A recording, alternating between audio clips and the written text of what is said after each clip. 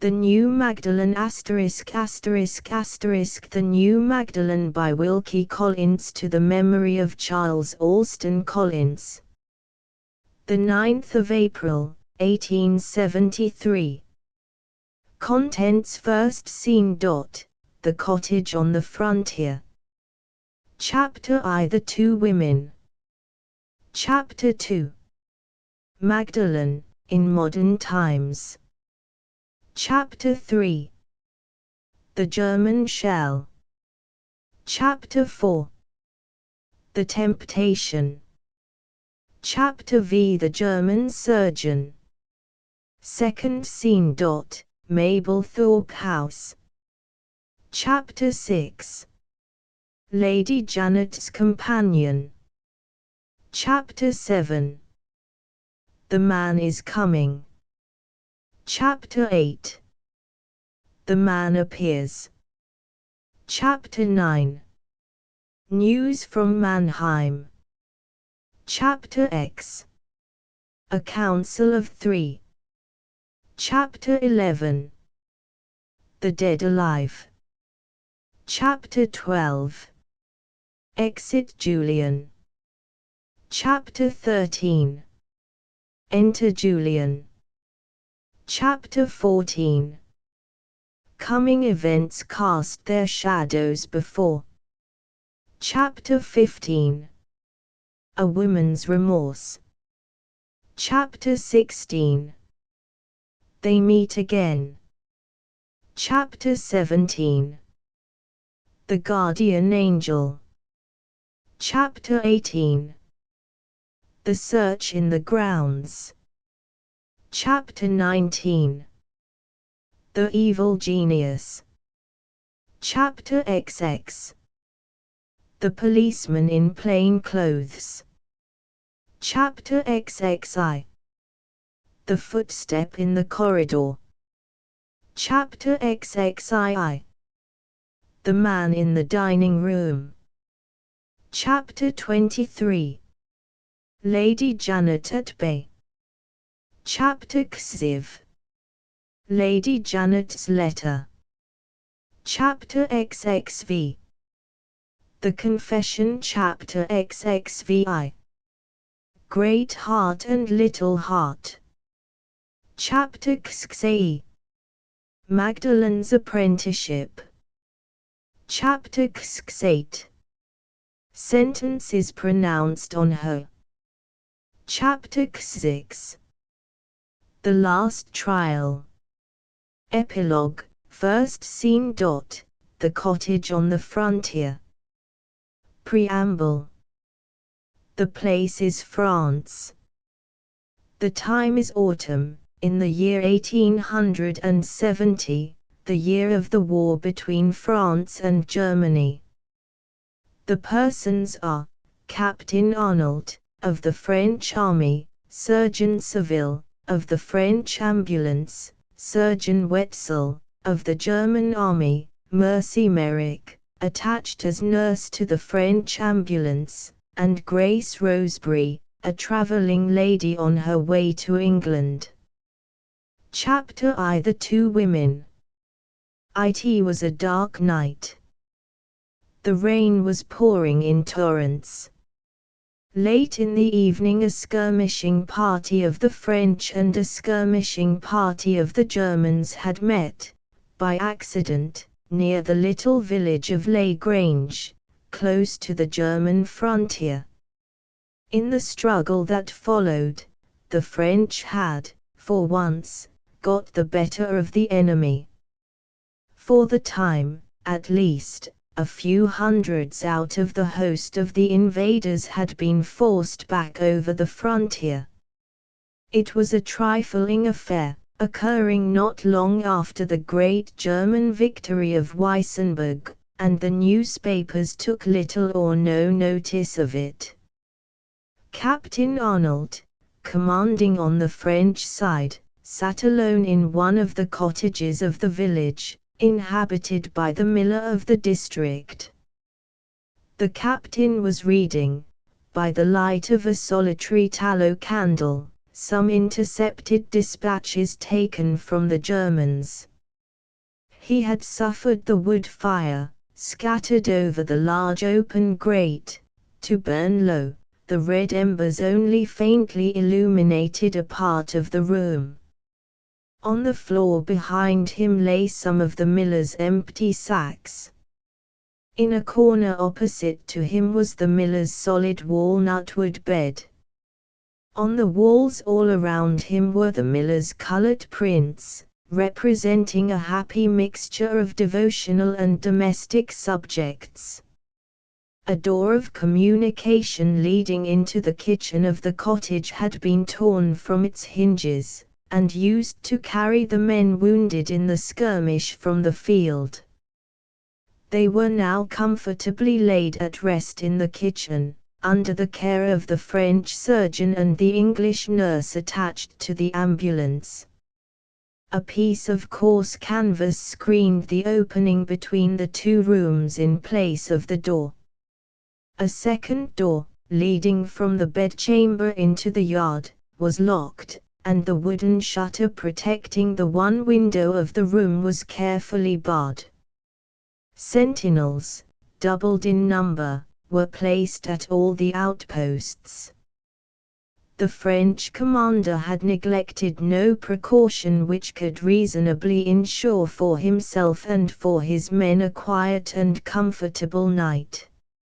Still absorbed in his perusal of the dispatches, and now and then making notes of what he read by the help of writing materials placed at his side, Captain Arnold was interrupted by the appearance of an intruder in the room. Surgeon Saville, entering from the kitchen, drew aside the canvas screen, and approached the little round table at which his superior officer was sitting. "What is it?" said the captain, sharply. "A question to ask," replied the surgeon. "Are we safe for the night?" "Why do you want to know?" inquired the captain, suspiciously. The surgeon pointed to the kitchen, now the hospital devoted to the wounded men. "The poor fellows are anxious about the next few hours," he replied. "They dread a surprise, and they ask me if there is any reasonable hope of their having one night's rest. What do you think of the chances?" The captain shrugged his shoulders. The surgeon persisted. "Surely you ought to know," he said. "I know that we are in possession of the village for the present," retorted Captain Arnold, "and I know no more. Here are the papers of the enemy." He held them up and shook them impatiently as he spoke. "They give me no information that I can rely on. For all I can tell to the contrary, the main body of the Germans, outnumbering us 10-1, may be nearer this cottage than the main body of the French. Draw your own conclusions. I have nothing more to say." Having answered in those discouraging terms, Captain Arnold got on his feet, drew the hood of his greatcoat over his head, and lit a cigar at the candle. "Where are you going?" asked the surgeon. "To visit the outposts." "Do you want this room for a little while?" "Not for some hours to come." "Are you thinking of moving any of your wounded men in here?" "I was thinking of the English lady," answered the surgeon. "The kitchen is not quite the place for her. She would be more comfortable here, and the English nurse might keep her company." Captain Arnold smiled, not very pleasantly. "They are two fine women," he said, "and Surgeon Saville is a lady's man. Let them come in, if they are rash enough to trust themselves here with you." He checked himself on the point of going out, and looked back distrustfully at the lighted candle. "Caution the women," he said, "to limit the exercise of their curiosity to the inside of this room." "What do you mean?" The captain's forefinger pointed significantly to the closed window shutter. "Did you ever know a woman who could resist looking out of window?" he asked. "Dark as it is, sooner or later these ladies of yours will feel tempted to open that shutter. Tell them I don't want the light of the candle to betray my headquarters to the German scouts." "How is the weather?"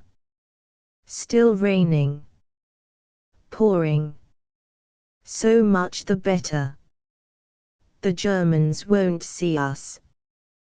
With that consolatory remark he unlocked the door leading into the yard, and walked out. The surgeon lifted the canvas screen and called into the kitchen, "Miss Merrick, have you time to take a little rest?" "Plenty of time," answered a soft voice with an underlying melancholy in it, plainly distinguishable though it had only spoken 3 words. "Come in," then continued the surgeon, "and bring the English lady with you. Here is a quiet room all to yourselves." He held back the canvas, and the 2 women appeared.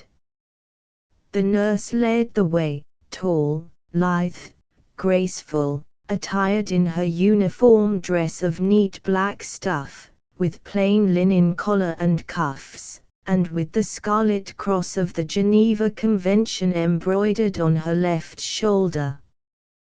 Pale and sad, her expression and manner both eloquently suggestive of suppressed suffering and sorrow, there was an innate nobility in the carriage of this woman's head, an innate grandeur in the gaze of her large grey eyes and in the lines of her finely proportioned face, which made her irresistibly striking and beautiful, seen under any circumstances and clad in any dress. Her companion, darker in complexion and smaller in stature, possessed attractions which were quite marked enough to account for the surgeon's polite anxiety to shelter her in the captain's room. The common consent of mankind would have declared her to be an unusually pretty woman. She wore the large grey cloak that covered her from head to foot with a grace that lent its own attractions to a plain and even a shabby article of dress. The languor in her movements, and the uncertainty of tone in her voice as she thanked the surgeon suggested that she was suffering from fatigue.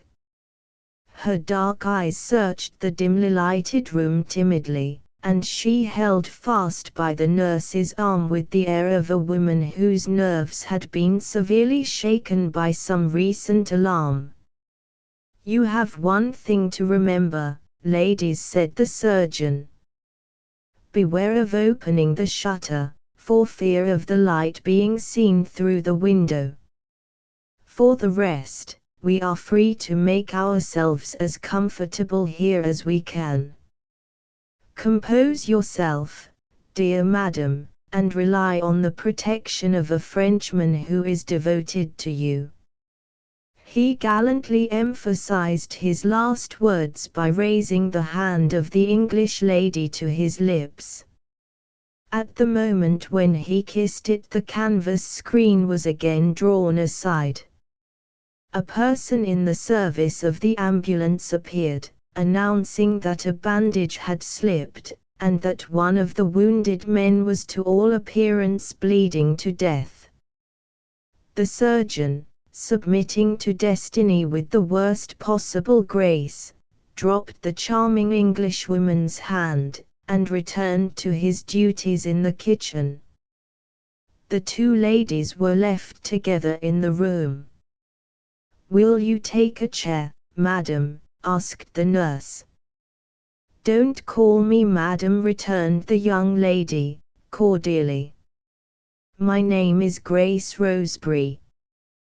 What is your name? The nurse hesitated. Not a pretty name, like yours, she said, and hesitated again. Call me Mercy Merrick, she added, after a moment's consideration. Had she given an assumed name? Was there some unhappy celebrity attached to her own name? Miss Roseberry did not wait to ask herself these questions. How can I thank you, she exclaimed, gratefully, for your sisterly kindness to a stranger like me. I have only done my duty, said Mercy Merrick, a little coldly. Don't speak of it. I must speak of it. What a situation you found me in when the French soldiers had driven the Germans away. My traveling carriage stopped, the horses seized, I myself in a strange country at nightfall, robbed of my money and my luggage, and drenched to the skin by the pouring rain. I am indebted to you for shelter in this place, I am wearing your clothes. I should have died of the fright and the exposure but for you. What return can I make for such services as these? Mercy placed a chair for her guest near the captain's table, and seated herself, at some little distance, on an old chest in a corner of the room. May I ask you a question? She said, abruptly. 100 questions, cried Grace, if you like. She looked at the expiring fire, and at the dimly visible figure of her companion seated in the obscurest corner of the room. That wretched candle hardly gives any light, she said, impatiently. It won't last much longer. Can't we make the place more cheerful? Come out of your corner. Call for more wood and more lights. Mercy remained in her corner and shook her head. Candles and wood are scarce things here, she answered. We must be patient, even if we are left in the dark. Tell me, she went on, raising her quiet voice a little, how came you to risk crossing the frontier in wartime? Grace's voice dropped when she answered the question. Grace's momentary gaiety of manner suddenly left her. I had urgent reasons, she said, for returning to England. Alone, rejoined the other. Without anyone to protect you. Grace's head sank on her bosom. I have left my only protector, my father, in the English burial ground at Rome, she answered simply. My mother died, years since, in Canada. The shadowy figure of the nurse suddenly changed its position on the chest. She had started as the last word passed Miss Roseberry's lips. Do you know Canada? Asked Grace. Well, was the brief answer, reluctantly given, short as it was. Were you ever near Port Logan? I once lived within a few miles of Port Logan. When? Some time since. With those words Mercy Merrick shrank back into her corner and changed the subject.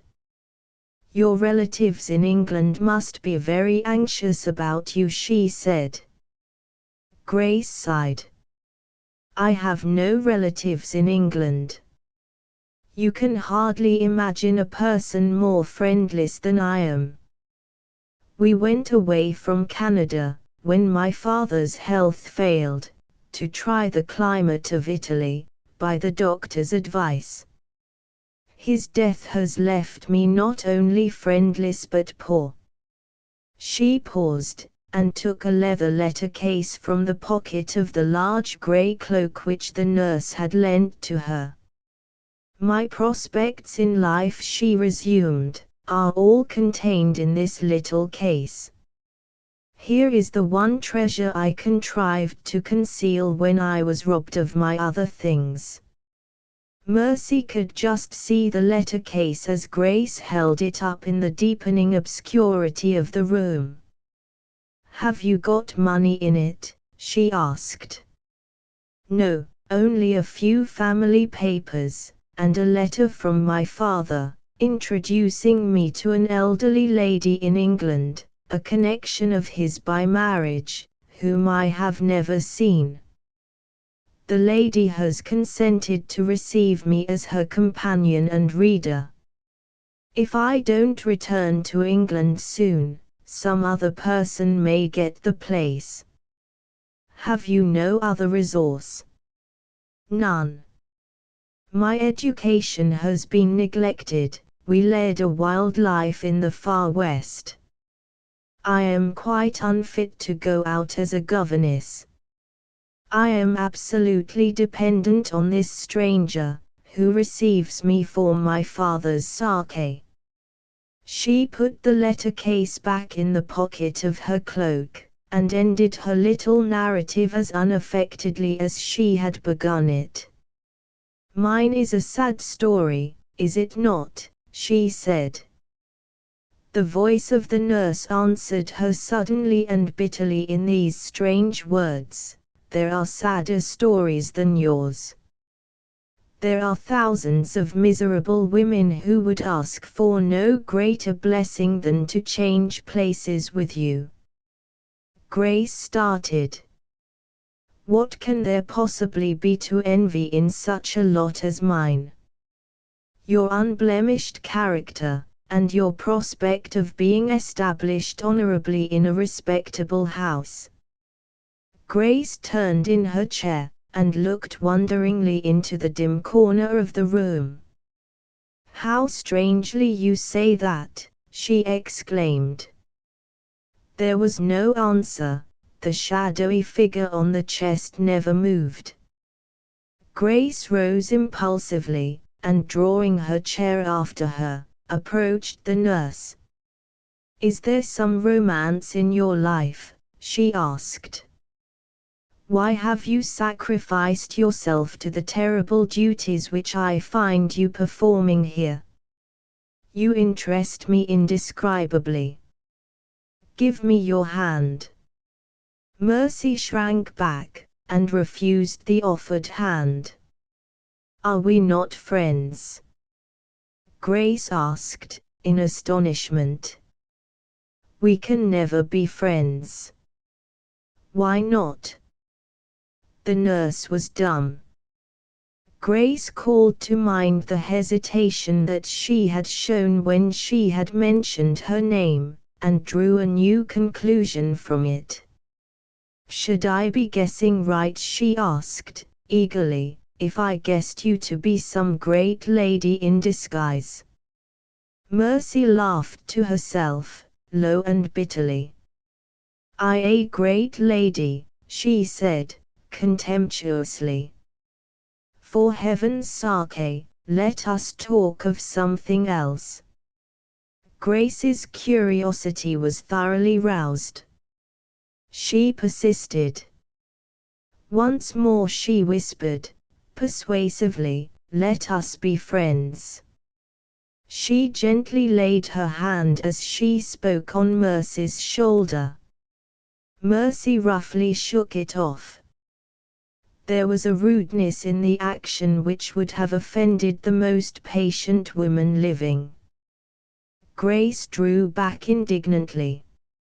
"Ah," she cried, "you are cruel." "I am kind," answered the nurse, speaking more sternly than ever. "Is it kind to keep me at a distance? I have told you my story." The nurse's voice rose excitedly. "Don't tempt me to speak out," she said, "you will regret it." Grace declined to accept the warning.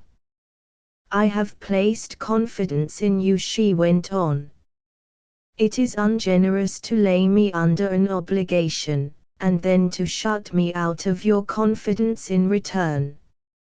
You will have it, said Mercy Merrick. You shall have it. Sit down again.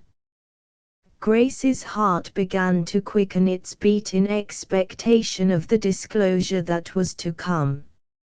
She drew her chair closer to the chest on which the nurse was sitting. With a firm hand Mercy put the chair back to a distance from her. Not so near me, she said, harshly. Why not? Not so near, repeated the sternly resolute voice.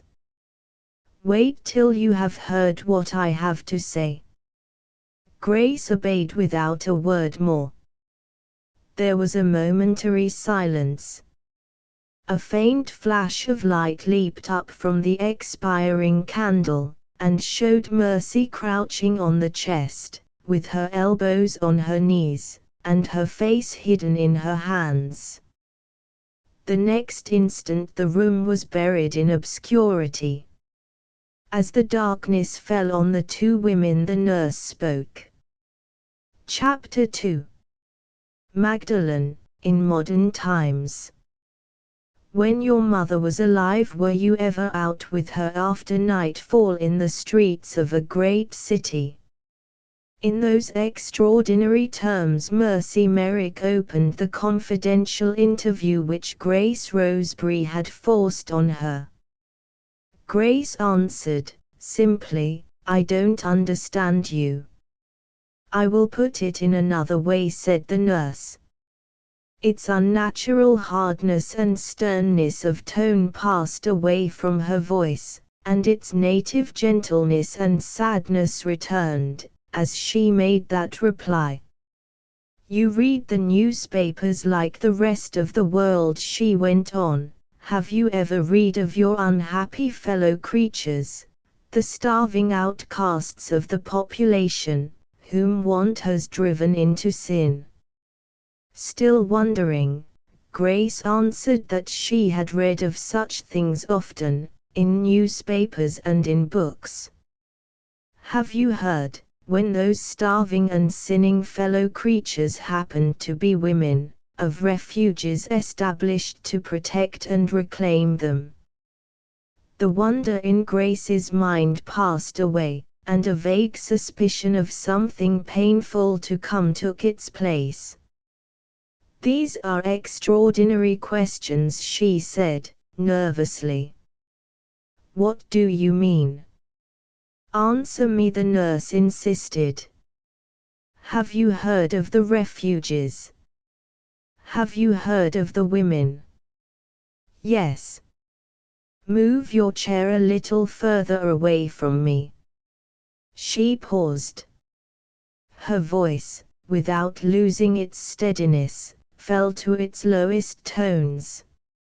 I was once of those women, she said, quietly.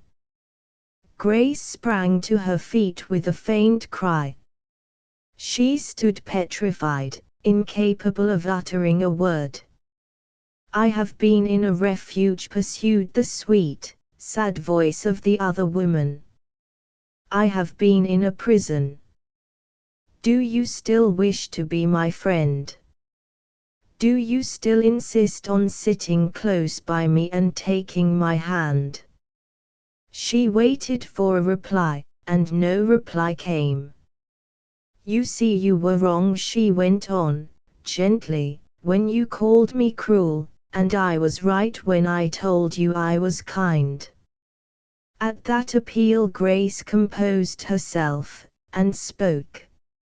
I don't wish to offend you, she began, confusedly. Mercy Merrick stopped her there.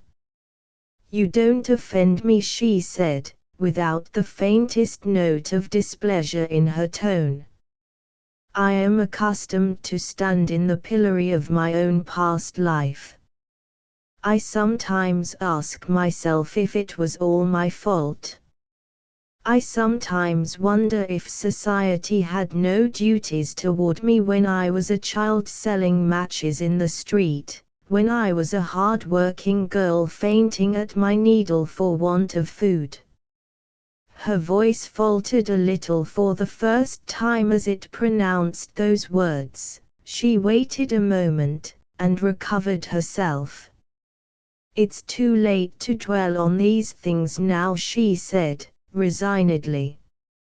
"Society can subscribe to reclaim me, but society can't take me back. You see me here in a place of trust, patiently, humbly, doing all the good I can. It doesn't matter. Here, or elsewhere, what I am can never alter what I was. For 3 years past, all that a sincerely penitent woman can do I have done. It doesn't matter. Once let my past story be known, and the shadow of it covers me, the kindest people shrink." She waited again.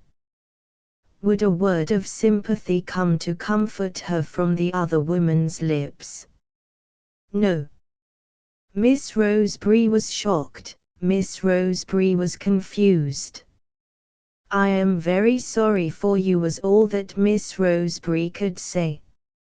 "Everybody is sorry for me," answered the nurse, as patiently as ever. "Everybody is kind to me. But the lost place is not to be regained. I can't get back. I can't get back," she cried, with a passionate outburst of despair, checked instantly the moment it had escaped her. "Shall I tell you what my experience has been?" she resumed. "Will you hear the story of Magdalen, in modern times?" Grace drew back a step. Mercy instantly understood her. "I am going to tell you nothing that you need shrink from hearing," she said. "A lady in your position would not understand the trials and the struggles that I have passed through. My story shall begin at the refuge. The matron sent me out to service with the character that I had honestly earned, the character of a reclaimed woman. I justified the confidence placed in me. I was a faithful servant. One day my mistress sent for me, a kind mistress, if ever there was one yet. 'Mercy, I am sorry for you. It has come out that I took you from a refuge. I shall lose every servant in the house. You must go.' I went back to the matron, another kind woman. She received me like a mother. 'We will try again, Mercy, don't be cast down. I told you I had been in Canada.'" Grace began to feel interested in spite of herself. She answered with something like warmth in her tone. She returned to her chair, placed at its safe and significant distance from the chest. The nurse went on, "My next place was in Canada, with an officer's wife, gentlefolks who had emigrated. More kindness, and, this time, a pleasant, peaceful life for me. I said to myself, is the lost place regained? Have I got back? My mistress died. New people came into our neighborhood. There was a young lady among them. My master began to think of another wife. I have the misfortune, in my situation, to be what is called a handsome woman. I rouse the curiosity of strangers.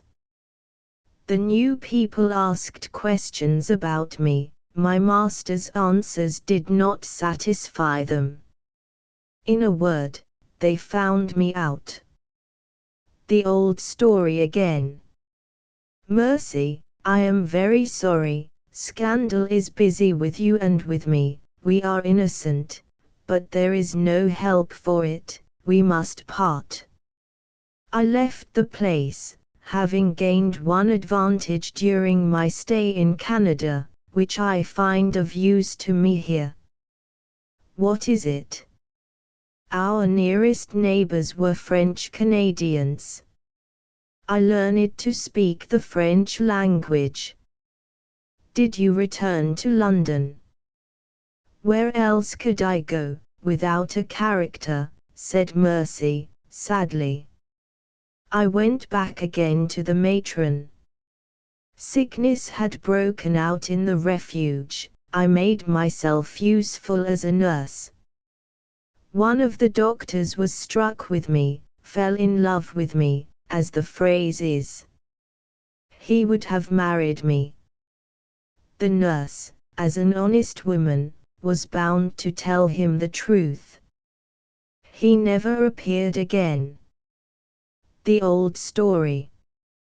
I began to be weary of saying to myself, I can't get back. I can't get back. Despair got hold of me, the despair that hardens the heart. I might have committed suicide, I might even have drifted back into my old life, but for one man.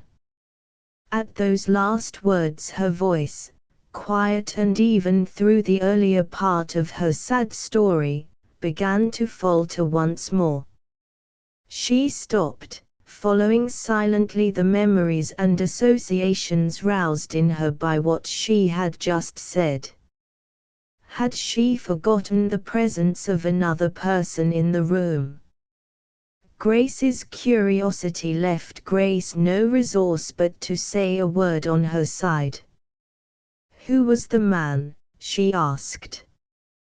How did he befriend you? Befriend me? He doesn't even know that such a person as I am is in existence. That strange answer, naturally enough, only strengthened the anxiety of Grace to hear more. You said just now, she began. I said just now that he saved me. He did save me, you shall hear how. One Sunday our regular clergyman at the refuge was not able to officiate.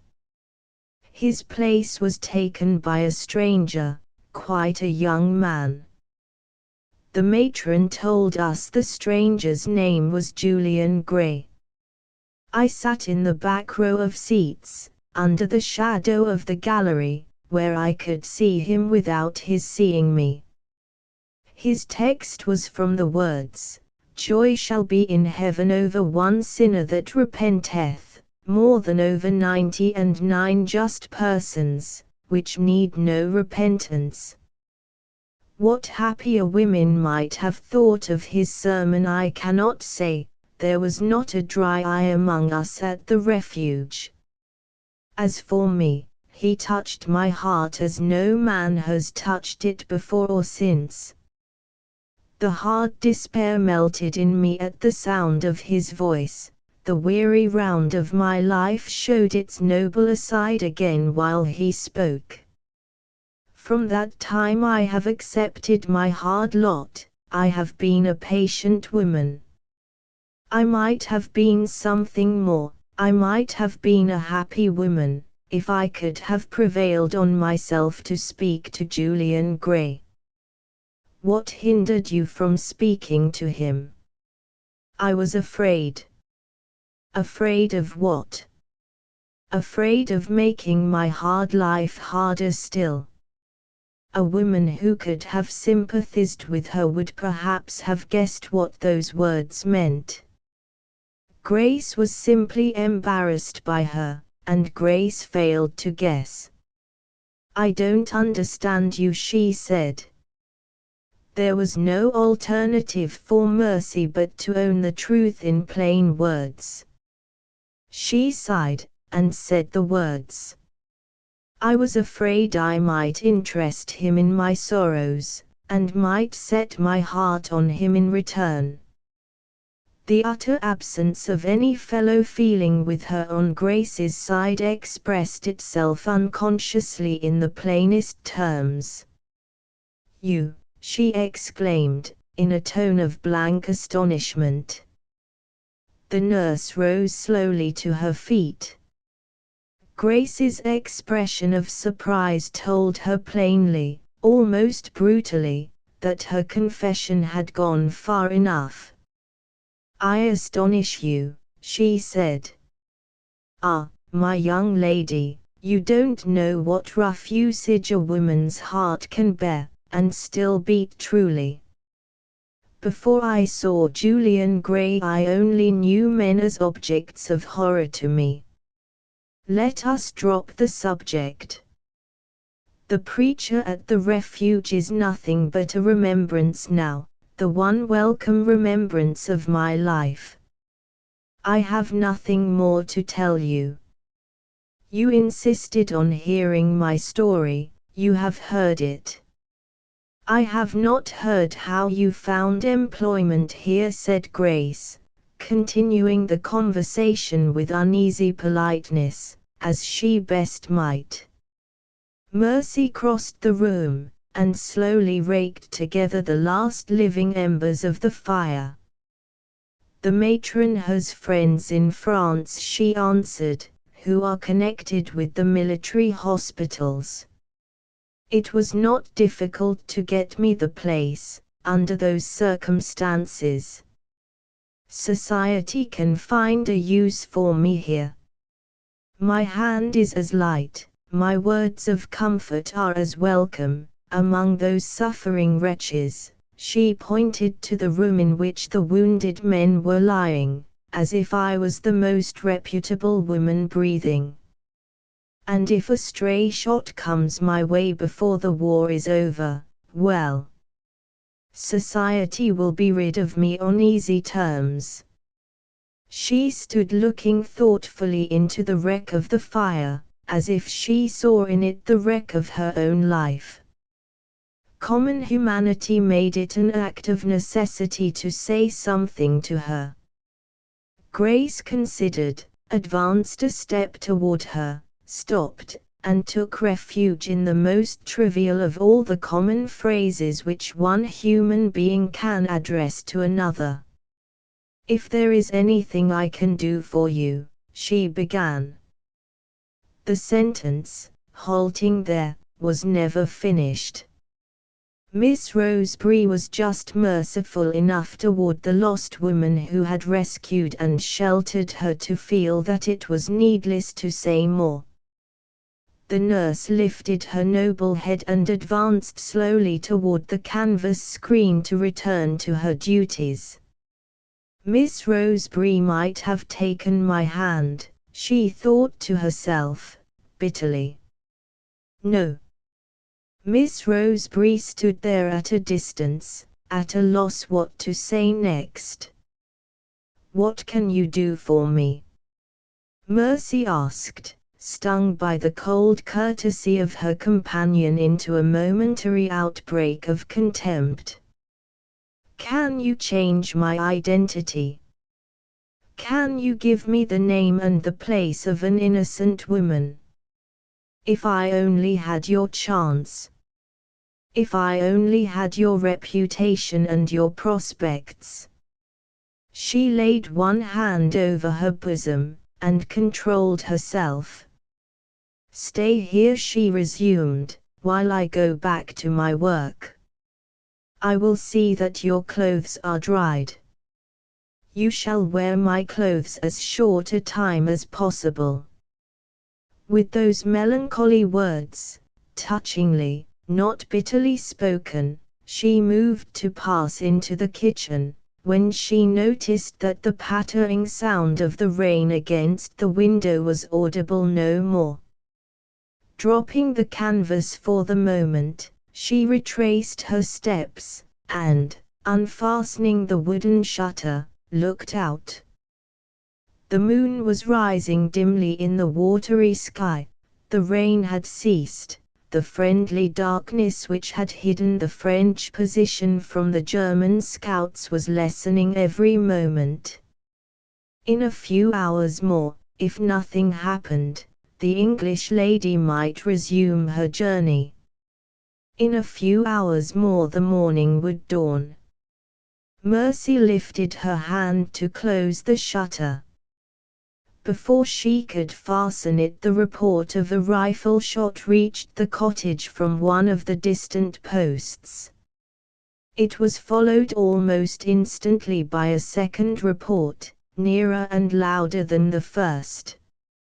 Mercy paused, with the shutter in her hand, and listened intently for the next sound. Chapter 3. The German Shell. A third rifle shot rang through the night air, close to the cottage. Grace started and approached the window in alarm. "What does that firing mean?" she asked. "Signals from the outposts," the nurse quietly replied. "Is there any danger? Have the Germans come back?" Surgeon Seville answered the question. He lifted the canvas screen, and looked into the room as Miss Roseberry spoke. "The Germans are advancing on us," he said. "Their vanguard is in sight." Grace sank on the chair near her, trembling from head to foot. Mercy advanced to the surgeon, and put the decisive question to him. "Do we defend the position?" she inquired. Surgeon Seville ominously shook his head. "Impossible. We are outnumbered as usual, 10-1. The shrill roll of the French drums was heard outside. "There is the retreat sounded," said the surgeon. "The captain is not a man to think twice about what he does. We are left to take care of ourselves. In 5 minutes we must be out of this place." A volley of rifle shots rang out as he spoke. The German vanguard was attacking the French at the outposts. Grace caught the surgeon entreatingly by the arm. "Take me with you," she cried. "Oh, sir, I have suffered from the Germans already. Don't forsake me, if they come back." The surgeon was equal to the occasion. He placed the hand of the pretty Englishwoman on his breast. "Fear nothing, madam," he said, looking as if he could have annihilated the whole German force with his own invincible arm. "A Frenchman's heart beats under your hand. A Frenchman's devotion protects you." Grace's head sank on his shoulder. Monsieur Seville felt that he had asserted himself. He looked round invitingly at Mercy. She, too, was an attractive woman. The Frenchman had another shoulder at her service. Unhappily the room was dark, the look was lost on Mercy. She was thinking of the helpless men in the inner chamber, and she quietly recalled the surgeon to a sense of his professional duties. "What is to become of the sick and wounded?" she asked. Monsieur Seville shrugged one shoulder, the shoulder that was free. "The strongest among them we can take away with us," he said. "The others must be left here. Fear nothing for yourself, dear lady. There will be a place for you in the baggage wagon. And for me, too," Grace pleaded, eagerly. The surgeon's invincible arm stole round the young lady's waist, and answered mutely with a squeeze. "Take her with you," said Mercy. "My place is with the men whom you leave behind." Grace listened in amazement. "Think what you risk," she said, "if you stop here." Mercy pointed to her left shoulder. "Don't alarm yourself on my account," she answered. "The Red Cross will protect me." Another roll of the drum warned the susceptible surgeon to take his place as Director General of the ambulance without any further delay. He conducted Grace to a chair, and placed both her hands on his heart this time, to reconcile her to the misfortune of his absence. "Wait here till I return for you," he whispered. "Fear nothing, my charming friend. Say to yourself, Seville is the soul of honor.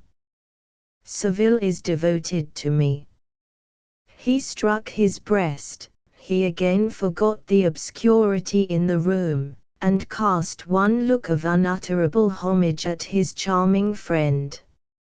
"A bientot," he cried, and kissed his hand and disappeared.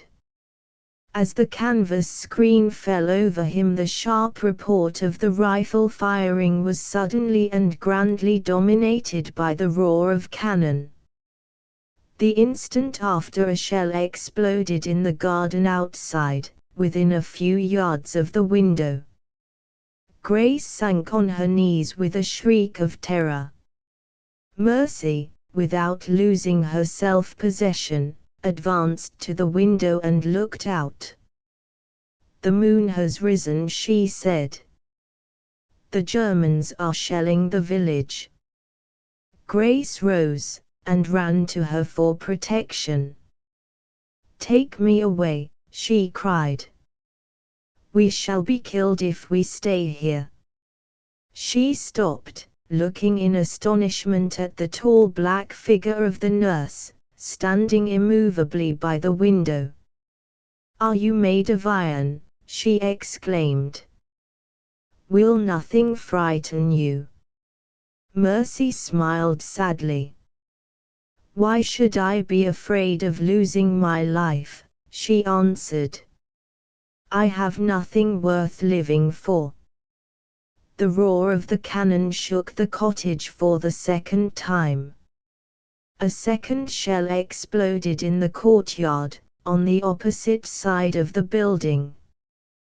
Bewildered by the noise, panic-stricken as the danger from the shells threatened the cottage more and more nearly, Grace threw her arms round the nurse, and clung, in the abject familiarity of terror, to the woman whose hand she had shrunk from touching not 5 minutes since. "Where is it safest?" she cried. "Where can I hide myself? How can I tell where the next shell will fall?" Mercy answered, quietly. The steady composure of the one woman seemed to madden the other. Releasing the nurse, Grace looked wildly round for a way of escape from the cottage. Making first for the kitchen, she was driven back by the clamor and confusion attending the removal of those among the wounded who were strong enough to be placed in the wagon. A second look round showed her the door leading into the yard. She rushed to it with a cry of relief. She had just laid her hand on the lock when the third report of cannon burst over the place. Starting back a step, Grace lifted her hands mechanically to her ears. At the same moment the third shell burst through the roof of the cottage, and exploded in the room, just inside the door. Mercy sprang forward, unhurt, from her place at the window. The burning fragments of the shell were already firing the dry wooden floor, and in the midst of them, dimly seen through the smoke, lay the insensible body of her companion in the room. Even at that dreadful moment the nurse's presence of mind did not fail her. Hurrying back to the place that she had just left, near which she had already noticed the miller's empty sacks lying in a heap, she seized 2 of them, and, throwing them on the smoldering floor, trampled out the fire. That done, she knelt by the senseless woman, and lifted her head. Was she wounded? Or dead? Mercy raised one helpless hand, and laid her fingers on the wrist. While she was still vainly trying to feel for the beating of the pulse, Surgeon Saville, alarmed for the ladies, hurried in to inquire if any harm had been done. Mercy called to him to approach. "I am afraid the shell has struck her," she said, yielding her place to him. "See if she is badly hurt." The surgeon's anxiety for his charming patient expressed itself briefly in an oath, with a prodigious emphasis laid on one of the letters in it. "The letter R. Take off her cloak," he cried, raising his hand to her neck. "Poor angel!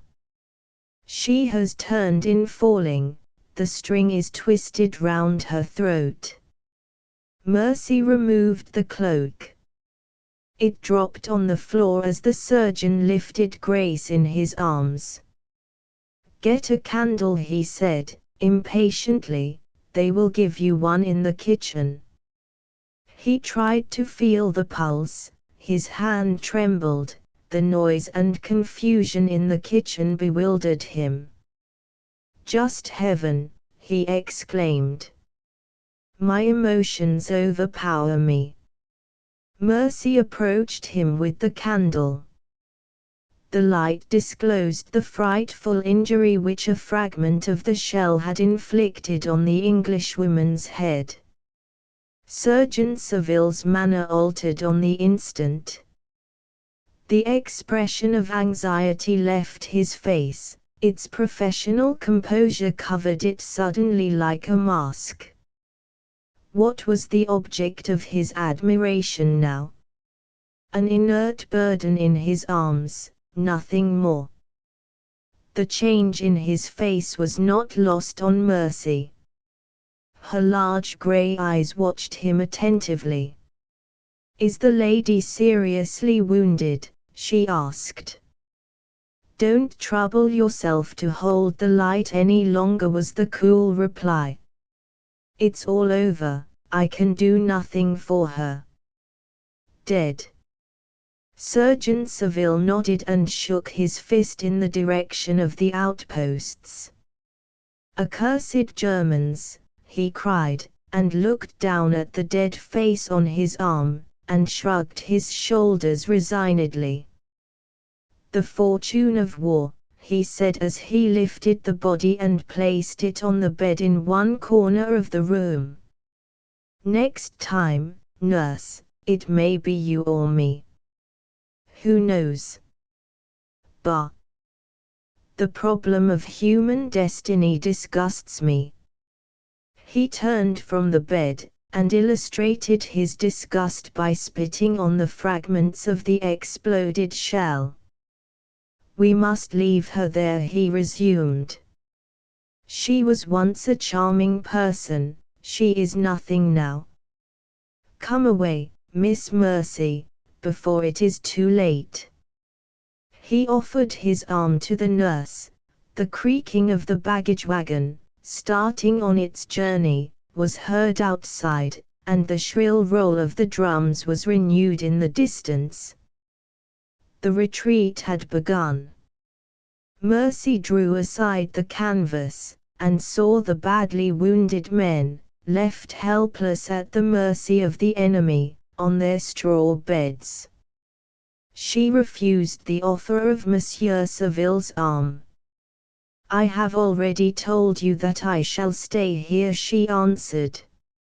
Monsieur Saville lifted his hands in polite remonstrance. Mercy held back the curtain, and pointed to the cottage door. "Go," she said. "My mind is made up." Even at that final moment the Frenchman asserted himself. He made his exit with unimpaired grace and dignity. "Madam," he said, "you are sublime. With that parting compliment, the man of gallantry, true to the last to his admiration of the sex, bowed, with his hand on his heart, and left the cottage. Mercy dropped the canvas over the doorway. She was alone with the dead woman.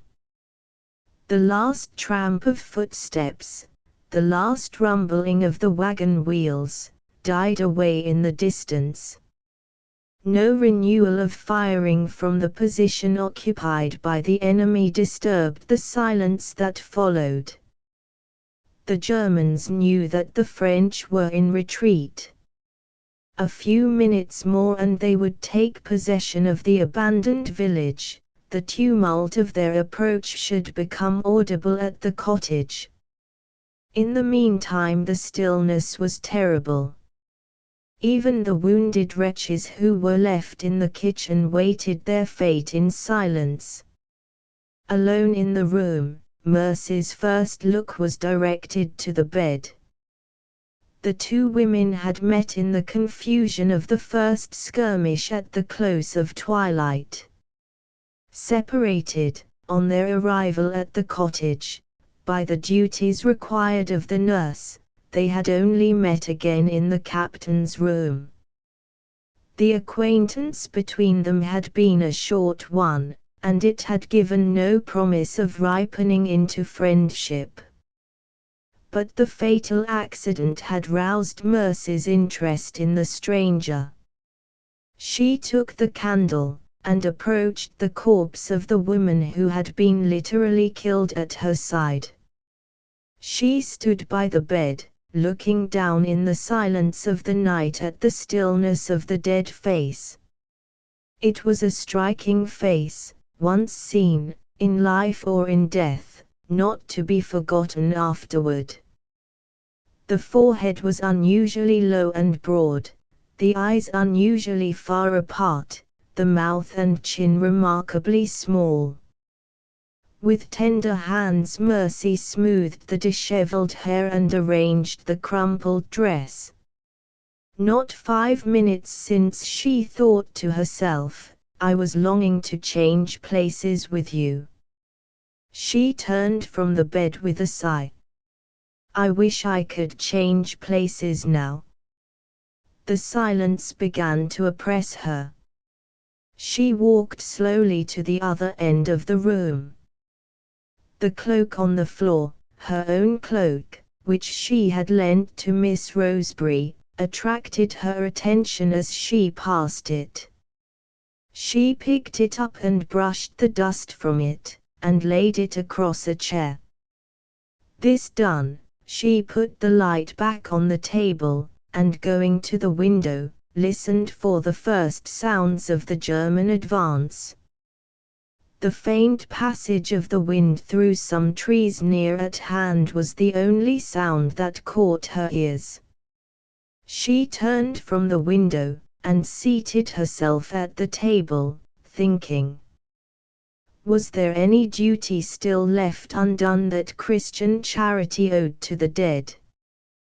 Was there any further service that pressed for performance in the interval before the Germans appeared? Mercy recalled the conversation that had passed between her ill-fated companion and herself. Miss Roseberry had spoken of her object in returning to England.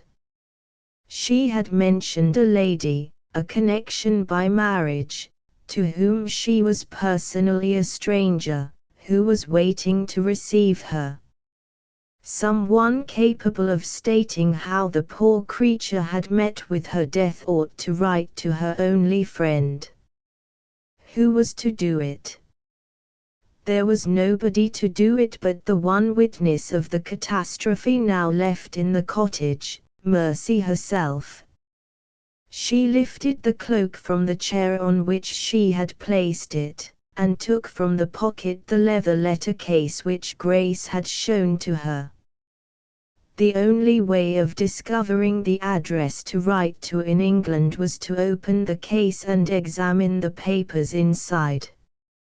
Mercy opened the case, and stopped, feeling a strange reluctance to carry the investigation any farther.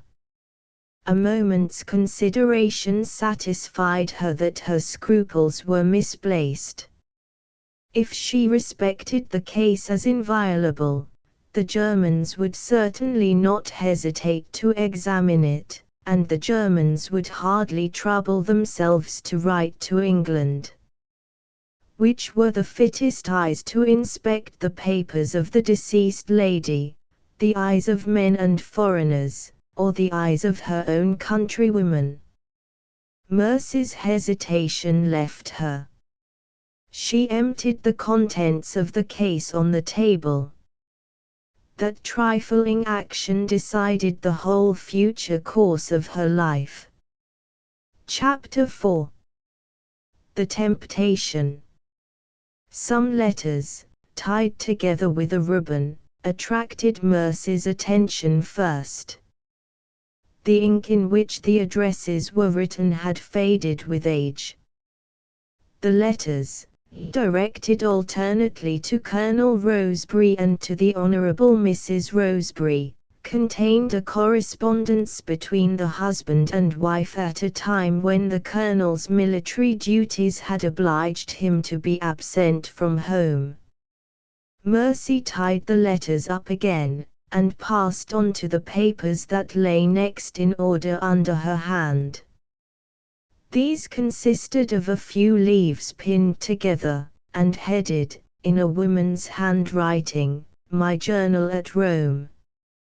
A brief examination showed that the journal had been written by Miss Rosebery, and that it was mainly devoted to a record of the last days of her father's life. After replacing the journal and the correspondence in the case, the one paper left on the table was a letter. The envelope, which was unclosed, bore this address: Lady Janet Roy, Mablethorpe House, Kensington, London. Mercy took the enclosure from the open envelope. The first lines she read informed her that she had found the Colonel's letter of introduction, presenting his daughter to her protectress on her arrival in England. Mercy read the letter through. It was described by the writer as the last efforts of a dying man. Colonel Rosebery wrote affectionately of his daughter's merits, and regretfully of her neglected education, ascribing the latter to the pecuniary losses which had forced him to emigrate to Canada in the character of a poor man. Fervent expressions of gratitude followed, addressed to Lady Janet. "I owe it to you," the letter concluded, "that I am dying with my mind at ease about the future of my darling girl. To your generous protection I commit the one treasure I have left to me on earth.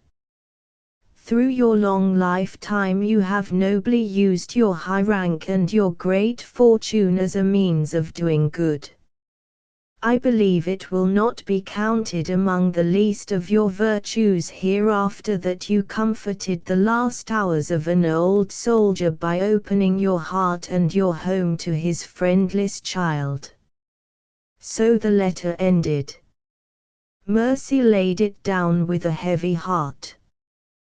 What a chance the poor girl had lost! A woman of rank and fortune waiting to receive her, a woman so merciful and so generous that the father's mind had been easy about the daughter on his deathbed, and there the daughter lay, beyond the reach of Lady Janet's kindness, beyond the need of Lady Janet's help. The French captain's writing materials were left on the table. Mercy turned the letter over so that she might write the news of Miss Rosebery's death on the blank page at the end. She was still considering what expressions she should use, when the sound of complaining voices from the next room caught her ear. The wounded men left behind were moaning for help, the deserted soldiers were losing their fortitude at last. She entered the kitchen. A cry of delight welcomed her appearance. The mere sight of her composed the men. From one straw bed to another she passed with comforting words that gave them hope, with skilled and tender hands that soothed their pain.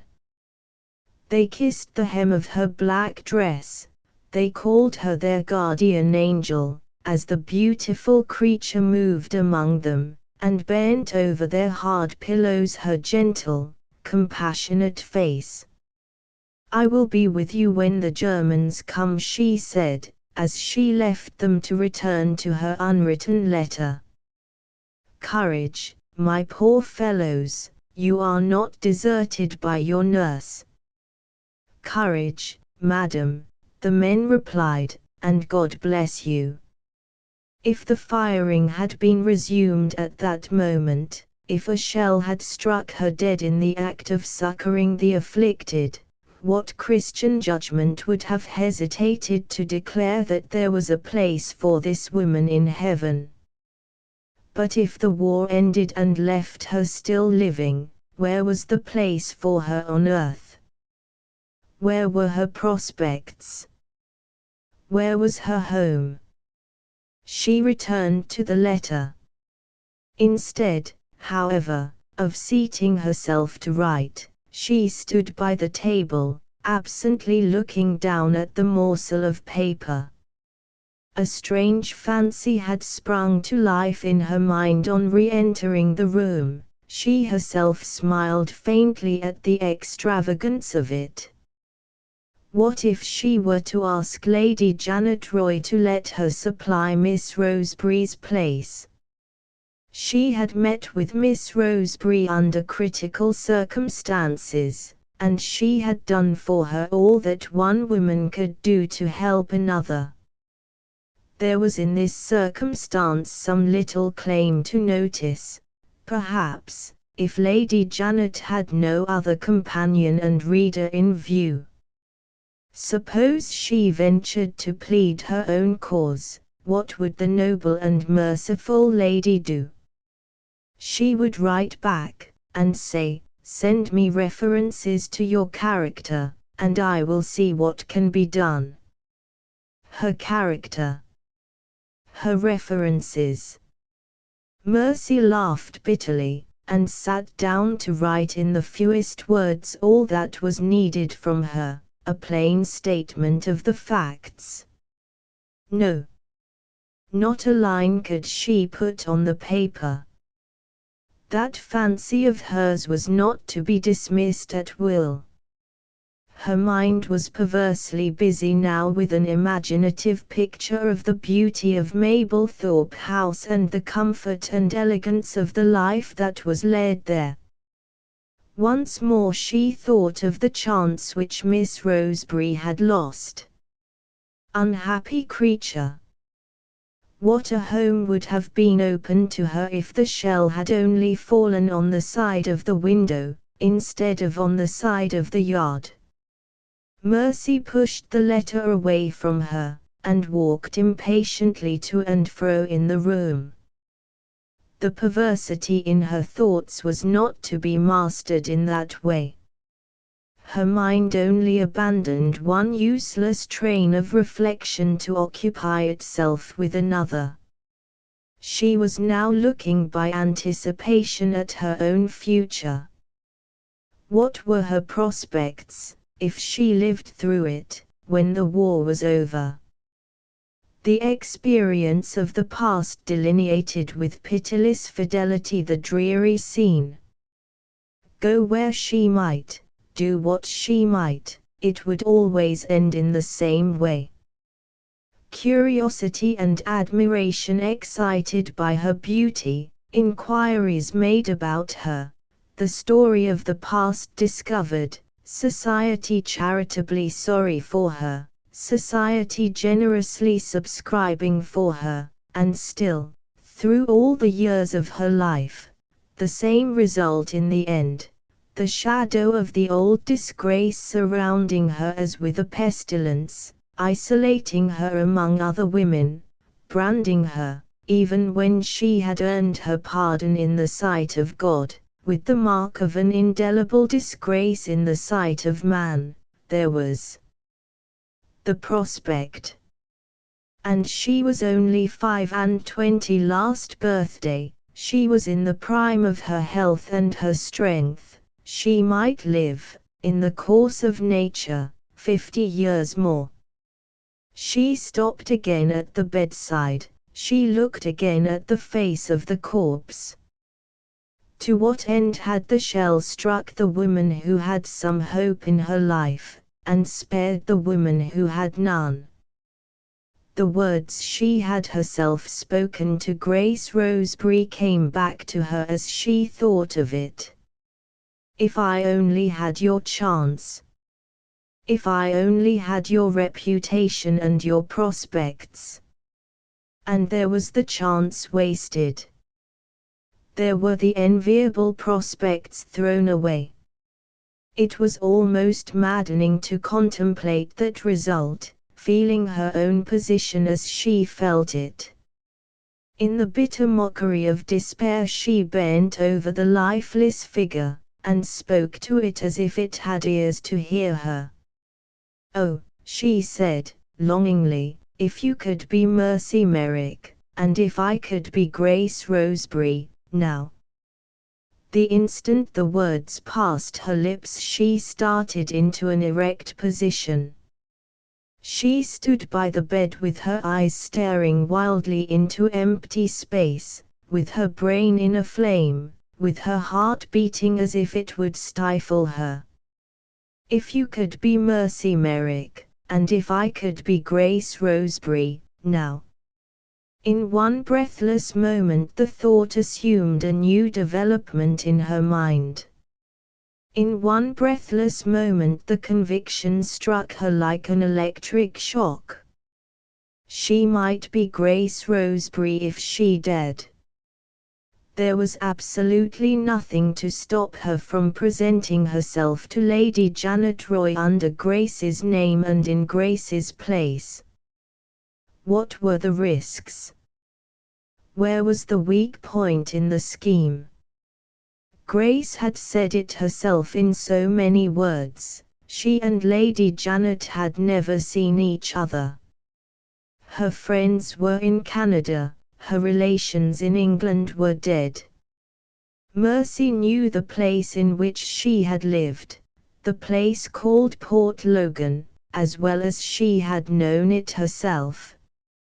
Mercy had only to read the manuscript journal to be able to answer any questions relating to the visit to Rome and to Colonel Roseberry's death.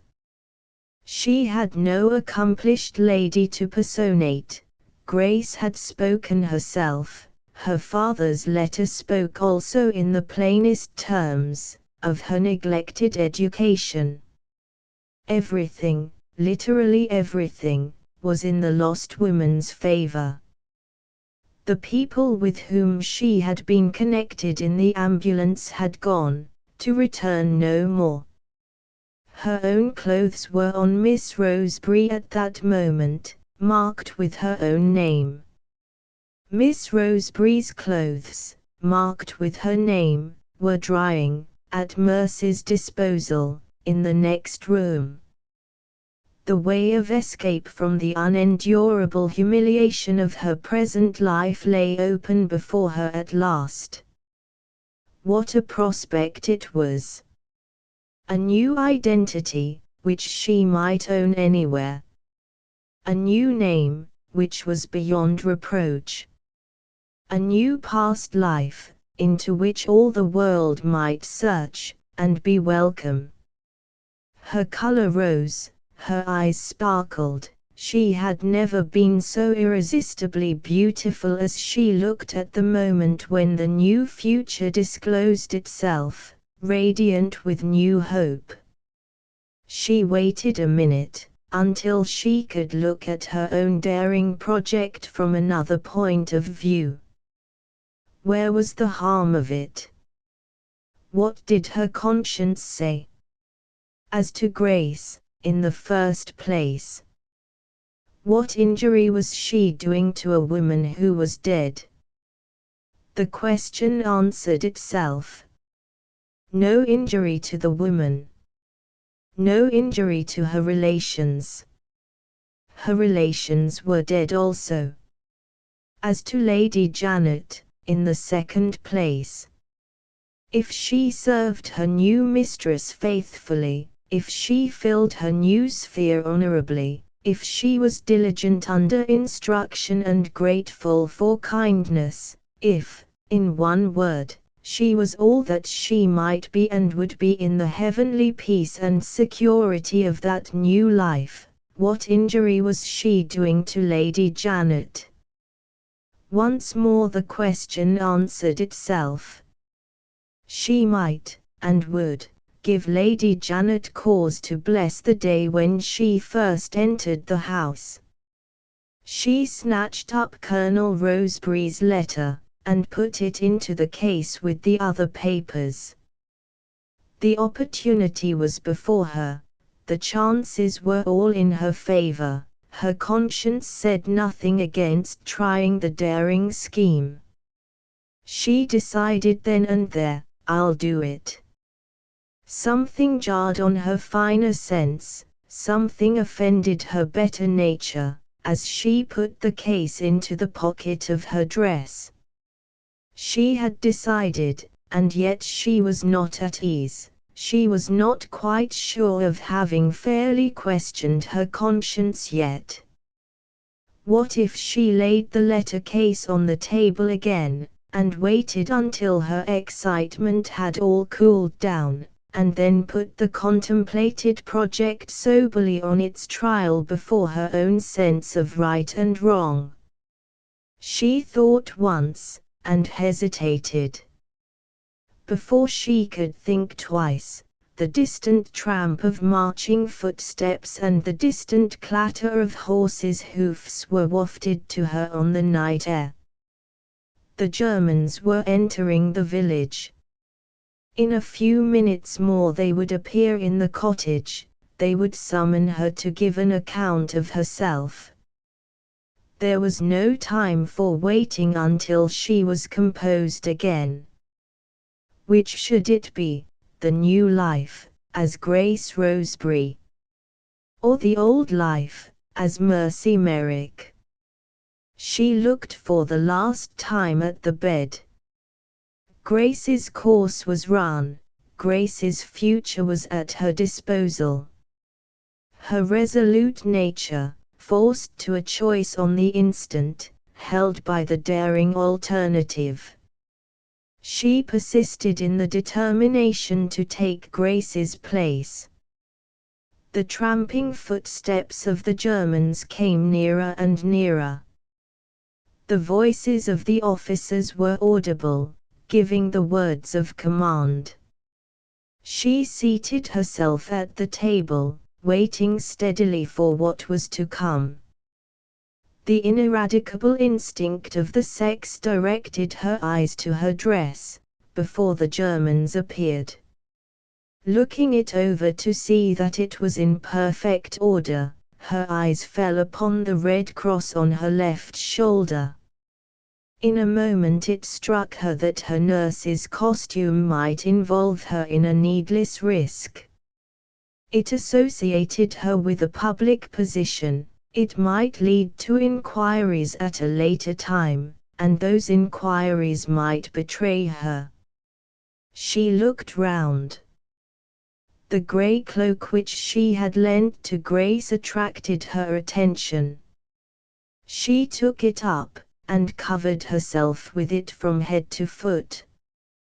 The cloak was just arranged round her when she heard the outer door thrust open, and voices speaking in a strange tongue, and arms grounded in the room behind her.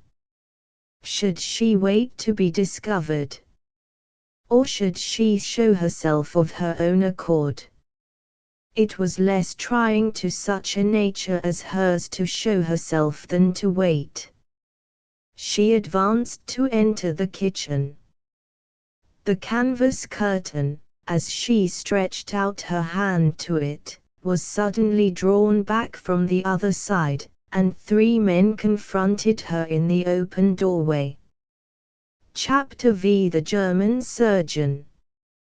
The youngest of the 3 strangers, judging by features, complexion, and manner, was apparently an Englishman.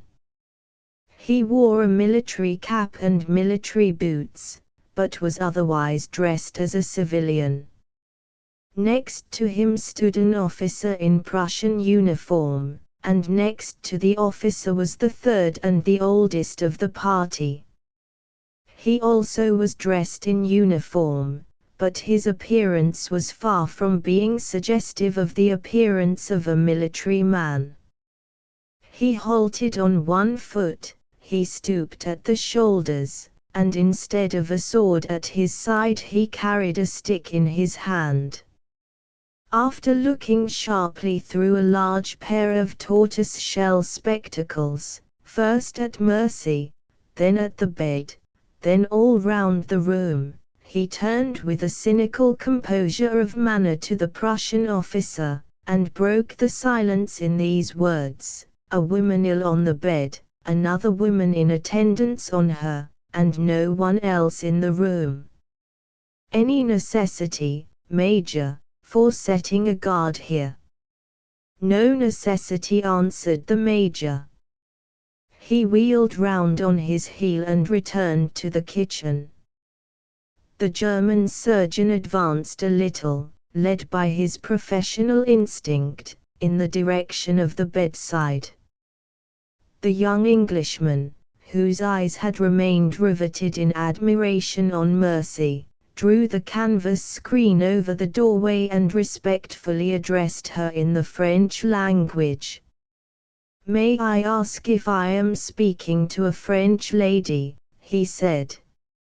"I am an Englishwoman," Mercy replied. The surgeon heard the answer. Stopping short on his way to the bed, he pointed to the recumbent figure on it, and said to Mercy, in good English, spoken with a strong German accent, "Can I be of any use there?" His manner was ironically courteous, his harsh voice was pitched in one sardonic monotony of tone. Mercy took an instantaneous dislike to this hobbling, ugly old man, staring at her rudely through his great tortoise-shell spectacles. "You can be of no use, sir," she said, shortly. "The lady was killed when your troops shelled this cottage." The Englishman started, and looked compassionately toward the bed. The German refreshed himself with a pinch of snuff, and put another question. "Has the body been examined by a medical man?" he asked. Mercy ungraciously limited her reply to the one necessary word yes. The present surgeon was not a man to be daunted by a lady's disapproval of him. He went on with his questions.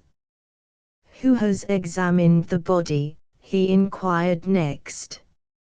Mercy answered, "The doctor attached to the French ambulance." The German grunted in contemptuous disapproval of all Frenchmen, and all French institutions. The Englishman seized his first opportunity of addressing himself to Mercy once more. "Is the lady a countrywoman of ours?" he asked, gently. Mercy considered before she answered him. With the object she had in view, there might be serious reasons for speaking with extreme caution when she spoke of Grace. "I believe so," she said.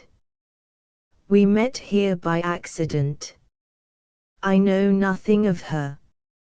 "Not even her name?" inquired the German surgeon. Mercy's resolution was hardly equal yet to giving her own name openly as the name of Grace. She took refuge in flat denial. Not even her name she repeated obstinately.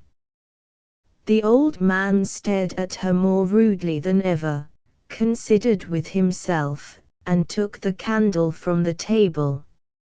He hobbled back to the bed and examined the figure laid on it in silence. The Englishman continued the conversation, no longer concealing the interest that he felt in the beautiful woman who stood before him. "Pardon me," he said, "you are very young to be alone in wartime in such a place as this." The sudden outbreak of a disturbance in the kitchen relieved Mercy from any immediate necessity for answering him. She heard the voices of the wounded men raised in feeble remonstrance, and the harsh command of the foreign officers bidding them be silent.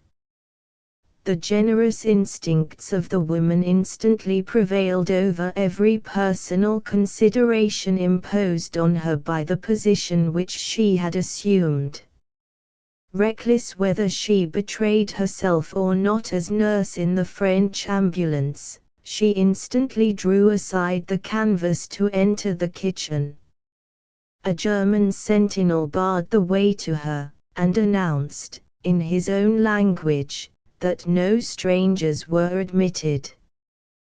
The Englishman, politely interposing, asked if she had any special object in wishing to enter the room.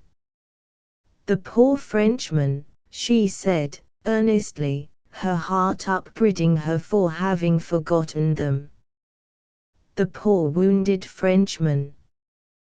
The German surgeon advanced from the bedside, and took the matter up before the Englishman could say a word more.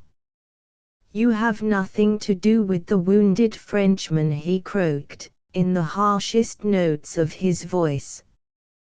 "The wounded Frenchmen are my business, and not yours. They are our prisoners, and they are being moved to our ambulance. I am Ignatius Wetzel, chief of the medical staff, and I tell you this. Hold your tongue." He turned to the sentinel and added in German, "Draw the curtain again, and if the woman persists, put her back into this room with your own hand." Mercy attempted to remonstrate. The Englishman respectfully took her arm, and drew her out of the sentinel's reach.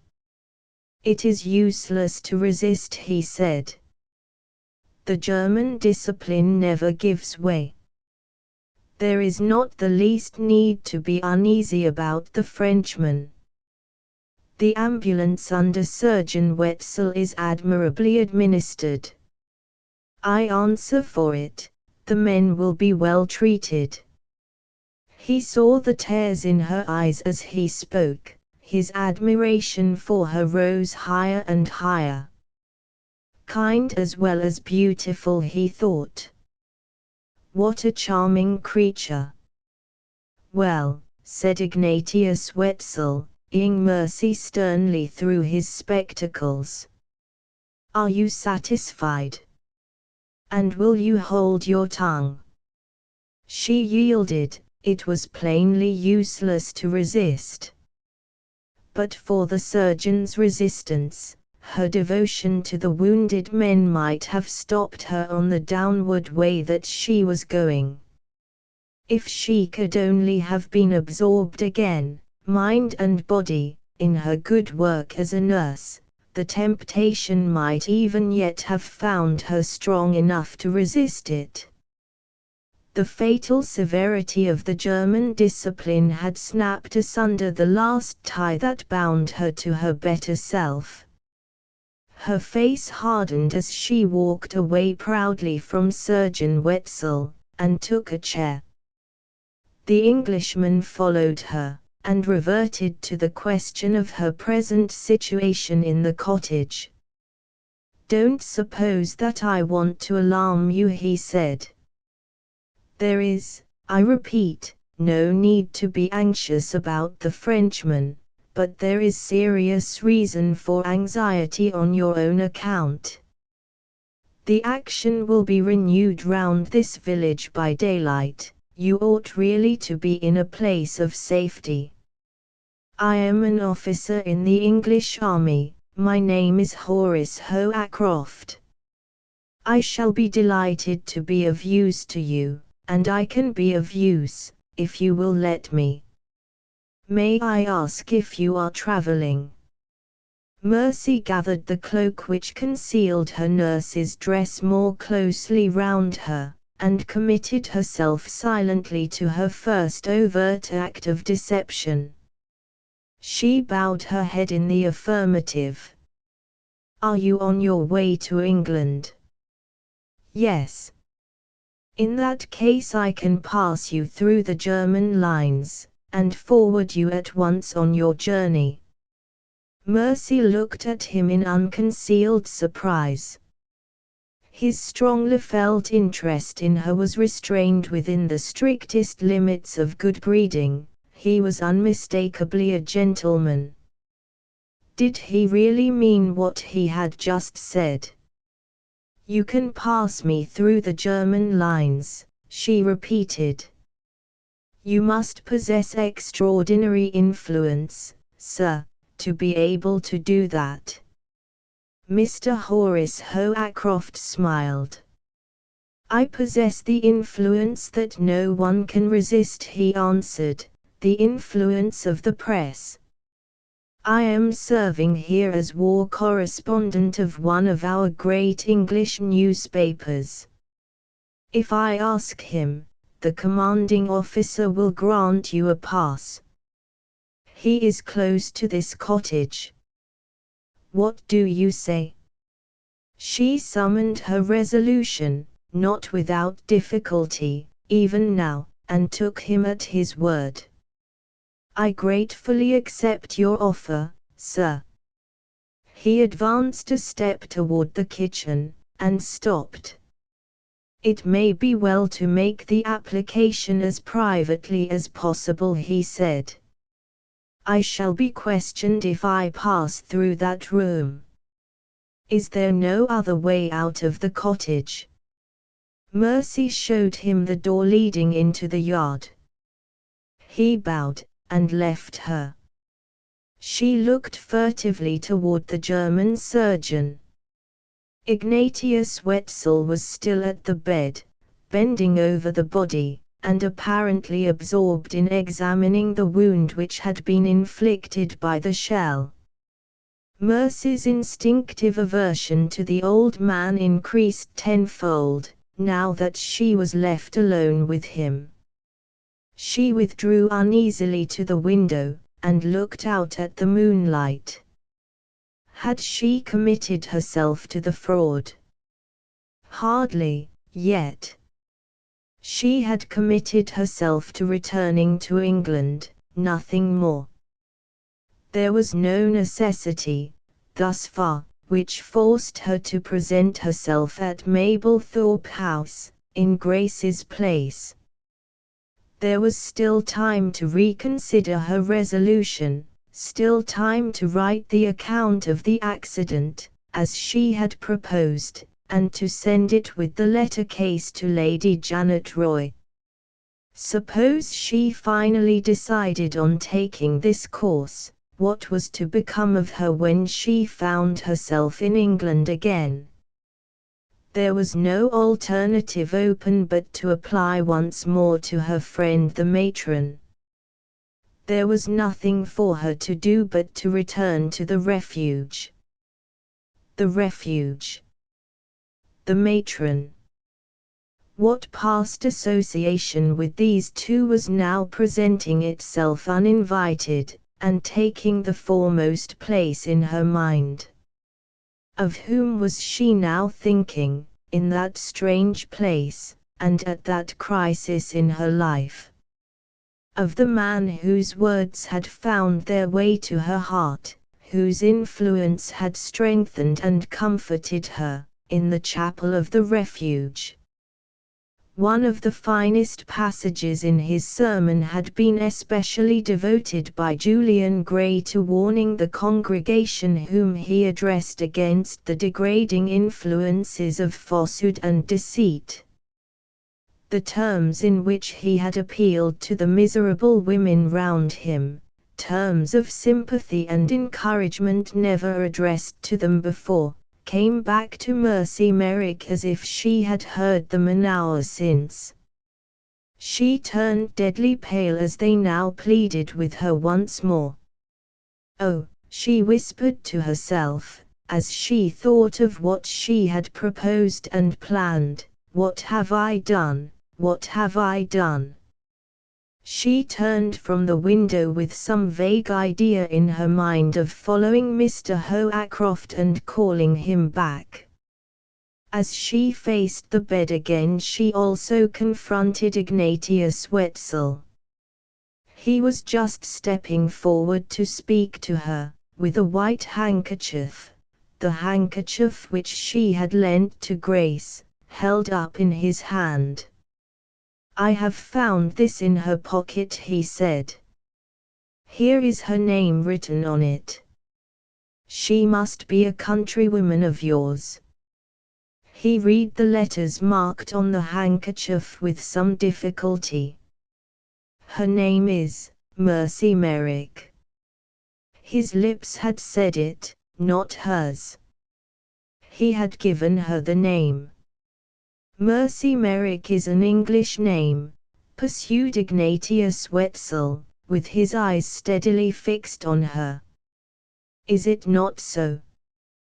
The hold on her mind of the past association with Julian Gray began to relax. One present and pressing question now possessed itself of the foremost place in her thoughts. Should she correct the error into which the German had fallen? The time had come, to speak, and assert her own identity, or to be silent, and commit herself to the fraud. Horace Hoacroft entered the room again at the moment when Surgeon Wetzel's staring eyes were still fastened on her, waiting for her reply. "I have not overrated my interest," he said, pointing to a little slip of paper in his hand. "Here is the pass. Have you got pen and ink? I must fill up the form." Mercy pointed to the writing materials on the table.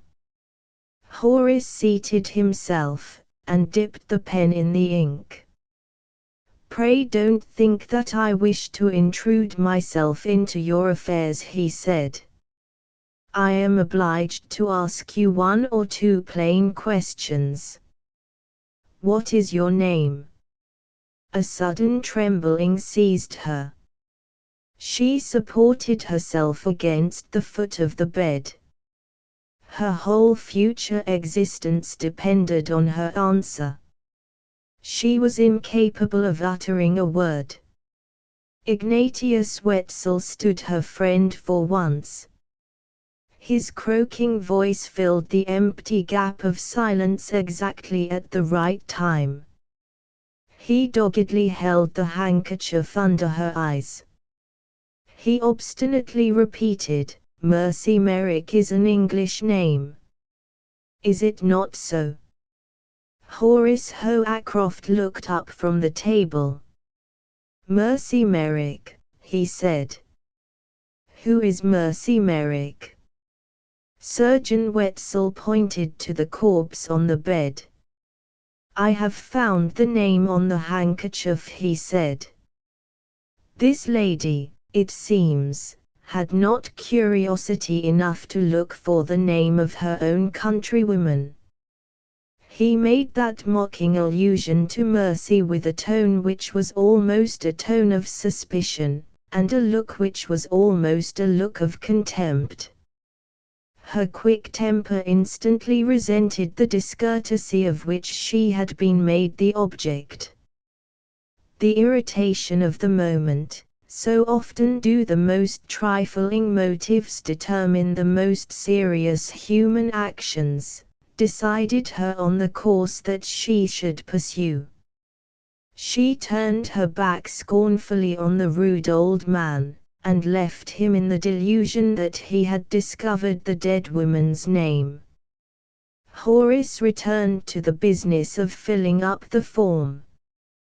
"Pardon me for pressing the question," he said. "You know what German discipline is by this time. What is your name?" She answered him recklessly, defiantly, without fairly realizing what she was doing until it was done. "Grace Roseberry," she said. The words were hardly out of her mouth before she would have given everything she possessed in the world to recall them. "Miss?" asked Horace, smiling. She could only answer him by bowing her head. He wrote, "Miss Grace Roseberry," reflected for a moment, and then added, interrogatively, returning to her friends in England. Her friends in England. Mercy's heart swelled. She silently replied by another sign. He wrote the words after the name, and shook the sandbox over the wet ink. "That will be enough," he said, rising and presenting the pass to Mercy. "I will see you through the lines myself, and arrange for your being sent on by the railway.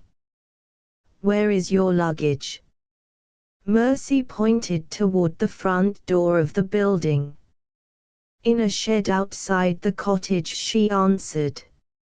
"It is not much. I can do everything for myself if the sentinel will let me pass through the kitchen." Horace pointed to the paper in her hand.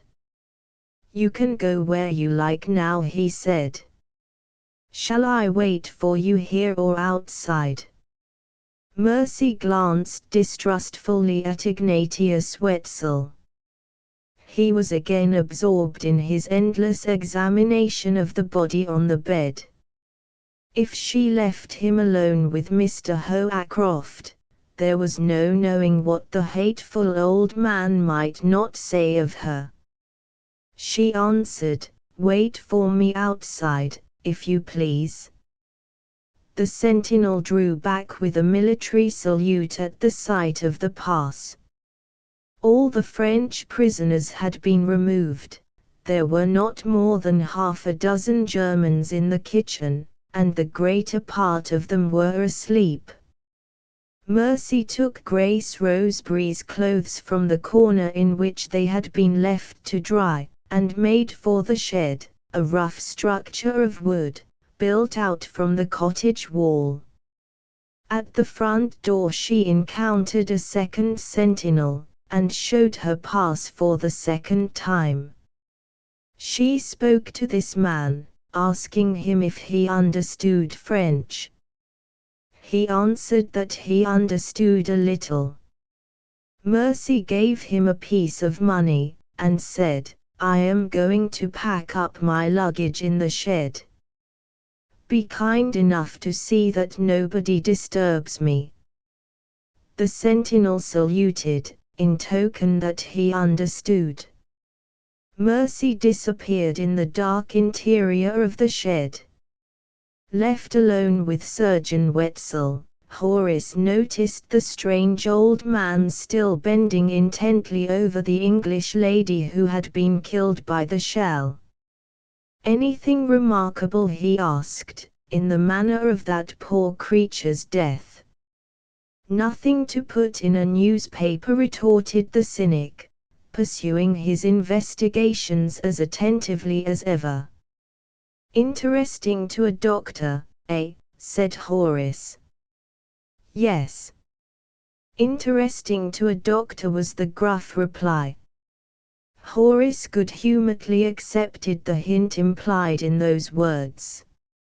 He quitted the room by the door leading into the yard, and waited for the charming Englishwoman, as he had been instructed, outside the cottage.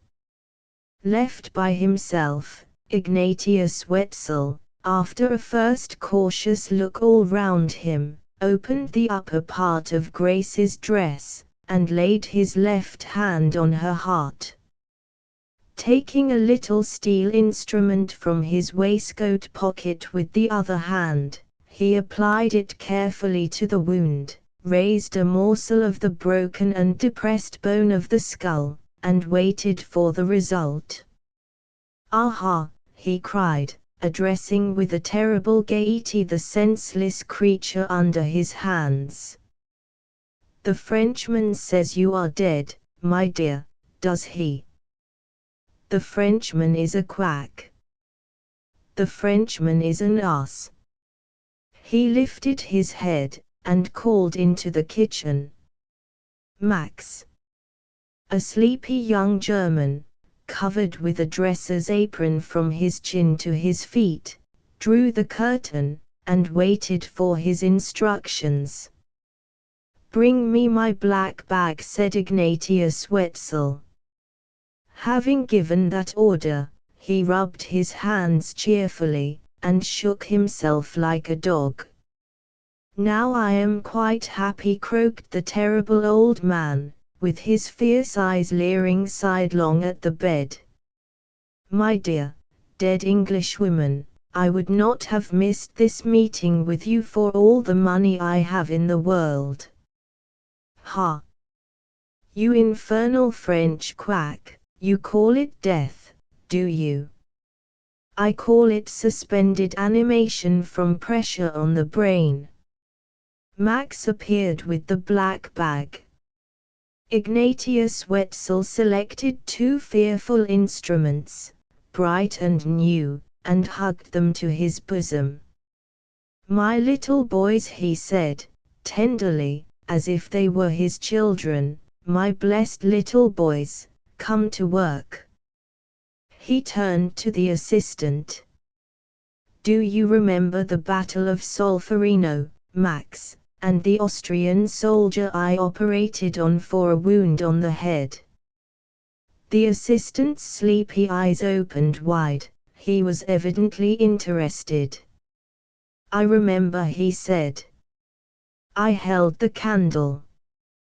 The master led the way to the bed.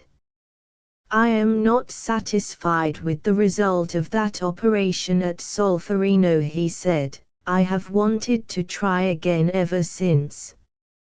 It's true that I saved the man's life, but I failed to give him back his reason along with it.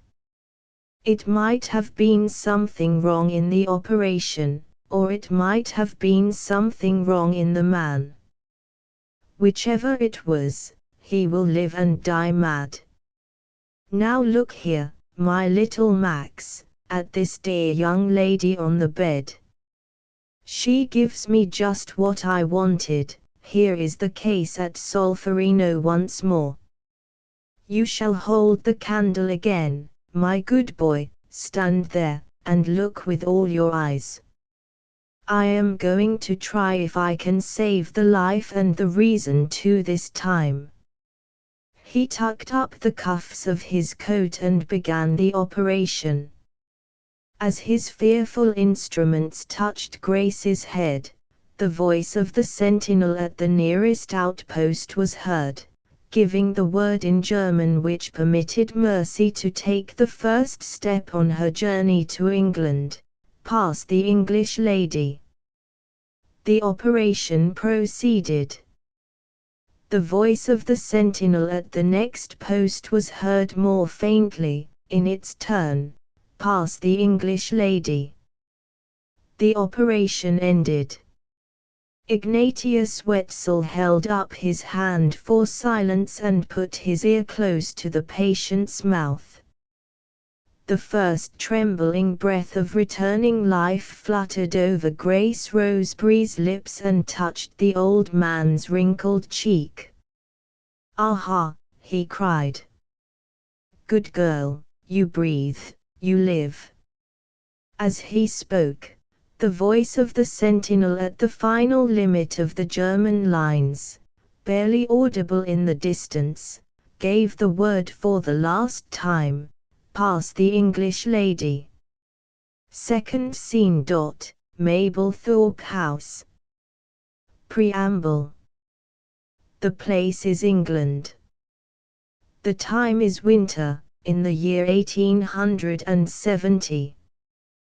The persons are Julian Gray, Horace Hoacroft, Lady Janet Roy, Grace Rosebery, and Mercy Merrick. Chapter 6. Lady Janet's Companion. It is a glorious winter's day. The sky is clear, the frost is hard, the ice bears for skating. The dining room of the ancient mansion called Mablethorpe House, situated in the London suburb of Kensington, is famous among artists and other persons of taste for the carved woodwork, of Italian origin, which covers the walls on 3 sides. On the 4th side the march of modern improvement has broken in, and has varied and brightened the scene by means of a conservatory, forming an entrance to the room through a winter garden of rare plants and flowers. On your right hand, as you stand fronting the conservatory, the monotony of the panelled wall is relieved by a quaintly patterned door of old inlaid wood, leading into the library, and thence, across the great hall, to the other reception rooms of the house. A corresponding door on the left hand gives access to the billiard room, to the smoking room next to it, and to a smaller hall commanding one of the secondary entrances to the building. On the left side also is the ample fireplace, surmounted by its marble mantelpiece, carved in the profusely and confusedly ornate style of 80 years since. To the educated eye the dining room, with its modern furniture and conservatory, its ancient walls and doors, and its lofty mantelpiece, neither very old nor very new, presents a startling, almost a revolutionary, mixture of the decorative workmanship of widely differing schools. To the ignorant eye the one result produced is an impression of perfect luxury and comfort, united in the friendliest combination, and developed on the largest scale. The clock has just struck 2. The table is spread for luncheon. The persons seated at the table are 3 in number. First, Lady Janet Roy. Second, a young lady who is her reader and companion. Third, a guest staying in the house, who has already appeared in these pages under the name of Horace Hoacroft, attached to the German army as war correspondent of an English newspaper. Lady Janet Roy needs but little introduction. Everybody with the slightest pretension to experience in London society knows Lady Janet Roy. Who has not heard of her old lace and her priceless rubies? Who has not admired her commanding figure, her beautifully dressed white hair, her wonderful black eyes, which still preserve their youthful brightness, after first opening on the world 70 years since? Who has not felt the charm of her frank, easily flowing talk, her inexhaustible spirits, her good-humored, gracious sociability of manner? Where is the modern hermit who is not familiarly acquainted, by hearsay at least, with the fantastic novelty and humor of her opinions, with her generous encouragement of rising merit of any sort, in all ranks, high or low, with her charities, which know no distinction between abroad and at home, with her large indulgence, which no ingratitude can discourage, and no servility pervert? Everybody has heard of the popular old lady, the childless widow of a long-forgotten lord. Everybody knows Lady Janet Roy. But who knows the handsome young woman sitting on her right hand, playing with her luncheon instead of eating it? Nobody really knows her. She is prettily dressed in grey poplin, trimmed with grey velvet, and set off by a ribbon of deep red tied in a bow at the throat. She is nearly as tall as Lady Janet herself, and possesses a grace and beauty of figure not always seen in women who rise above the medium height. Judging by a certain innate grandeur in the carriage of her head and in the expression of her large melancholy grey eyes, believers in blood and breeding will be apt to guess that this is another noble lady. Alas! She is nothing but Lady Janet's companion and reader. Her head, crowned with its lovely light brown hair, bends with a gentle respect when Lady Janet speaks. Her fine firm hand is easily and incessantly watchful to supply Lady Janet's slightest wants. The old lady, affectionately familiar with her, speaks to her as she might speak to an adopted child. But the gratitude of the beautiful companion has always the same restraint in its acknowledgement of kindness. The smile of the beautiful companion has always the same underlying sadness when it responds to Lady Janet's hearty laugh. Is there something wrong here, under the surface? Is she suffering in mind, or suffering in body? What is the matter with her? The matter with her is secret remorse. This delicate and beautiful creature pines under the slow torment of constant self-reproach. To the mistress of the house, and to all who inhabit it or enter it, she is known as Grace Rosebery, the orphan relative by marriage of Lady Janet Roy. To herself alone she is known as the outcast of the London streets, the inmate of the London refuge, the lost woman who has stolen her way back, after vainly trying to fight her way back, to home and name. There she sits in the grim shadow of her own terrible secret, disguised in another person's identity, and established in another person's place. Mercy Merrick had only to dare, and to become Grace Rosebery if she pleased. She has dared, and she has been Grace Rosebery for nearly 4 months past.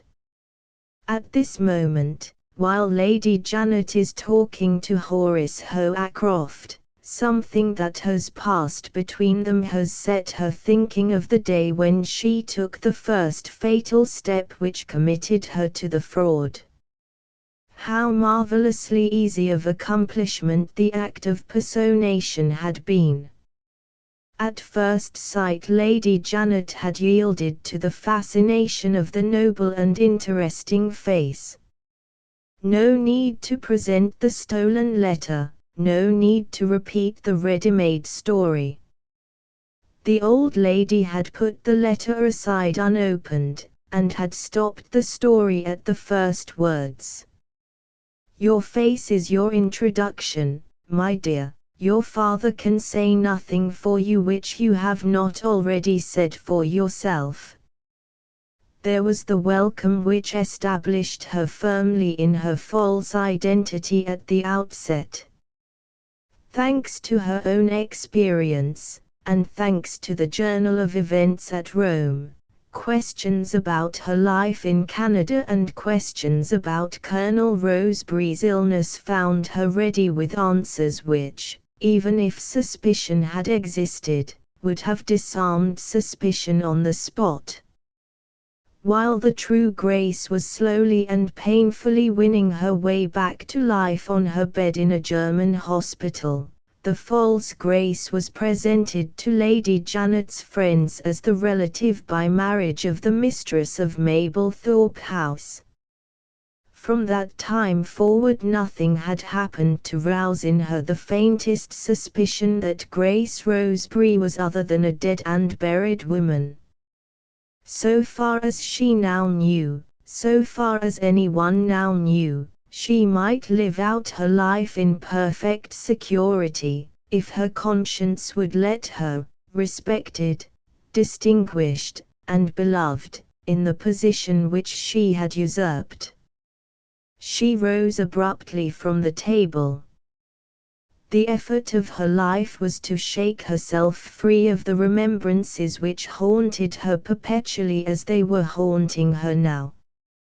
Her memory was her worst enemy, her one refuge from it was in change of occupation and change of scene. "May I go into the conservatory, Lady Janet?" she asked. "Certainly, my dear." She bent her head to her protectress, looked for a moment with a steady, compassionate attention at Horace Hoacroft, and, slowly crossing the room, entered the winter garden. The eyes of Horace followed her, as long as she was in view, with a curious contradictory expression of admiration and disapproval. When she had passed out of sight the admiration vanished, but the disapproval remained.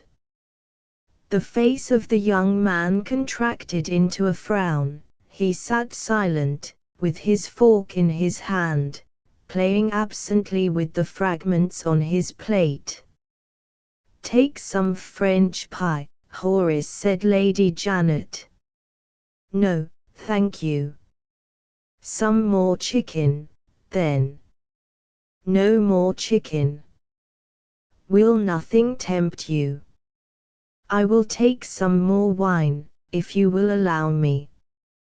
He filled his glass, for the 5th or 6th time, with claret, and emptied it sullenly at a draught. Lady Janet's bright eyes watched him with sardonic attention. Lady Janet's ready tongue spoke out as freely as usual what was passing in her mind at the time. "The air of Kensington doesn't seem to suit you, my young friend," she said. "The longer you have been my guest, the oftener you fill your glass and empty your cigar case. Those are bad signs in a young man. When you first came here you arrived invalided by a wound.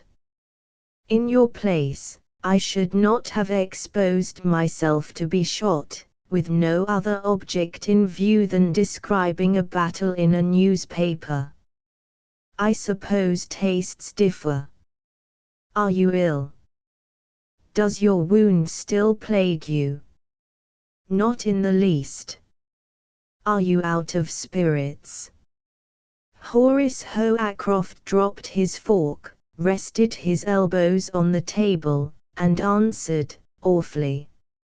Even Lady Janet's large toleration had its limits. It embraced every human offense except a breach of good manners. She snatched up the nearest weapon of correction at hand, a tablespoon, and rapped her young friend smartly with it on the arm that was nearest to her. "My table is not the club table," said the old lady. "Hold up your head. Don't look at your fork, look at me. I allow nobody to be out of spirits in my house. I consider it to be a reflection on me. If our quiet life here doesn't suit you, say so plainly, and find something else to do. There is employment to be had, I suppose, if you choose to apply for it. You needn't smile. I don't want to see your teeth, I want an answer." Horace admitted, with all needful gravity, that there was employment to be had. "The war between France and Germany," he remarked, "was still going on. the newspaper had offered to employ him again in the capacity of correspondent. "Don't speak of the newspapers and the war," cried Lady Janet, with a sudden explosion of anger, which was genuine anger this time. "I detest the newspapers. I won't allow the newspapers to enter this house. I lay the whole blame of the bloodshed between France and Germany at their door." Horace's eyes opened wide in amazement. The old lady was evidently in earnest. "What can you possibly mean?" he asked. "Are the newspapers responsible for the war?" "Entirely responsible," answered Lady Janet. "Why, you don't understand the age you live in. Does anybody do anything nowadays, fighting included, without wishing to see it in the newspapers? I subscribe to a charity, thou art presented with a testimonial, he preaches a sermon, we suffer a grievance, you make a discovery, they go to church and get married. And I, thou, he, we, you, they, all want one and the same thing, we want to see it in the papers. Are kings, soldiers, and diplomatists exceptions to the general rule of humanity? Not they. I tell you seriously, if the newspapers of Europe had one and all decided not to take the smallest notice in print of the war between France and Germany, it is my firm conviction the war would have come to an end for want of encouragement long since. Let the pen cease to advertise the sword, and I, for one, can see the result. No report, no fighting. Your views have the merit of perfect novelty, said Horace. Would you object to see them in the newspapers?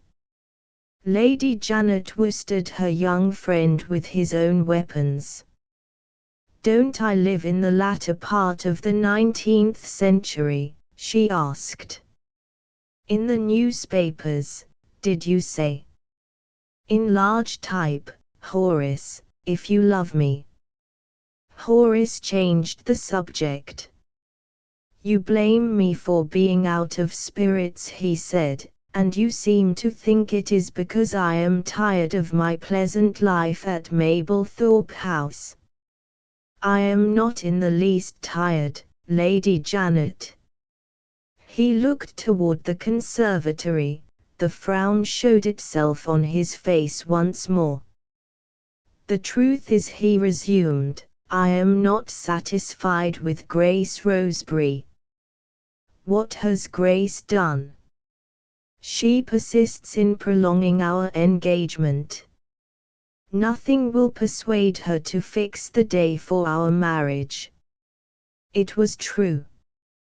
Mercy had been mad enough to listen to him, and to love him. But Mercy was not vile enough to marry him under her false character, and in her false name.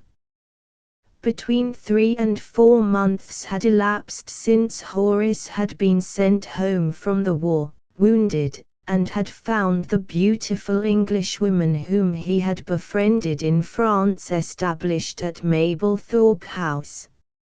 Invited to become Lady Janet's guest, he had passed his holidays as a schoolboy under Lady Janet's roof, free to spend the idle time of his convalescence from morning to night in Mercy's society.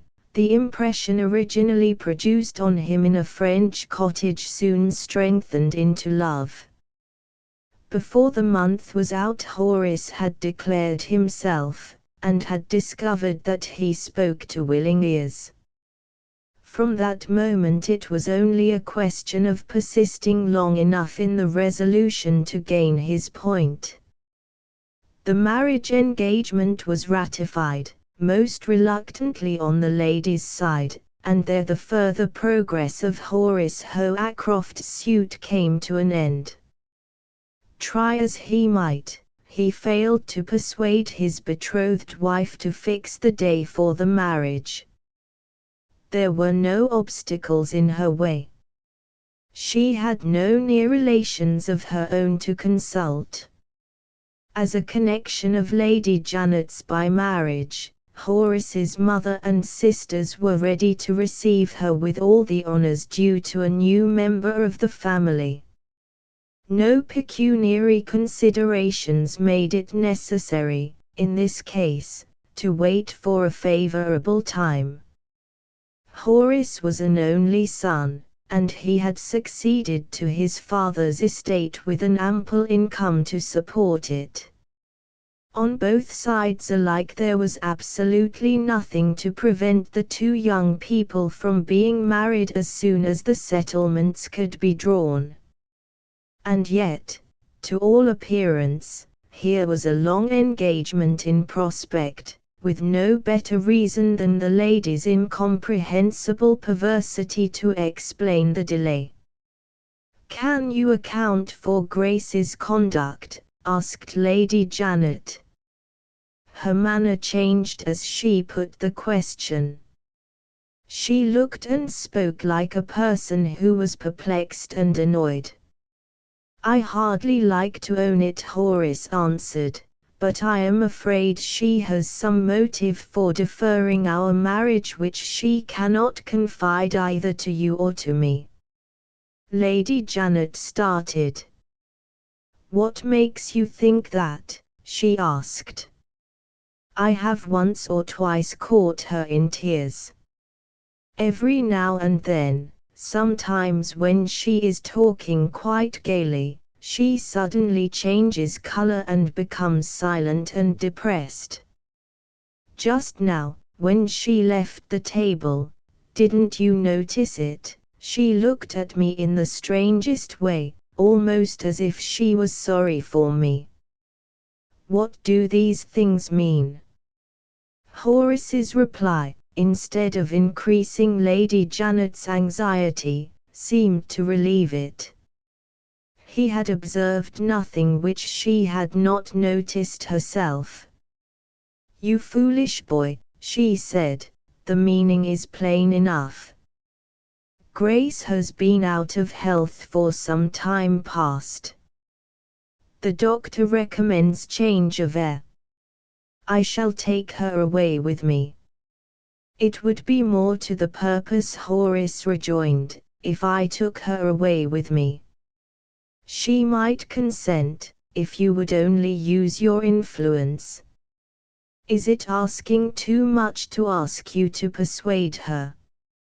"My mother and my sisters have written to her, and have produced no effect." "Do me the greatest of all kindnesses, speak to her today." He paused, and possessing himself of Lady Janet's hand, pressed it entreatingly. "You have always been so good to me," he said, softly, and pressed it again. The old lady looked at him. It was impossible to dispute that there were attractions in Horace Hoacroft's face which made it well worth looking at.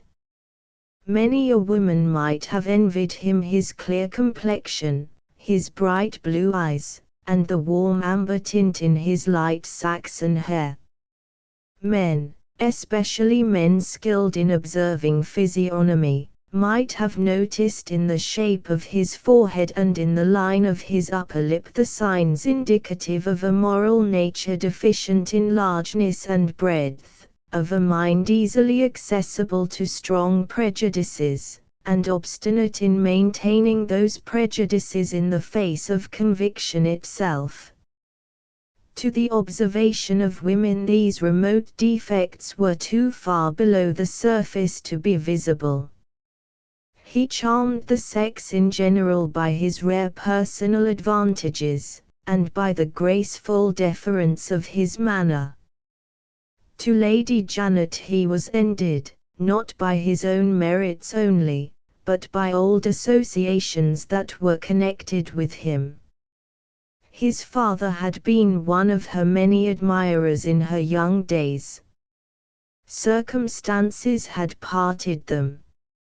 Her marriage to another man had been a childless marriage. In past times, when the boy Horace had come to her from school, she had cherished a secret fancy, too absurd to be communicated to any living creature, that he ought to have been her son, and might have been her son, if she had married his father. She smiled charmingly. Old as she was, she yielded as his mother might have yielded, when the young man took her hand and entreated her to interest herself in his marriage. "Must I really speak to Grace?" she asked, with a gentleness of tone and manner far from characteristic, on ordinary occasions, of the lady of Mablethorpe House. Horace saw that he had gained his point. He sprang to his feet, his eyes turned eagerly in the direction of the conservatory, his handsome face was radiant with hope. Lady Janet, with her mind full of his father, stole a last look at him, sighed as she thought of the vanished days, and recovered herself. "Go to the smoking room," she said, giving him a push toward the door. "Away with you, and cultivate the favorite vice of the 19th century." Horace attempted to express his gratitude. "Go and smoke," was all she said, pushing him out. Go and smoke. Left by herself, Lady Janet took a turn in the room, and considered a little. Horace's discontent was not unreasonable. There was really no excuse for the delay of which he complained. Whether the young lady had a special motive for hanging back, or whether she was merely fretting because she did not know her own mind, it was, in either case, necessary to come to a distinct understanding, sooner or later, on the serious question of the marriage. The difficulty was, how to approach the subject without giving offense. "I don't understand the young women of the present generation," thought Lady Janet. "In my time, when we were fond of a man, we were ready to marry him at a moment's notice. And this is an age of progress. They ought to be readier still." Arriving, by her own process of induction, at this inevitable conclusion, she decided to try what her influence could accomplish, and to trust to the inspiration of the moment for exerting it in the right way. "Grace," she called out, approaching the conservatory door. The tall, lithe figure in its grey dress glided into view, and stood relieved against the green background of the winter garden. "Did your ladyship call me?" "Yes, I want to speak to you." "Come and sit down by me." With those words Lady Janet led the way to a sofa, and placed her companion by her side. Chapter 7. The man is coming. "You look very pale this morning, my child." Mercy sighed wearily. "I am not well," she answered. "The slightest noises startle me. I feel tired if I only walk across the room." Lady Janet patted her kindly on the shoulder.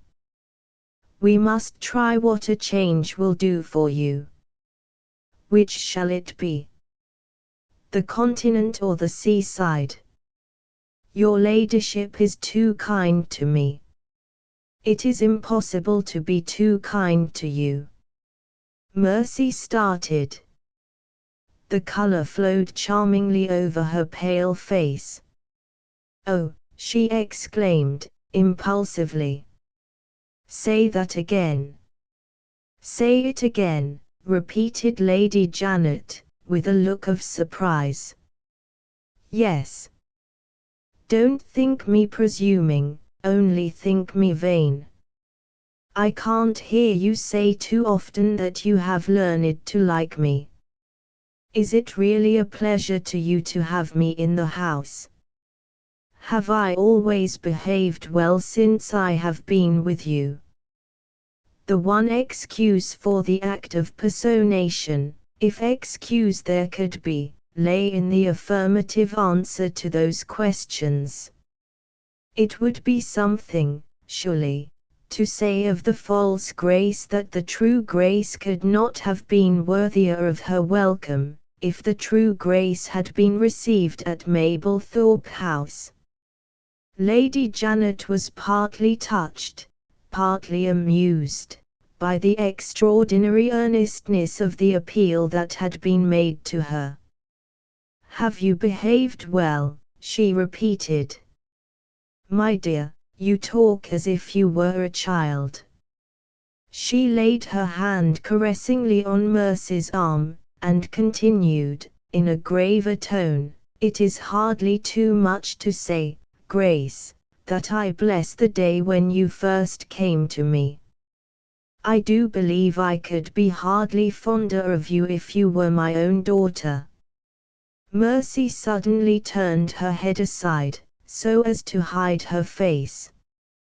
Lady Janet, still touching her arm, felt it tremble. What is the matter with you? She asked, in her abrupt, downright manner.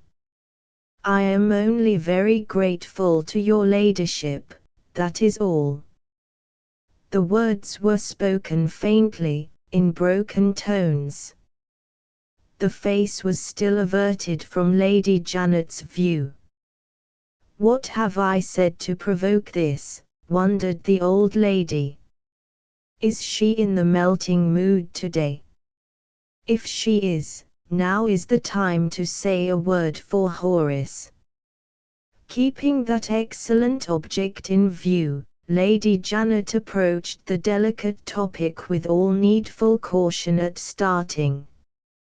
We have got on so well together, she resumed, that it will not be easy for either of us to feel reconciled to a change in our lives. At my age, it will fall hardest on me.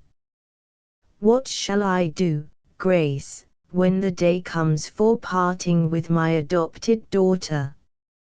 Mercy started, and showed her face again. The traces of tears were in her eyes. Why should I leave you? She asked, in a tone of alarm.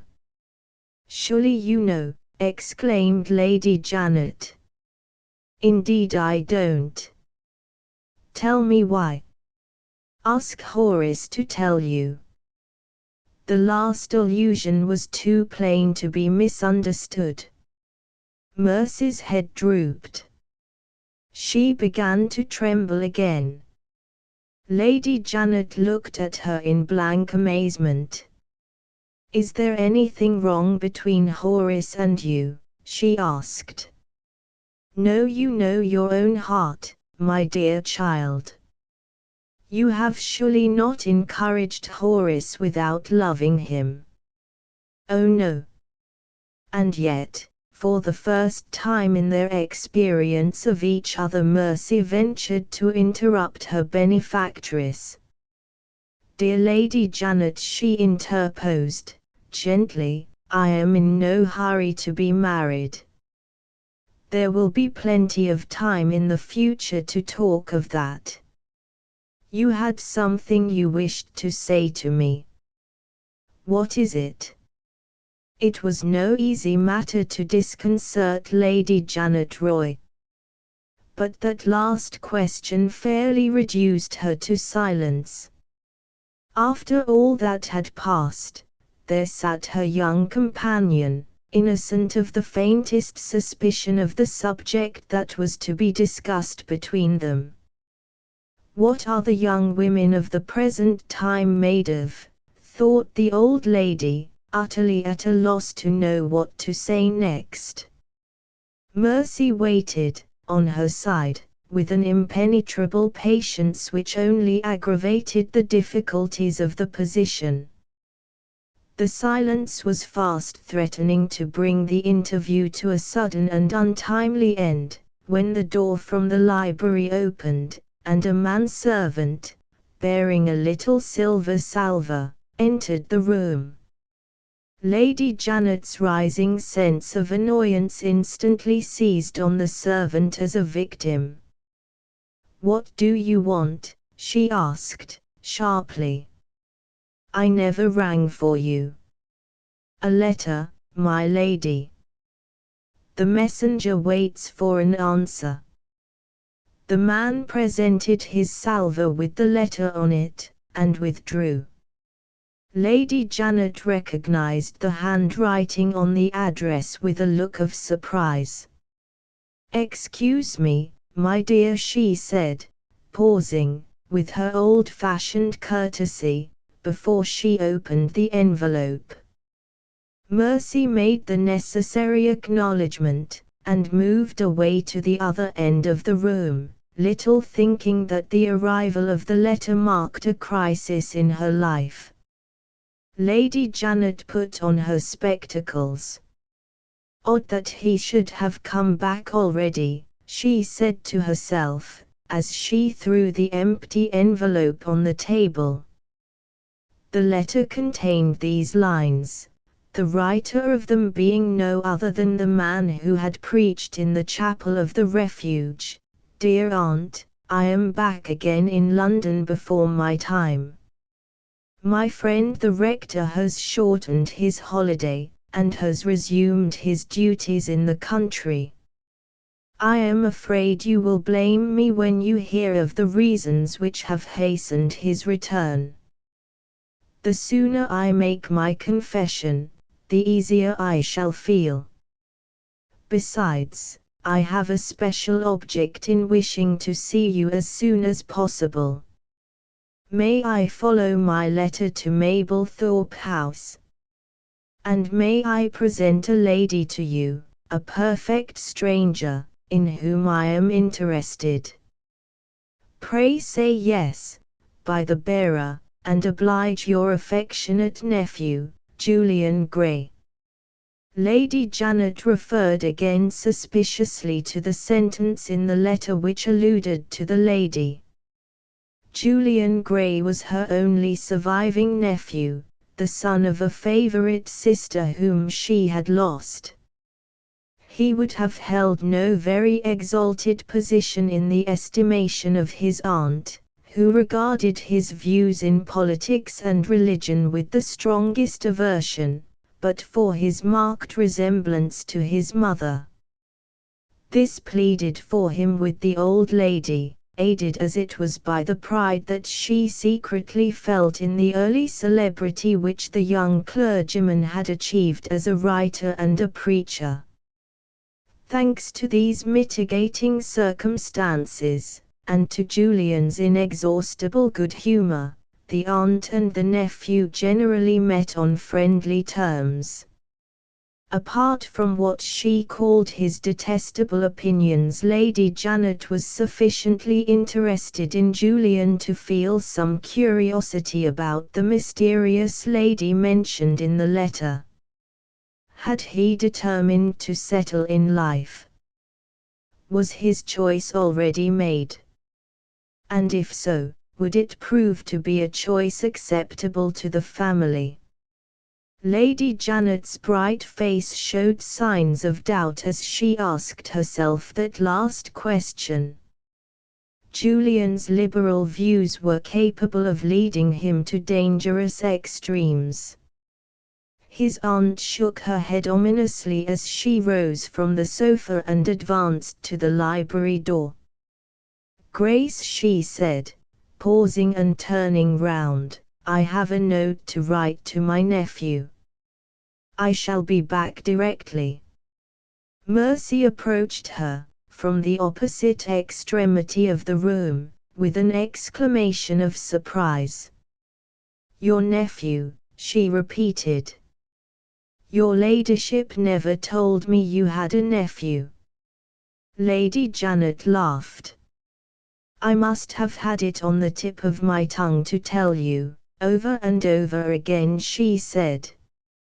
But we have had so many things to talk about, and, to own the truth, my nephew is not one of my favorite subjects of conversation. I don't mean that I dislike him, I detest his principles, my dear, that's all. However, you shall form your own opinion of him. He is coming to see me today. Wait here till I return, I have something more to say about Horace. Mercy opened the library door for her, closed it again, and walked slowly to and fro alone in the room, thinking. Was her mind running on Lady Janet's nephew? No. Lady Janet's brief allusion to her relative had not led her into alluding to him by his name. Mercy was still as ignorant as ever that the preacher at the refuge and the nephew of her benefactress were one and the same man. Her memory was busy now with the tribute which Lady Janet had paid to her at the outset of the interview between them. It is hardly too much to say, Grace, that I bless the day when you first came to me. For the moment there was balm for her wounded spirit in the remembrance of those words. Grace Roseberry herself could surely have earned no sweeter praise than the praise that she had won. The next instant she was seized with a sudden horror of her own successful fraud. The sense of her degradation had never been so bitterly present to her as at that moment.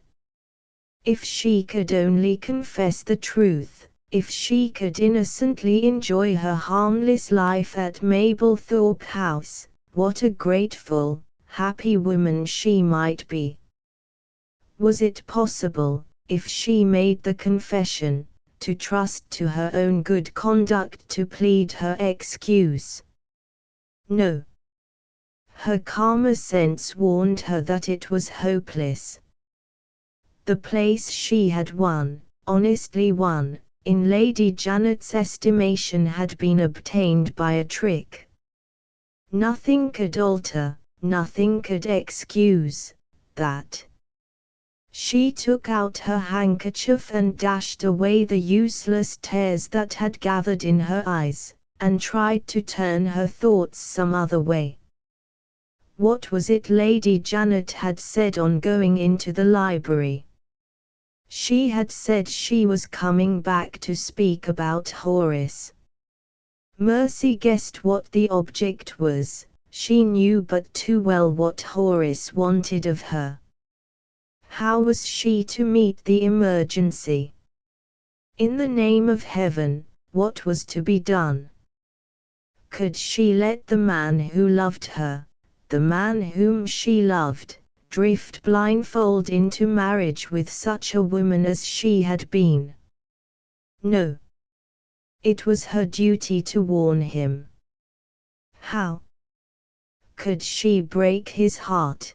Could she lay his life waste by speaking the cruel words which might part them forever?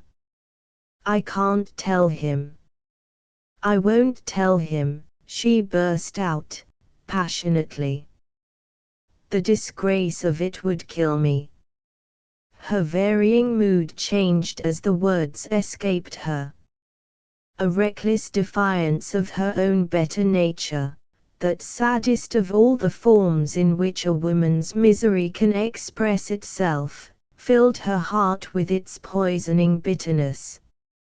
She sat down again on the sofa with eyes that glittered and cheeks suffused with an angry red. I am no worse than another woman, she thought. Another woman might have married him for his money. The next moment the miserable insufficiency of her own excuse for deceiving him showed its hollowness, self-exposed. She covered her face with her hands, and found refuge, where she had often found refuge before, in the helpless resignation of despair. Oh, that I had died before I entered this house! Oh, that I could die and have done with it at this moment! So the struggle had ended with her hundreds of times already. So it ended now. The door leading into the billiard room opened softly. Horace Hoacroft had waited to hear the result of Lady Janet's interference in his favour until he could wait no longer. He looked in cautiously, ready to withdraw again unnoticed if the two were still talking together. The absence of Lady Janet suggested that the interview had come to an end. Was his betrothed wife waiting alone to speak to him on his return to the room? He advanced a few steps. She never moved, she sat heedless, absorbed in her thoughts. Were they thoughts of him? He advanced a little nearer, and called to her. Grace. She sprang to her feet, with a faint cry. I wish you wouldn't startle me, she said, irritably, sinking back on the sofa. Any sudden alarm sets my heart beating as if it would choke me. Horace pleaded for pardon with a lover's humility. In her present state of nervous irritation she was not to be appeased. She looked away from him in silence. Entirely ignorant of the paroxysm of mental suffering through which she had just passed, he seated himself by her side, and asked her gently if she had seen Lady Janet. She made an affirmative answer with an unreasonable impatience of tone and manner which would have warned an older and more experienced man to give her time before he spoke again. Horace was young, and weary of the suspense that he had endured in the other room. He unwisely pressed her with another question. Has Lady Janet said anything to you? She turned on him angrily before he could finish the sentence. You have tried to make her hurry me into marrying you, she burst out. I see it in your face. Plain as the warning was this time, Horace still failed to interpret it in the right way. Don't be angry, he said, good-humouredly. Is it so very inexcusable to ask Lady Janet to intercede for me? I have tried to persuade you in vain. My mother and my sisters have pleaded for me, and you turn a deaf ear. She could endure it no longer. She stamped her foot on the door with hysterical vehemence. I am weary of hearing of your mother and your sisters, she broke in violently. You talk of nothing else. It was just possible to make one more mistake in dealing with her, and Horace made it. He took offense, on his side, and rose from the sofa. His mother and sisters were high authorities in his estimation, they variously represented his ideal of perfection in women. He withdrew to the opposite extremity of the room, and administered the severest reproof that he could think of on the spur of the moment. It would be well, Grace, if you followed the example set you by my mother and my sisters, he said. They are not in the habit of speaking cruelly to those who love them. To all appearance the rebuke failed to produce the slightest effect. She seemed to be as indifferent to it as if it had not reached her ears. There was a spirit in her, a miserable spirit, born of her own bitter experience, which rose in revolt against Horace's habitual glorification of the ladies of his family. "It sickens me," she thought to herself, "to hear of the virtues of women who have never been tempted. Where is the merit of living reputably, when your life is one course of prosperity and enjoyment? Has his mother known starvation? Have his sisters been left forsaken in the street?" It hardened her heart, it almost reconciled her to deceiving him, when he set his relatives up as patterns for her. Would he never understand that women detested having other women exhibited as examples to them? She looked round at him with a sense of impatient wonder. He was sitting at the luncheon table, with his back turned on her, and his head resting on his hand. If he had attempted to rejoin her, she would have repelled him; if he had spoken, she would have met him with a sharp reply. He sat apart from her, without uttering a word. In a man's hands silence is the most terrible of all protests to the woman who loves him. Violence she can endure. Words she is always ready to meet by words on her side. Silence conquers her. After a moment's hesitation, Mercy left the sofa and advanced submissively toward the table. She had offended him, and she alone was in fault. How should he know it, poor fellow, when he innocently mortified her? Step by step she drew closer and closer. He never looked round, he never moved. She laid her hand timidly on his shoulder. "Forgive me, Horace," she whispered in his ear. "I am suffering this morning, I am not myself. I didn't mean what I said. Pray forgive me." There was no resisting the caressing tenderness of voice and manner which accompanied those words. He looked up, he took her hand. She bent over him, and touched his forehead with her lips. "Am I forgiven?" she asked. "Oh, my darling," he said, "if you only knew how I loved you." "I do know it," she answered, gently, twining his hair round her finger, and arranging it over his forehead where his hand had ruffled it. They were completely absorbed in each other, or they must, at that moment, have heard the library door open at the other end of the room. Lady Janet had written the necessary reply to her nephew, and had returned, faithful to her engagement, to plead the cause of Horace.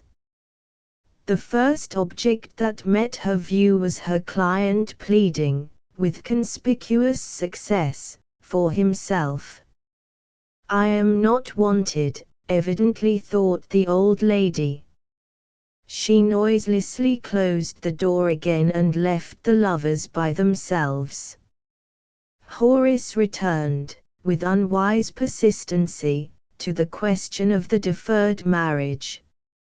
At the first words that he spoke she drew back directly, sadly, not angrily.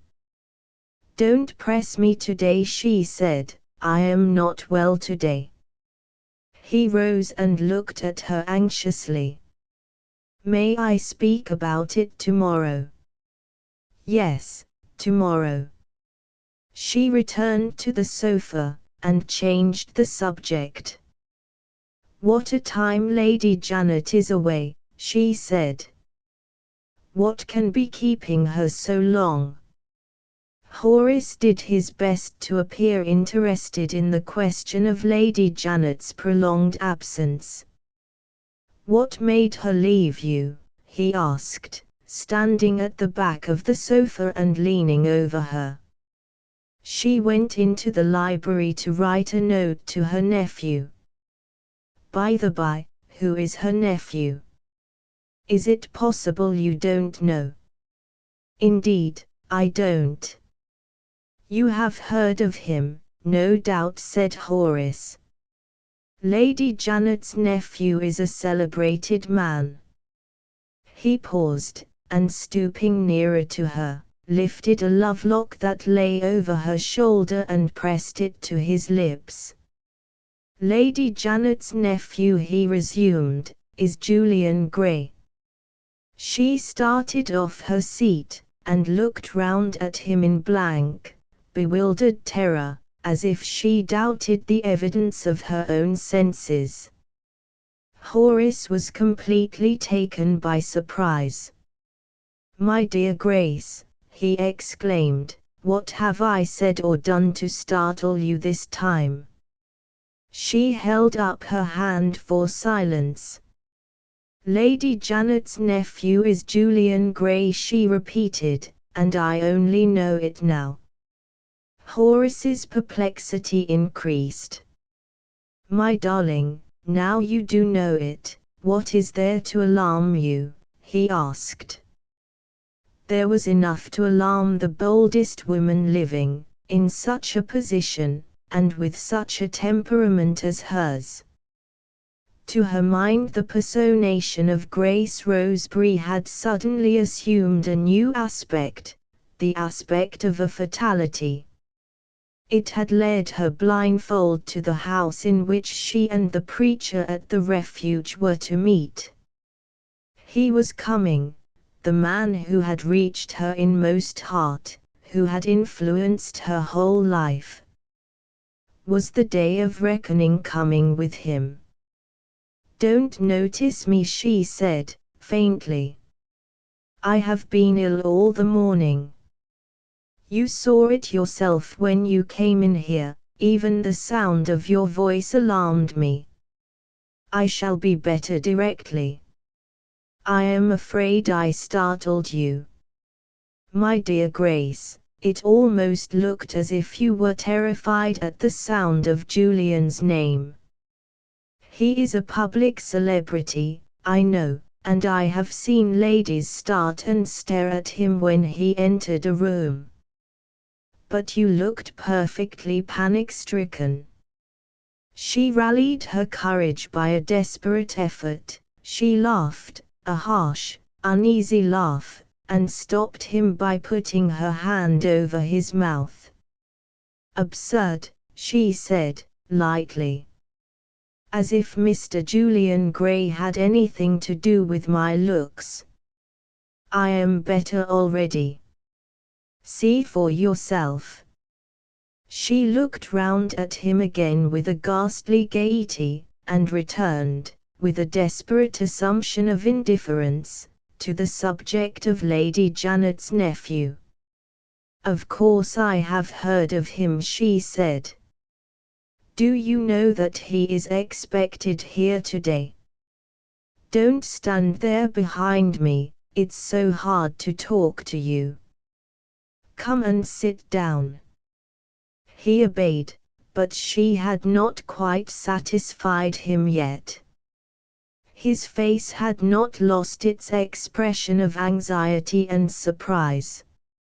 She persisted in playing her part, determined to set at rest in him any possible suspicion that she had reasons of her own for being afraid of Julian Gray. "Tell me about this famous man of yours," she said, putting her arm familiarly through his arm. "What is he like?"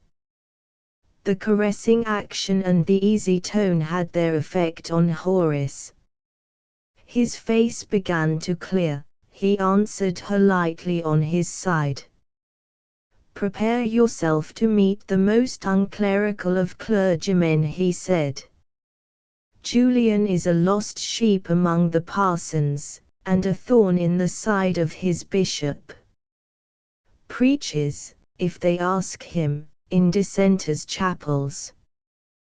declines to set up any pretensions to priestly authority and priestly power, goes about doing good on a plan of his own, is quite resigned never to rise to the high places in his profession, says it's rising high enough for him to be the archdeacon of the afflicted, the dean of the hungry, and the bishop of the poor. With all his oddities, as good a fellow as ever lived. Immensely popular with the women. They all go to him for advice. I wish you would go, too.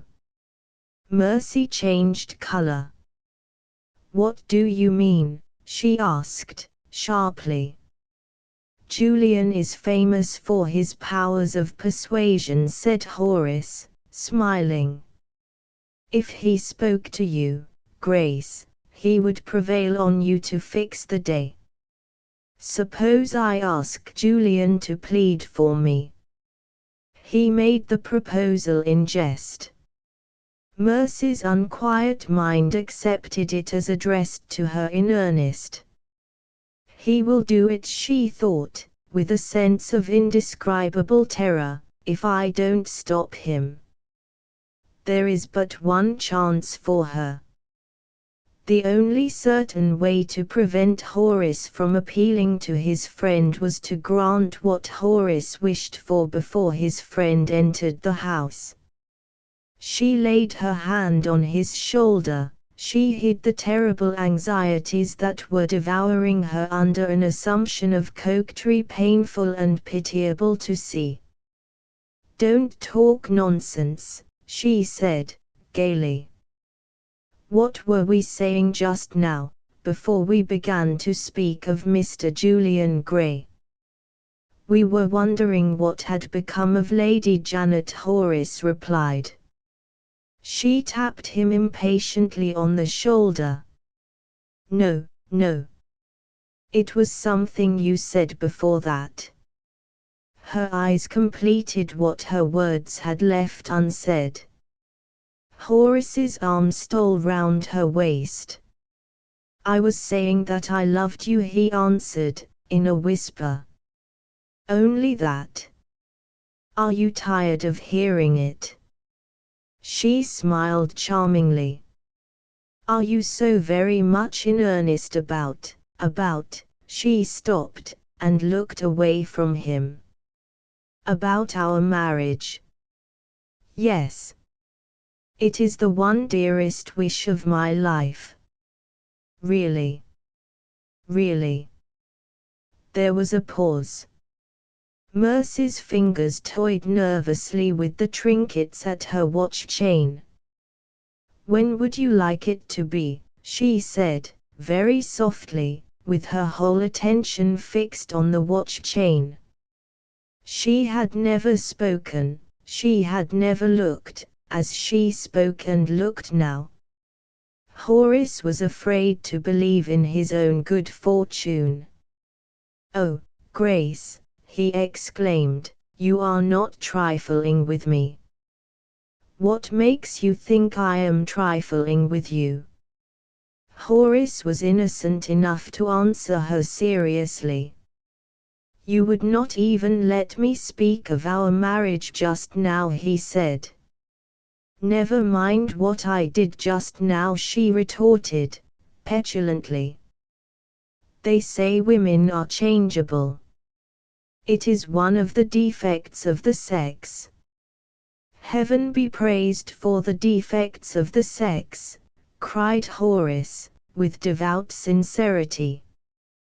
Do you really leave me to decide? If you insist on it. Horace considered for a moment, the subject being the law of marriage. We may be married by license in a fortnight, he said. I fix this day fortnight. She held up her hands in protest. Why not? My lawyer is ready. There are no preparations to make. You said when you accepted me that it was to be a private marriage. Mercy was obliged to own that she had certainly said that. We might be married at once, if the law would only let us. This day fortnight. Say, yes. He drew her closer to him. There was a pause. The mask of coquetry, badly worn from the first, dropped from her.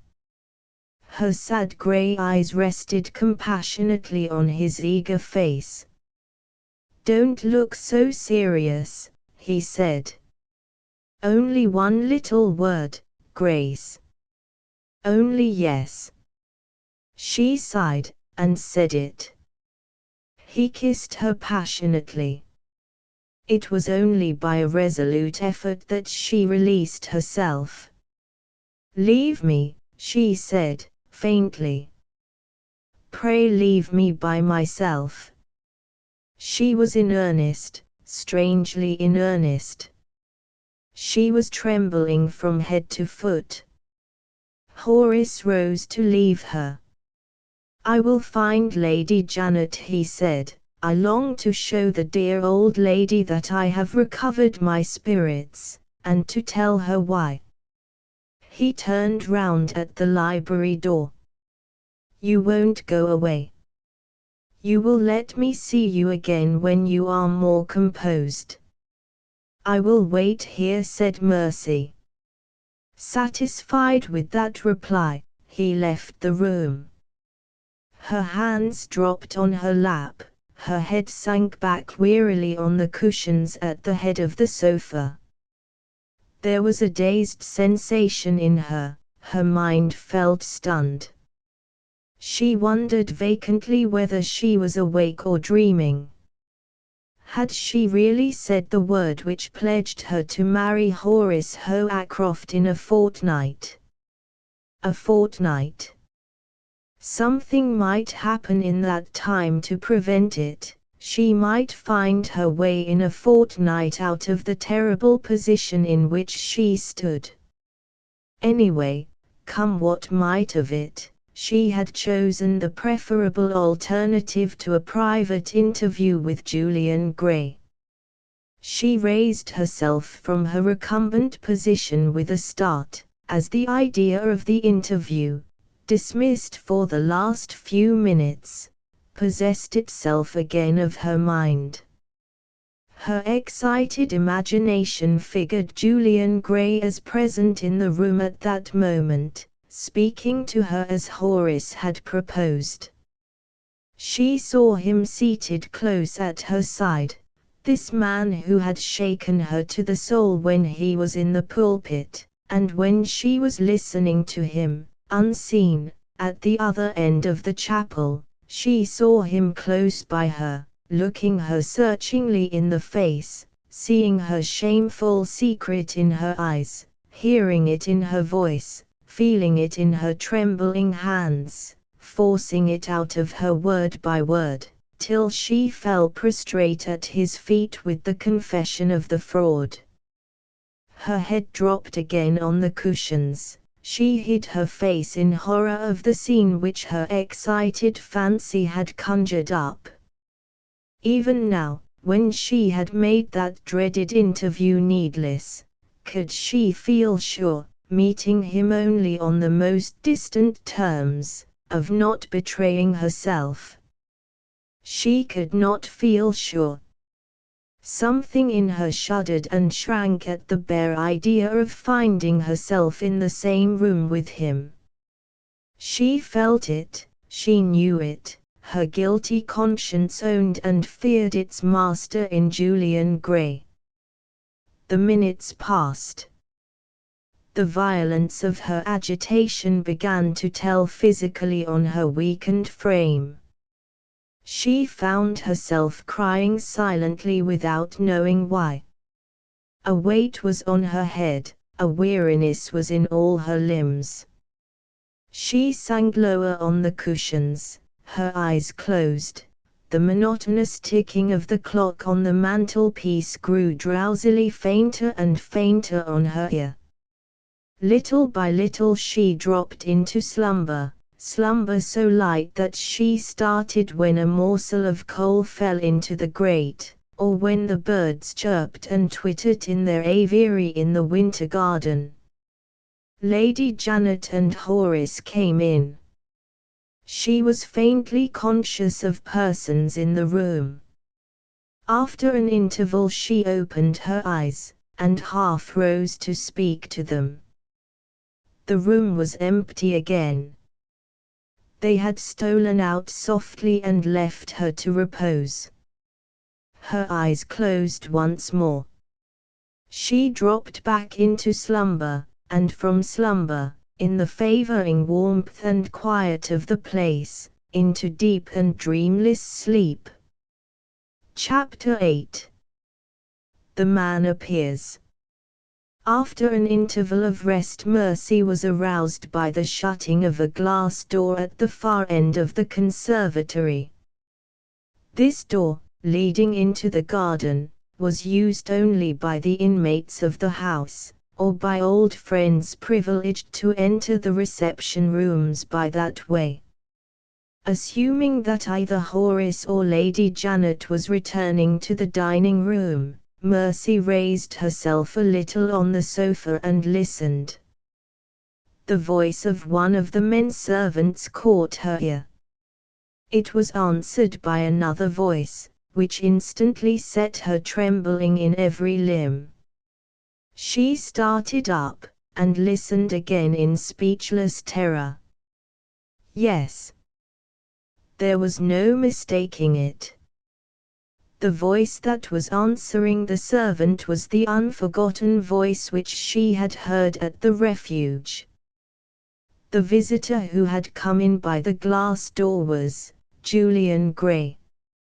His rapid footsteps advanced nearer and nearer to the dining room. She recovered herself sufficiently to hurry to the library door. Her hand shook so that she failed at first to open it. She had just succeeded when she heard him again, speaking to her. "Pray don't run away. I am nothing very formidable. Only Lady Janet's nephew, Julian Gray." She turned slowly, spellbound by his voice, and confronted him in silence. He was standing, hat in hand, at the entrance to the conservatory, dressed in black, and wearing a white cravat, but with a studious avoidance of anything specially clerical in the make and form of his clothes. Young as he was, there were marks of care already on his face, and the hair was prematurely thin and scanty over his forehead. His slight, active figure was of no more than the middle height. His complexion was pale. The lower part of his face, without beard or whiskers, was in no way remarkable. An average observer would have passed him by without notice but for his eyes. These alone made a marked man of him. The unusual size of the orbits in which they were set was enough of itself to attract attention. It gave a grandeur to his head, which the head, broad and firm as it was, did not possess. As to the eyes themselves, the soft, lustrous brightness of them defied analysis. No two people could agree about their color, divided opinion declaring alternately that they were dark gray or black. Painters had tried to reproduce them, and had given up the effort, in despair of seizing any one expression in the bewildering variety of expressions which they presented to view.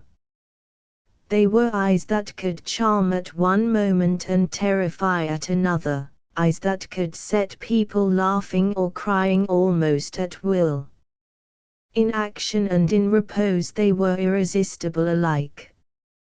When they first descried Mercy running to the door, they brightened gaily with the merriment of a child. When she turned and faced him, they changed instantly, softening and glowing as they mutely owned the interest and the admiration which the first sight of her had roused in him. His tone and manner altered at the same time. He addressed her with the deepest respect when he spoke his next words. "Let me entreat you to favor me by resuming your seat," he said. "And let me ask your pardon if I have thoughtlessly intruded on you." He paused, waiting for her reply before he advanced into the room. Still spellbound by his voice, she recovered self-control enough to bow to him and to resume her place on the sofa. It was impossible to leave him now. After looking at her for a moment, he entered the room without speaking to her again. She was beginning to perplex as well as to interest him. No common sorrow, he thought, has set its mark on that woman's face, no common heart beats in that woman's breast. Who can she be? Mercy rallied her courage, and forced herself to speak to him. "Lady Janet is in the library, I believe," she said, timidly. "Shall I tell her you are here?" "Don't disturb Lady Janet, and don't disturb yourself." With that answer he approached the luncheon table, delicately giving her time to feel more at her ease. He took up what Horace had left of the bottle of claret, and poured it into a glass. "My aunt's claret shall represent my aunt for the present," he said, smiling, as he turned toward her once more. "I have had a long walk, and I may venture to help myself in this house without invitation. Is it useless to offer you anything?" Mercy made the necessary reply.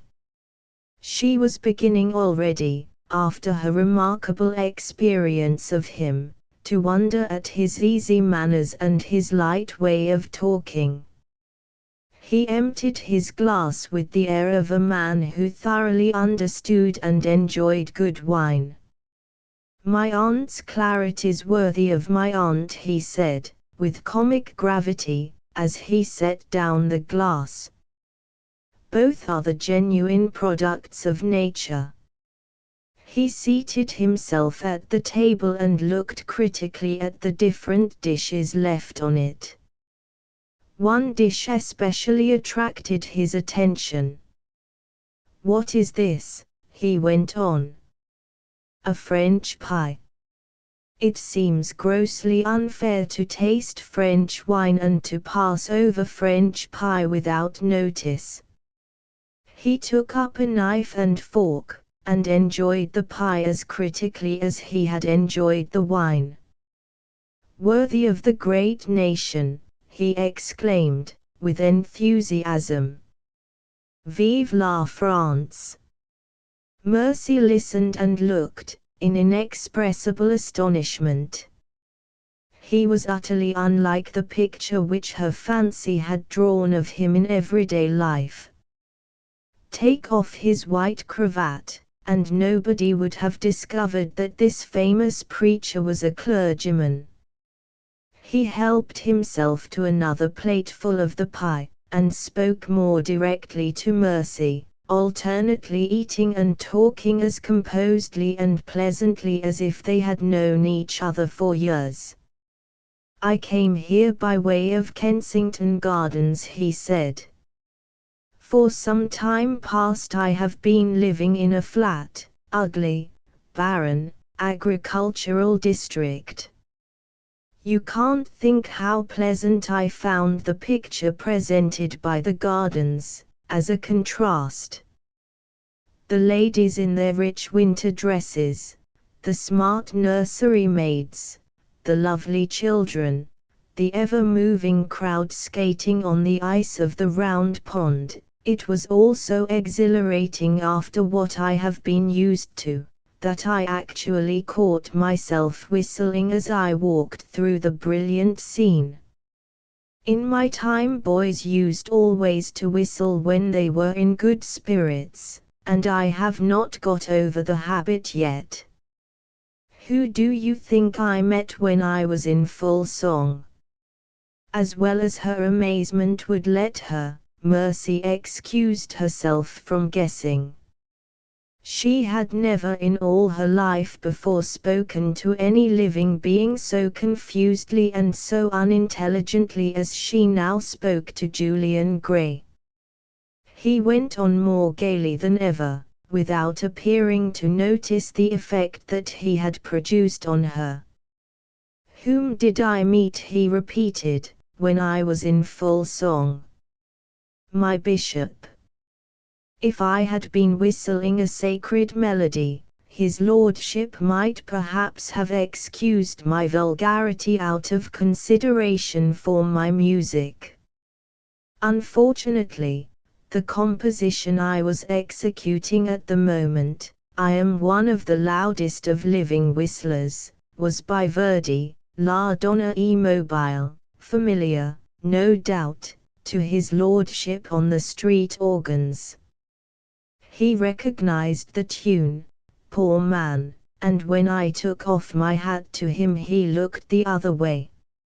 Strange, in a world that is bursting with sin and sorrow, to treat such a trifle seriously as a cheerful clergyman whistling a tune. He pushed away his plate as he said the last words, and went on simply and earnestly in an altered tone. "I have never been able," he said, "to see why we should assert ourselves among other men as belonging to a particular caste, and as being forbidden, in any harmless thing, to do as other people do. The disciples of old set us no such example, they were wiser and better than we are. I venture to say that one of the worst obstacles in the way of our doing good among our fellow creatures is raised by the mere assumption of the clerical manner and the clerical voice. For my part, I set up no claim to be more sacred and more reverend than any other Christian man who does what good he can." He glanced brightly at Mercy, looking at him in helpless perplexity. The spirit of fun took possession of him again. "Are you a radical?" he asked, with a humorous twinkle in his large lustrous eyes. "I am." Mercy tried hard to understand him, and tried in vain. Could this be the preacher whose words had charmed, purified, ennobled her? Was this the man whose sermon had drawn tears from women about her whom she knew to be shameless and hardened in crime? Yes. The eyes that now rested on her humorously were the beautiful eyes which had once looked into her soul.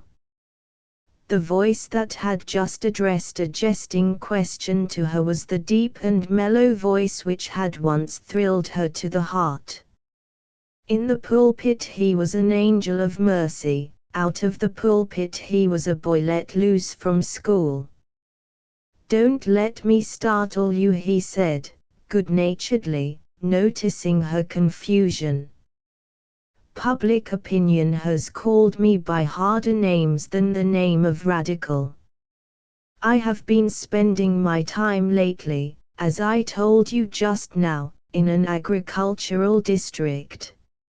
My business there was to perform the duty for the rector of the place, who wanted a holiday. How do you think the experiment has ended?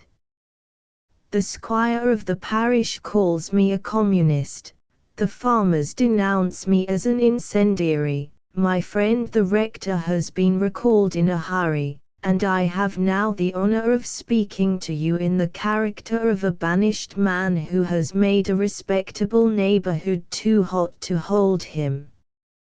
With that frank avowal he left the luncheon table, and took a chair near Mercy. "You will naturally be anxious," he went on, "to know what my offense was. Do you understand political economy and the laws of supply and demand?" Mercy owned that she did not understand them.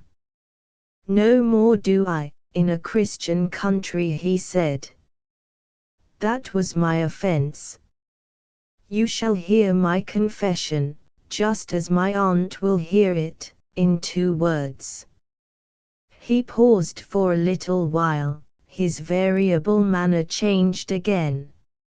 Mercy, shyly looking at him, saw a new expression in his eyes, an expression which recalled her first remembrance of him as nothing had recalled it yet. "I had no idea," he resumed, "of what the life of a farm laborer really was, in some parts of England, until I undertook the rector's duties. Never before had I seen such dire wretchedness as I saw in the cottages. Never before had I met with such noble patience under suffering as I found among the people. The martyrs of old could endure, and die. I asked myself if they could endure, and live, like the martyrs whom I saw round me, live, week after week, month after month, year after year, on the brink of starvation, live, and see their pining children growing up round them, to work and want in their turn, live, with the poor man's parish prison to look to as the end, when hunger and labor have done their worst. Was God's beautiful earth made to hold such misery as this? I can hardly think of it, I can hardly speak of it, even now, with dry eyes." His head sank on his breast. He waited, mastering his emotion before he spoke again. Now, at last, she knew him once more. Now he was the man, indeed, whom she had expected to see. Unconsciously she sat listening, with her eyes fixed on his face, with his heart hanging on his words, in the very attitude of the bygone day when she had heard him for the first time. "I did all I could to plead for the helpless ones," he resumed. "I went round among the holders of the land to say a word for the tillers of the land. These patient people don't want much, I said, in the name of Christ, give them enough to live on." Political economy shrieked at the horrid proposal. The laws of supply and demand veiled their majestic faces in dismay. Starvation wages were the right wages, I was told. And why? Because the laborer was obliged to accept them. I determined, so far as one man could do it, that the laborer should not be obliged to accept them. I collected my own resources, I wrote to my friends, and I removed some of the poor fellows to parts of England where their work was better paid. Such was the conduct which made the neighborhood too hot to hold me. So let it be. I mean to go on. I am known in London, I can raise subscriptions. The vile laws of supply and demand shall find labor scarce in that agricultural district, and pitiless political economy shall spend a few extra shillings on the poor, as certainly as I am that radical, communist, and incendiary, Julian Gray. He rose, making a little gesture of apology for the warmth with which he had spoken, and took a turn in the room. Fired by his enthusiasm, Mercy followed him.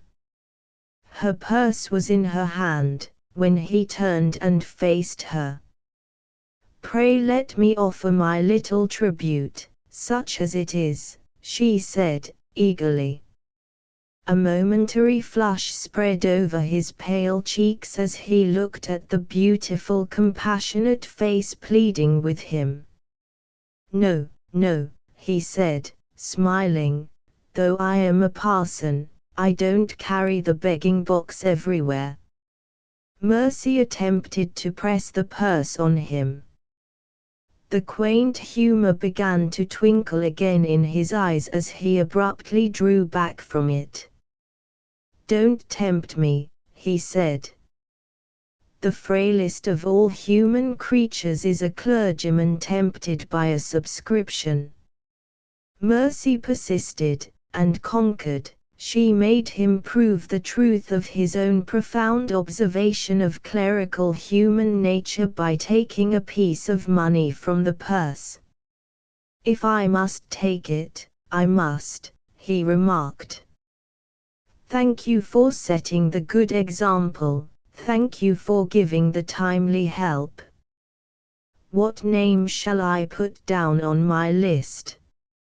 Mercy's eyes looked confusedly away from him. "No name," she said, in a low voice. "My subscription is anonymous." As she replied, the library door opened. To her infinite relief, to Julian's secret disappointment, Lady Janet Roy and Horace Hoacroft entered the room together. "Julian!" exclaimed Lady Janet, holding up her hands in astonishment. He kissed his aunt on the cheek. "Your ladyship is looking charmingly." He gave his hand to Horace. Horace took it, and passed on to Mercy. They walked away together slowly to the other end of the room. Julian seized on the chance which left him free to speak privately to his aunt. "I came in through the conservatory," he said. "And I found that young lady in the room." "Who is she?" "Are you very much interested in her?" asked Lady Janet, in her gravely ironical way. Julian answered in one expressive word: "Indescribably." Lady Janet called to Mercy to join her. "My dear," she said, "let me formally present my nephew to you. Julian, this is Miss Grace Roseberry." She suddenly checked herself. The instant she pronounced the name, Julian started as if it was a surprise to him. "What is it?" she asked, sharply. "Nothing," he answered, bowing to Mercy, with a marked absence of his former ease of manner. She returned the courtesy a little restrainedly on her side. She, too, had seen him start when Lady Janet mentioned the name by which she was known. The start meant something. What could it be? Why did he turn aside, after bowing to her, and address himself to Horace, with an absent look in his face, as if his thoughts were far away from his words? A complete change had come over him, and it dated from the moment when his aunt had pronounced the name that was not her name, the name that she had stolen. Lady Janet claimed Julian's attention, and left Horace free to return to Mercy. "Your room is ready for you," she said. "You will stay here, of course." Julian accepted the invitation, still with the air of a man whose mind was preoccupied. Instead of looking at his aunt when he made his reply, he looked round at Mercy with a troubled curiosity in his face, very strange to see. Lady Janet tapped him impatiently on the shoulder. "I expect people to look at me when people speak to me," she said. "What are you staring at my adopted daughter for?" "Your adopted daughter?" Julian repeated, looking at his aunt this time, and looking very earnestly. Certainly. As Colonel Roseberry's daughter, she is connected with me by marriage already. Did you think I had picked up a foundling? Julian's face cleared, he looked relieved. I had forgotten the Colonel, he answered. Of course the young lady is related to us, as you say. Charmed, I am sure, to have satisfied you that Grace is not an impostor, said Lady Janet, with satirical humility. She took Julian's arm and drew him out of hearing of Horace and Mercy. About that letter of yours, she proceeded. There is one line in it that rouses my curiosity. Who is the mysterious lady whom you wish to present to me? Julian started, and changed color. I can't tell you now, he said, in a whisper. Why not? To Lady Janet's unutterable astonishment, instead of replying, Julian looked round at her adopted daughter once more. What has she got to do with it? Asked the old lady, out of all patience with him. It is impossible for me to tell you, he answered, gravely, while Miss Roseberry is in the room. Chapter 9. News from Mannheim. Lady Janet's curiosity was by this time thoroughly aroused. Summoned to explain who the nameless lady mentioned in his letter could possibly be, Julian had looked at her adopted daughter.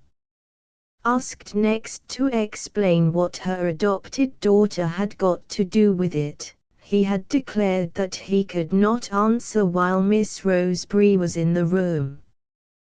What did he mean? Lady Janet determined to find out. I hate all mysteries, she said to Julian. And as for secrets, I consider them to be one of the forms of ill-breeding. People in our rank of life ought to be above whispering in corners. If you must have your mystery, I can offer you a corner in the library. Come with me. Julian followed his aunt very reluctantly. Whatever the mystery might be, he was plainly embarrassed by being called upon to reveal it at a moment's notice. Lady Janet settled herself in her chair, prepared to question and cross-question her nephew, when an obstacle appeared at the other end of the library, in the shape of a manservant with a message. One of Lady Janet's neighbours had called by appointment to take her to the meeting of a certain committee which assembled that day. The servant announced that the neighbour, an elderly lady, was then waiting in her carriage at the door. Lady Janet's ready invention set the obstacle aside without a moment's delay. She directed the servant to show her visitor into the drawing-room, and to say that she was unexpectedly engaged, but that Miss Roseberry would see the lady immediately. She then turned to Julian, and said, with her most satirical emphasis of tone and manner, would it be an additional convenience if Miss Roseberry was not only out of the room before you disclose your secret, but out of the house? Julian gravely answered, it may possibly be quite as well if Miss Roseberry is out of the house. Lady Janet led the way back to the dining room. My dear Grace, she said, you looked flushed and feverish when I saw you asleep on the sofa a little while since. It will do you no harm to have a drive in the fresh air. Our friend has called to take me to the committee meeting. I have sent to tell her that I am engaged, and I shall be much obliged if you will go in my place." Mercy looked a little alarmed. "Does your ladyship mean the committee meeting of the Samaritan Convalescent Home? The members, as I understand it, are to decide today which of the plans for the new building they are to adopt. I cannot surely presume to vote in your place." "You can vote, my dear child, just as well as I can," replied the old lady. "Architecture is one of the lost arts. You know nothing about it, I know nothing about it, the architects themselves know nothing about it. One plan is, no doubt, just as bad as the other. Vote, as I should vote, with the majority. Or as poor dear Dr. Johnson said, shout with the loudest mob.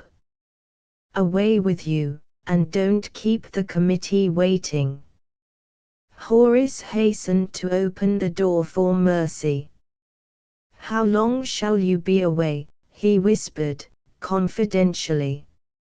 "I had 1,000 things to say to you, and they have interrupted us. I shall be back in an hour. We shall have the room to ourselves by that time. Come here when you return. You will find me waiting for you." Mercy pressed his hand significantly and went out. Lady Janet turned to Julian, who had thus far remained in the background, still, to all appearance, as unwilling as ever to enlighten his aunt. "Well," she said. "What is tying your tongue now? Grace is out of the room, why won't you begin? Is Horace in the way?" "Not in the least. I am only a little uneasy." "Uneasy about what?" "I am afraid you have put that charming creature to some inconvenience in sending her away just at this time." Horace looked up suddenly, with a flush on his face. "When you say that charming creature," he asked, sharply, "I suppose you mean Miss Roseberry?" "Certainly," answered Julian. "Why not?" Lady Janet interposed. "Gently, Julian," she said. "Grace has only been introduced to you hitherto in the character of my adopted daughter, and it seems to be high time," Horace added, haughtily, "that I should present her next in the character of my engaged wife." Julian looked at Horace as if he could hardly credit the evidence of his own ears. "Your wife!" he exclaimed, with an irrepressible outburst of disappointment and surprise. "Yes. My wife," returned Horace. "We are to be married in a fortnight. May I ask," he added, with angry humility, "if you disapprove of the marriage?" Lady Janet interposed once more. "Nonsense, Horace," she said. "Julian congratulates you, of course." Julian coldly and absently echoed the words. "Oh, yes. I congratulate you, of course." Lady Janet returned to the main object of the interview. "Now we thoroughly understand one another," she said. "Let us speak of a lady who has dropped out of the conversation for the last minute or two. I mean, Julian, the mysterious lady of your letter. We are alone, as you desired. Lift the veil, my reverend nephew, which hides her from mortal eyes. Blush, if you like, and can. Is she the future Mrs. Julian Gray?" "She is a perfect stranger to me," Julian answered, quietly. "A perfect stranger.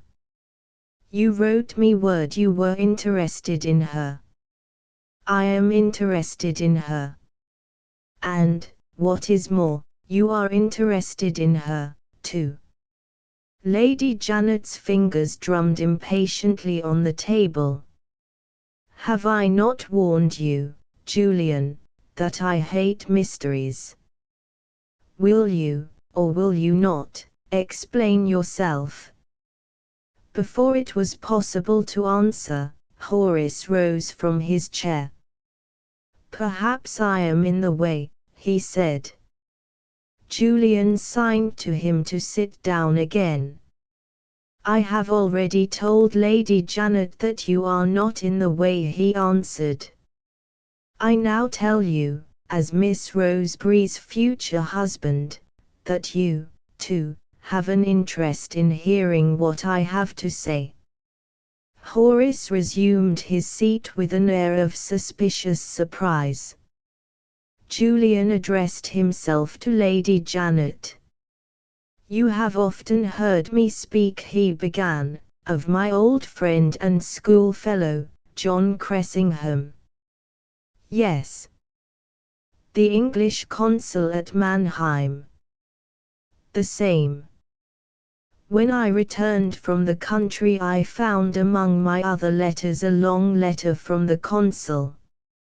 I have brought it with me, and I propose to read certain passages from it, which tell a very strange story more plainly and more credibly than I can tell it in my own words. Will it be very long? Inquired Lady Janet, looking with some alarm at the closely written sheets of paper which her nephew spread open before him. Horace followed with a question on his side. You are sure I am interested in it? He asked. The consul at Mannheim is a total stranger to me. I answer for it, replied Julian, gravely. Neither my aunt's patience nor yours, Horace, will be thrown away if you will favor me by listening attentively to what I am about to read. With those words he began his first extract from the consul's letter. Asterisk asterisk asterisk. My memory is a bad one for dates. But full 3 months must have passed since information was sent to me of an English patient, received at the hospital here, whose case I, as English consul, might feel an interest in investigating. I went the same day to the hospital, and was taken to the bedside. The patient was a woman, young, and, when in health, I should think, very pretty. When I first saw her she looked, to my uninstructed eye, like a dead woman. I noticed that her head had a bandage over it, and I asked what was the nature of the injury that she had received. The answer informed me that the poor creature had been present, nobody knew why or wherefore, at a skirmish or night attack between the Germans and the French, and that the injury to her head had been inflicted by a fragment of a German shell. Horace, thus far leaning back carelessly in his chair, suddenly raised himself and exclaimed, "Good heavens, can this be the woman I saw laid out for dead in the French cottage?" "It is impossible for me to say," replied Julian. "Listen to the rest of it. The consul's letter may answer your question." He went on with his reading. The wounded woman had been reported dead, and had been left by the French in their retreat, at the time when the German forces took possession of the enemy's position. She was found on a bed in a cottage by the director of the German ambulance, Ignatius Wetzel, cried Horace. Ignatius Wetzel, repeated Julian, looking at the letter. It is the same, said Horace. Lady Janet, we are really interested in this. You remember my telling you how I first met with Grace. And you have heard more about it since, no doubt, from Grace herself. She has a horror of referring to that part of her journey home, replied Lady Janet. She mentioned her having been stopped on the frontier, and her finding herself accidentally in the company of another Englishwoman, a perfect stranger to her. I naturally asked questions on my side, and was shocked to hear that she had seen the woman killed by a German shell almost close at her side. Neither she nor I have had any relish for returning to the subject since. You were quite right, Julian, to avoid speaking of it while she was in the room. I understand it all now. Grace, I suppose, mentioned my name to her fellow traveler. The woman is, no doubt, in want of assistance, and she applies to me through you. I will help her, but she must not come here until I have prepared Grace for seeing her again, a living woman. For the present there is no reason why they should meet. I am not sure about that, said Julian, in low tones, without looking up at his aunt. What do you mean? Is the mystery not at an end yet? The mystery has not even begun yet. Let my friend the consul proceed. Julian returned for the second time to his extract from the letter. After a careful examination of the supposed corpse, the German surgeon arrived at the conclusion that a case of suspended animation had, in the hurry of the French retreat, been mistaken for a case of death. Feeling a professional interest in the subject, he decided on putting his opinion to the test. He operated on the patient with complete success. After performing the operation, he kept her for some days under his own care, and then transferred her to the nearest hospital, the hospital at Mannheim. He was obliged to return to his duties as army surgeon, and he left his patient in the condition in which I saw her, insensible on the bed. Neither he nor the hospital authorities knew anything whatever about the woman. No papers were found on her. All the doctors could do, when I asked them for information with a view to communicating with her friends, was to show me her linen marked with her name. I left the hospital after taking down the name in my pocket-book. It was Mercy Merrick. Lady Janet produced her pocket-book. Let me take the name down too, she said. I never heard it before, and I might otherwise forget it. Go on, Julian. Julian advanced to his second extract from the consul's letter. Under these circumstances, I could only wait to hear from the hospital when the patient was sufficiently recovered to be able to speak to me. Some weeks passed without my receiving any communication from the doctors. On calling to make inquiries, I was informed that fever had set in, and that the poor creature's condition now alternated between exhaustion and delirium. In her delirious moments the name of your aunt, Lady Janet Roy, frequently escaped her.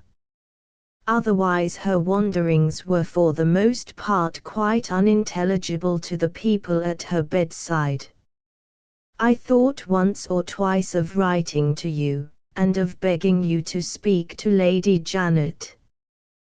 But as the doctors informed me that the chances of life or death were at this time almost equally balanced, I decided to wait until time should determine whether it was necessary to trouble you or not. You know best, Julian, said Lady Janet.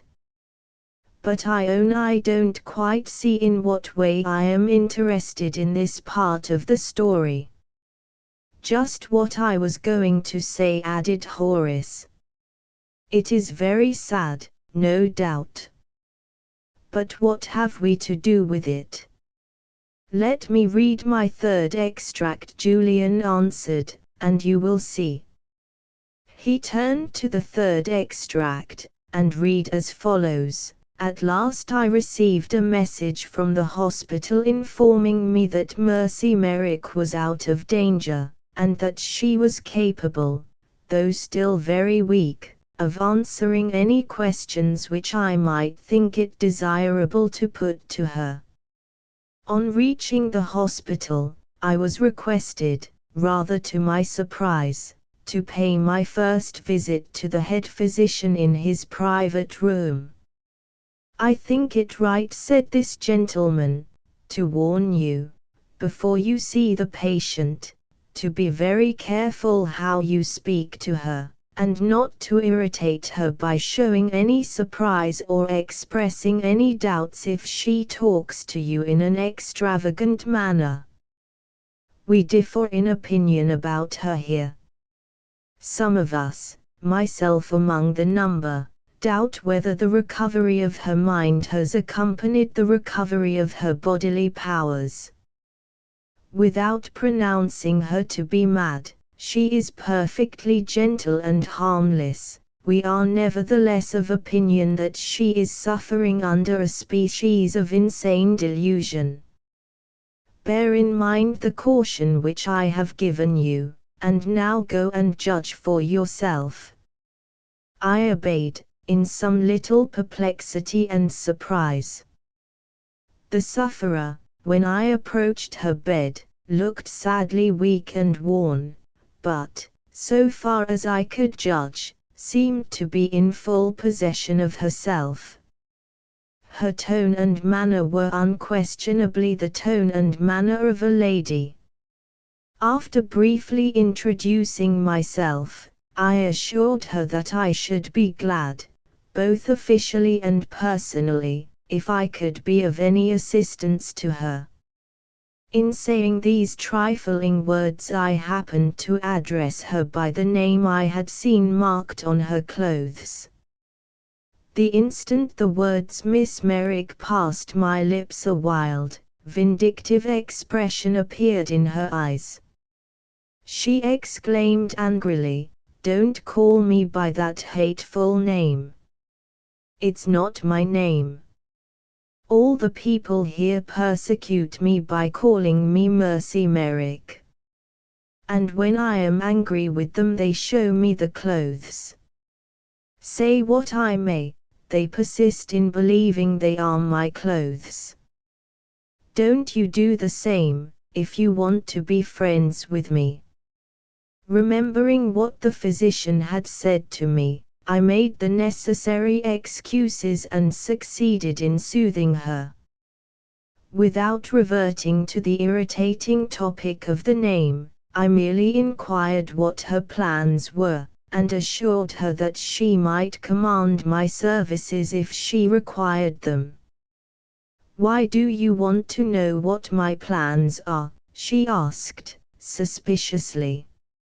I reminded her in reply that I held the position of English consul, and that my object was, if possible, to be of some assistance to her. "You can be of the greatest assistance to me," she said, eagerly. "Find Mercy Merrick." I saw the vindictive look come back into her eyes, and an angry flush rising on her white cheeks. Abstaining from showing any surprise, I asked her who Mercy Merrick was. "A vile woman, by her own confession," was the quick reply. "How am I to find her?" I inquired next. "Look for a woman in a black dress, with the red Geneva cross on her shoulder. She is a nurse in the French ambulance. What has she done?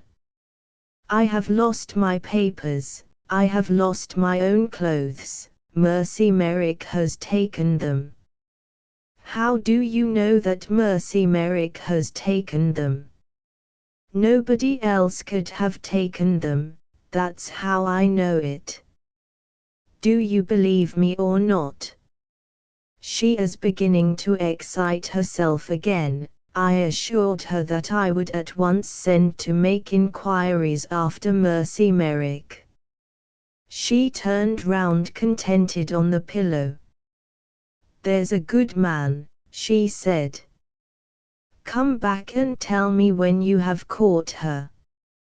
Such was my first interview with the English patient at the hospital at Mannheim. It is needless to say that I doubted the existence of the absent person described as a nurse. However, it was possible to make inquiries by applying to the surgeon, Ignatius Wetzel, whose whereabouts was known to his friends in Mannheim. I wrote to him, and received his answer in due time. After the night attack of the Germans had made them masters of the French position, he had entered the cottage occupied by the French ambulance.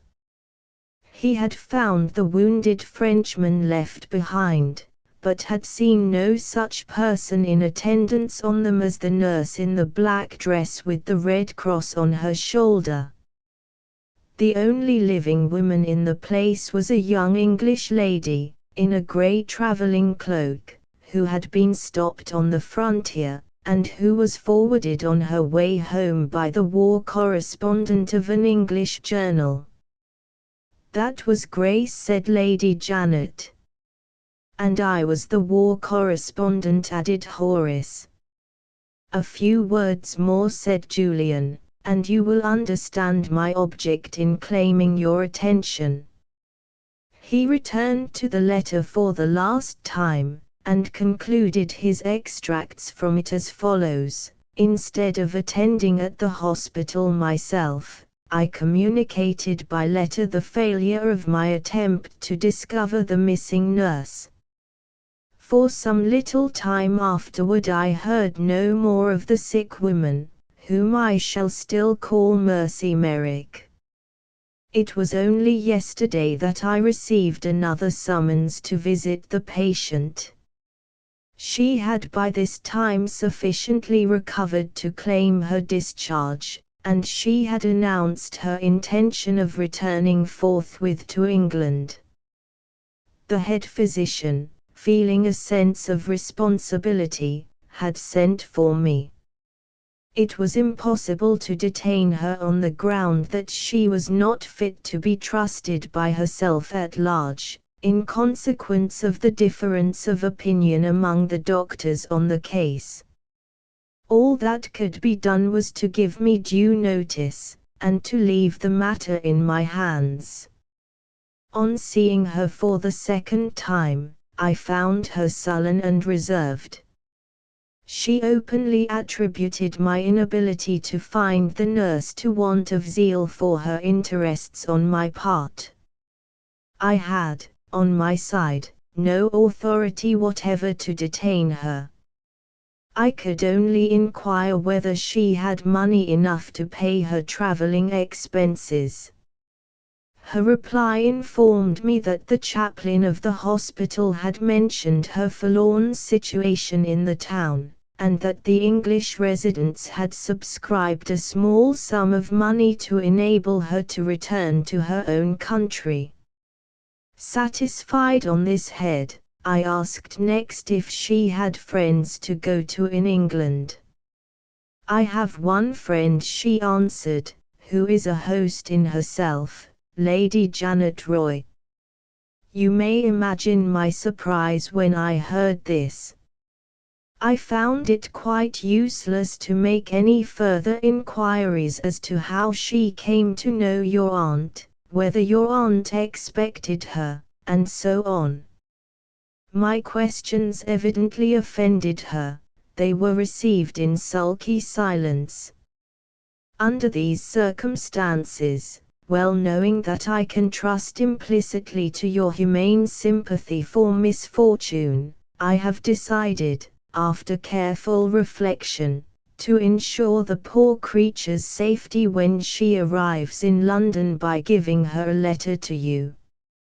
You will hear what she says, and you will be better able to discover than I am whether she really has any claim on Lady Janet Roy. One last word of information, which it may be necessary to add, and I shall close this inordinately long letter. At my first interview with her I abstained, as I have already told you, from irritating her by any inquiries on the subject of her name. On this second occasion, however, I decided on putting the question. As he read those last words, Julian became aware of a sudden movement on the part of his aunt. Lady Janet had risen softly from her chair and had passed behind him with the purpose of reading the consul's letter for herself over her nephew's shoulder. Julian detected the action just in time to frustrate Lady Janet's intention by placing his hand over the last 2 lines of the letter. "What do you do that for?" inquired his aunt, sharply. "You are welcome, Lady Janet, to read the close of the letter for yourself," Julian replied. "But before you do so I am anxious to prepare you for a very great surprise.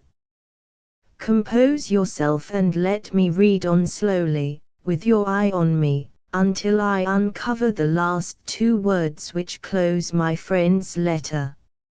He read the end of the letter, as he had proposed, in these terms: "I looked the woman straight in the face, and I said to her, 'You have denied that the name marked on the clothes which you wore when you came here was your name.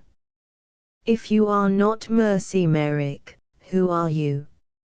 She answered, instantly, 'My name is—'" Julian removed his hand from the page.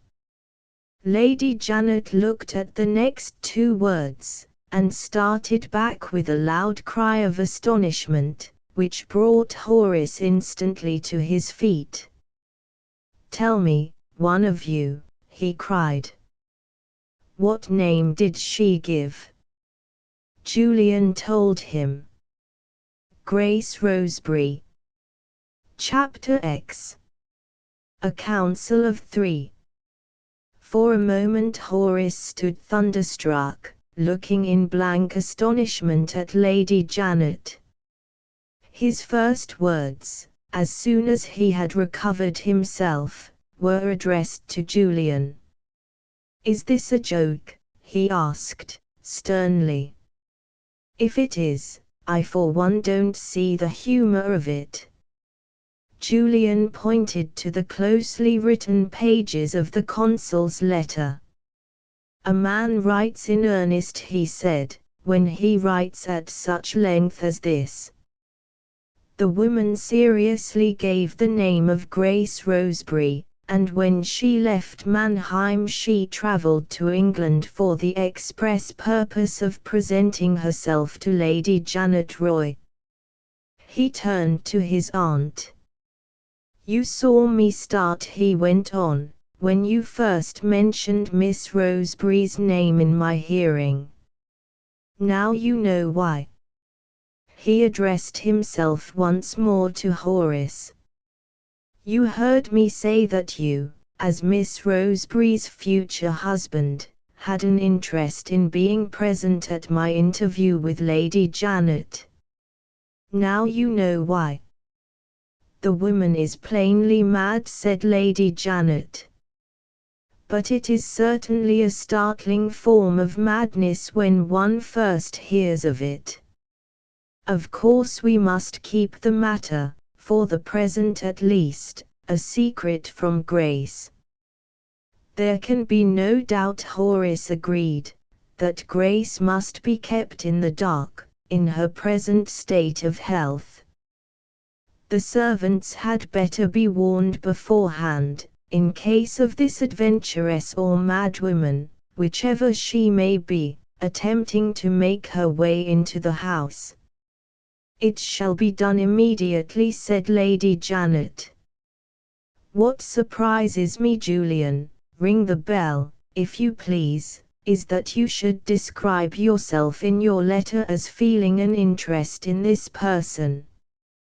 Julian answered, without ringing the bell.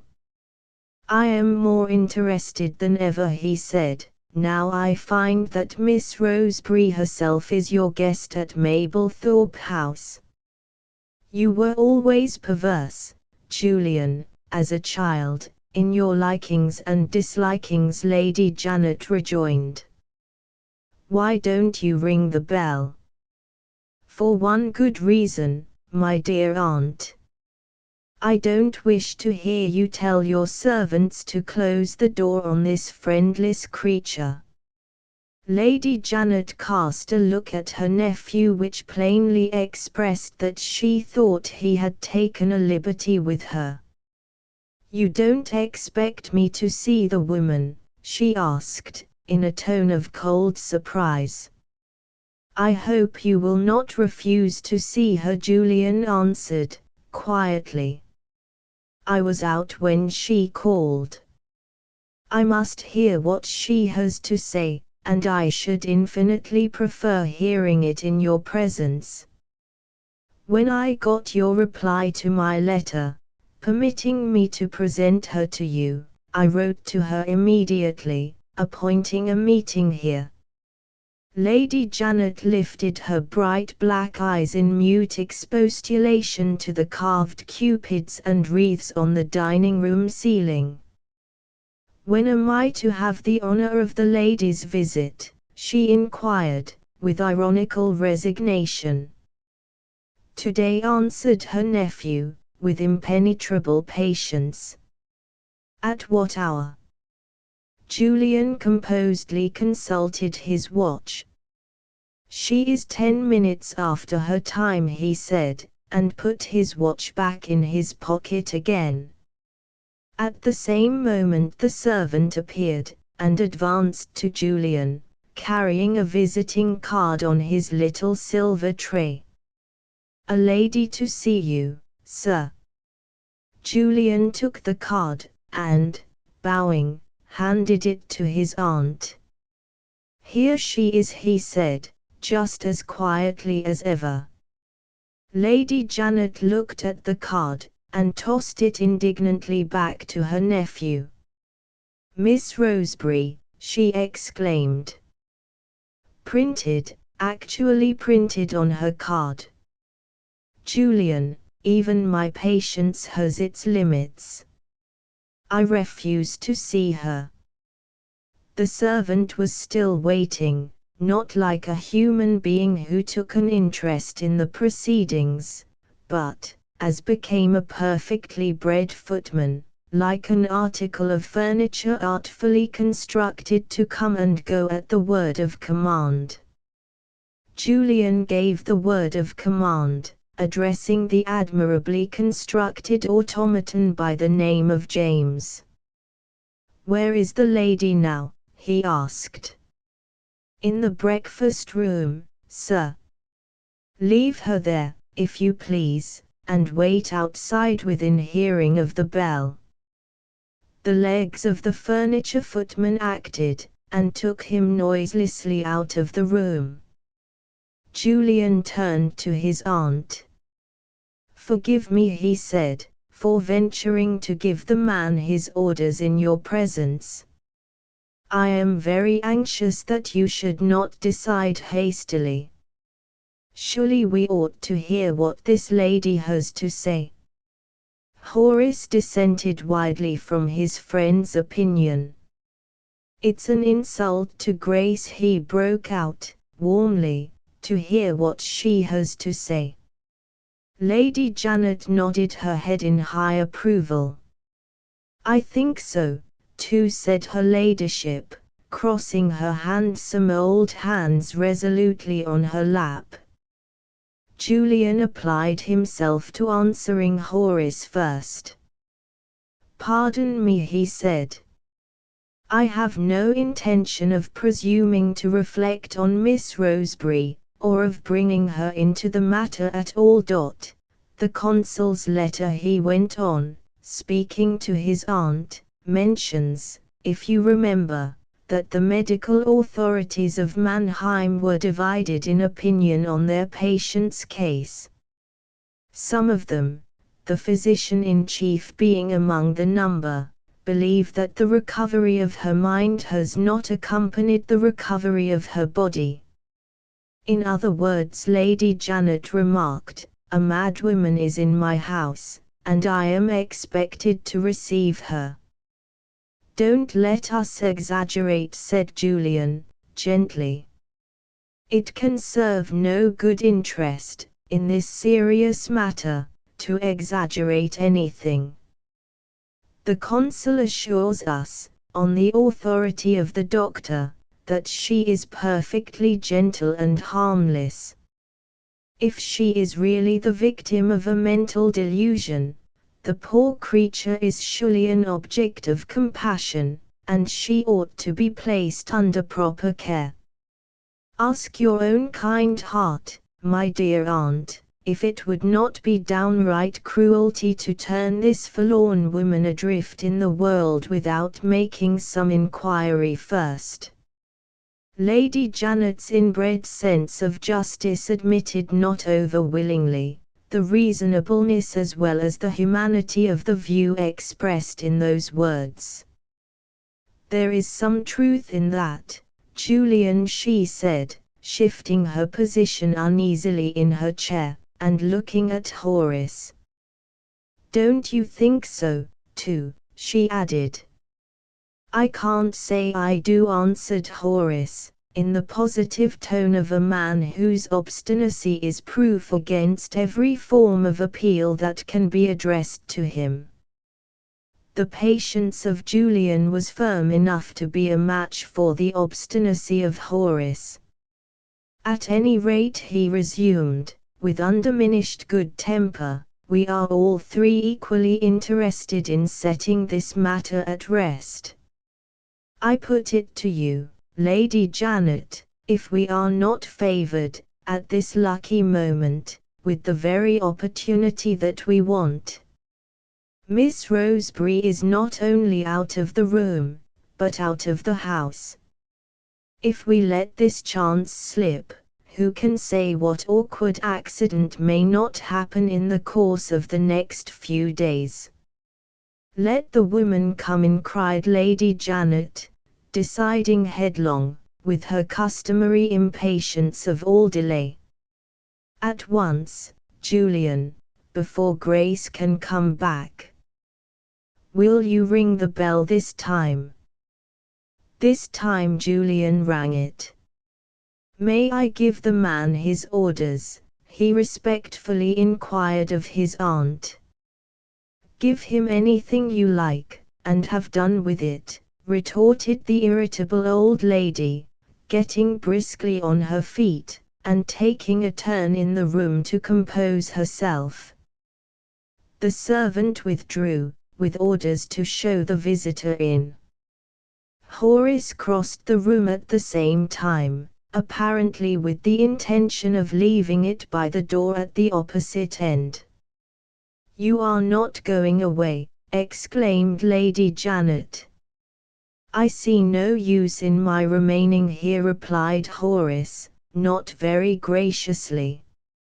"In that case," retorted Lady Janet, "remain here because I wish it." "Certainly, if you wish it. Only remember," he added, more obstinately than ever, "that I differ entirely from Julian's view. In my opinion the woman has no claim on us." A passing movement of irritation escaped Julian for the first time. "Don't be hard, Horace," he said, sharply. All women have a claim on us. They had unconsciously gathered together, in the heat of the little debate, turning their backs on the library door.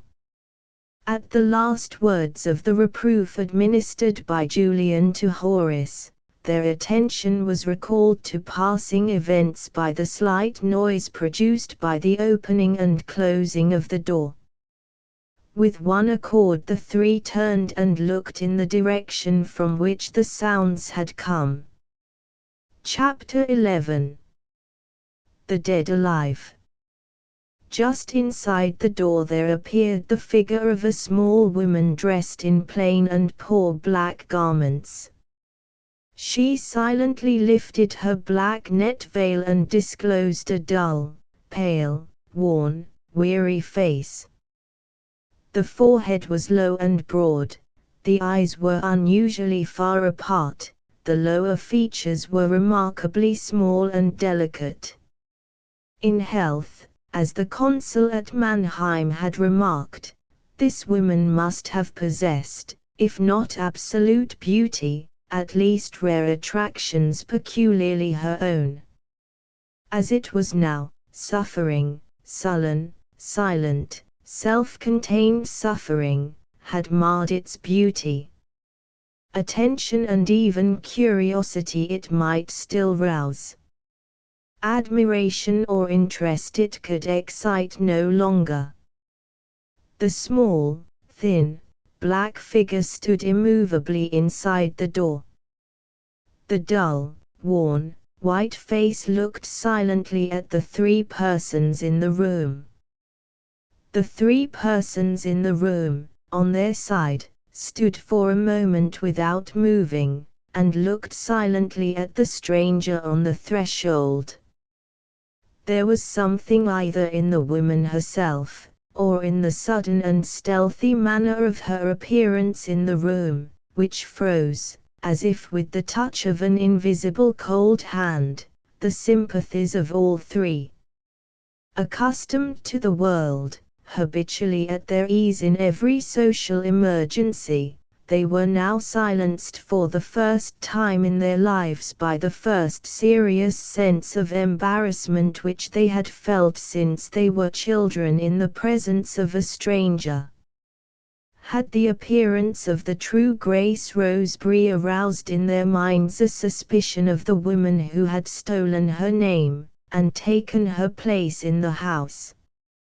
Not so much as the shadow of a suspicion of mercy was at the bottom of the strange sense of uneasiness which had now deprived them alike of their habitual courtesy and their habitual presence of mind. It was as practically impossible for any one of the three to doubt the identity of the adopted daughter of the house as it would be for you who read these lines to doubt the identity of the nearest and dearest relative you have in the world. Circumstances had fortified mercy behind the strongest of all natural rights, the right of first possession. Circumstances had armed her with the most irresistible of all natural forces, the force of previous association and previous habit. Not by so much as a hairbreadth was the position of the false Grace Roseberry shaken by the first appearance of the true Grace Roseberry within the doors of Mablethorpe House. Lady Janet felt suddenly repelled, without knowing why. Julian and Horace felt suddenly repelled, without knowing why. Asked to describe their own sensations at the moment, they would have shaken their heads in despair, and would have answered in those words. The vague presentiment of some misfortune to come had entered the room with the entrance of the woman in black. But it moved invisibly, and it spoke as all presentiments speak, in the unknown tongue. A moment passed. The crackling of the fire and the ticking of the clock were the only sounds audible in the room. The voice of the visitor, hard, clear, and quiet, was the first voice that broke the silence. "Mr. Julian Gray," she said, looking interrogatively from one of the two gentlemen to the other. Julian advanced a few steps, instantly recovering his self-possession. "I am sorry I was not at home," he said, "when you called with your letter from the consul. Pray take a chair." By way of setting the example, Lady Janet seated herself at some little distance, with Horace in attendance standing near. She bowed to the stranger with studious politeness, but without uttering a word, before she settled herself in her chair. "I am obliged to listen to this person," thought the old lady. "But I am not obliged to speak to her. That is Julian's business, not mine. Don't stand, Horace. You fidget me. Sit down." Armed beforehand in her policy of silence, Lady Janet folded her handsome hands as usual, and waited for the proceedings to begin, like a judge on the bench. "Will you take a chair?" Julian repeated, observing that the visitor appeared neither to heed nor to hear his first words of welcome to her. At this second appeal she spoke to him. "Is that Lady Janet Roy?" she asked, with her eyes fixed on the mistress of the house. Julian answered, and drew back to watch the result.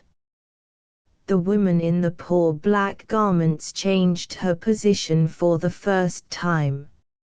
She moved slowly across the room to the place at which Lady Janet was sitting, and addressed her respectfully with perfect self-possession of manner. Her whole demeanor, from the moment when she had appeared at the door, had expressed, at once plainly and becomingly, confidence in the reception that awaited her. "Almost the last words my father said to me on his deathbed," she began, "were words, madam, which told me to expect protection and kindness from you." It was not Lady Janet's business to speak. She listened with the blandest attention. She waited with the most exasperating silence to hear more. Grace Roseberry drew back a step, not intimidated, only mortified and surprised. "Was my father wrong?" she asked, with a simple dignity of tone and manner which forced Lady Janet to abandon her policy of silence, in spite of herself. "Who was your father?" she asked, coldly. Grace Roseberry answered the question in a tone of stern surprise. "Has the servant not given you my card?" she said. "Don't you know my name?" "Which of your names?" rejoined Lady Janet. "I don't understand your ladyship." "I will make myself understood. You asked me if I knew your name. I ask you, in return, which name it is." "The name on your card is Miss Roseberry."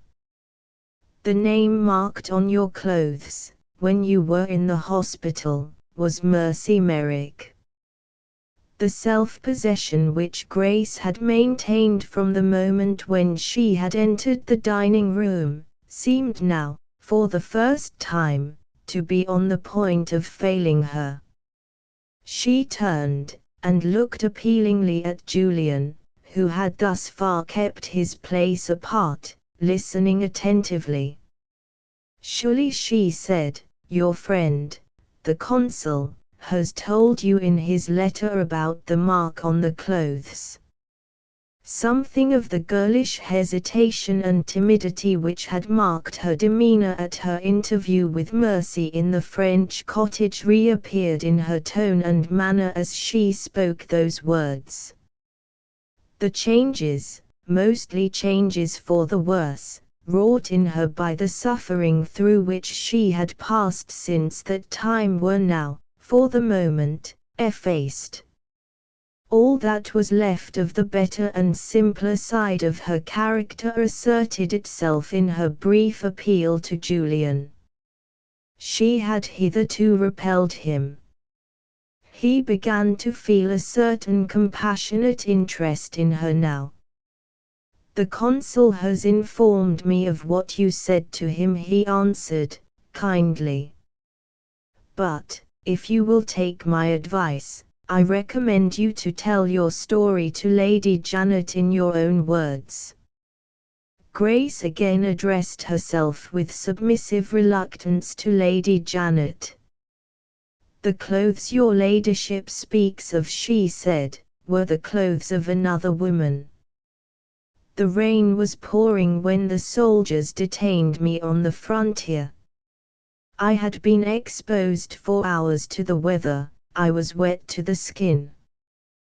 The clothes marked Mercy Merrick were the clothes lent to me by Mercy Merrick herself while my own things were drying. I was struck by the shell in those clothes. I was carried away insensible in those clothes after the operation had been performed on me." Lady Janet listened to perfection, and did no more.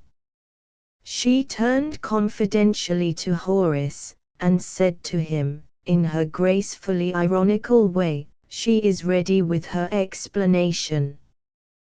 Horace answered in the same tone, "A great deal too ready." Grace looked from one of them to the other. A faint flush of color showed itself in her face for the first time. "Am I to understand," she asked, with proud composure, "that you don't believe me?" Lady Janet maintained her policy of silence. She waved one hand courteously toward Julian, as if to say, "Address your inquiries to the gentleman who introduces you." Julian, noticing the gesture, and observing the rising color in Grace's cheeks, interfered directly in the interests of peace. "Lady Janet asked you a question just now," he said. "Lady Janet inquired who your father was." "My father was the late Colonel Rosebery." Lady Janet made another confidential remark to Horace. "Her assurance amazes me," she exclaimed. Julian interposed before his aunt could add a word more. "Pray let us hear her," he said, in a tone of entreaty which had something of the imperative in it this time. He turned to Grace. "Have you any proof to produce?" he added, in his gentler voice, "which will satisfy us that you are Colonel Rosebery's daughter?" Grace looked at him indignantly. "Proof," she repeated. "Is my word not enough?" Julian kept his temper perfectly. "Pardon me," he rejoined, "you forget that you and Lady Janet meet now for the first time. Try to put yourself in my aunt's place. How is she to know that you are the late Colonel Rosebery's daughter?" Grace's head sunk on her breast, she dropped into the nearest chair. The expression of her face changed instantly from anger to discouragement. "Ah," she exclaimed, bitterly, "if I only had the letters that have been stolen from me." "Letters?" asked Julian, "introducing you to Lady Janet?" "Yes." She turned suddenly to Lady Janet. "Let me tell you how I lost them," she said, in the first tones of entreaty which had escaped her yet. Lady Janet hesitated. It was not in her generous nature to resist the appeal that had just been made to her. The sympathies of Horace were far less easily reached.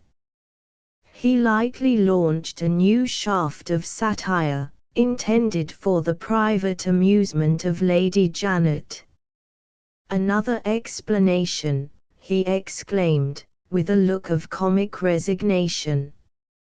Julian overheard the words. His large lustrous eyes fixed themselves on Horace with a look of unmeasured contempt. "The least you can do," he said, sternly, "is not to irritate her. It is so easy to irritate her."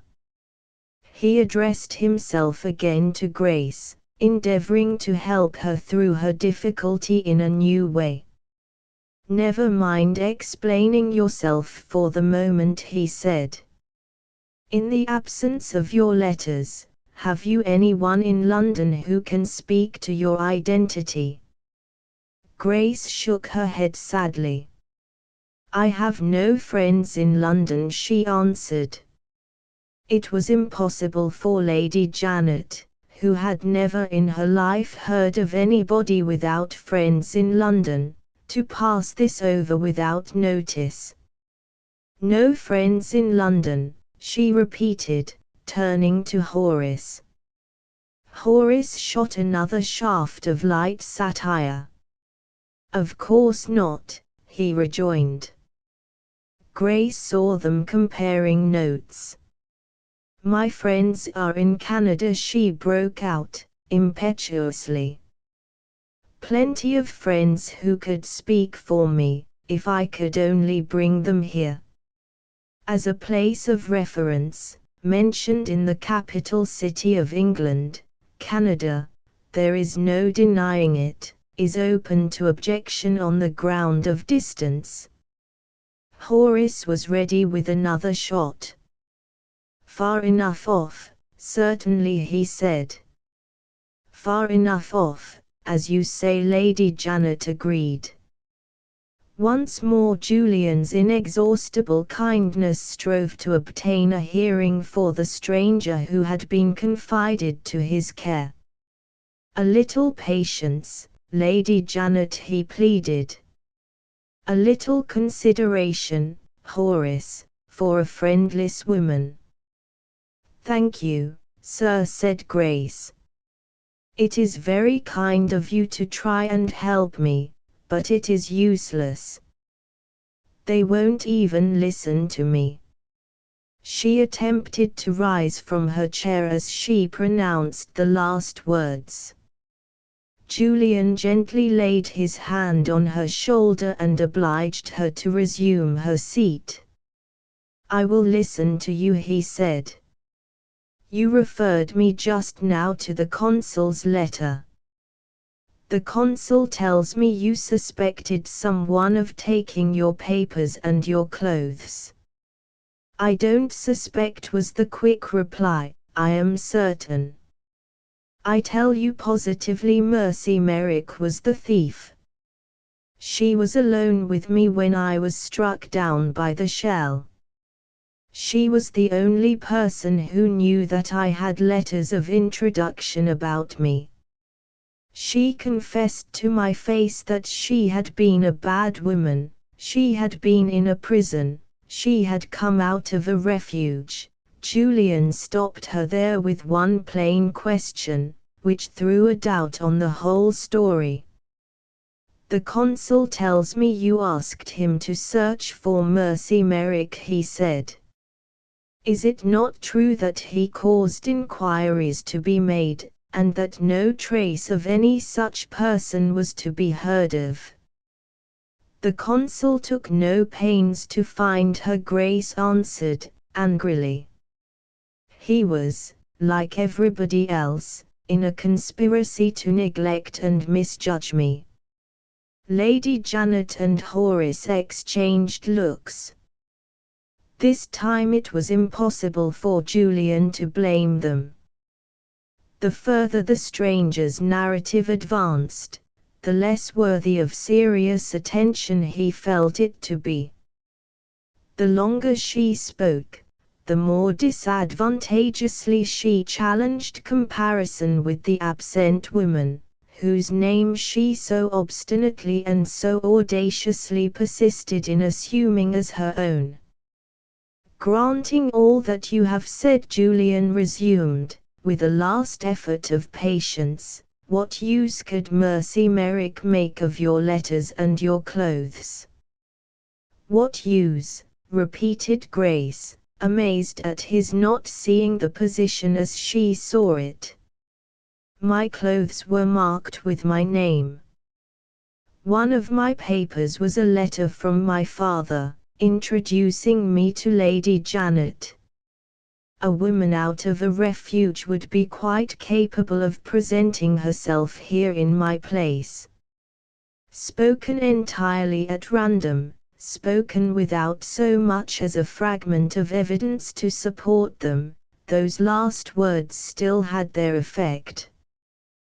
They cast a reflection on Lady Janet's adopted daughter which was too outrageous to be borne.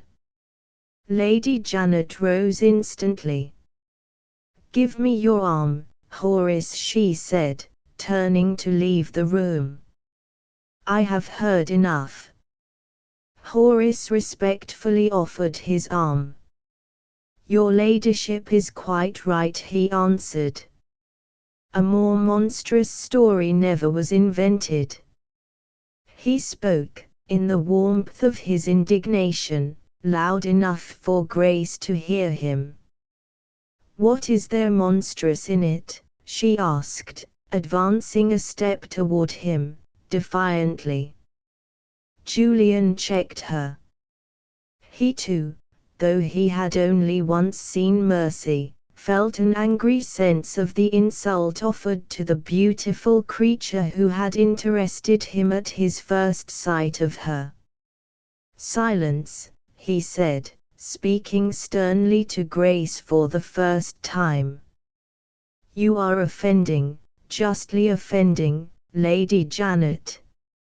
You are talking worse than absurdly, you are talking offensively, when you speak of another woman presenting herself here in your place." Grace's blood was up. Stung by Julian's reproof, she turned on him a look which was almost a look of fury. "Are you a clergyman? Are you an educated man?" she asked. "Have you never read of cases of false personation, in newspapers and books? I blindly confided in Mercy Merrick before I found out what her character really was. She left the cottage, I know it, from the surgeon who brought me to life again, firmly persuaded that the shell had killed me. My papers and my clothes disappeared at the same time. Is there nothing suspicious in these circumstances?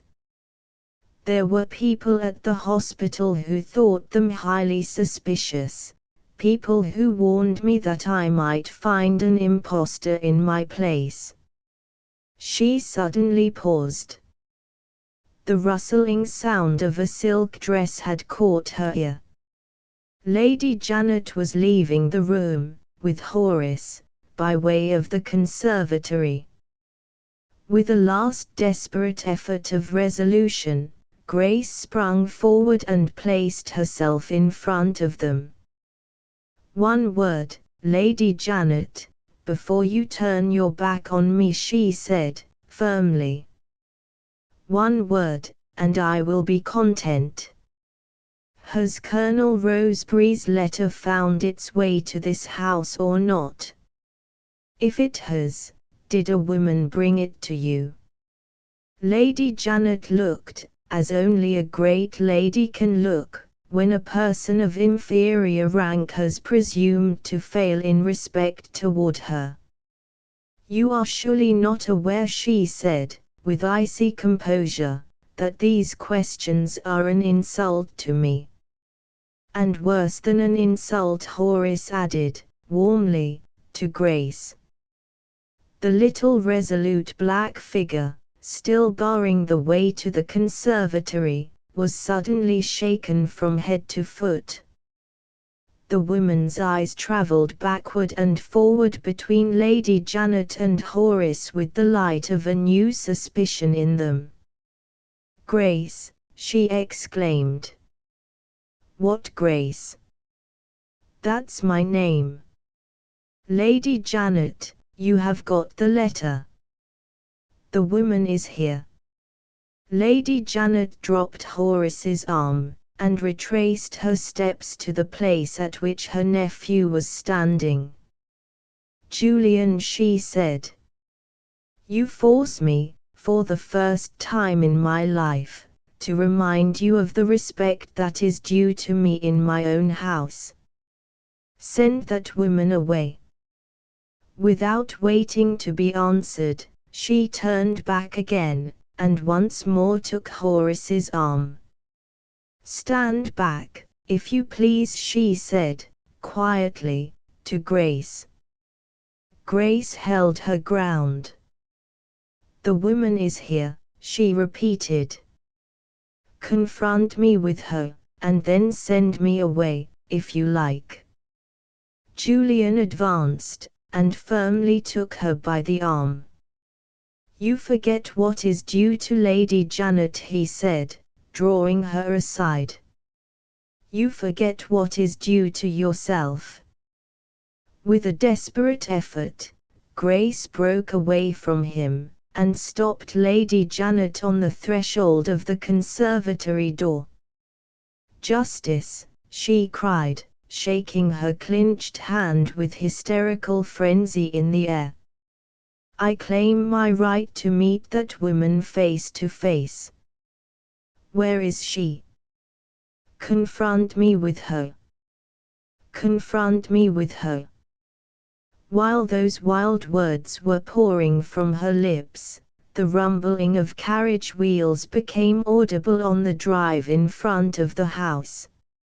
In the all-absorbing agitation of the moment, the sound of the wheels, followed by the opening of the house door, passed unnoticed by the persons in the dining room.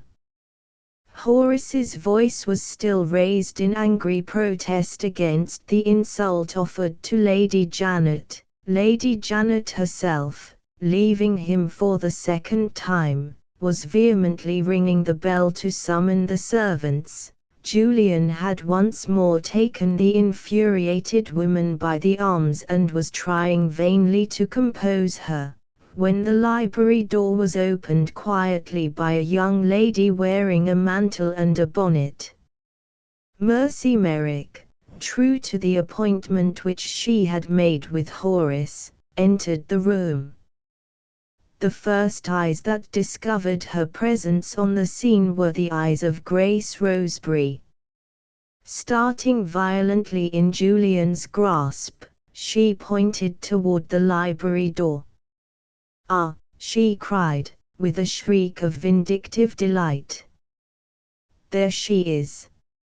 Mercy turned as the sound of the scream rang through the room, and met, resting on her in savage triumph, the living gaze of the woman whose identity she had stolen, whose body she had left laid out for dead.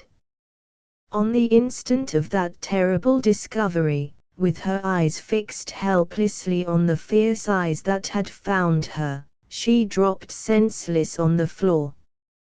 Chapter 12. Exit Julian.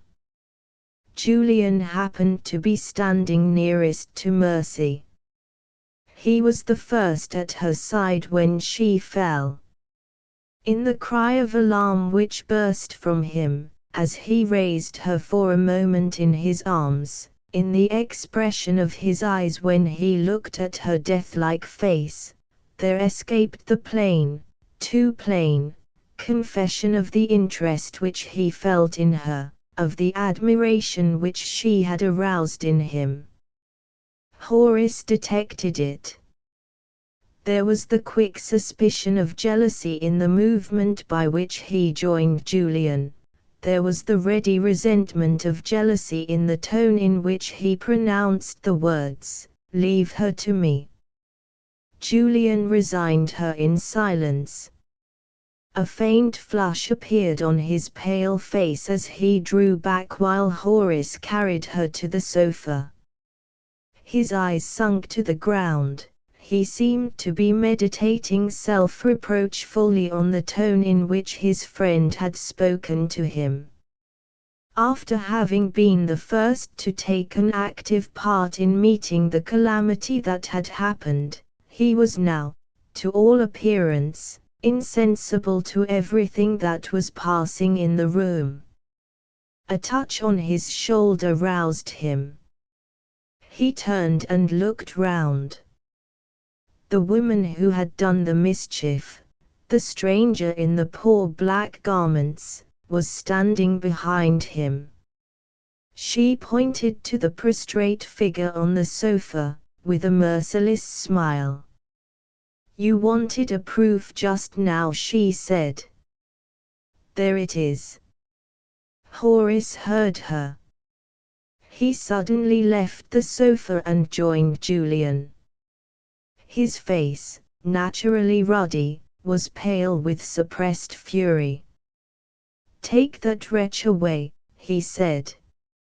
"Instantly, or I won't answer for what I may do." Those words recalled Julian to himself. He looked round the room. Lady Janet and the housekeeper were together, in attendance on the swooning woman. The startled servants were congregated in the library doorway. One of them offered to run to the nearest doctor, another asked if he should fetch the police. Julian silenced them by a gesture, and turned to Horace. "Compose yourself," he said. "Leave me to remove her quietly from the house." He took Grace by the hand as he spoke. She hesitated, and tried to release herself. Julian pointed to the group at the sofa, and to the servants looking on. "You have made an enemy of everyone in this room," he said, "and you have not a friend in London. Do you wish to make an enemy of me?" Her head drooped. She made no reply. She waited, dumbly obedient to the firmer will than her own. Julian ordered the servants crowding together in the doorway to withdraw. He followed them into the library, leading Grace after him by the hand. Before closing the door he paused, and looked back into the dining room. "Is she recovering?" he asked, after a moment's hesitation. Lady Janet's voice answered him. "Not yet." "Shall I send for the nearest doctor?" Horace interposed. He declined to let Julian associate himself, even in that indirect manner, with Mercy's recovery. "If the doctor is wanted," he said, "I will go for him myself." Julian closed the library door. He absently released Grace. He mechanically pointed to a chair. She sat down in silent surprise, following him with her eyes as he walked slowly to and fro in the room. For the moment his mind was far away from her, and from all that had happened since her appearance in the house. It was impossible that a man of his fineness of perception could mistake the meaning of Horace's conduct toward him. He was questioning his own heart, on the subject of Mercy, sternly and unreservedly as it was his habit to do. After only once seeing her he thought, "Has she produced such an impression on me that Horace can discover it, before I have even suspected it myself? Can the time have come already when I owe it to my friend to see her no more?" He stopped irritably in his walk. As a man devoted to a serious calling in life, there was something that wounded his self-respect in the bare suspicion that he could be guilty of the purely sentimental extravagance called love at first sight. He had paused exactly opposite to the chair in which Grace was seated. Weary of the silence, she seized the opportunity of speaking to him. "I have come here with you as you wished," she said. "Are you going to help me? Am I to count on you as my friend?" He looked at her vacantly. It cost him an effort before he could give her the attention that she had claimed. "You have been hard on me," Grace went on. "But you showed me some kindness at first. You tried to make them give me a fair hearing. I ask you, as a just man, do you doubt now that the woman on the sofa in the next room is an impostor who has taken my place? Can there be any plainer confession that she is Mercy Merrick than the confession she has made? You saw it, they saw it. She fainted at the sight of me." Julian crossed the room, still without answering her, and rang the bell. When the servant appeared, he told the man to fetch a cab. Grace rose from her chair. "What is the cab for?" she asked, sharply. "For you and for me," Julian replied. "I am going to take you back to your lodgings." "I refuse to go. My place is in this house. Neither Lady Janet nor you can get over the plain facts. All I asked was to be confronted with her. And what did she do when she came into the room? She fainted at the sight of me." Reiterating her one triumphant assertion, she fixed her eyes on Julian with a look which said plainly, "Answer that if you can." In mercy to her, Julian answered it on the spot. "As far as I understand," he said, "you appear to take it for granted that no innocent woman would have fainted on first seeing you. I have something to tell you which will alter your opinion. On her arrival in England, this lady informed my aunt that she had met with you accidentally on the French frontier, and that she had seen you, so far as she knew, struck dead at her side by a shell. Remember that, and recall what happened just now. Without a word to warn her of your restoration to life, she finds herself suddenly face to face with you, a living woman, and this at a time when it is easy for anyone who looks at her to see that she is in delicate health. What is there wonderful, what is there unaccountable, in her fainting under such circumstances as these?" The question was plainly put. Where was the answer to it? There was no answer to it. Mercy's wisely candid statement of the manner in which she had first met with Grace, and of the accident which had followed, had served Mercy's purpose but too well. It was simply impossible for persons acquainted with that statement to attach a guilty meaning to the swoon. The false Grace Roseberry was still as far beyond the reach of suspicion as ever, and the true Grace was quick enough to see it. She sank into the chair from which she had risen, her hands fell in hopeless despair on her lap.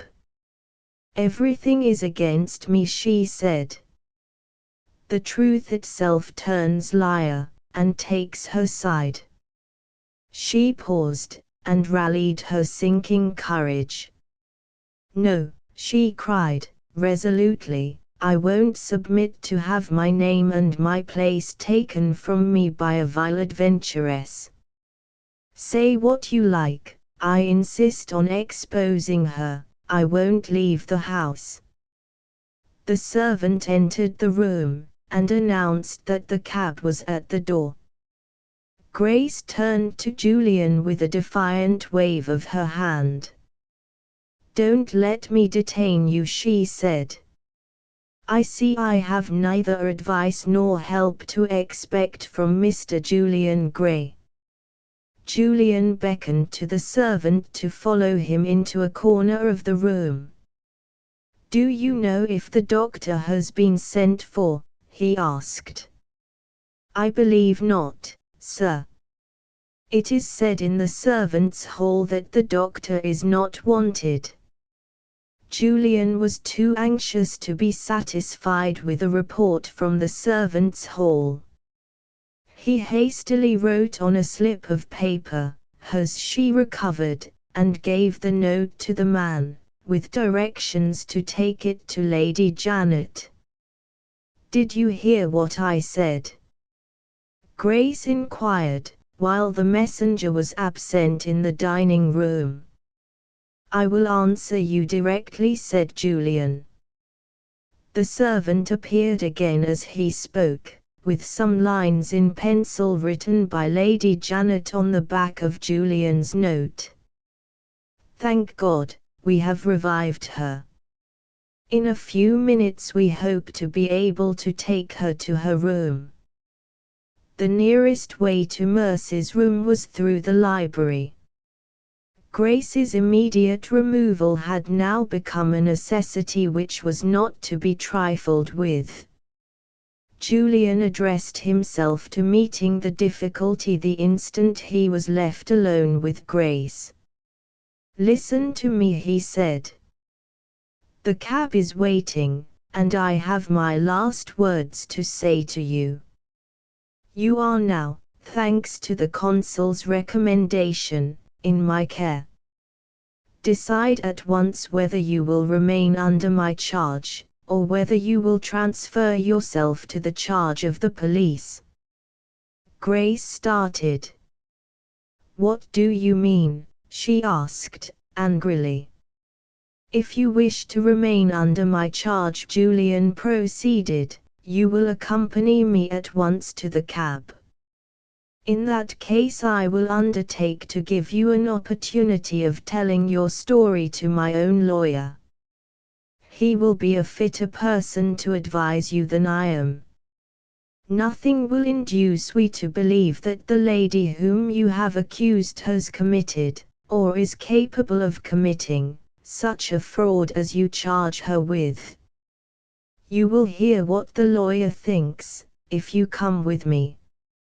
If you refuse, I shall have no choice but to send into the next room, and tell them that you are still here.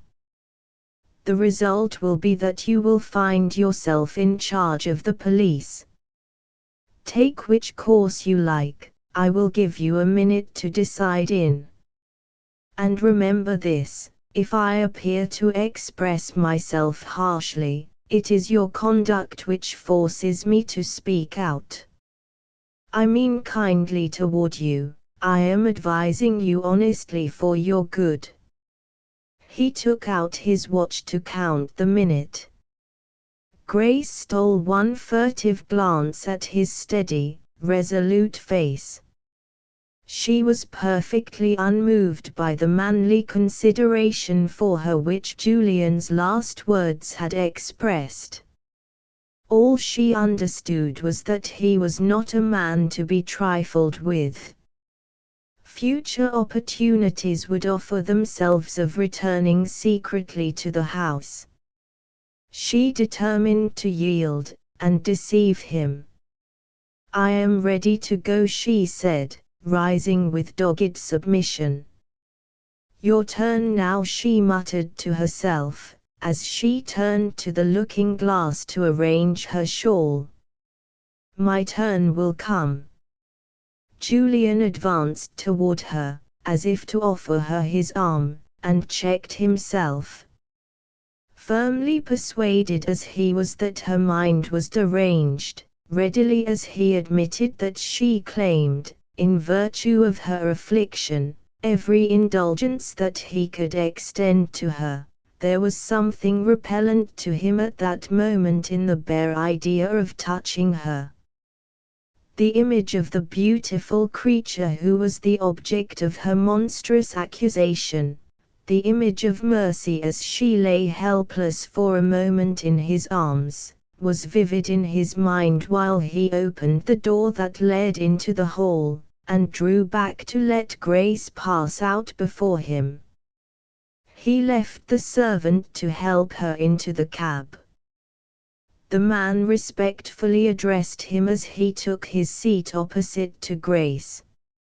"I am ordered to say that your room is ready, sir, and that her ladyship expects you to dinner."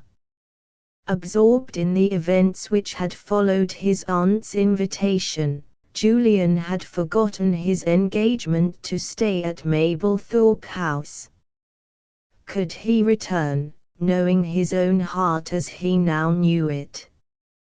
Could he honorably remain, perhaps for weeks together, in Mercy's society, conscious as he now was of the impression which she had produced on him? No.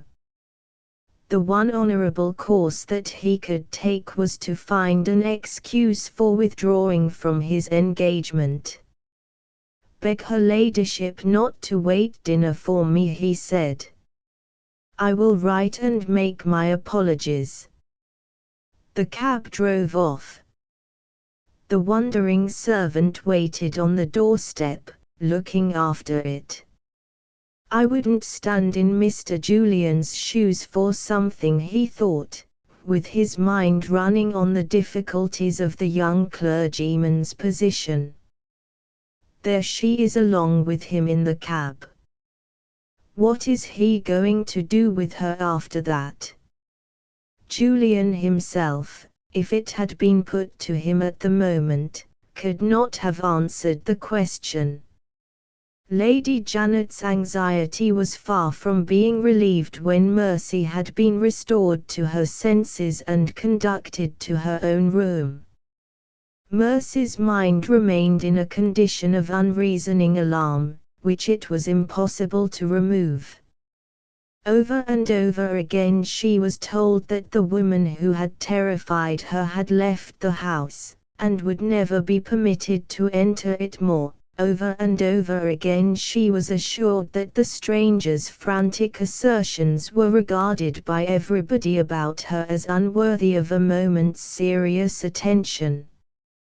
She persisted in doubting whether they were telling her the truth.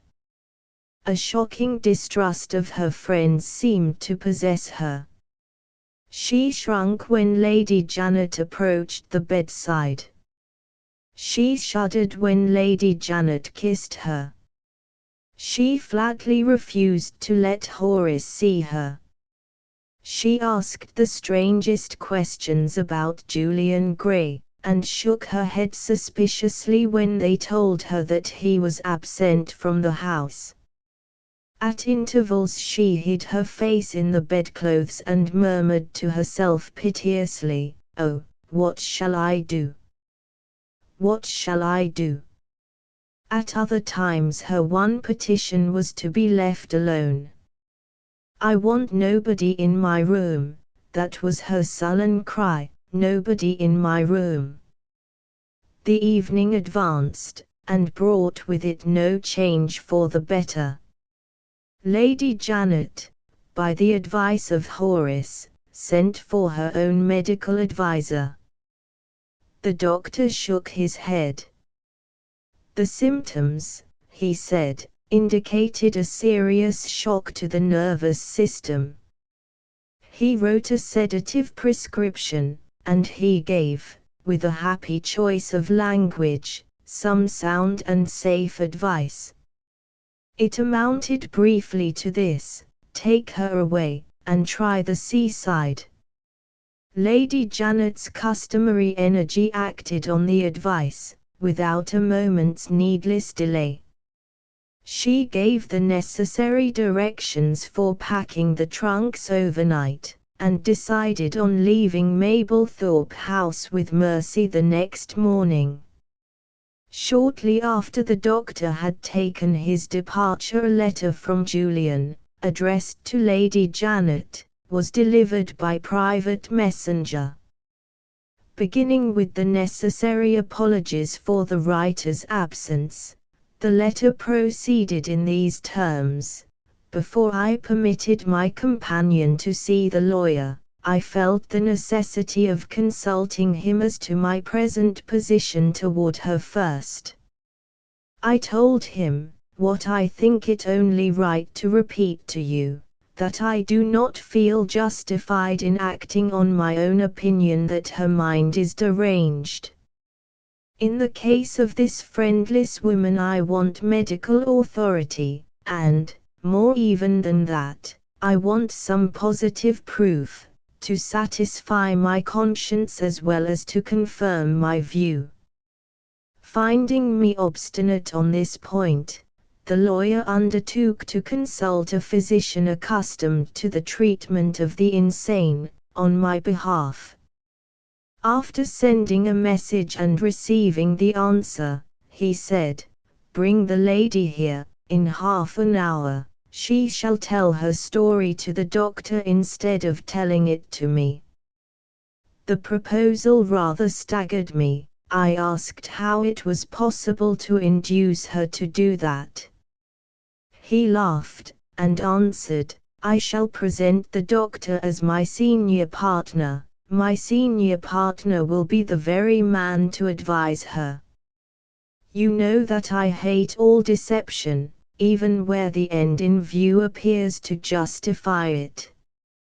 On this occasion, however, there was no other alternative than to let the lawyer take his own course, or to run the risk of a delay which might be followed by serious results. I waited in a room by myself, feeling very uneasy, I own, until the doctor joined me, after the interview was over. His opinion is, briefly, this: after careful examination of the unfortunate creature, he thinks that there are unmistakably symptoms of mental aberration. But how far the mischief has gone, and whether her case is, or is not, sufficiently grave to render actual restraint necessary, he cannot positively say, in our present state of ignorance as to facts. Thus far, he observed, we know nothing of that part of her delusion which relates to Mercy Merrick. The solution of the difficulty, in this case, is to be found there. I entirely agree with the lady that the inquiries of the consul at Mannheim are far from being conclusive. Furnish me with satisfactory evidence either that there is, or is not, such a person really in existence as Mercy Merrick, and I will give you a positive opinion on the case whenever you choose to ask for it. Those words have decided me on starting for the continent and renewing the search for Mercy Merrick. My friend the lawyer wonders jocosely whether I am in my right senses. His advice is that I should apply to the nearest magistrate, and relieve you and myself of all further trouble in that way. Perhaps you agree with him. My dear aunt, as you have often said, I do nothing like other people. I am interested in this case. I cannot abandon a forlorn woman who has been confided to me to the tender mercies of strangers, so long as there is any hope of my making discoveries which may be instrumental in restoring her to herself, perhaps, also, in restoring her to her friends. I start by the mail train of tonight. My plan is to go first to Mannheim and consult with the consul and the hospital doctors, then to find my way to the German surgeon and to question him, and, that done, to make the last and hardest effort of all, the effort to trace the French ambulance and to penetrate the mystery of Mercy Merrick. Immediately on my return I will wait on you, and tell you what I have accomplished, or how I have failed. In the meanwhile, pray be under no alarm about the reappearance of this unhappy woman at your house. She is fully occupied in writing, at my suggestion, to her friends in Canada, and she is under the care of the landlady at her lodgings, an experienced and trustworthy person, who has satisfied the doctor as well as myself of her fitness for the charge that she has undertaken. Pray mention this to Miss Rosebery, whenever you think it desirable, with the respectful expression of my sympathy, and of my best wishes for her speedy restoration to health. And once more forgive me for failing, under stress of necessity, to enjoy the hospitality of Mablethorpe House. Lady Janet closed Julian's letter, feeling far from satisfied with it. She sat for a while, pondering over what her nephew had written to her. One of two things thought the quick-witted old lady. Either the lawyer is right, and Julian is a fit companion for the madwoman whom he has taken under his charge, or he has some second motive for this absurd journey of his which he has carefully abstained from mentioning in his letter. What can the motive be? At intervals during the night that question recurred to her ladyship again and again. The utmost exercise of her ingenuity failing to answer it, her one resource left was to wait patiently for Julian's return, and, in her own favourite phrase, to have it out of him then. The next morning Lady Janet and her adopted daughter left Mablethorpe House for Brighton, Horace, who had begged to be allowed to accompany them, being sentenced to remain in London by Mercy's express desire. Why, nobody could guess, and Mercy refused to say. Chapter 13. Enter Julian. A week has passed. The scene opens again in the dining room at Mablethorpe House. The hospitable table bears once more its burden of good things for lunch. But on this occasion Lady Janet sits alone. Her attention is divided between reading her newspaper and feeding her cat. The cat is a sleek and splendid creature. He carries an erect tail. He rolls luxuriously on the soft carpet. He approaches his mistress in a series of coquettish curves. He smells with dainty hesitation at the choicest morsels that can be offered to him. The musical monotony of his purring falls soothingly on her ladyship's ear. She stops in the middle of a leading article and looks with a careworn face at the happy cat. "Upon my honour," cries Lady Janet, thinking, in her inveterately ironical manner, of the cares that trouble her. "All things considered, Tom, I wish I was you." The cat starts, not at his mistress's complimentary apostrophe, but at a knock at the door, which follows close upon it. Lady Janet says, carelessly enough, "Come in," looks round listlessly to see who it is, and starts, like the cat, when the door opens and discloses Julian Gray. "You, or your ghost," she exclaims.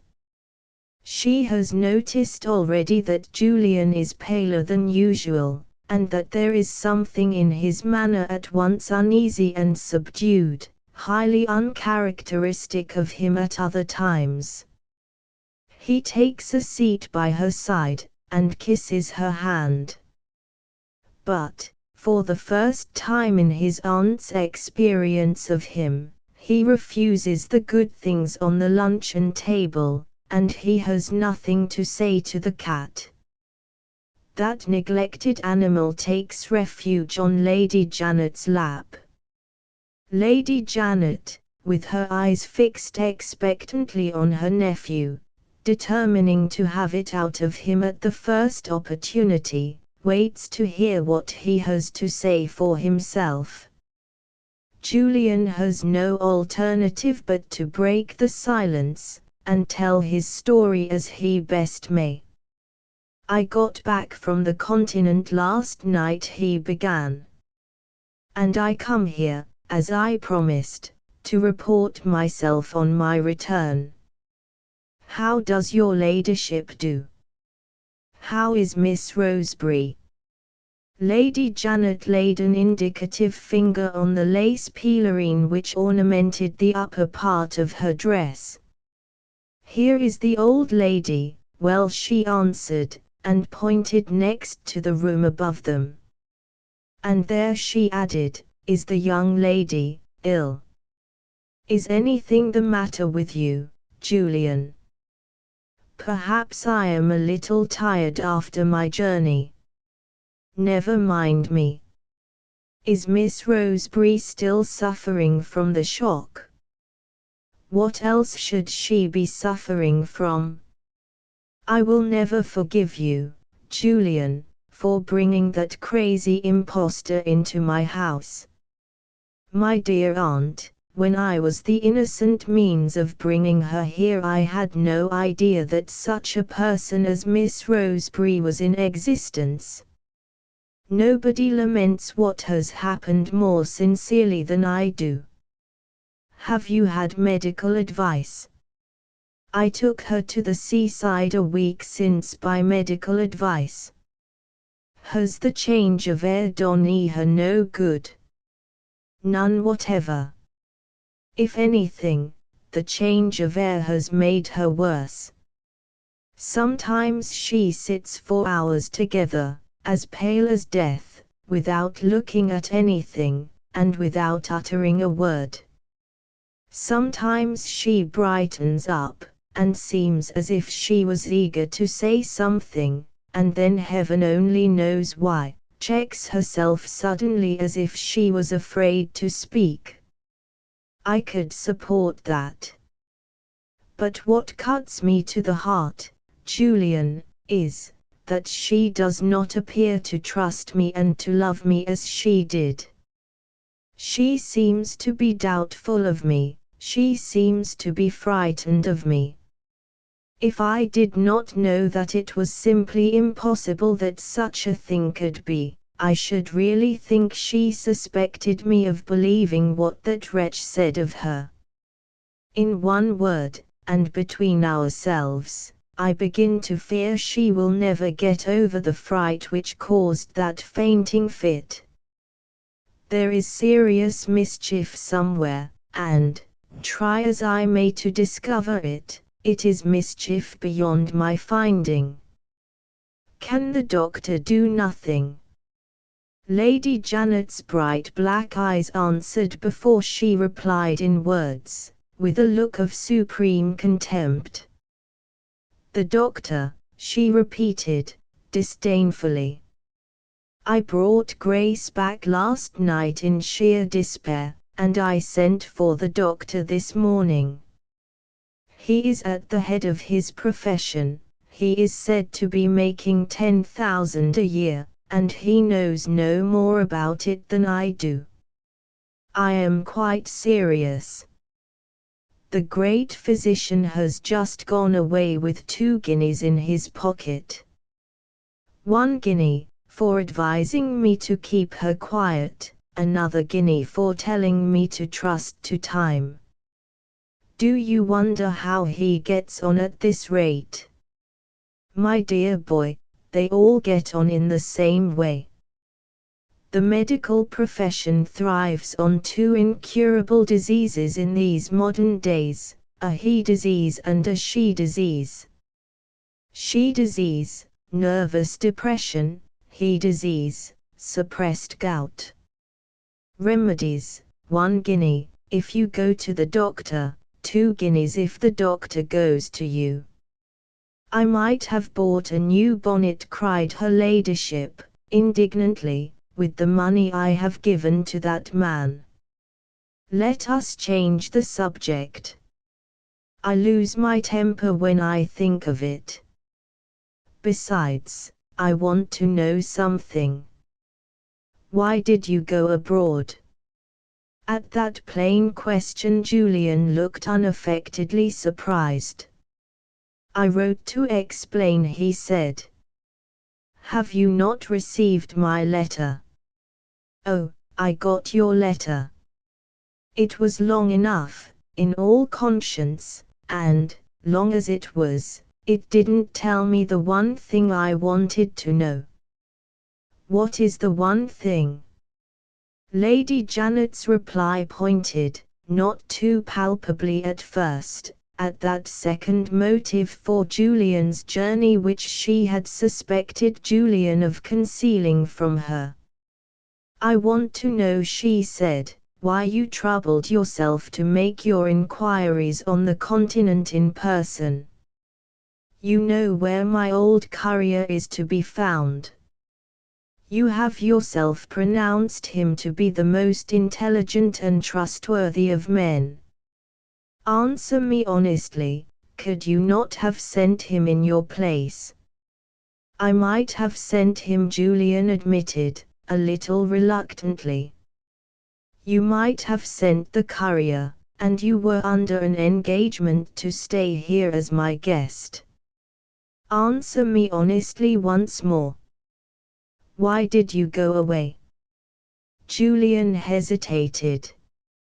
Lady Janet paused for his reply, with the air of a woman who was prepared to wait, if necessary, for the rest of the afternoon. I had a reason of my own for going, Julian said at last. Yes, rejoined Lady Janet, prepared to wait, if necessary, till the next morning. A reason, Julian resumed, which I would rather not mention. Oh, said Lady Janet. Another mystery, eh? And another woman at the bottom of it, no doubt. Thank you, that will do, I am sufficiently answered. No wonder, as a clergyman, that you look a little confused. There is, perhaps, a certain grace, under the circumstances, in looking confused. We will change the subject again. You stay here, of course, now you have come back. Once more the famous pulpit orator seemed to find himself in the inconceivable predicament of not knowing what to say. Once more Lady Janet looked resigned to wait, if necessary, until the middle of next week. Julian took refuge in an answer worthy of the most commonplace man on the face of the civilized earth. I beg your ladyship to accept my thanks and my excuses, he said. Lady Janet's many-ringed fingers, mechanically stroking the cat in her lap, began to stroke him the wrong way. Lady Janet's inexhaustible patience showed signs of failing her at last. Mighty civil, I am sure, she said. Make it complete. Say, Mr. Julian Gray presents his compliments to Lady Janet Roy, and regrets that a previous engagement, Julian, exclaimed the old lady, suddenly pushing the cat off her lap, and flinging her last pretence of good temper to the winds. Julian, I am not to be trifled with. There is but one explanation of your conduct. You are evidently avoiding my house. Is there somebody you dislike in it? Is it me?" Julian intimated by a gesture that his aunt's last question was absurd. The much-injured cat elevated his back, waved his tail slowly, walked to the fireplace, and honored the rug by taking a seat on it. Lady Janet persisted. "Is it Grace Roseberry?" she asked next. Even Julian's patience began to show signs of yielding. His manner assumed a sudden decision, his voice rose a tone louder. "You insist on knowing," he said. "It is Miss Roseberry." "You don't like her?" cried Lady Janet, with a sudden burst of angry surprise. Julian broke out, on his side. "If I see any more of her," he answered, the rare color mounting passionately in his cheeks, "I shall be the unhappiest man living. If I see any more of her, I shall be false to my old friend, who is to marry her. Keep us apart. If you have any regard for my peace of mind, keep us apart." Unutterable amazement expressed itself in his aunt's lifted hands. Ungovernable curiosity uttered itself in his aunt's next words. "You don't mean to tell me you are in love with Grace?" Julian sprung restlessly to his feet, and disturbed the cat at the fireplace. The cat left the room. "I don't know what to tell you," he said. "I can't realize it to myself. No other woman has ever roused the feeling in me which this woman seems to have called to life in an instant. In the hope of forgetting her, I broke my engagement here. I purposely seized the opportunity of making those inquiries abroad. Quite useless. I think of her, morning, noon, and night. I see her and hear her, at this moment, as plainly as I see and hear you. She has made herself a part of myself. I don't understand my life without her. My power of will seems to be gone. I said to myself this morning, I will write to my aunt, I won't go back to Mablethorpe House.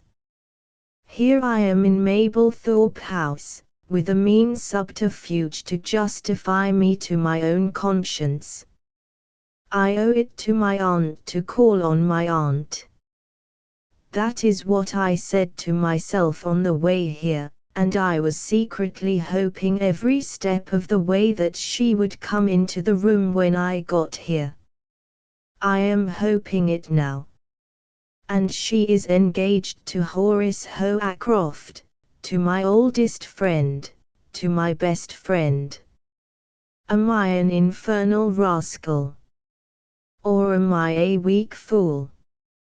God knows, I don't. Keep my secret, aunt. I am heartily ashamed of myself. I used to think I was made of better stuff than this. Don't say a word to Horace. I must, and will, conquer it. Let me go." He snatched up his hat. Lady Janet, rising with the activity of a young woman, pursued him across the room, and stopped him at the door. "No," answered the resolute old lady, "I won't let you go. Come back with me." As she said those words, she noticed with a certain fond pride the brilliant color mounting in his cheeks, the flashing brightness which lent an added luster to his eyes. He had never, to her mind, looked so handsome before. She took his arm, and led him to the chairs which they had just left. It was shocking, it was wrong, she mentally admitted, to look on mercy, under the circumstances, with any other eye than the eye of a brother or a friend. In a clergyman, perhaps, doubly shocking, doubly wrong. But, with all her respect for the vested interests of Horace, Lady Janet could not blame Julian. Worse still, she was privately conscious that he had, somehow or other, risen, rather than fallen, in her estimation within the last minute or two. Who could deny that her adopted daughter was a charming creature? Who could wonder if a man of refined tastes admired her? Upon the whole, her ladyship humanely decided that her nephew was rather to be pitied than blamed. What daughter of Eve, no matter whether she was 17 or 70, could have honestly arrived at any other conclusion? Do what a man may, let him commit anything he likes, from an error to a crime, so long as there is a woman at the bottom of it, there is an inexhaustible fund of pardon for him in every other woman's heart. "Sit down," said Lady Janet, smiling in spite of herself, "and don't talk in that horrible way again.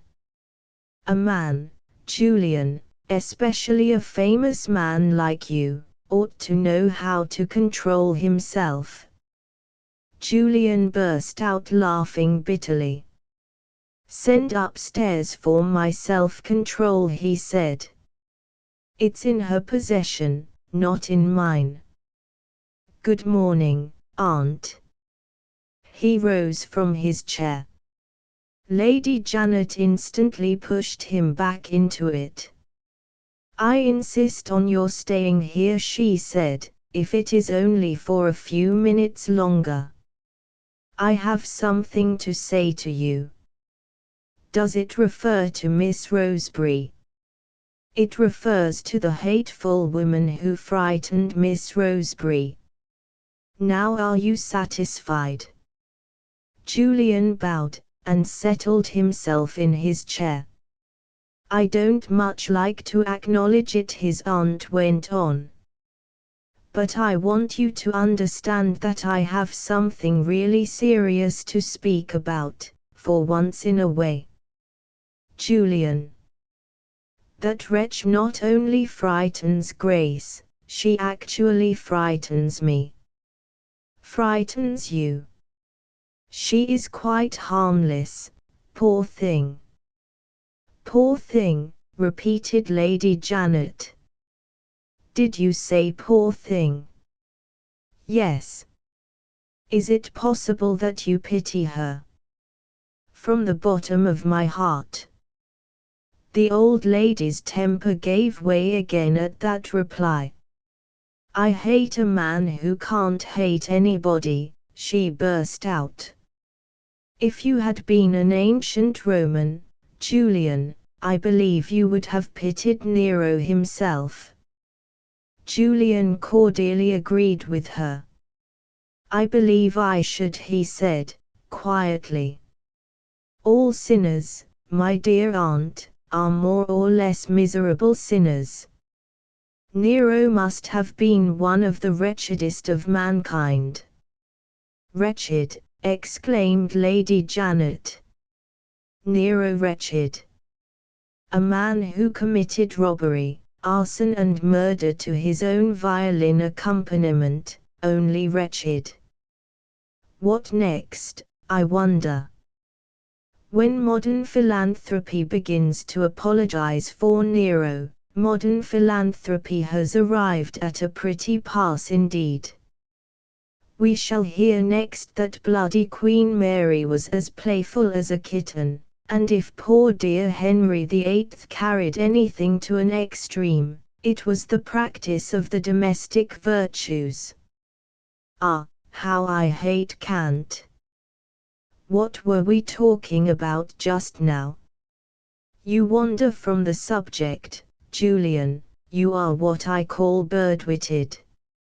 I protest I forget what I wanted to say to you. No, I won't be reminded of it. I may be an old woman, but I am not in my dotage yet. Why do you sit there staring? Have you nothing to say for yourself? Of all the people in the world, have you lost the use of your tongue? Julian's excellent temper and accurate knowledge of his aunt's character exactly fitted him to calm the rising storm.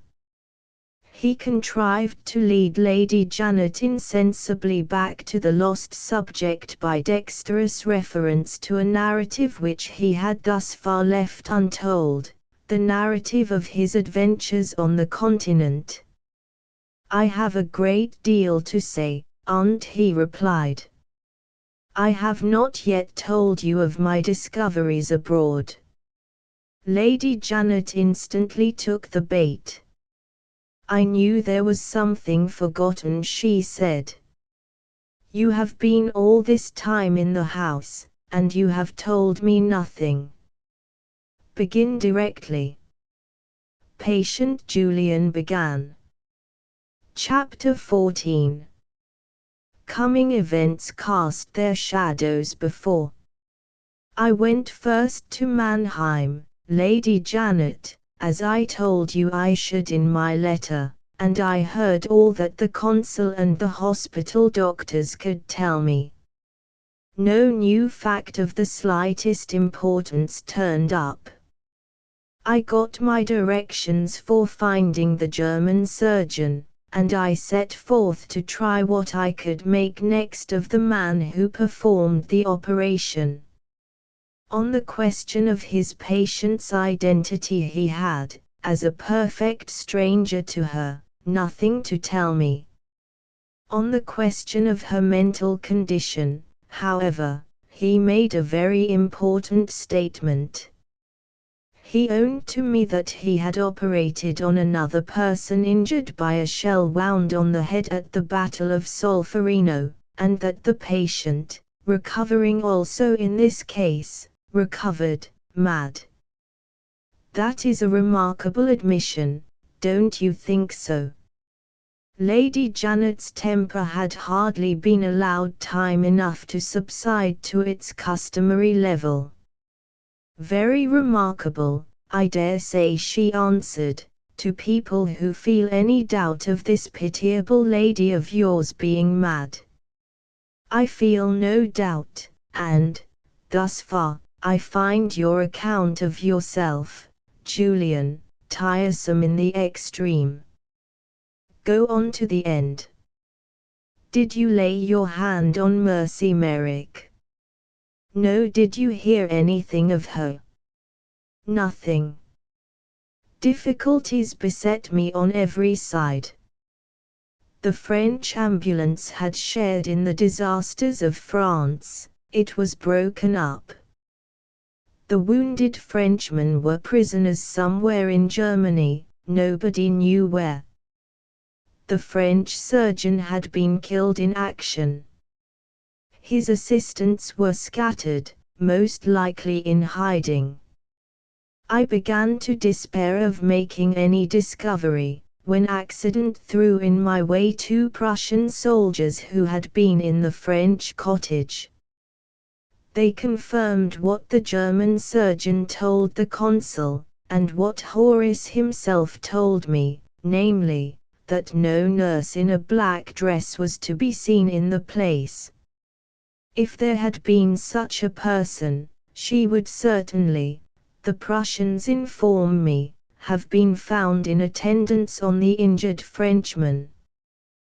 The cross of the Geneva Convention would have been amply sufficient to protect her. No woman wearing that badge of honor would have disgraced herself by abandoning the wounded men before the Germans entered the place.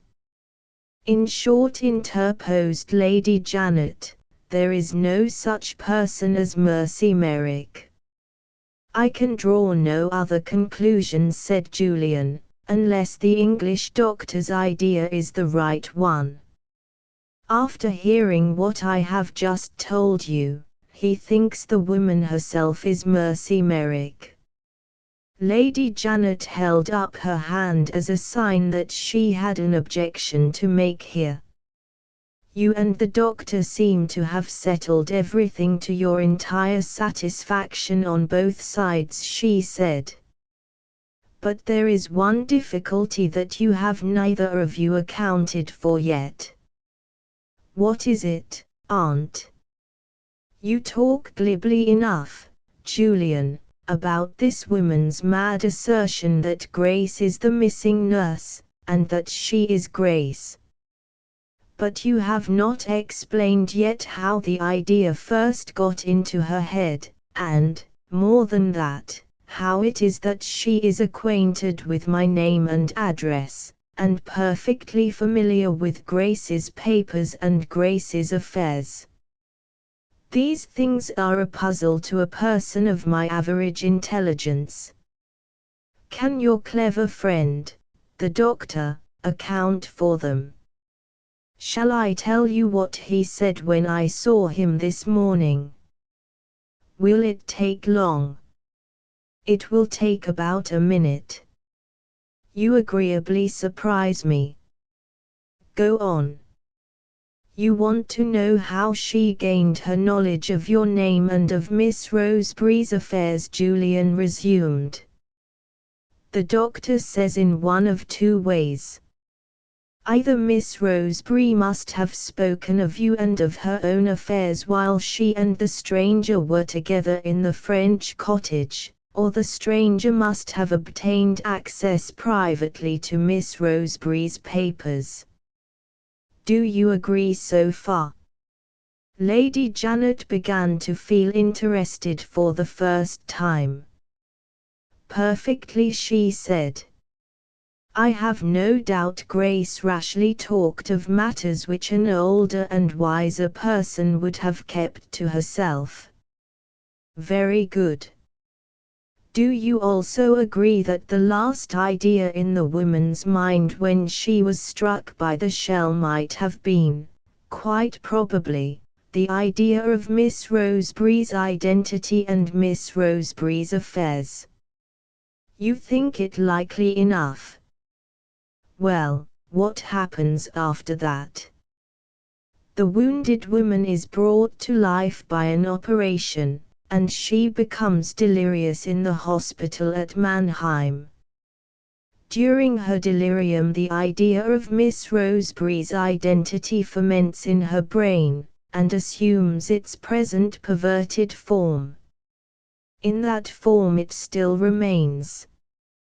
As a necessary consequence, she persists in reversing the two identities. She says she is Miss Roseberry, and declares Miss Roseberry to be Mercy Merrick. There is the doctor's explanation. What do you think of it? Very ingenious, I dare say. The doctor doesn't quite satisfy me, however, for all that. I think, what Lady Janet thought was not destined to be expressed. She suddenly checked herself, and held up her hand for the second time. Another objection? Inquired Julian. Hold your tongue, cried the old lady. If you say a word more I shall lose it again. Lose what, Aunt? What I wanted to say to you ages ago. I have got it back again. It begins with a question. No more of the doctor, I have had enough of him. Where is she, your pitiable lady, my crazy wretch, where is she now? Still in London? Yes. And still at large? Still with the landlady, at her lodgings? Very well. Now answer me this. What is to prevent her from making another attempt to force her way, or steal her way, into my house? How am I to protect Grace? How am I to protect myself, if she comes here again? Is that really what you wished to speak to me about? That, and nothing else. They were both too deeply interested in the subject of their conversation to look toward the conservatory, and to notice the appearance at that moment of a distant gentleman among the plants and flowers, who had made his way in from the garden outside. Advancing noiselessly on the soft Indian matting, the gentleman ere long revealed himself under the form and features of Horace Hoacroft. Before entering the dining room he paused, fixing his eyes inquisitively on the back of Lady Janet's visitor, the back being all that he could see in the position he then occupied. After a pause of an instant the visitor spoke, and further uncertainty was at once at an end. Horace, nevertheless, made no movement to enter the room. He had his own jealous distrust of what Julian might be tempted to say at a private interview with his aunt, and he waited a little longer on the chance that his doubts might be verified. Neither you nor Miss Roseberry need any protection from the poor deluded creature, Julian went on. I have gained great influence over her, and I have satisfied her that it is useless to present herself here again. I beg your pardon, interposed Horace, speaking from the conservatory door. You have done nothing of the sort. He had heard enough to satisfy him that the talk was not taking the direction which his suspicions had anticipated. And, as an additional incentive to show himself, a happy chance had now offered him the opportunity of putting Julian in the wrong. Good heavens, Horace, exclaimed Lady Janet. Where did you come from? And what do you mean? I heard at the lodge that your ladyship and Grace had returned last night. And I came in at once without troubling the servants, by the shortest way. He turned to Julian next. The woman you were speaking of just now, he proceeded, has been here again already, in Lady Janet's absence. Lady Janet immediately looked at her nephew. Julian reassured her by a gesture. Impossible, he said. There must be some mistake. There is no mistake, Horace rejoined. I am repeating what I have just heard from the lodgekeeper himself. He hesitated to mention it to Lady Janet for fear of alarming her. Only 3 days since this person had the audacity to ask him for her ladyship's address at the seaside. Of course he refused to give it. You hear that, Julian, said Lady Janet. No signs of anger or mortification escaped Julian. The expression in his face at that moment was an expression of sincere distress. Pray don't alarm yourself, he said to his aunt, in his quietest tones. If she attempts to annoy you or Miss Roseberry again, I have it in my power to stop her instantly. How? Asked Lady Janet. How, indeed, echoed Horace. If we give her in charge to the police, we shall become the subject of a public scandal. I have managed to avoid all danger of scandal, Julian answered, the expression of distress in his face becoming more and more marked while he spoke. Before I called here today I had a private consultation with the magistrate of the district, and I have made certain arrangements at the police station close by.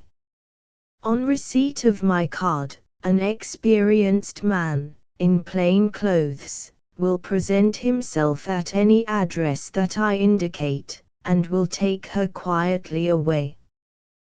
The magistrate will hear the charge in his private room, and will examine the evidence which I can produce, showing that she is not accountable for her actions. The proper medical officer will report officially on the case, and the law will place her under the necessary restraint. Lady Janet and Horace looked at each other in amazement. Julian was, in their opinion, the last man on earth to take the course, at once sensible and severe, which Julian had actually adopted. Lady Janet insisted on an explanation. "Why do I hear of this now for the first time?" she asked. "Why did you not tell me you had taken these precautions before?" Julian answered frankly and sadly. "Because I hoped, aunt, that there would be no necessity for proceeding to extremities. You now force me to acknowledge that the lawyer and the doctor, both of whom I have seen this morning, think, as you do, that she is not to be trusted. It was at their suggestion entirely that I went to the magistrate. They put it to me whether the result of my inquiries abroad, unsatisfactory as it may have been in other respects, did not strengthen the conclusion that the poor woman's mind is deranged. I felt compelled in common honesty to admit that it was so. Having owned this, I was bound to take such precautions as the lawyer and the doctor thought necessary. I have done my duty, sorely against my own will. It is weak of me, I dare say, but I cannot bear the thought of treating this afflicted creature harshly. Her delusion is so hopeless. Her situation is such a pitiable one." His voice faltered. He turned away abruptly and took up his hat. Lady Janet followed him, and spoke to him at the door. Horace smiled satirically, and went to warm himself at the fire. "Are you going away, Julian?" "I am only going to the lodge-keeper. I want to give him a word of warning in case of his seeing her again." "You will come back here?" Lady Janet lowered her voice to a whisper.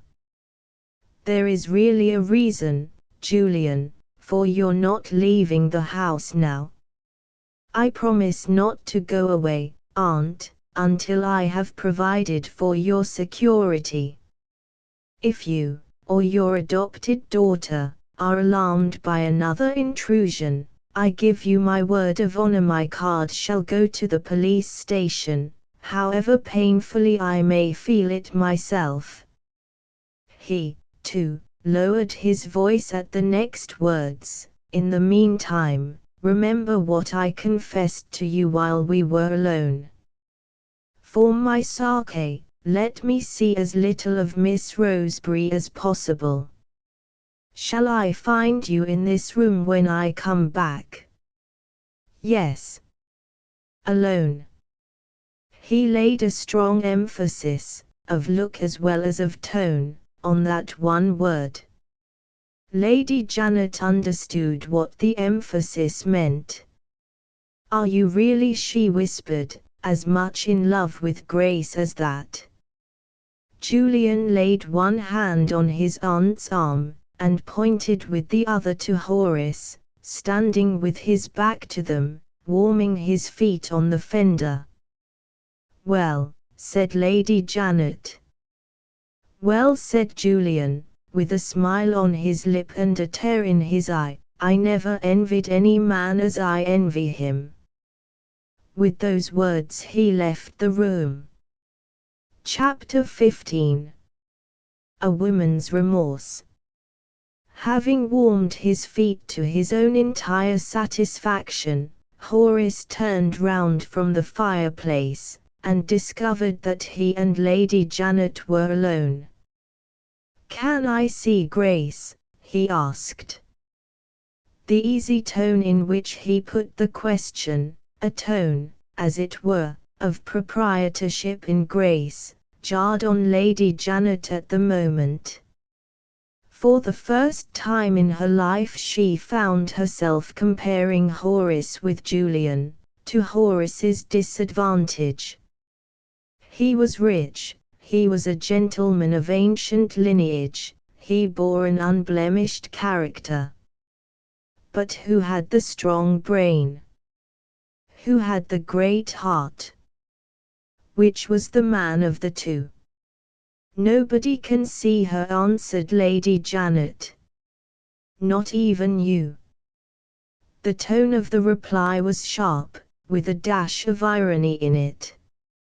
But where is the modern young man, possessed of health and an independent income, who is capable of understanding that irony can be presumptuous enough to address itself to him? Horace, with perfect politeness, declined to consider himself answered. "Does your ladyship mean that Miss Rosebery is in bed?" he asked. "I mean that Miss Rosebery is in her room. I mean that I have twice tried to persuade Miss Rosebery to dress and come downstairs, and tried in vain. I mean that what Miss Rosebery refuses to do for me, she is not likely to do for you." How many more meanings of her own Lady Janet might have gone on enumerating, it is not easy to calculate. At her third sentence a sound in the library caught her ear through the incompletely closed door and suspended the next words on her lips. Horace heard it also. It was the rustling sound, traveling nearer and nearer over the library carpet, of a silken dress. In the interval while a coming event remains in a state of uncertainty, what is it the inevitable tendency of every Englishman under 30 to do? His inevitable tendency is to ask somebody to bet on the event. He can no more resist it than he can resist lifting his stick or his umbrella, in the absence of a gun, and pretending to shoot if a bird flies by him while he is out for a walk. "What will your ladyship bet that this is not Grace?" cried Horace. Her ladyship took no notice of the proposal, her attention remained fixed on the library door. The rustling sound stopped for a moment. The door was softly pushed open. The false Grace Rosebery entered the room. Horace advanced to meet her, opened his lips to speak, and stopped, struck dumb by the change in his affianced wife since he had seen her last. Some terrible oppression seemed to have crushed her. It was as if she had actually shrunk in height as well as in substance. She walked more slowly than usual, she spoke more rarely than usual, and in a lower tone. To those who had seen her before the fatal visit of the stranger from Mannheim, it was the wreck of the woman that now appeared instead of the woman herself. And yet there was the old charm still surviving through it all, the grandeur of the head and eyes, the delicate symmetry of the features, the unsought grace of every movement, in a word, the unconquerable beauty which suffering cannot destroy, and which time itself is powerless to wear out. Lady Janet advanced, and took her with hearty kindness by both hands. "My dear child, welcome among us again. You have come downstairs to please me." She bent her head in silent acknowledgment that it was so. Lady Janet pointed to Horace. "Here is somebody who has been longing to see you, Grace." She never looked up, she stood submissive, her eyes fixed on a little basket of colored wools which hung on her arm. "Thank you, Lady Janet," she said, faintly. "Thank you, Horace." Horace placed her arm in his, and led her to the sofa. She shivered as she took her seat, and looked round her. It was the first time she had seen the dining room since the day when she had found herself face to face with the dead alive. "Why do you come here, my love?" asked Lady Janet. "The drawing room would have been a warmer and a pleasanter place for you. I saw a carriage at the front door. I was afraid of meeting with visitors in the drawing room." As she made that reply, the servant came in, and announced the visitors' names. Lady Janet sighed wearily. "I must go and get rid of them," she said, resigning herself to circumstances. "What will you do, Grace?" "I will stay here, if you please." "I will keep her company," added Horace. Lady Janet hesitated. She had promised to see her nephew in the dining room on his return to the house, and to see him alone. Would there be time enough to get rid of the visitors and to establish her adopted daughter in the empty drawing room before Julian appeared? It was 10 minutes' walk to the lodge, and he had to make the gatekeeper understand his instructions.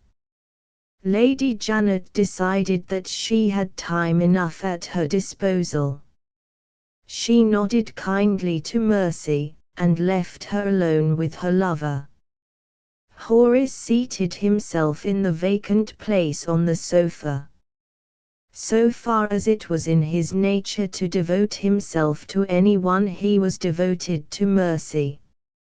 "I am grieved to see how you have suffered," he said, with honest distress in his face as he looked at her.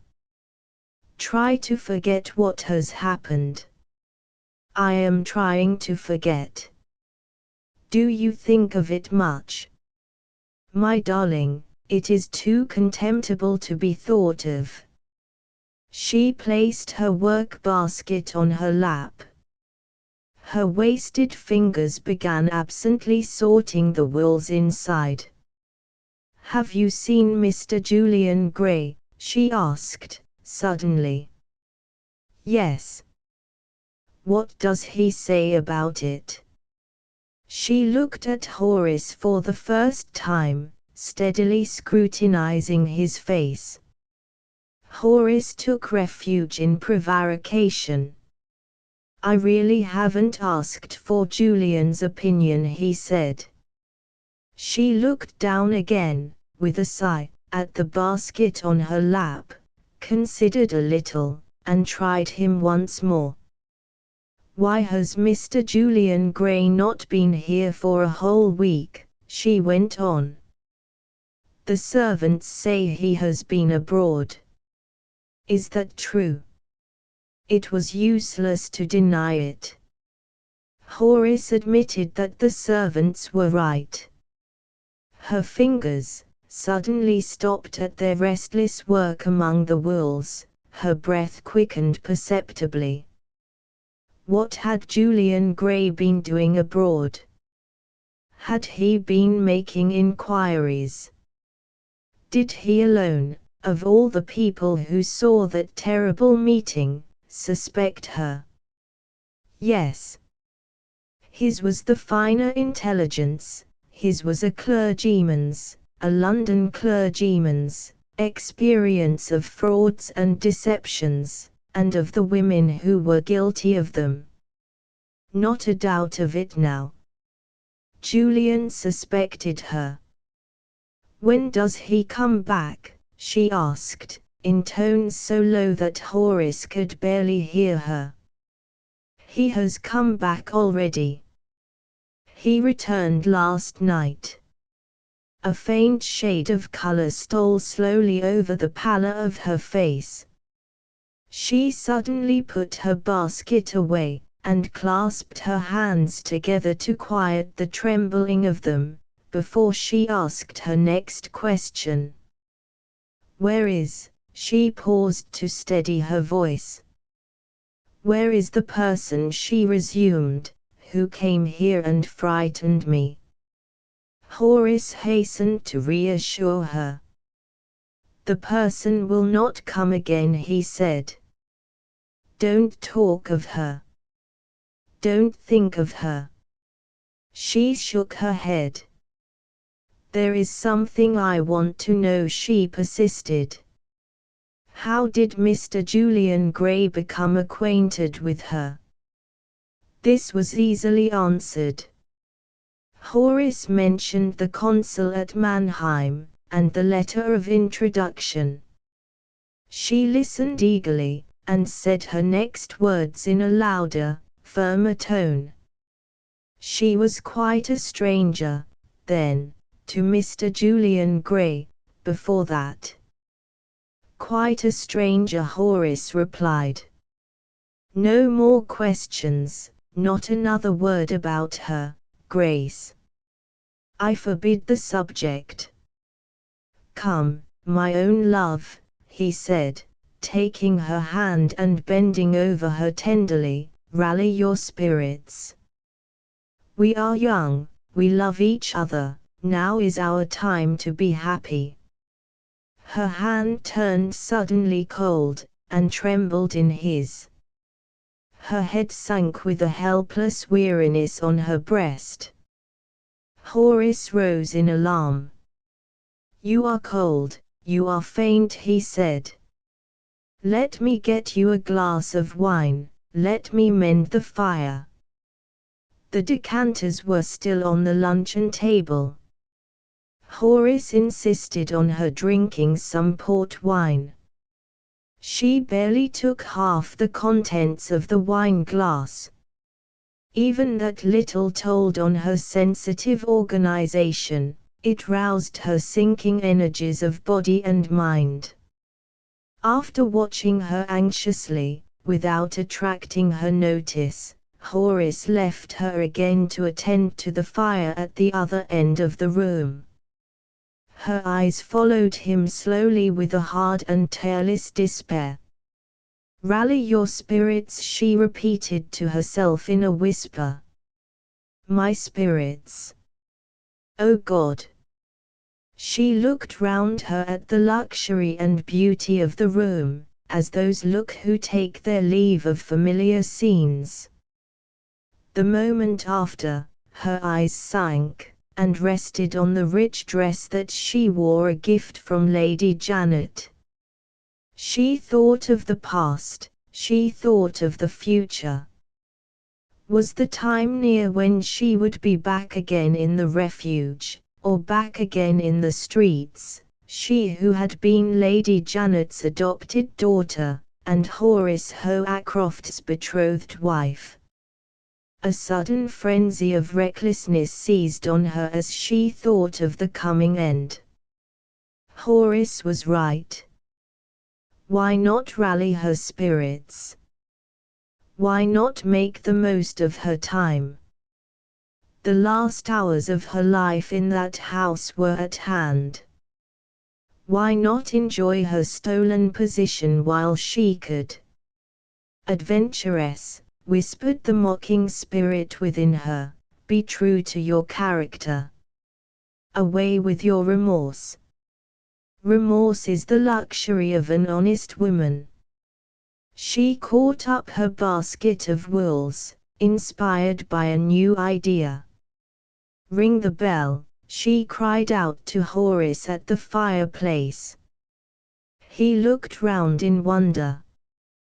The sound of her voice was so completely altered that he almost fancied there must have been another woman in the room. "Ring the bell," she repeated. I have left my work upstairs. If you want me to be in good spirits, I must have my work." Still looking at her, Horace put his hand mechanically to the bell and rang.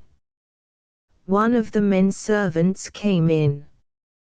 "Go upstairs and ask my maid for my work," she said, sharply.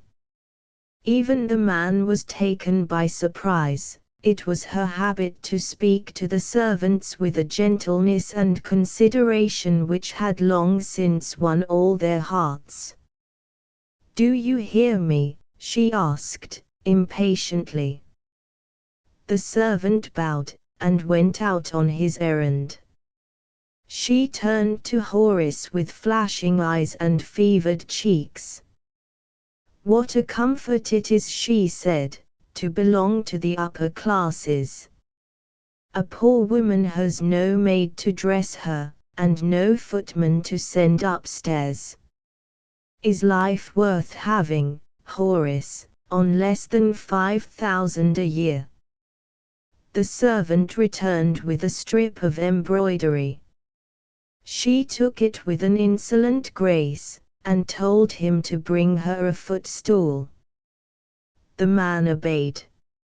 She tossed the embroidery away from her on the sofa. "On second thoughts, I don't care about my work," she said. "Take it upstairs again." The perfectly trained servant, marveling privately, obeyed once more. Horace, in silent astonishment, advanced to the sofa to observe her more nearly. "How grave you look," she exclaimed, with an air of flippant unconcern. "You don't approve of my sitting idle, perhaps? Anything to please you. I haven't got to go up and downstairs. Ring the bell again." "My dear Grace," Horace remonstrated, gravely, "you are quite mistaken. I never even thought of your work." "Never mind, it's inconsistent to send for my work, and then send it away again. Ring the bell." Horace looked at her without moving. "Grace," he said, "what has come to you?" "How should I know?" she retorted, carelessly. "Didn't you tell me to rally my spirits? Will you ring the bell, or must I?" Horace submitted. He frowned as he walked back to the bell. He was one of the many people who instinctively resent anything that is new to them. This strange outbreak was quite new to him. For the first time in his life he felt sympathy for a servant, when the much-enduring man appeared once more. "Bring my work back, I have changed my mind." With that brief explanation she reclined luxuriously on the soft sofa cushions, swinging one of her balls of wool to and fro above her head, and looking at it lazily as she lay back. "I have a remark to make, Horace," she went on, when the door had closed on her messenger. "It is only people in our rank of life who get good servants. Did you notice?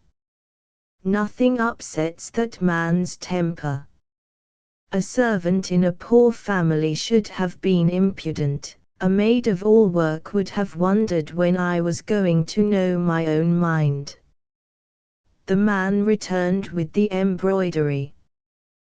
This time she received him graciously. She dismissed him with her thanks. "Have you seen your mother lately, Horace?" she asked, suddenly sitting up and busying herself with her work. "I saw her yesterday," Horace answered. "She understands, I hope, that I am not well enough to call on her. She is not offended with me." Horace recovered his serenity. The deference to his mother implied in Mercy's questions gently flattered his self-esteem. He resumed his place on the sofa. "Offended with you," he answered, smiling. "My dear Grace, she sends you her love. And, more than that, she has a wedding present for you." Mercy became absorbed in her work. She stooped close over the embroidery, so close that Horace could not see her face. "Do you know what the present is?" she asked, in lowered tones, speaking absently. "No, I only know it is waiting for you." "Shall I go and get it today?" She neither accepted nor refused the proposal. She went on with her work more industriously than ever. "There is plenty of time," Horace persisted. "I can go before dinner." Still she took no notice, still she never looked up. "Your mother is very kind to me," she said, abruptly. "I was afraid, at one time, that she would think me hardly good enough to be your wife." Horace laughed indulgently. His self-esteem was more gently flattered than ever. "Absurd," he exclaimed. "My darling, you are connected with Lady Janet Roy. Your family is almost as good as ours." "Almost," she repeated. "Only almost." The momentary levity of expression vanished from Horace's face. The family question was far too serious a question to be lightly treated. A becoming shadow of solemnity stole over his manner. He looked as if it was Sunday, and he was just stepping into church. "In our family," he said, "we trace back, by my father, to the Saxons, by my mother, to the Normans. Lady Janet's family is an old family, on her side only."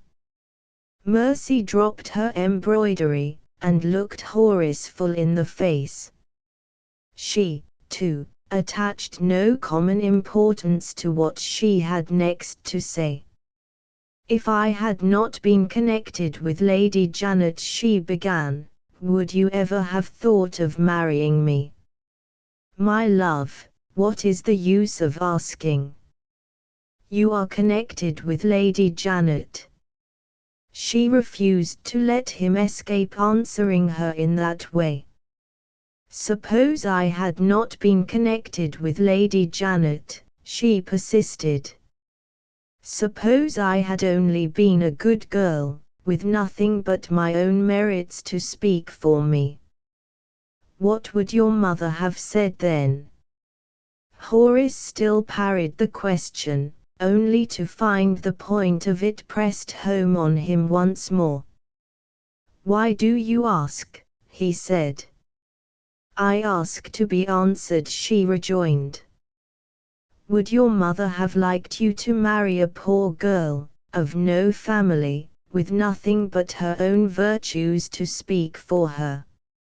Horace was fairly pressed back to the wall.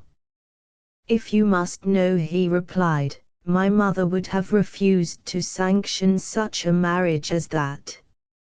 No matter how good the girl might have been." There was something defiant, almost threatening, in her tone. Horace was annoyed, and he showed it when he spoke. "My mother would have respected the girl, without ceasing to respect herself," he said. "My mother would have remembered what was due to the family name. And she would have said, no. She would have said, no." "Ah!" There was an undertone of angry contempt in the exclamation which made Horace start. "What is the matter?" he asked. "Nothing," she answered, and took up her embroidery again. There he sat at her side, anxiously looking at her, his hope in the future centered in his marriage. In a week more, if she chose, she might enter that ancient family of which he had spoken so proudly, as his wife. Oh, she thought, if I didn't love him, if I had only his merciless mother to think of. Uneasily conscious of some estrangement between them, Horace spoke again. Surely I have not offended you, he said. She turned toward him once more. The work dropped unheeded on her lap. Her grand eyes softened into tenderness. A smile trembled sadly on her delicate lips. She laid one hand caressingly on his shoulder. All the beauty of her voice lent its charm to the next words that she said to him. The woman's heart hungered in its misery for the comfort that could only come from his lips. You would have loved me, Horace, without stopping to think of the family name. The family name again. How strangely she persisted in coming back to that.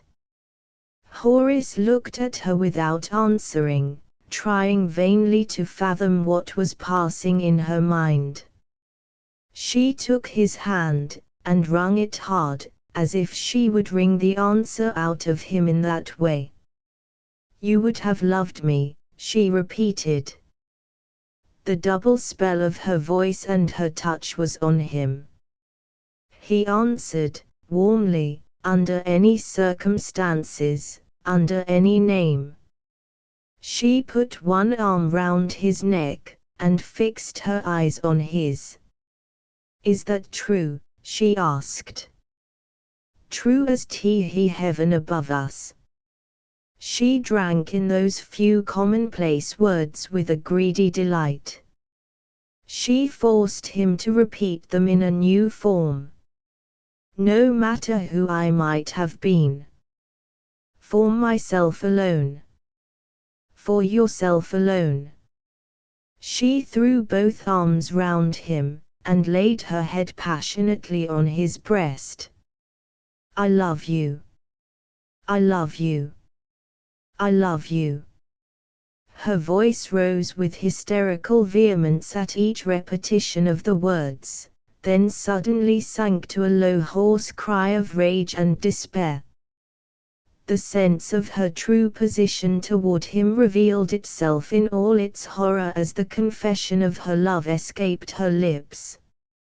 Her arms dropped from him, she flung herself back on the sofa cushions, hiding her face in her hands. Oh, leave me, she moaned, faintly. Go, go. Horace tried to wind his arm round her, and raise her. She started to her feet, and waved him back from her with a wild action of her hands, as if she was frightened of him. The wedding present, she cried, seizing the first pretext that occurred to her. You offered to bring me your mother's present. I am dying to see what it is. Go and get it. Horace tried to compose her. He might as well have tried to compose the winds and the sea. Go, she repeated, pressing one clenched hand on her bosom. I am not well. Talking excites me, I am hysterical, I shall be better alone. Get me the present. Go. Shall I send Lady Janet? Shall I ring for your maid? Send for nobody, ring for nobody. If you love me, leave me here by myself. Leave me instantly. I shall see you when I come back. Yes, yes. There was no alternative but to obey her. Unwillingly and forebodingly, Horace left the room. She drew a deep breath of relief, and dropped into the nearest chair. If Horace had stayed a moment longer, she felt it, she knew it, her head would have given way, she would have burst out before him with the terrible truth. Oh, she thought, pressing her cold hands on her burning eyes, if I could only cry, now there is nobody to see me. The room was empty, she had every reason for concluding that she was alone. And yet at that very moment there were ears that listened, there were eyes waiting to see her. Little by little the door behind her, which faced the library and led into the billiard room, was opened noiselessly from without, by an inch at a time. As the opening was enlarged, a hand in a black glove, an arm in a black sleeve, appeared, guiding the movement of the door. An interval of a moment passed, and the worn white face of Grace Roseberry showed itself stealthily, looking into the dining room. Her eyes brightened with vindictive pleasure as they discovered Mercy sitting alone at the further end of the room. Inch by inch she opened the door more widely, took one step forward, and checked herself. A sound, just audible at the far end of the conservatory, had caught her ear. She listened, satisfied herself that she was not mistaken, and drawing back with a frown of displeasure, softly closed the door again, so as to hide herself from view. The sound that had disturbed her was the distant murmur of men's voices, apparently 2 in number, talking together in lowered tones, at the garden entrance to the conservatory. Who were the men? And what would they do next? They might do one of 2 things.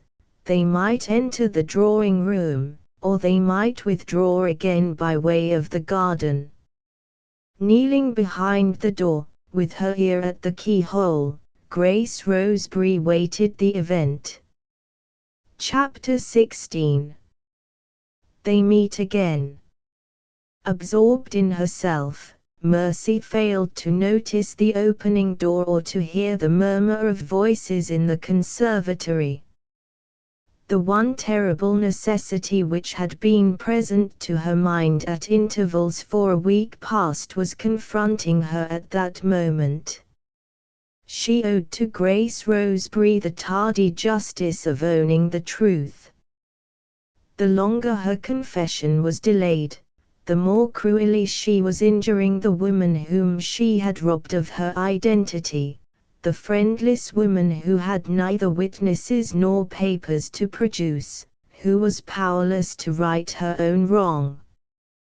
Keenly as she felt this, Mercy failed, nevertheless, to conquer the horror that shook her when she thought of the impending avowal.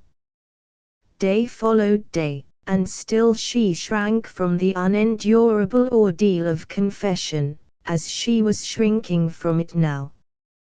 Was it fear for herself that closed her lips?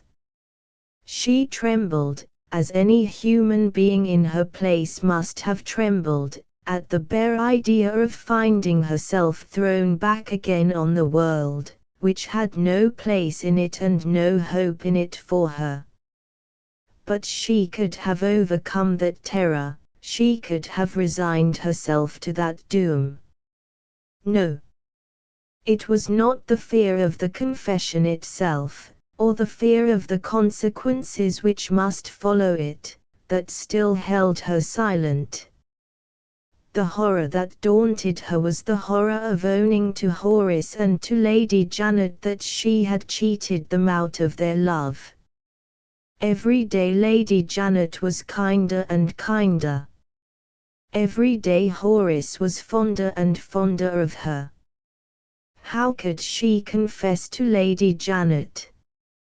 How could she own to Horace that she had imposed upon him? I can't do it. They are so good to me, I can't do it. In that hopeless way it had ended during the 7 days that had gone by. In that hopeless way it ended again now. The murmur of the two voices at the further end of the conservatory ceased. The billiard room door opened again slowly, by an inch at a time. Mercy still kept her place, unconscious of the events that were passing round her. Sinking under the hard stress laid on it, her mind had drifted little by little into a new train of thought. For the first time she found the courage to question the future in a new way. Supposing her confession to have been made, or supposing the woman whom she had personated to have discovered the means of exposing the fraud, what advantage, she now asked herself, would Miss Rosebery derive from Mercy Merrick's disgrace? Could Lady Janet transfer to the woman who was really her relative by marriage the affection which she had given to the woman who had pretended to be her relative? No. All the right in the world would not put the true Grace into the false Grace's vacant place. The qualities by which Mercy had won Lady Janet's love were the qualities which were Mercy's won. Lady Janet could do rigid justice, but hers was not the heart to give itself to a stranger, and to give itself unreservedly, a second time. Grace Rosebery would be formally acknowledged, and there it would end. Was there hope in this new view? Yes. There was the false hope of making the inevitable atonement by some other means than by the confession of the fraud. What had Grace Rosebery actually lost by the wrong done to her? She had lost the salary of Lady Janet's companion and reader. Say that she wanted money, Mercy had her savings from the generous allowance made to her by Lady Janet. Mercy could offer money. Or say that she wanted employment, Mercy's interest with Lady Janet could offer employment, could offer anything Grace might ask for, if she would only come to terms. Invigorated by the new hope, Mercy rose excitedly, weary of inaction in the empty room. She, who but a few minutes since had shuddered at the thought of their meeting again, was now eager to devise a means of finding her way privately to an interview with Grace.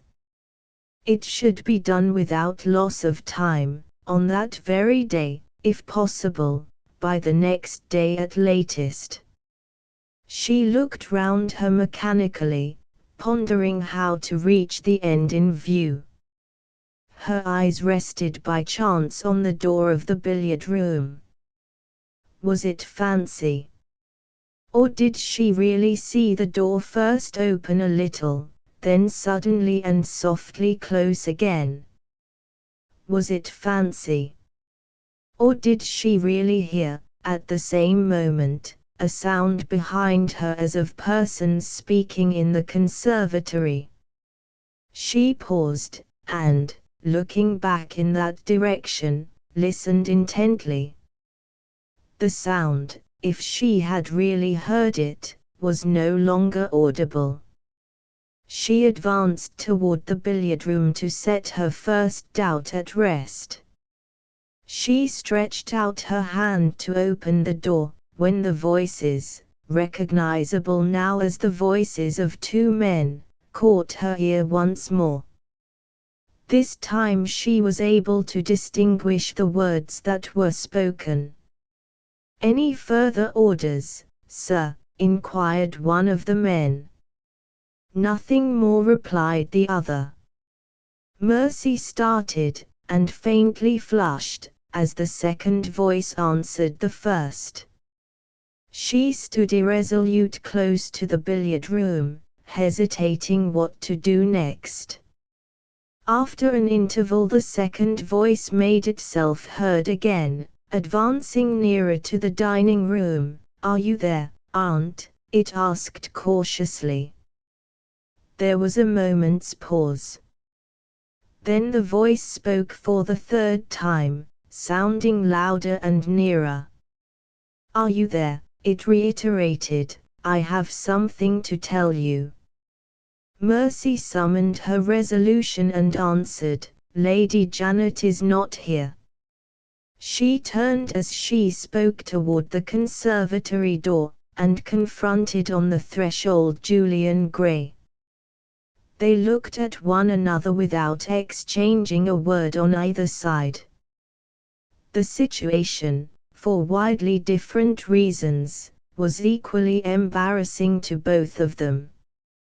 There, as Julian saw her, was the woman forbidden to him, the woman whom he loved. There, as Mercy saw him, was the man whom she dreaded, the man whose actions, as she interpreted them, proved that he suspected her.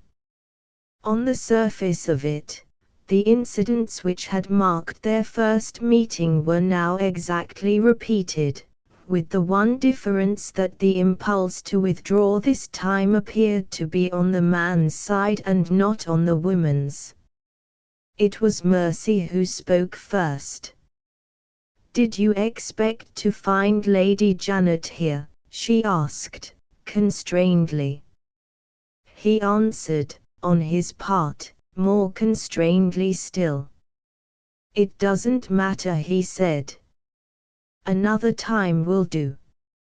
He drew back as he made the reply. She advanced desperately, with the deliberate intention of detaining him by speaking again. The attempt which he had made to withdraw, the constraint in his manner when he had answered, had instantly confirmed her in the false conviction that he, and he alone, had guessed the truth.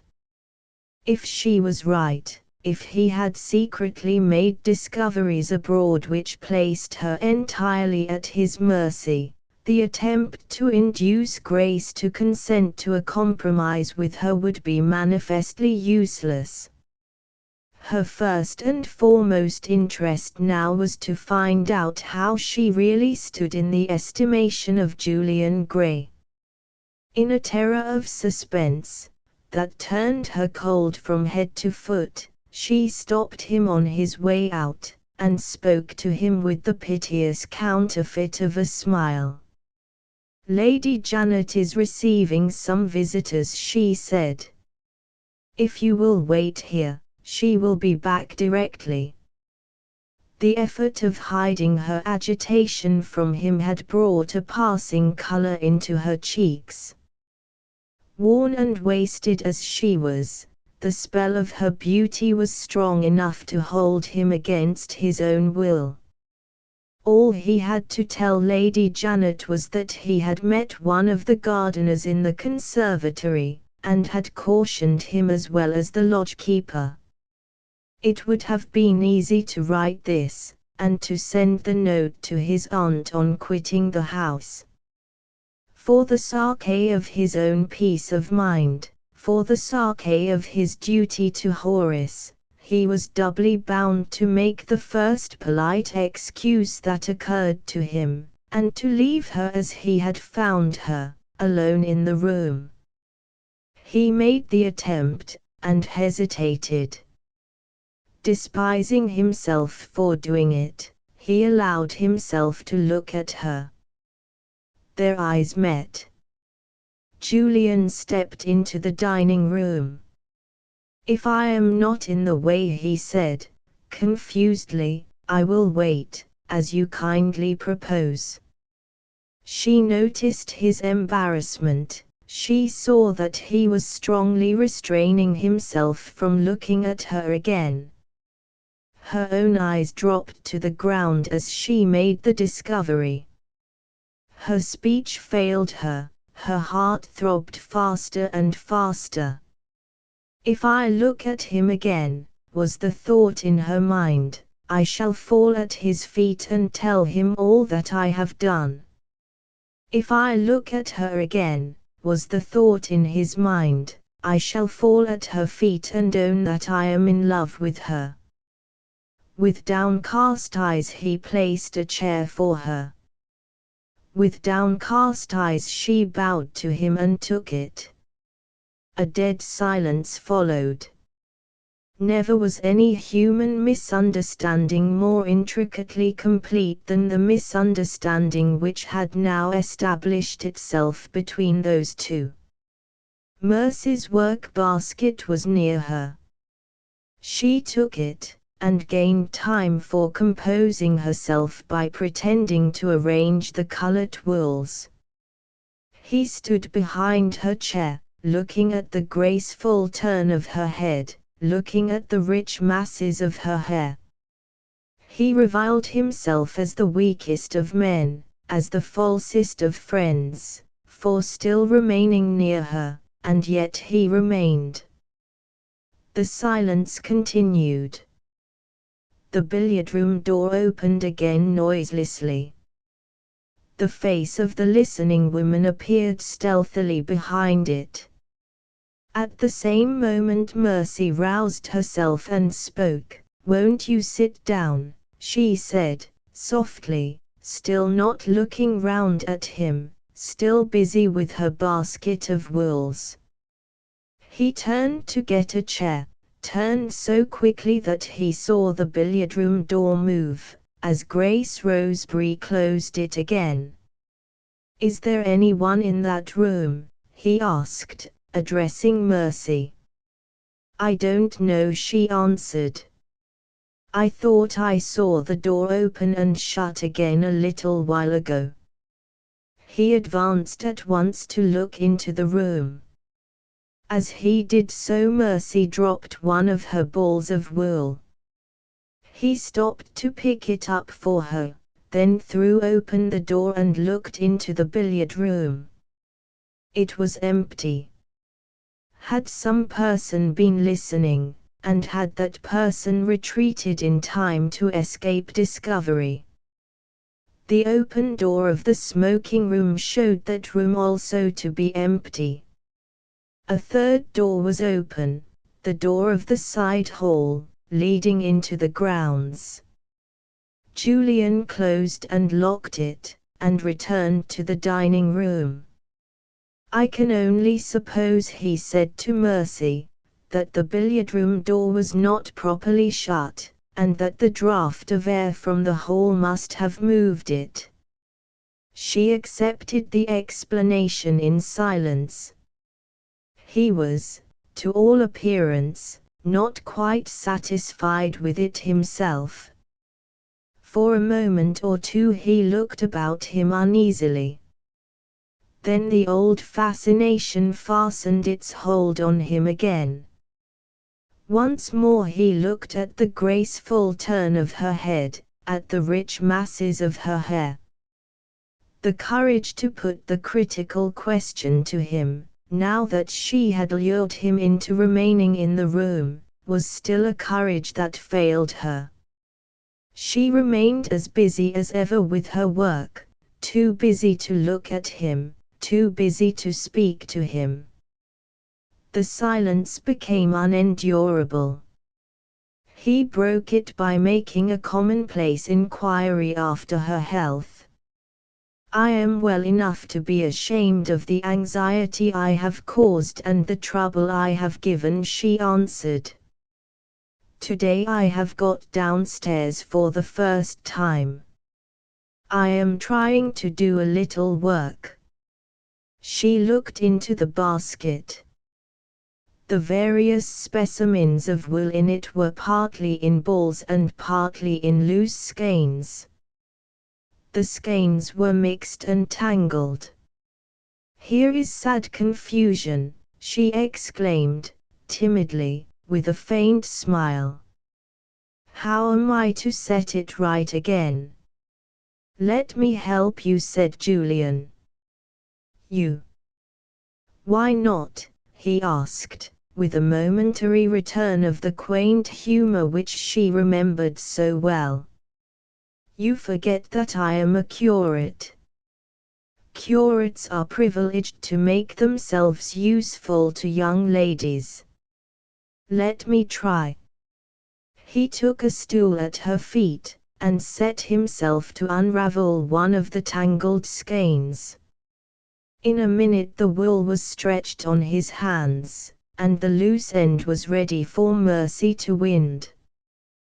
There was something in the trivial action, and in the homely attention that it implied, which in some degree quieted her fear of him. She began to roll the wool off his hands into a ball. Thus occupied, she said the daring words which were to lead him little by little into betraying his suspicions, if he did indeed suspect the truth. Chapter 17. The Guardian Angel. "You were here when I fainted, were you not?" Mercy began. "You must think me a sad coward, even for a woman." He shook his head.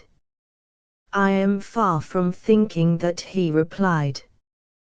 "No courage could have sustained the shock which fell on you. I don't wonder that you fainted. I don't wonder that you have been ill." She paused in rolling up the ball of wool. What did those words of unexpected sympathy mean? Was he laying a trap for her? Urged by that serious doubt, she questioned him more boldly. "Horace tells me you have been abroad," she said. "Did you enjoy your holiday?" "It was no holiday.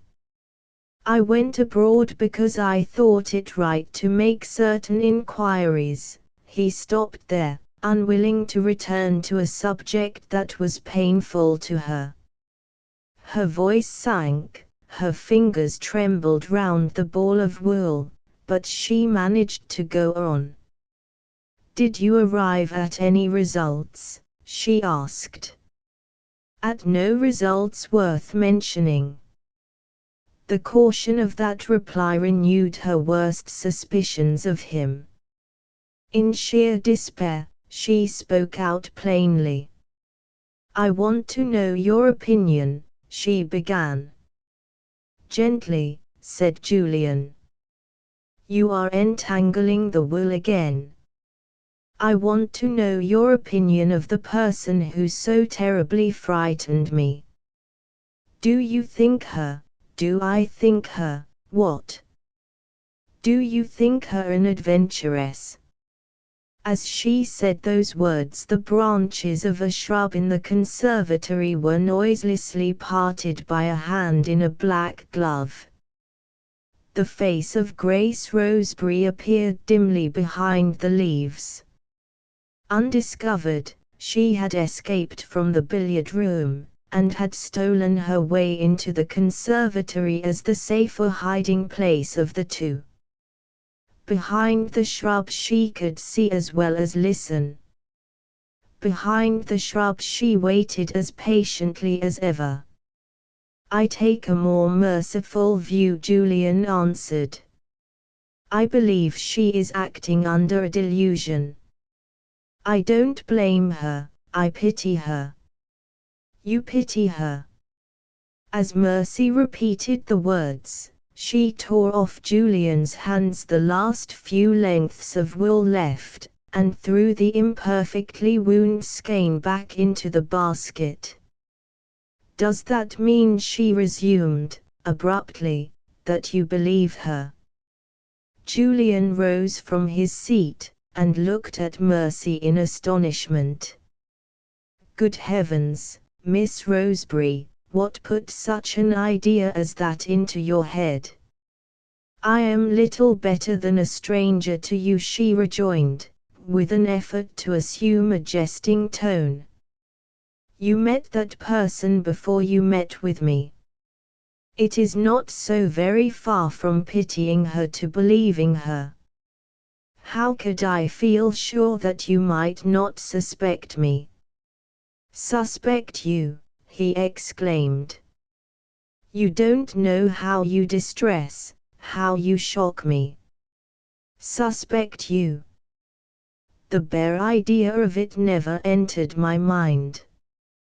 The man doesn't live who trusts you more implicitly, who believes in you more devotedly, than I do. His eyes, his voice, his manner, all told her that those words came from the heart. She contrasted his generous confidence in her, the confidence of which she was unworthy, with her ungracious distrust of him. Not only had she wronged Grace Roseberry, she had wronged Julian Gray. Could she deceive him as she had deceived the others? Could she meanly accept that implicit trust, that devoted belief? Never had she felt the base submissions which her own imposture condemned her to undergo with a loathing of them so overwhelming as the loathing that she felt now. In horror of herself, she turned her head aside in silence and shrank from meeting his eye. He noticed the movement, placing his own interpretation on it. Advancing closer, he asked anxiously if he had offended her. You don't know how your confidence touches me, she said, without looking up. You little think how keenly I feel your kindness. She checked herself abruptly. Her fine tact warned her that she was speaking too warmly, that the expression of her gratitude might strike him as being strangely exaggerated. She handed him her work basket before he could speak again. Will you put it away for me? She asked, in her quieter tones. I don't feel able to work just now. His back was turned on her for a moment, while he placed the basket on a side table. In that moment her mind advanced at a bound from present to future. Accident might one day put the true Grace in possession of the proofs that she needed, and might reveal the false Grace to him in the identity that was her own. What would he think of her then? Could she make him tell her without betraying herself? She determined to try. Children are notoriously insatiable if you once answer their questions, and women are nearly as bad, she said, when Julian returned to her. Will your patience hold out if I go back for the third time to the person whom we have been speaking of? Try me, he answered, with a smile. Suppose you had not taken your merciful view of her. Yes. Suppose you believed that she was wickedly bent on deceiving others for a purpose of her own, would you not shrink from such a woman in horror and disgust? God forbid that I should shrink from any human creature, he answered, earnestly. Who among us has a right to do that? She hardly dared trust herself to believe him. You would still pity her, she persisted, and still feel for her. With all my heart. Oh, how good you are! He held up his hand in warning. The tones of his voice deepened, the luster of his eyes brightened. She had stirred in the depths of that great heart the faith in which the man lived, the steady principle which guided his modest and noble life. No, he cried. Don't say that. Say that I try to love my neighbor as myself. Who but a Pharisee can believe that he is better than another? The best among us today may, but for the mercy of God, be the worst among us tomorrow. The true Christian virtue is the virtue which never despairs of a fellow creature. The true Christian faith believes in man as well as in God. Frail and fallen as we are, we can rise on the wings of repentance from earth to heaven.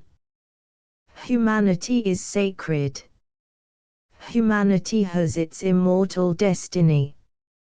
Who shall dare say to man or woman, "There is no hope in you"? Who shall dare say the work is all vile, when that work bears on it the stamp of the Creator's hand? He turned away for a moment, struggling with the emotion which she had roused in him. Her eyes, as they followed him, lighted with a momentary enthusiasm, then sank wearily in the vain regret which comes too late. Ah! If he could have been her friend and her adviser on the fatal day when she first turned her steps toward Mablethorpe House! She sighed bitterly as the hopeless aspiration wrung her heart. He heard the sigh, and, turning again, looked at her with a new interest in his face. "Miss Roseberry," he said. She was still absorbed in the bitter memories of the past, she failed to hear him. "Miss Roseberry," he repeated, approaching her. She looked up at him with a start. "May I venture to ask you something?" he said, gently. She shrank at the question. "Don't suppose I am speaking out of mere curiosity," he went on. "And pray don't answer me unless you can answer without betraying any confidence which may have been placed in you." "Confidence?" she repeated. "What confidence do you mean? It has just struck me that you might have felt more than a common interest in the questions which you put to me a moment since," he answered. "Were you by any chance speaking of some unhappy woman, not the person who frightened you, of course, but of some other woman whom you know?" Her head sank slowly on her bosom.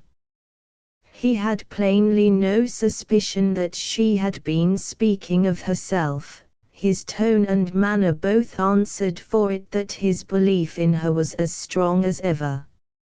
Still those last words made her tremble, she could not trust herself to reply to them. He accepted the bending of her head as a reply. "Are you interested in her?" he asked next. She faintly answered this time. "Yes." "Have you encouraged her?" "I have not dared to encourage her." His face lighted up suddenly with enthusiasm. "Go to her," he said, "and let me go with you and help you." The answer came faintly and mournfully. "She has sunk too low for that." He interrupted her with a gesture of impatience.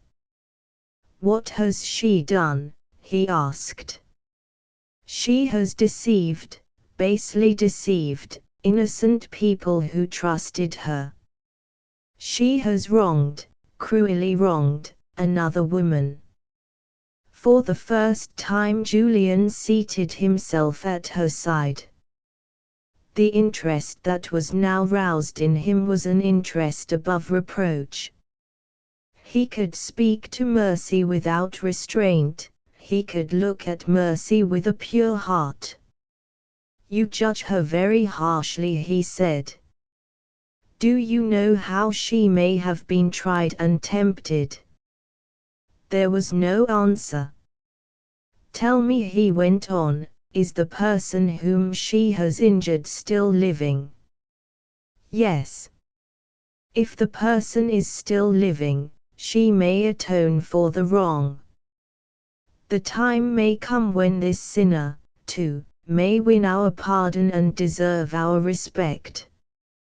could you respect her? Mercy asked, sadly. Can such a mind as yours understand what she has gone through? A smile, kind and momentary, brightened his attentive face. You forget my melancholy experience, he answered. Young as I am, I have seen more than most men of women who have sinned and suffered. Even after the little that you have told me, I think I can put myself in her place. I can well understand, for instance, that she may have been tempted beyond human resistance. Am I right? You are right. She may have had nobody near at the time to advise her, to warn her, to save her. Is that true? It is true. Tempted and friendless, self-abandoned to the evil impulse of the moment, this woman may have committed herself headlong to the act which she now vainly repents. She may long to make atonement, and may not know how to begin. All her energies may be crushed under the despair and horror of herself, out of which the truest repentance grows. Is such a woman as this all wicked, all vile? I deny it. She may have a noble nature, and she may show it nobly yet. Give her the opportunity she needs, and our poor fallen fellow creature may take her place again among the best of us, honored, blameless, happy, once more. Mercy's eyes, resting eagerly on him while he was speaking, dropped again despondingly when he had done. There is no such future as that, she answered, for the woman whom I am thinking of. She has lost her opportunity. She has done with hope. Julian gravely considered with himself for a moment. Let us understand each other, he said. She has committed an act of deception to the injury of another woman. Was that what you told me? Yes. And she has gained something to her own advantage by the act. Yes. Is she threatened with discovery? She is safe from discovery, for the present, at least. Safe as long as she closes her lips. As long as she closes her lips. There is her opportunity, cried Julian. Her future is before her. She has not done with hope. With clasped hands, in breathless suspense, Mercy looked at that inspiriting face, and listened to those golden words. Explain yourself, she said. Tell her, through me, what she must do. Let her own the truth, answered Julian, without the base fear of discovery to drive her to it. Let her do justice to the woman whom she has wronged, while that woman is still powerless to expose her. Let her sacrifice everything that she has gained by the fraud to the sacred duty of atonement. If she can do that, for conscience' sake, and for pity's sake, to her own prejudice, to her own shame, to her own loss, then her repentance has nobly revealed the noble nature that is in her, then she is a woman to be trusted, respected, beloved. If I saw the Pharisees and fanatics of this lower earth passing her by in contempt, I would hold out my hand to her before them all. I would say to her in her solitude and her affliction, rise, poor wounded heart. Beautiful, purified soul, God's angels rejoice over you. Take your place among the noblest of God's creatures. In those last sentences he unconsciously repeated the language in which he had spoken, years since, to his congregation in the chapel of the Refuge. With tenfold power and tenfold persuasion they now found their way again to Mercy's heart. Softly, suddenly, mysteriously, a change passed over her. Her troubled face grew beautifully still. The shifting light of terror and suspense vanished from her grand grey eyes, and left in them the steady inner glow of a high and pure resolve. There was a moment of silence between them. They both had need of silence. Julian was the first to speak again. "Have I satisfied you that her opportunity is still before her?" he asked. "Do you feel, as I feel, that she has not done with hope?" "You have satisfied me that the world holds no truer friend to her than you," Mercy answered, gently and gratefully. "She shall prove herself worthy of your generous confidence in her. She shall show you yet that you have not spoken in vain." Still inevitably failing to understand her, he led the way to the door. "Don't waste the precious time," he said. "Don't leave her cruelly to herself. If you can't go to her, let me go as your messenger, in your place." She stopped him by a gesture. He took a step back into the room, and paused, observing with surprise that she made no attempt to move from the chair that she occupied. "Stay here," she said to him, in suddenly altered tones. "Pardon me," he rejoined, "I don't understand you." "You will understand me directly. Give me a little time."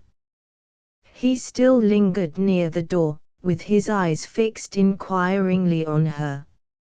A man of a lower nature than his, or a man believing in Mercy less devotedly than he believed, would now have felt his first suspicion of her. Julian was as far as ever from suspecting her, even yet. "Do you wish to be alone?" he asked, considerately. "Shall I leave you for a while and return again?" She looked up with a start of terror. "Leave me," she repeated, and suddenly checked herself on the point of saying more. Nearly half the length of the room divided them from each other. The words which she was longing to say were words that would never pass her lips unless she could see some encouragement in his face. "No," she cried out to him, on a sudden, in her sore need, "don't leave me. Come back to me." He obeyed her in silence. In silence, on her side, she pointed to the chair near her. He took it. She looked at him, and checked herself again, resolute to make her terrible confession, yet still hesitating how to begin. Her woman's instinct whispered to her, "Find courage in his touch." She said to him, simply and artlessly said to him, "Give me encouragement. Give me strength. Let me take your hand." He neither answered nor moved. His mind seemed to have become suddenly preoccupied, his eyes rested on her vacantly. He was on the brink of discovering her secret. In another instant he would have found his way to the truth. In that instant, innocently as his sister might have taken it, she took his hand. The soft clasp of her fingers, clinging round his, roused his senses, fired his passion for her, swept out of his mind the pure aspirations which had filled it but the moment before, paralyzed his perception when it was just penetrating the mystery of her disturbed manner and her strange words. All the man in him trembled under the rapture of her touch. But the thought of Horace was still present to him. His hand lay passive in hers, his eyes looked uneasily away from her. She innocently strengthened her clasp of his hand. She innocently said to him, "Don't look away from me. Your eyes give me courage." His hand returned the pressure of hers. He tasted to the full the delicious joy of looking at her. She had broken down his last reserves of self-control.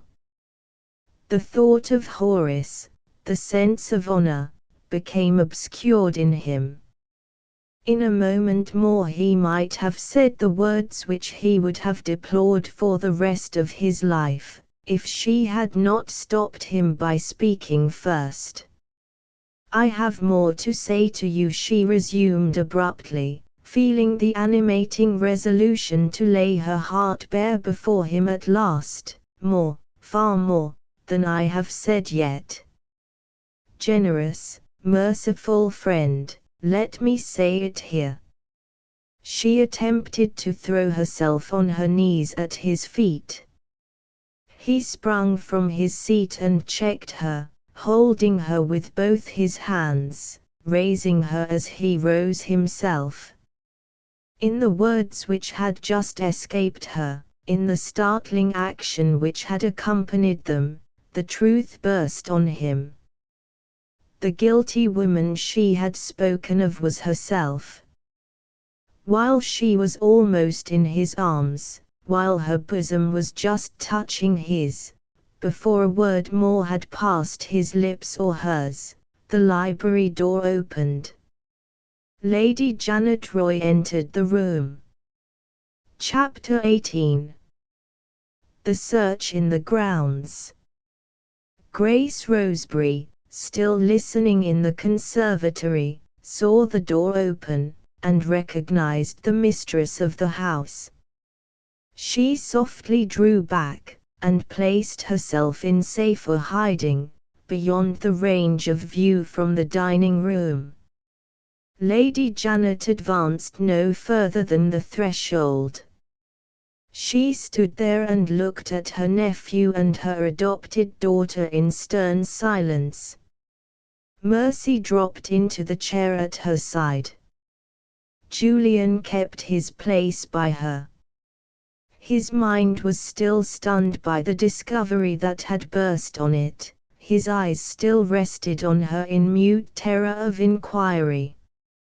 He was as completely absorbed in the one act of looking at her as if they had been still alone together in the room. Lady Janet was the first of the three who spoke. She addressed herself to her nephew. "You were right, Mr. Julian Gray," she said, with her bitterest emphasis of tone and manner. "You ought to have found nobody in this room on your return but me. I detain you no longer. You are free to leave my house." Julian looked round at his aunt. She was pointing to the door. In the excited state of his sensibilities at that moment, the action stung him to the quick. He answered without his customary consideration for his aunt's age and his aunt's position toward him. "You apparently forget, Lady Janet, that you are not speaking to one of your footmen," he said. "There are serious reasons, of which you know nothing, for my remaining in your house a little longer. You may rely upon my trespassing on your hospitality as short a time as possible." He turned again to Mercy as he said those words, and surprised her timidly looking up at him. In the instant when their eyes met, the tumult of emotions struggling in him became suddenly stilled. Sorrow for her, compassionating sorrow, rose in the new calm and filled his heart. Now, and now only, he could read in the wasted and noble face how she had suffered. The pity which he had felt for the unnamed woman grew to a tenfold pity for her. The faith which he professed, honestly professed, in the better nature of the unnamed woman strengthened into a tenfold faith in her. He addressed himself again to his aunt, in a gentler tone. "This lady," he resumed, "has something to say to me in private which she has not said yet. That is my reason and my apology for not immediately leaving the house." Still under the impression of what she had seen on entering the room, Lady Janet looked at him in angry amazement. Was Julian actually ignoring Horace Hoacroft's claims, in the presence of Horace Hoacroft's betrothed wife? She appealed to her adopted daughter. "Grace," she exclaimed, "have you heard him? Have you nothing to say?" "Must I remind you?" She stopped. For the first time in Lady Janet's experience of her young companion, she found herself speaking to ears that were deaf to her. Mercy was incapable of listening. Julian's eyes had told her that Julian understood her at last. Lady Janet turned to her nephew once more, and addressed him in the hardest words that she had ever spoken to her sister's son.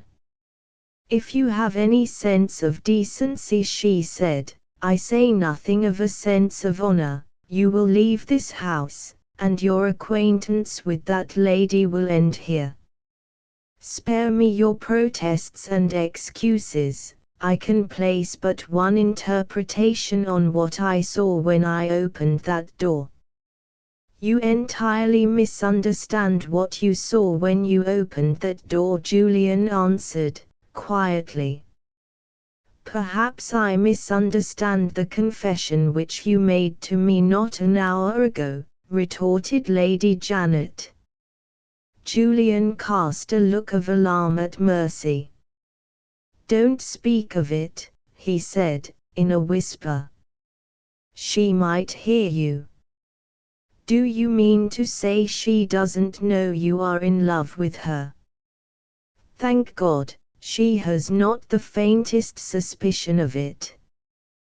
There was no mistaking the earnestness with which he made that reply. It proved his innocence as nothing else could have proved it. Lady Janet drew back a step, utterly bewildered, completely at a loss what to say or what to do next. The silence that followed was broken by a knock at the library door. The manservant, with news, and bad news, legibly written in his disturbed face and manner, entered the room. In the nervous irritability of the moment, Lady Janet resented the servant's appearance as a positive offense on the part of the harmless man. "Who sent for you?" she asked, sharply. "What do you mean by interrupting us?" The servant made his excuses in an oddly bewildered manner. "I beg your ladyship's pardon. I wished to take the liberty, I wanted to speak to Mr. Julian Gray." "What is it?" asked Julian. The man looked uneasily at Lady Janet, hesitated, and glanced at the door, as if he wished himself well out of the room again. "I hardly know if I can tell you, sir, before her ladyship," he answered. Lady Janet instantly penetrated the secret of her servant's hesitation. "I know what has happened," she said. "That abominable woman has found her way here again. Am I right?" The man's eyes helplessly consulted Julian. "Yes, or no," cried Lady Janet, imperatively. "Yes, my lady." Julian at once assumed the duty of asking the necessary questions. "Where is she?" he began. "Somewhere in the grounds, as we suppose, sir." "Did you see her?" "No, sir." "Who saw her?" "The lodge-keeper's wife." This looked serious. The lodge-keeper's wife had been present while Julian had given his instructions to her husband. She was not likely to have mistaken the identity of the person whom she had discovered. "How long since?" Julian asked next. "Not very long, sir." "Be more particular." "How long?" "I didn't hear, sir." "Did the lodge-keeper's wife speak to the person when she saw her?" "No, sir, she didn't get the chance, as I understand it.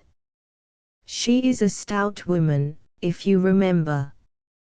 "The other was too quick for her, discovered her, sir, and, as the saying is, gave her the slip." "In what part of the grounds did this happen?" The servant pointed in the direction of the side hall. "In that part, sir." "Either in the Dutch garden or the shrubbery?" "I am not sure which." It was plain, by this time, that the man's information was too imperfect to be practically of any use. Julian asked if the lodge-keeper's wife was in the house. "No, sir. Her husband has gone out to search the grounds in her place, and she is minding the gate." "They sent their boy with the message?" "From what I can make out from the lad, they would be thankful if they could get a word more of advice from you, sir." Julian reflected for a moment. So far as he could estimate them, the probabilities were that the stranger from Mannheim had already made her way into the house, that she had been listening in the billiard room, that she had found time enough to escape him on his approaching to open the door, and that she was now, in the servant's phrase, somewhere in the grounds after eluding the pursuit of the lodge-keeper's wife. The matter was serious. Any mistake in dealing with it might lead to very painful results. If Julian had correctly anticipated the nature of the confession which Mercy had been on the point of addressing to him, the person whom he had been the means of introducing into the house was, what she had vainly asserted herself to be, no other than the true Grace Roseberry. Taking this for granted, it was of the utmost importance that he should speak to Grace privately, before she committed herself to any rashly renewed assertion of her claims, and before she could gain access to Lady Janet's adopted daughter. The landlady at her lodgings had already warned him that the object which she held steadily in view was to find her way to Miss Roseberry when Lady Janet was not present to take her part, and when no gentlemen were at hand to protect her. "Only let me meet her face to face," she had said, "and I will make her confess herself the impostor that she is." As matters now stood, it was impossible to estimate too seriously the mischief which might ensue from such a meeting as this. Everything now depended on Julian's skillful management of an exasperated woman, and nobody, at that moment, knew where the woman was. In this position of affairs, as Julian understood it, there seemed to be no other alternative than to make his inquiries instantly at the lodge and then to direct the search in person. He looked toward Mercy's chair as he arrived at this resolution. It was at a cruel sacrifice of his own anxieties and his own wishes that he deferred continuing the conversation with her from the critical point at which Lady Janet's appearance had interrupted it. Mercy had risen while he had been questioning the servant. The attention which she had failed to accord to what had passed between his aunt and himself she had given to the imperfect statement which he had extracted from the man. Her face plainly showed that she had listened as eagerly as Lady Janet had listened, with this remarkable difference between there, that Lady Janet looked frightened, and that Lady Janet's companion showed no signs of alarm. She appeared to be interested, perhaps anxious, nothing more. Julian spoke a parting word to his aunt. "Pray compose yourself," he said. "I have little doubt, when I can learn the particulars, that we shall easily find this person in the grounds. There is no reason to be uneasy. I am going to superintend the search myself. I will return to you as soon as possible." Lady Janet listened absently. There was a certain expression in her eyes which suggested to Julian that her mind was busy with some project of its own. He stopped as he passed Mercy, on his way out by the billiard-room door. It cost him a hard effort to control the contending emotions which the mere act of looking at her now awakened in him. His heart beat fast, his voice sank low, as he spoke to her. "You shall see me again," he said. "I never was more in earnest in promising you my truest help and sympathy than I am now." She understood him. Her bosom heaved painfully, her eyes fell to the ground, she made no reply. The tears rose in Julian's eyes as he looked at her. He hurriedly left the room.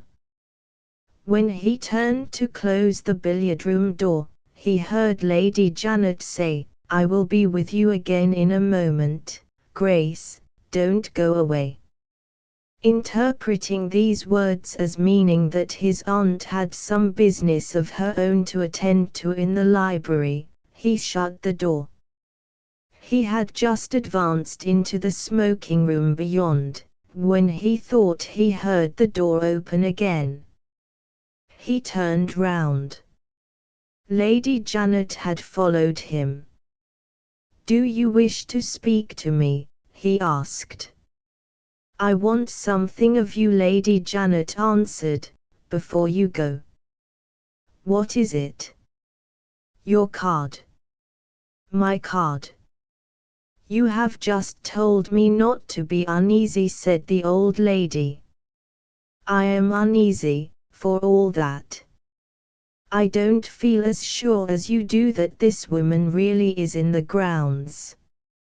She may be lurking somewhere in the house, and she may appear when your back is turned.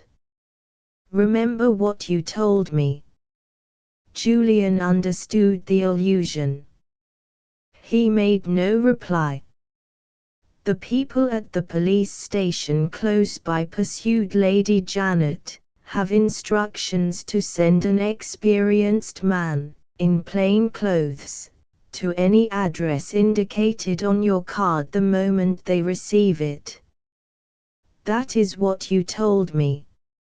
For Grace's protection, I want your card before you leave us." It was impossible for Julian to mention the reasons which now forbade him to make use of his own precautions, in the very face of the emergency which they had been especially intended to meet. How could he declare the true Grace Roseberry to be mad? How could he give the true Grace Roseberry into custody? On the other hand, he had personally pledged himself, when the circumstances appeared to require it, to place the means of legal protection from insult and annoyance at his aunt's disposal. And now, there stood Lady Janet, unaccustomed to have her wishes disregarded by anybody, with her band extended, waiting for the card. What was to be done? The one way out of the difficulty appeared to be to submit for the moment. If he succeeded in discovering the missing woman, he could easily take care that she should be subjected to no needless indignity. If she contrived to slip into the house in his absence, he could provide against that contingency by sending a second card privately to the police station, forbidding the officer to stir in the affair until he had received further orders. Julian made one stipulation only before he handed his card to his aunt. "You will not use this, I am sure, without positive and pressing necessity," he said. "But I must make one condition. Promise me to keep my plan for communicating with the police a strict secret from Grace," interposed Lady Janet. Julian bowed. "Do you suppose I want to frighten her? Do you think I have not had anxiety enough about her already? Of course I shall keep it a secret from Grace." Reassured on this point, Julian hastened out into the grounds. As soon as his back was turned, Lady Janet lifted the gold pencil case which hung at her watch chain, and wrote on her nephew's card, "For the information of the officer in plain clothes, you are wanted at Mablethorpe House." This done, she put the card into the old-fashioned pocket of her dress, and returned to the dining room. Grace was waiting, in obedience to the instructions which she had received. For the first moment or two not a word was spoken on either side. Now that she was alone with her adopted daughter, a certain coldness and hardness began to show itself in Lady Janet's manner. The discovery that she had made on opening the drawing-room door still hung on her mind. Julian had certainly convinced her that she had misinterpreted what she had seen, but he had convinced her against her will. She had found Mercy deeply agitated, suspiciously silent. Julian might be innocent, she admitted, there was no accounting for the vagaries of men. But the case of Mercy was altogether different. Women did not find themselves in the arms of men without knowing what they were about. Acquitting Julian, Lady Janet declined to acquit Mercy. There is some secret understanding between them, thought the old lady, and she's to blame, the women always are. Mercy still waited to be spoken to, pale and quiet, silent and submissive. Lady Janet, in a highly uncertain state of temper, was obliged to begin. "My dear," she called out, sharply. "Yes, Lady Janet. How much longer are you going to sit there with your mouth shut up and your eyes on the carpet? Have you no opinion to offer on this alarming state of things? You heard what the man said to Julian, I saw you listening. Are you horribly frightened?" "No, Lady Janet. Not even nervous." "No, Lady Janet. Ha! I should hardly have given you credit for so much courage after my experience of you a week ago. I congratulate you on your recovery. Thank you, Lady Janet. I am not so composed as you are. We were an excitable set in my youth, and I haven't got the better of it yet. I feel nervous. Do you hear? I feel nervous. I am sorry, Lady Janet. You are very good. Do you know what I am going to do? No, Lady Janet. I am going to summon the household. When I say the household, I mean the men. The women are no use. I am afraid I fail to attract your attention. You have my best attention, Lady Janet. You are very good again. I said the women were of no use. Yes, Lady Janet. I mean to place a manservant on guard at every entrance to the house. I am going to do it at once. Will you come with me? Can I be of any use if I go with your ladyship? You can't be of the slightest use. I give the orders in this house, not you. I had quite another motive in asking you to come with me. I am more considerate of you than you seem to think. I don't like leaving you here by yourself. Do you understand? I am much obliged to your ladyship. I don't mind being left here by myself. You don't mind? I never heard of such heroism in my life, out of a novel. Suppose that crazy wretch should find her way in here. She would not frighten me this time as she frightened me before. Not too fast, my young lady. Suppose, good heavens. Now I think of it, there is the conservatory. Suppose she should be hidden in there. Julian is searching the grounds. Who is to search the conservatory? With your ladyship's permission, I will search the conservatory. You. With your ladyship's permission. I can hardly believe my own ears. Well, live and learn is an old proverb. I thought I knew your character. This is a change. You forget, Lady Janet, if I may venture to say so, that the circumstances are changed. She took me by surprise on the last occasion, I am prepared for her now. Do you really feel as coolly as you speak? Yes, Lady Janet. Have your own way, then. I shall do one thing, however, in case of your having overestimated your own courage. I shall place one of the men in the library. You will only have to ring for him if anything happens. He will give the alarm, and I shall act accordingly. I have my plans, said her ladyship, comfortably conscious of the card in her pocket. Don't look as if you wanted to know what it is. I have no intention of saying anything about it, except that it will do. Once more, and for the last time, do you stay here?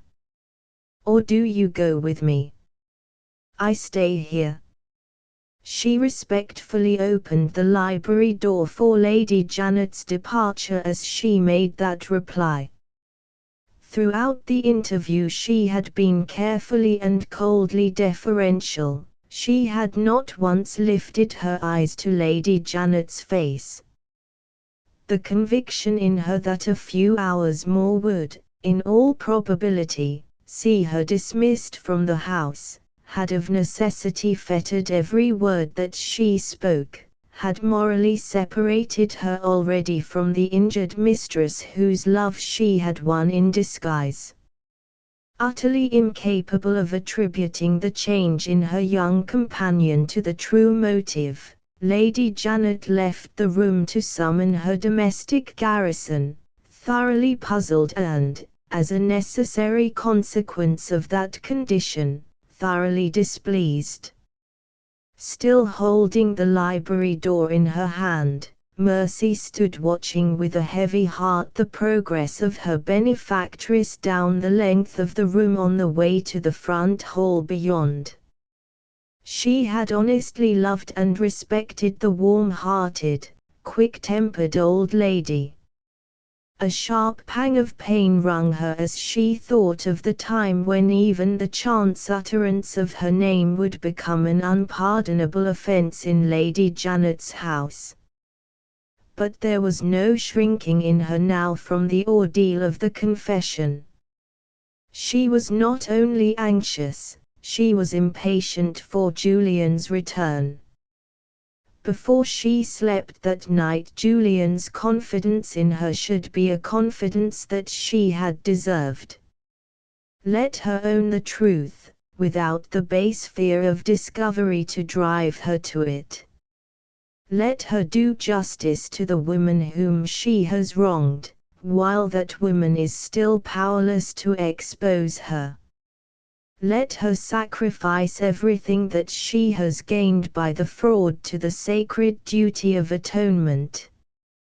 If she can do that, then her repentance has nobly revealed the noble nature that is in her, then she is a woman to be trusted, respected, beloved.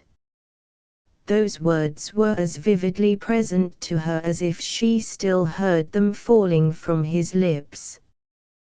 Those other words which had followed them rang as grandly as ever in her ears: "Rise, poor wounded heart. Beautiful, purified soul, God's angels rejoice over you. Take your place among the noblest of God's creatures."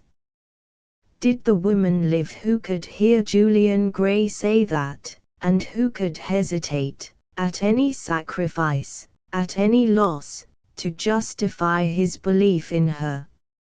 Oh, she thought, longingly while her eyes followed Lady Janet to the end of the library, if your worst fears could only be realized. If I could only see Grace Roseberry in this room, how fearlessly I could meet her now.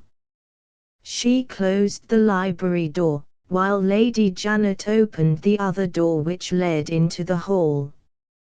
As she turned and looked back into the dining room, a cry of astonishment escaped her. There, as if in answer to the aspiration which was still in her mind, there, established in triumph on the chair that she had just left, sat Grace Roseberry, in sinister silence, waiting for her. Chapter 19. The Evil Genius. Recovering from the first overpowering sensation of surprise, Mercy rapidly advanced, eager to say her first penitent words. Grace stopped her by a warning gesture of the hand.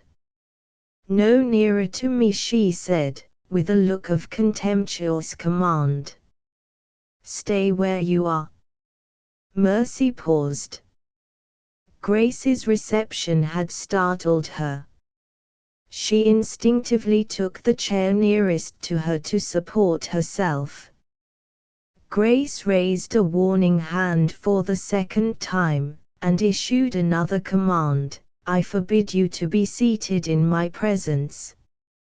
You have no right to be in this house at all. Remember, if you please, who you are, and who I am." The tone in which those words were spoken was an insult in itself. Mercy suddenly lifted her head, the angry answer was on her lips. She checked it, and submitted in silence. I will be worthy of Julian Gray's confidence in me, she thought, as she stood patiently by the chair. I will bear anything from the woman whom I have wronged. In silence the two faced each other, alone together, for the first time since they had met in the French cottage. The contrast between them was strange to see.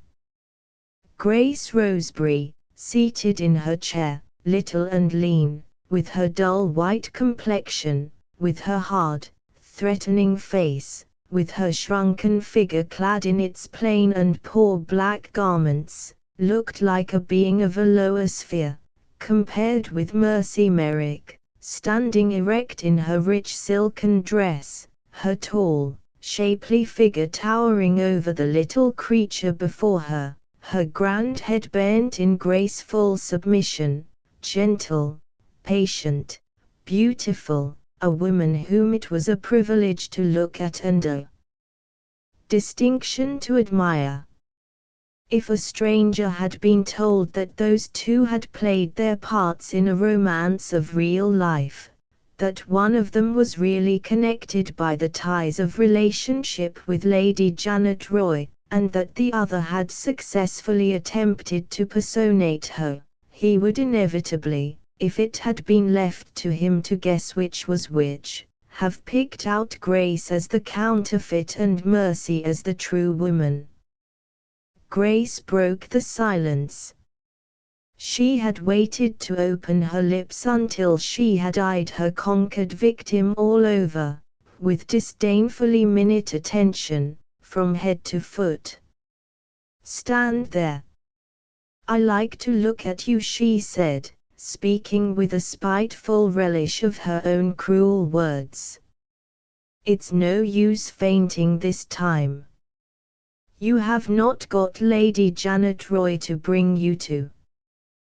There are no gentlemen here today to pity you and pick you up. Mercy Merrick, I have got you at last.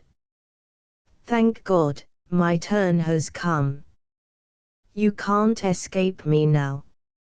All the littleness of heart and mind which had first shown itself in Grace at the meeting in the cottage, when Mercy told the sad story of her life, now revealed itself once more. The woman who in those past times had felt no impulse to take a suffering and a penitent fellow creature by the hand was the same woman who could feel no pity, who could spare no insolence of triumph, now. Mercy's sweet voice answered her patiently, in low, pleading tones. I have not avoided you, she said. I would have gone to you of my own accord if I had known that you were here. It is my heartfelt wish to own that I have sinned against you, and to make all the atonement that I can. I am too anxious to deserve your forgiveness to have any fear of seeing you. Conciliatory as the reply was, it was spoken with a simple and modest dignity of manner which roused Grace Roseberry to fury. How dare you speak to me as if you were any equal, she burst out. You stand there and answer me as if you had your right and your place in this house. You audacious woman. I have my right and my place here, and what am I obliged to do? I am obliged to hang about in the grounds, and fly from the sight of the servants, and hide like a thief, and wait like a beggar, and all for what? For the chance of having a word with you. Yes. You, madam. With the air of the refuge and the dirt of the streets on you. Mercy's head sank lower. Her hand trembled as it held by the back of the chair. It was hard to bear the reiterated insults heaped on her, but Julian's influence still made itself felt. She answered as patiently as ever. If it is your pleasure to use hard words to me, she said, I have no right to resent them. You have no right to anything, Grace retorted. You have no right to the gown on your back. Look at yourself, and look at me. Her eyes traveled with a tigerish stare over Mercy's costly silk dress. Who gave you that dress? Who gave you those jewels? I know. Lady Janet gave them to Grace Roseberry. Are you Grace Roseberry? That dress is mine. Take off your bracelets and your brooch. They were meant for me. You may soon have them, Miss Roseberry. They will not be in my possession many hours longer. What do you mean? However badly you may use me, it is my duty to undo the harm that I have done. I am bound to do you justice. I am determined to confess the truth. Grace smiled scornfully. You confess, she said. Do you think I am fool enough to believe that? You are one shameful brazen lie from head to foot. Are you the woman to give up your silks and your jewels, and your position in this house, and to go back to the refuge of your own accord?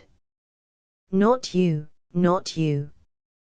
A first faint flush of color showed itself, stealing slowly over Mercy's face, but she still held resolutely by the good influence which Julian had left behind him. She could still say to herself, anything rather than disappoint Julian Gray. Sustained by the courage which he had called to life in her, she submitted to her martyrdom as bravely as ever. But there was an ominous change in her now. She could only submit in silence, she could no longer trust herself to answer. The mute endurance in her face additionally exasperated Grace Roseberry. You won't confess, she went on. You have had a week to confess in, and you have not done it yet. No, no.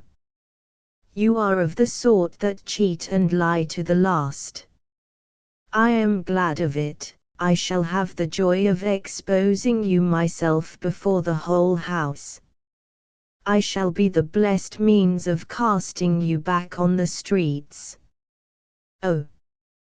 It will be almost worth all I have gone through to see you with a policeman's hand on your arm, and the mob pointing at you and mocking you on your way to jail. This time the sting struck deep, the outrage was beyond endurance. Mercy gave the woman who had again and again deliberately insulted her a first warning. Miss Roseberry, she said, I have borne without a murmur the bitterest words you could say to me. Spare me any more insults. Indeed, indeed, I am eager to restore you to your just rights. With my whole heart I say it to you, I am resolved to confess everything. She spoke with trembling earnestness of tone. Grace listened with a hard smile of incredulity and a hard look of contempt. You are not far from the bell, she said, ring it. Mercy looked at her in speechless surprise. You are a perfect picture of repentance, you are dying to own the truth, pursued the other, satirically. Own it before everybody, and own it at once.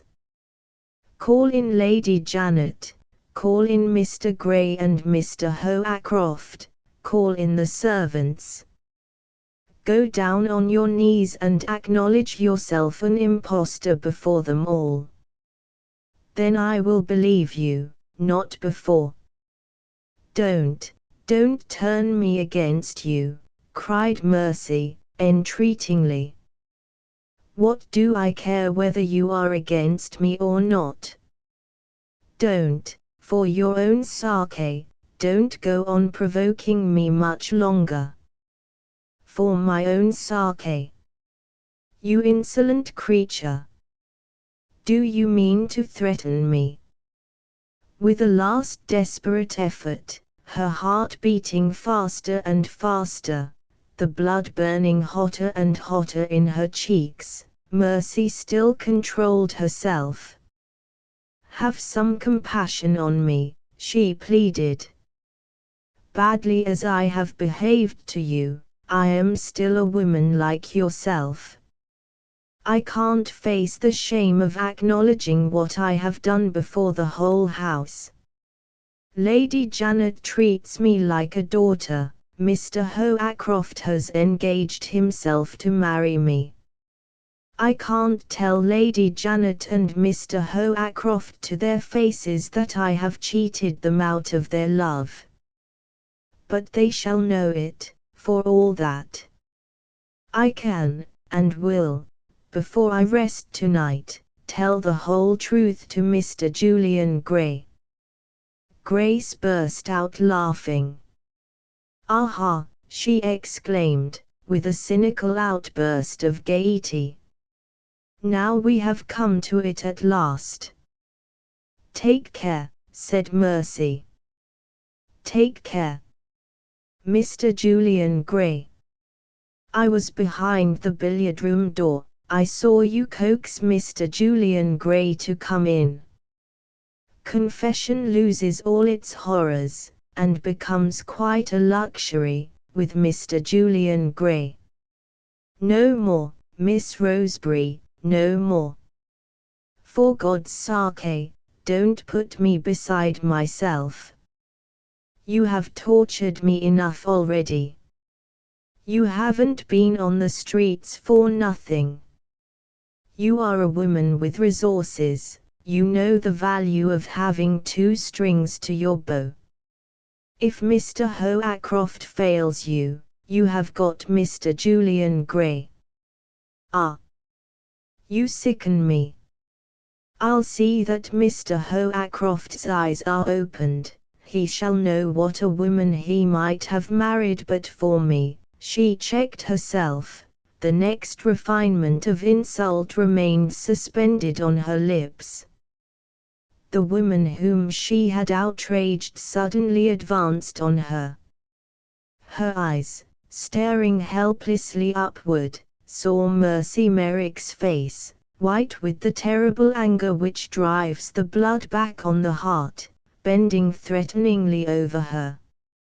You will see that Mr. Hoacroft's eyes are opened, Mercy slowly repeated. He shall know what a woman he might have married but for you.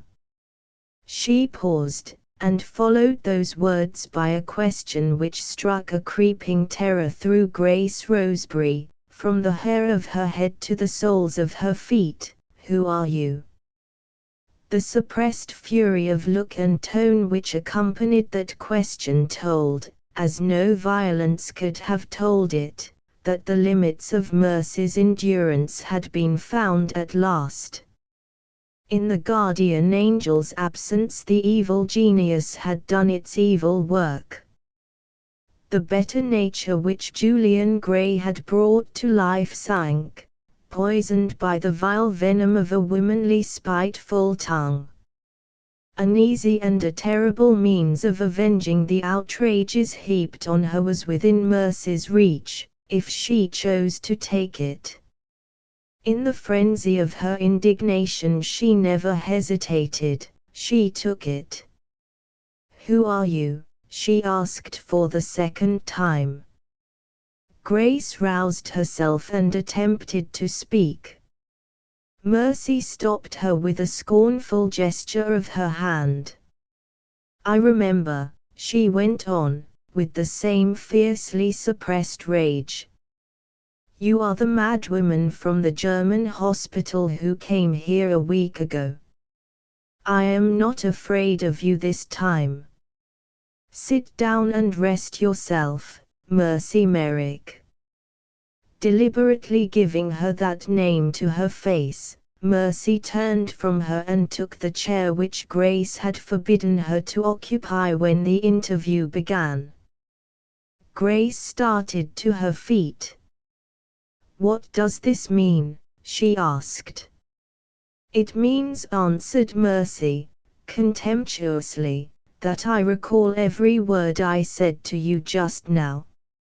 It means that I am resolved to keep my place in this house. Are you out of your senses? You are not far from the bell. Ring it. Do what you asked me to do. Call in the whole household, and ask them which of us is mad, you or I. Mercy Merrick, you shall repent this to the last hour of your life." Mercy rose again, and fixed her flashing eyes on the woman who still defied her. "I have had enough of you," she said. "Leave the house while you can leave it. Stay here, and I will send for Lady Janet Roy." "You can't send for her." "You daren't send for her." "I can and I dare. You have not a shadow of a proof against me. I have got the papers, I am in possession of the place, I have established myself in Lady Janet's confidence. I mean to deserve your opinion of me. I will keep my dresses and my jewels and my position in the house. I deny that I have done wrong. Society has used me cruelly. I owe nothing to society. I have a right to take any advantage of it if I can. I deny that I have injured you. How was I to know that you would come to life again? Have I degraded your name and your character? I have done honor to both. I have won everybody's liking and everybody's respect. Do you think Lady Janet would have loved you as she loves me? Not she. I tell you to your face I have filled the false position more creditably than you could have filled the true one, and I mean to keep it. I won't give up your name, I won't restore your character. Do your worst, I defy you." She poured out those reckless words in one headlong flow which defied interruption. There was no answering her until she was too breathless to say more. Grace seized her opportunity the moment it was within her reach. "You defy me," she returned, resolutely. "You won't defy me long. I have written to Canada. My friends will speak for me. What of it, if they do? Your friends are strangers here. I am Lady Janet's adopted daughter. Do you think she will believe your friends? She will believe me. She will burn their letters if they write. She will forbid the house to them if they come. I shall be Mrs. Horace Hoacroft in a week's time. Who can shake my position? Who can injure me? Wait a little. You forget the matron at the refuge. Find her, if you can. I never told you her name. I never told you where the refuge was. I will advertise your name, and find the matron in that way. Advertise in every newspaper in London.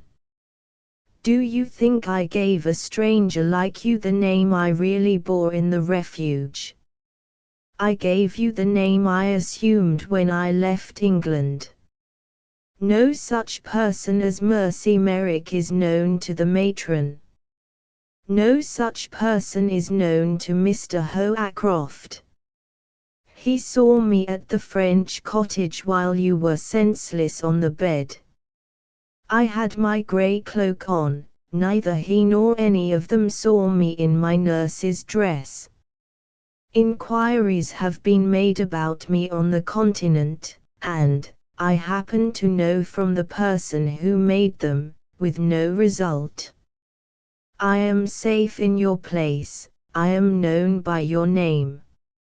I am Grace Roseberry, and you are Mercy Merrick. Disprove it, if you can. Summing up the unassailable security of her false position in those closing words, Mercy pointed significantly to the billiard room door. You were hiding there, by your own confession, she said. You know your way out by that door. Will you leave the room? I won't stir a step. Mercy walked to a side table, and struck the bell placed on it. At the same moment the billiard room door opened. Julian Gray appeared, returning from his unsuccessful search in the grounds. He had barely crossed the threshold before the library door was thrown open next by the servant posted in the room. The man drew back respectfully, and gave admission to Lady Janet Roy. She was followed by Horace Hoacroft with his mother's wedding present to Mercy in his hand. Chapter XX. The policeman in plain clothes. Julian looked round the room, and stopped at the door which he had just opened. His eyes rested first on Mercy, next on Grace.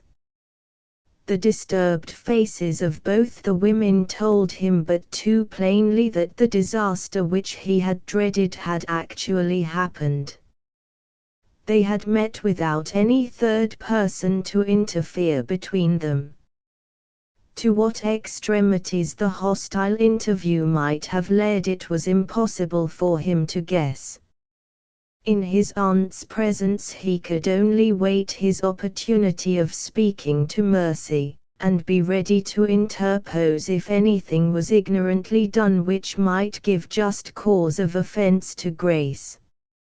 Lady Janet's course of action on entering the dining room was in perfect harmony with Lady Janet's character.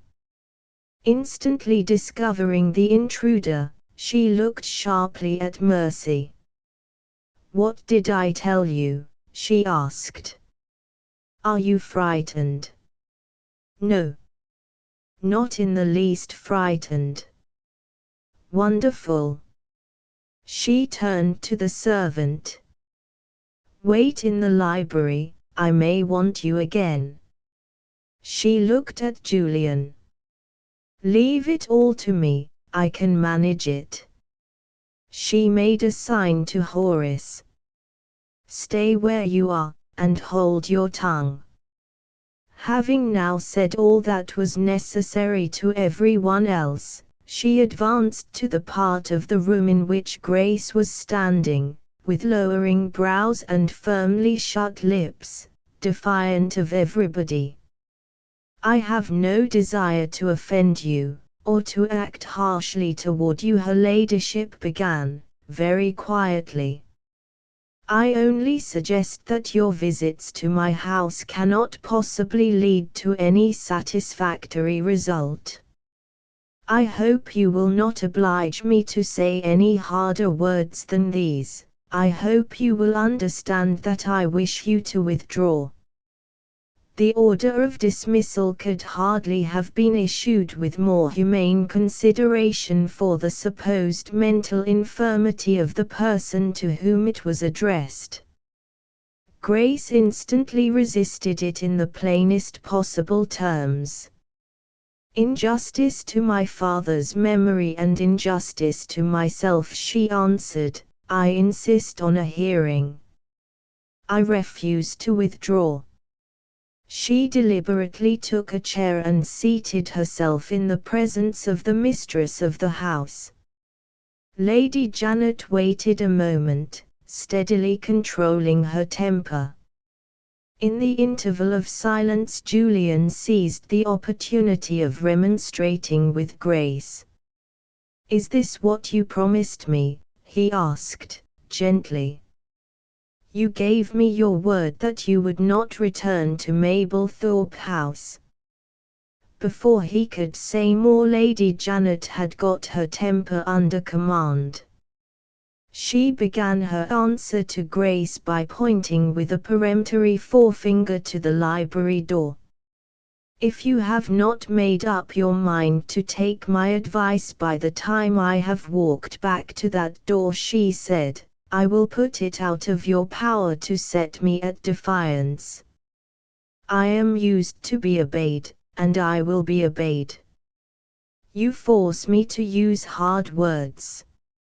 I warn you before it is too late. Go." She returned slowly toward the library. Julian attempted to interfere with another word of remonstrance. His aunt stopped him by a gesture which said, plainly, "I insist on acting for myself." He looked next at Mercy. Would she remain passive? Yes. She never lifted her head, she never moved from the place in which she was standing apart from the rest. Horace himself tried to attract her attention, and tried in vain. Arrived at the library door, Lady Janet looked over her shoulder at the little immovable black figure in the chair. "Will you go?" she asked, for the last time. Grace started up angrily from her seat, and fixed her viperish eyes on Mercy. "I won't be turned out of your ladyship's house in the presence of that impostor," she said. "I may yield to force, but I will yield to nothing else. I insist on my right to the place that she has stolen from me. It's no use scolding me," she added, turning doggedly to Julian. "As long as that woman is here under my name, I can't and won't keep away from the house. I warn her, in your presence, that I have written to my friends in Canada. I dare her before you all to deny that she is the outcast and adventuress, Mercy Merrick." The challenge forced Mercy to take part in the proceedings in her own defense. She had pledged herself to meet and defy Grace Roseberry on her own ground. She attempted to speak. Horace stopped her. "You degrade yourself if you answer her," he said. "Take my arm, and let us leave the room." "Yes." "Take her out," cried Grace. "She may well be ashamed to face an honest woman. It's her place to leave the room, not mine." Mercy drew her hand out of Horace's arm. "I decline to leave the room," she said, quietly. Horace still tried to persuade her to withdraw. "I can't bear to hear you insulted," he rejoined. "The woman offends me, though I know she is not responsible for what she says." "Nobody's endurance will be tried much longer," said Lady Janet. She glanced at Julian, and taking from her pocket the card which he had given to her, opened the library door. "Go to the police station," she said to the servant in an undertone, "and give that card to the inspector on duty. Tell him there is not a moment to lose." "Stop," said Julian, before his aunt could close the door again. "Stop," repeated Lady Janet, sharply. "I have given the man his orders." "What do you mean?" "Before you send the card, I wish to say a word in private to this lady," replied Julian, indicating Grace. "When that is done," he continued, approaching Mercy, and pointedly addressing himself to her. "I shall have a request to make. I shall ask you to give me an opportunity of speaking to you without interruption." His tone pointed the allusion. Mercy shrank from looking at him. The signs of painful agitation began to show themselves in her shifting color and her uneasy silence. Roused by Julian's significantly distant reference to what had passed between them, her better impulses were struggling already to recover their influence over her. She might, at that critical moment, have yielded to the promptings of her own nobler nature. She might have risen superior to the galling remembrance of the insults that had been heaped upon her, if Grace's malice had not seen in her hesitation a means of referring offensively once again to her interview with Julian Gray. "Pray don't think twice about trusting him alone with me," she said, with a sardonic affectation of politeness. "I am not interested in making a conquest of Mr. Julian Gray." The jealous distrust in Horace, already awakened by Julian's request, now attempted to assert itself openly. Before he could speak, Mercy's indignation had dictated Mercy's answer. "I am much obliged to you, Mr. Gray," she said, addressing Julian, but still not raising her eyes to his. "I have nothing more to say. There is no need for me to trouble you again." In those rash words she recalled the confession to which she stood pledged. In those rash words she committed herself to keeping the position that she had usurped, in the face of the woman whom she had deprived of it. Horace was silenced, but not satisfied. He saw Julian's eyes fixed in sad and searching attention on Mercy's face while she was speaking. He heard Julian sigh to himself when she had done. He observed Julian, after a moment's serious consideration, and a moment's glance backward at the stranger in the poor black clothes, lift his head with the air of a man who had taken a sudden resolution. "Bring me that card directly," he said to the servant. His tone announced that he was not to be trifled with. The man obeyed. Without answering Lady Janet, who still peremptorily insisted on her right to act for herself, Julian took the pencil from his pocketbook and added his signature to the writing already inscribed on the card. When he had handed it back to the servant he made his apologies to his aunt. "Pardon me for venturing to interfere," he said. "There is a serious reason for what I have done, which I will explain to you at a fitter time. In the meanwhile I offer no further obstruction to the course which you propose taking. On the contrary, I have just assisted you in gaining the end that you have in view." As he said that he held up the pencil with which he had signed his name. Lady Janet, naturally perplexed, and, with some reason, perhaps, offended as well, made no answer. She waved her hand to the servant, and sent him away with the card. There was silence in the room. The eyes of all the persons present turned more or less anxiously on Julian. Mercy was vaguely surprised and alarmed. Horace, like Lady Janet, felt offended, without clearly knowing why. Even Grace Roseberry herself was subdued by her own presentiment of some coming interference for which she was completely unprepared. Julian's words and actions, from the moment when he had written on the card, were involved in a mystery to which not one of the persons round him held the clue.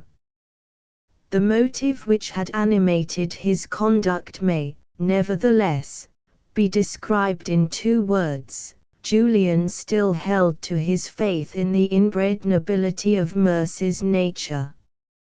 He had inferred, with little difficulty, from the language which Grace had used toward Mercy in his presence, that the injured woman must have taken pitiless advantage of her position at the interview which he had interrupted. Instead of appealing to Mercy's sympathies and Mercy's sense of right, instead of accepting the expression of her sincere contrition, and encouraging her to make the completest and the speediest atonement, Grace had evidently outraged and insulted her.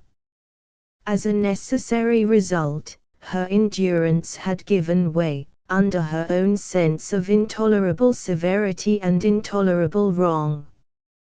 The remedy for the mischief thus done was, as Julian had first seen it, to speak privately with Grace, to soothe her by owning that his opinion of the justice of her claims had undergone a change in her favor, and then to persuade her, in her own interests, to let him carry to Mercy such expressions of apology and regret as might lead to a friendly understanding between them.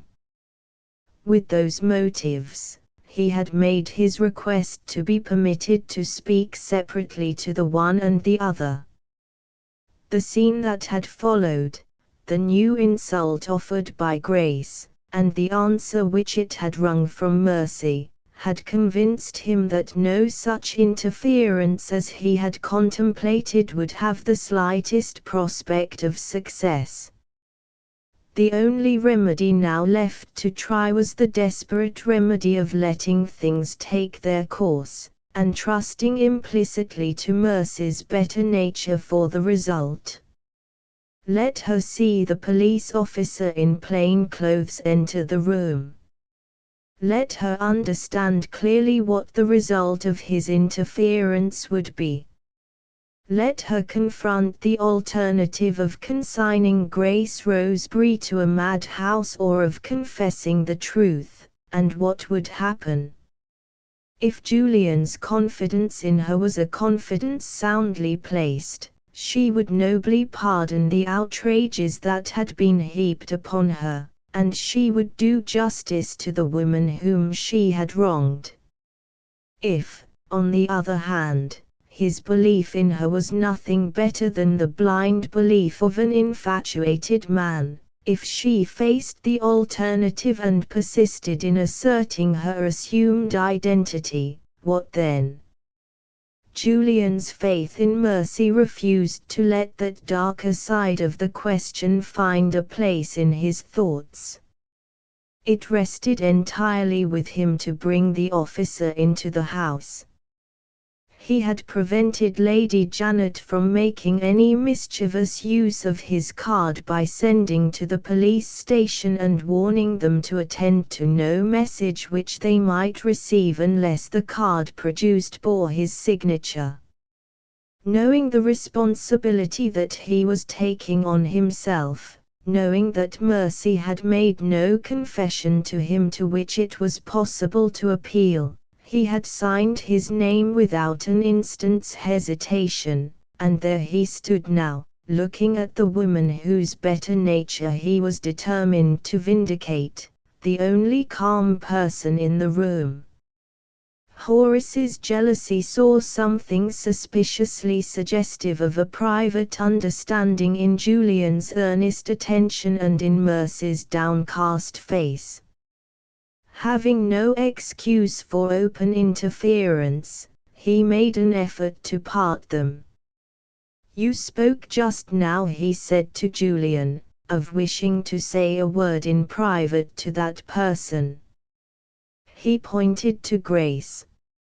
"Shall we retire, or will you take her into the library?"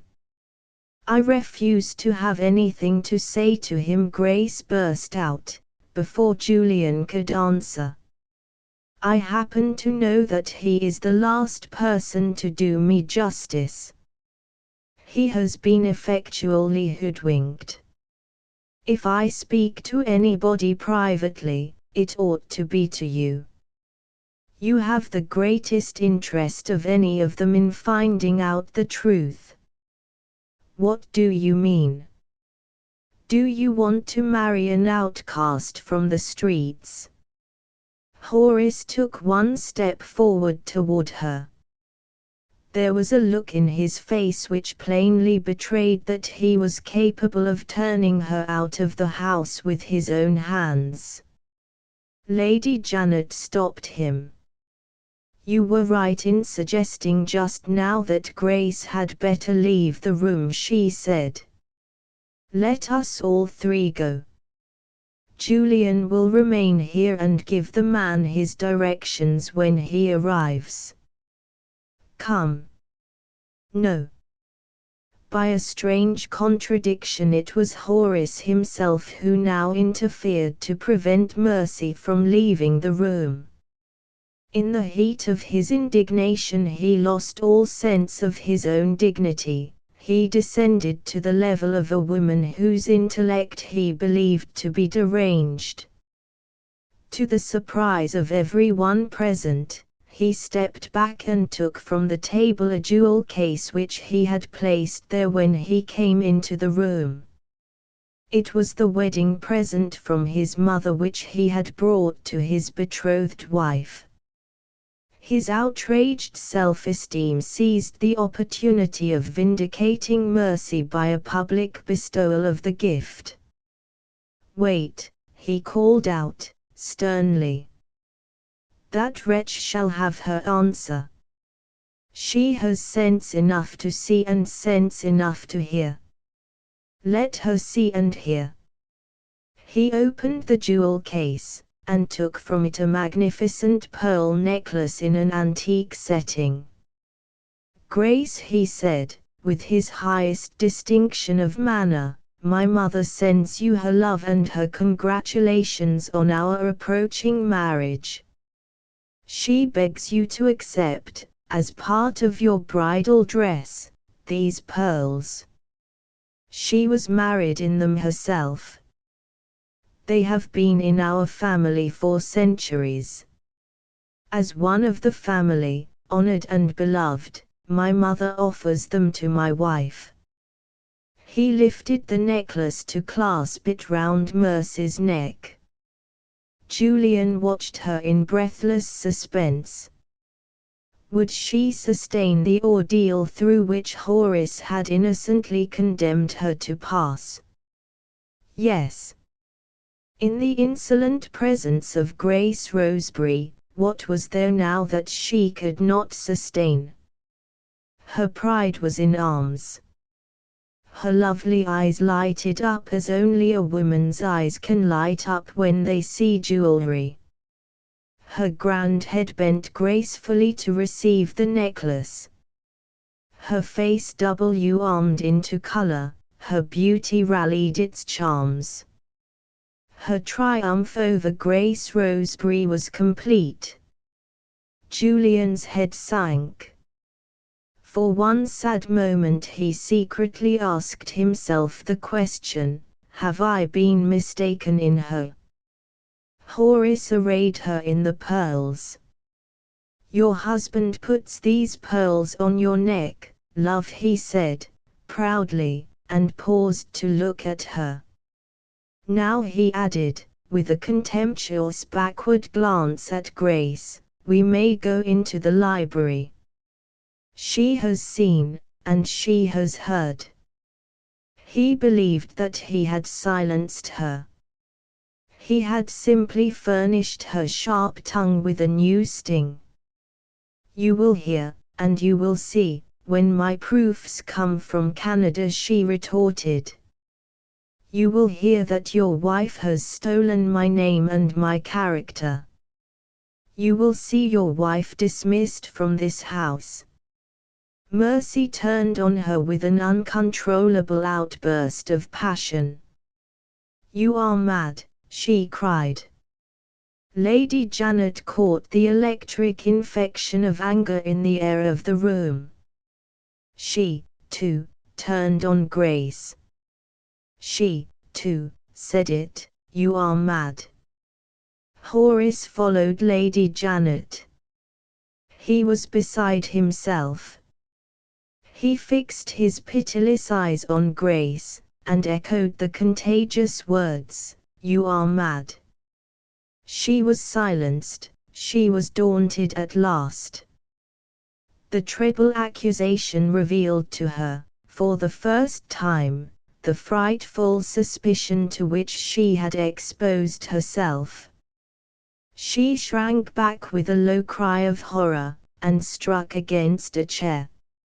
She would have fallen if Julian had not sprung forward and caught her. Lady Janet led the way into the library.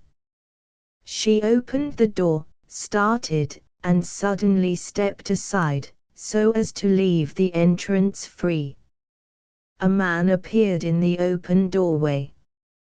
He was not a gentleman, he was not a workman, he was not a servant. He was vilely dressed, in glossy black broadcloth. His frock coat hung on him instead of fitting him. His waistcoat was too short and too tight over the chest. His trousers were a pair of shapeless black bags. His gloves were too large for him. His highly polished boots creaked detestably whenever he moved. He had odiously watchful eyes, eyes that looked skilled in peeping through keyholes. His large ears, set forward like the ears of a monkey, pleaded guilty to meanly listening behind other people's doors. His manner was quietly confidential when he spoke, impenetrably self-possessed when he was silent. A lurking air of secret service enveloped the fellow, like an atmosphere of his own, from head to foot. He looked all round the magnificent room without betraying either surprise or admiration.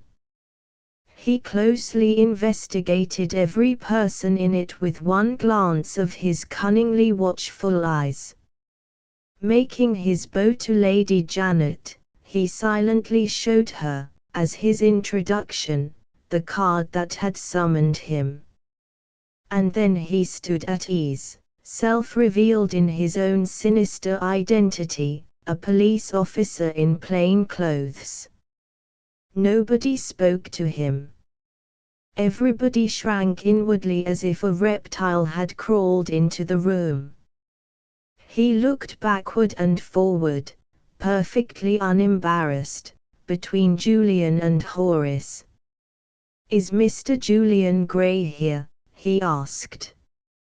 Julian led Grace to a seat. Her eyes were fixed on the man. She trembled, she whispered, "Who is he?" Julian spoke to the police officer without answering her. "Wait there," he said, pointing to a chair in the most distant corner of the room. "I will speak to you directly." The man advanced to the chair, marching to the discord of his creaking boots. He privately valued the carpet at so much a yard as he walked over it. He privately valued the chair at so much the dozen as he sat down on it. He was quite at his ease. It was no matter to him whether he waited and did nothing, or whether he pried into the private character of everyone in the room, as long as he was paid for it. Even Lady Janet's resolution to act for herself was not proof against the appearance of the policeman in plain clothes. She left it to her nephew to take the lead. Julian glanced at Mercy before he stirred further in the matter. He alone knew that the end rested now not with him but with her. She felt his eye on her while her own eyes were looking at the man. She turned her head, hesitated, and suddenly approached Julian. Like Grace Roseberry, she was trembling. Like Grace Roseberry, she whispered, "Who is he?" Julian told her plainly who he was. "Why is he here?" "Can't you guess?" "No." Horace left Lady Janet, and joined Mercy and Julian, impatient of the private colloquy between them. "Am I in the way?" he inquired. Julian drew back a little, understanding Horace perfectly. He looked round at Grace. Nearly the whole length of the spacious room divided them from the place in which she was sitting. She had never moved since he had placed her in a chair. The direst of all terrors was in possession of her, terror of the unknown. There was no fear of her interfering, and no fear of her hearing what they said so long as they were careful to speak in guarded tones. Julian set the example by lowering his voice. "Ask Horace why the police officer is here," he said to Mercy. She put the question directly. "Why is he here?" Horace looked across the room at Grace, and answered, "He is here to relieve us of that woman." "Do you mean that he will take her away?" "Yes." "Where will he take her to?" "To the police station." Mercy started, and looked at Julian. He was still watching the slightest changes in her face. She looked back again at Horace. "To the police station," she repeated. "What for?" "How can you ask the question?" said Horace, irritably. "To be placed under restraint, of course." "Do you mean prison?" "I mean an asylum." Again Mercy turned to Julian. There was horror now, as well as surprise, in her face. "Oh," she said to him, "Horace is surely wrong. It can't be." Julian left it to Horace to answer. Every facility in him seemed to be still absorbed in watching Mercy's face.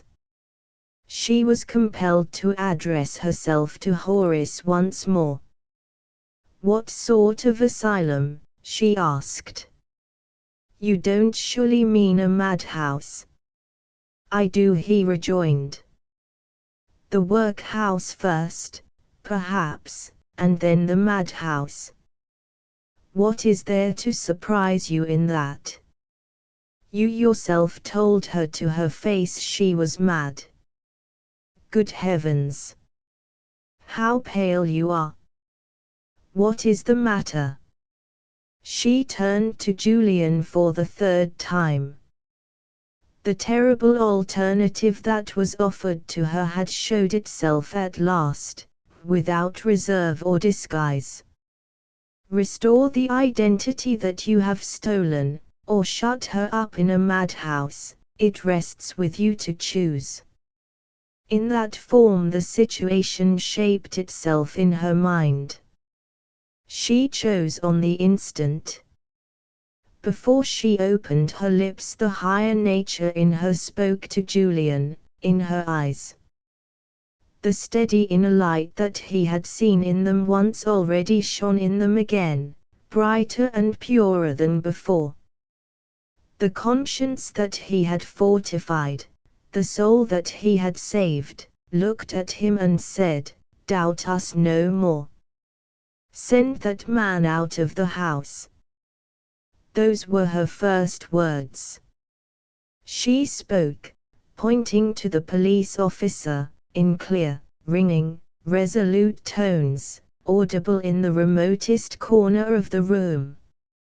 Julian's hand stole unobserved to hers, and told her, in its momentary pressure, to count on his brotherly sympathy and help. All the other persons in the room looked at her in speechless surprise. Grace rose from her chair. Even the man in plain clothes started to his feet. Lady Janet, hurriedly joining Horace, and fully sharing his perplexity and alarm, took Mercy impulsively by the arm, and shook it, as if to rouse her to a sense of what she was doing. Mercy held firm. Mercy resolutely repeated what she had said: "Send that man out of the house."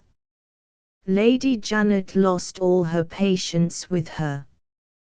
"What has come to you?" she asked, sternly. "Do you know what you are saying? The man is here in your interest, as well as in mine. The man is here to spare you, as well as me, further annoyance and insult. And you insist, in my presence, on his being sent away. What does it mean?" "You shall know what it means, Lady Janet, in half an hour.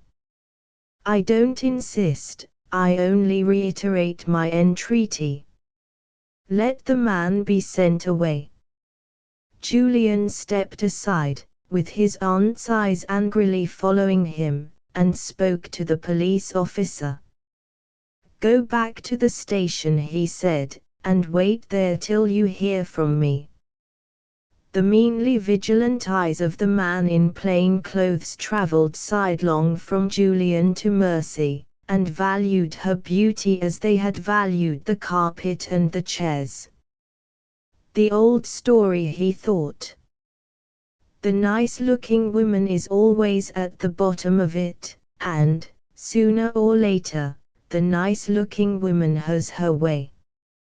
He marched back across the room, to the discord of his own creaking boots, bowed, with a villainous smile which put the worst construction on everything, and vanished through the library door.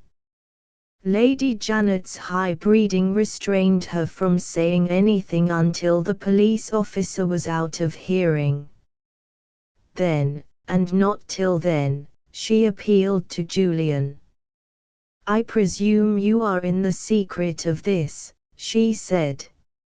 "I suppose you have some reason for setting my authority at defiance in my own house." "I have never yet failed to respect your ladyship," Julian answered. "Before long you will know that I am not failing in respect toward you now." Lady Janet looked across the room. Grace was listening eagerly, conscious that events had taken some mysterious turn in her favor within the last minute. "Is it part of your new arrangement of my affairs," her ladyship continued, "that this person is to remain in the house?" The terror that had daunted Grace had not lost all hold of her yet. She left it to Julian to reply. Before he could speak, Mercy crossed the room and whispered to her, "Give me time to confess it in writing. I can't own it before them, with this round my neck." She pointed to the necklace. Grace cast a threatening glance at her, and suddenly looked away again in silence. Mercy answered Lady Janet's question. "I beg your ladyship to permit her to remain until the half-hour is over," she said. "My request will have explained itself by that time." Lady Janet raised no further obstacles. For something in Mercy's face, or in Mercy's tone, seemed to have silenced her, as it had silenced Grace. Horace was the next who spoke. In tones of suppressed rage and suspicion he addressed himself to Mercy, standing fronting him by Julian's side. "Am I included," he asked, "in the arrangement which engages you to explain your extraordinary conduct in half an hour?" His hand had placed his mother's wedding present round Mercy's neck. A sharp pang wrung her as she looked at Horace, and saw how deeply she had already distressed and offended him. The tears rose in her eyes. She humbly and faintly answered him. "If you please," was all she could say, before the cruel swelling at her heart rose and silenced her. Horace's sense of injury refused to be soothed by such simple submission as this. "I dislike mysteries and innuendos," he went on, harshly. "In my family circle we are accustomed to meet each other frankly. Why am I to wait half an hour for an explanation which might be given now? What am I to wait for?" Lady Janet recovered herself as Horace spoke. "I entirely agree with you," she said. "I ask, too, what are we to wait for?" Even Julian's self-possession failed him when his aunt repeated that cruelly plain question. How would Mercy answer it? Would her courage still hold out? "You have asked me what you are to wait for," she said to Horace, quietly and firmly. "Wait to hear something more of Mercy Merrick." Lady Janet listened with a look of weary disgust. "Don't return to that," she said. "We know enough about Mercy Merrick already." "Pardon me, your ladyship does not know. I am the only person who can inform you." "You?" She bent her head respectfully. "I have begged you, Lady Janet, to give me half an hour," she went on. "In half an hour I solemnly engage myself to produce Mercy Merrick in this room. Lady Janet Roy, Mr. Horace Hoacroft, you are to wait for that." Steadily pledging herself in those terms to make her confession, she unclasped the pearls from her neck, put them away in their cases and placed it in Horace's hand. "Keep it," she said, with a momentary faltering in her voice, "until we meet again." Horace took the case in silence. He looked and acted like a man whose mind was paralyzed by surprise. His hand moved mechanically. His eyes followed Mercy with a vacant, questioning look. Lady Janet seemed, in her different way, to share the strange oppression that had fallen on him. A vague sense of dread and distress hung like a cloud over her mind. At that memorable moment she felt her age, she looked her age, as she had never felt it or looked it yet. "Have I your ladyship's leave," said Mercy, respectfully, "to go to my room?" Lady Janet mutely granted the request. Mercy's last look, before she went out, was a look at Grace. "Are you satisfied now?" the grand grey eyes seemed to say, mournfully.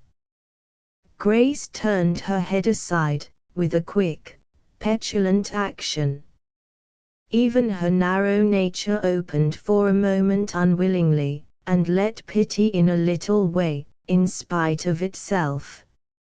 Mercy's parting words recommended Grace to Julian's care. "You will see that she is allowed a room to wait in. You will warn her yourself when the half-hour has expired." Julian opened the library door for her. "Well done. Nobly done," he whispered. "All my sympathy is with you, all my help is yours." Her eyes looked at him, and thanked him, through her gathering tears. His own eyes were dimmed. She passed quietly down the room, and was lost to him before he had shut the door again. Chapter XXI. The footstep in the corridor. Mercy was alone. She had secured 1/2 hour of retirement in her own room, designing to devote that interval to the writing of her confession, in the form of a letter addressed to Julian Gray. No recent change in her position had, as yet, mitigated her horror of acknowledging to Horace and to Lady Janet that she had won her way to their hearts in disguise. Through Julian only could she say the words which were to establish Grace Roseberry in her right position in the house. How was her confession to be addressed to him? In writing? Or by word of mouth? After all that had happened, from the time when Lady Janet's appearance had interrupted them, she would have felt relief rather than embarrassment in personally opening her heart to the man who had so delicately understood her, who had so faithfully befriended her in her sorest need. But the repeated betrayals of Horace's jealous suspicion of Julian warned her that she would only be surrounding herself with new difficulties, and be placing Julian in a position of painful embarrassment, if she admitted him to a private interview while Horace was in the house. The one course left to take was the course that she had adopted.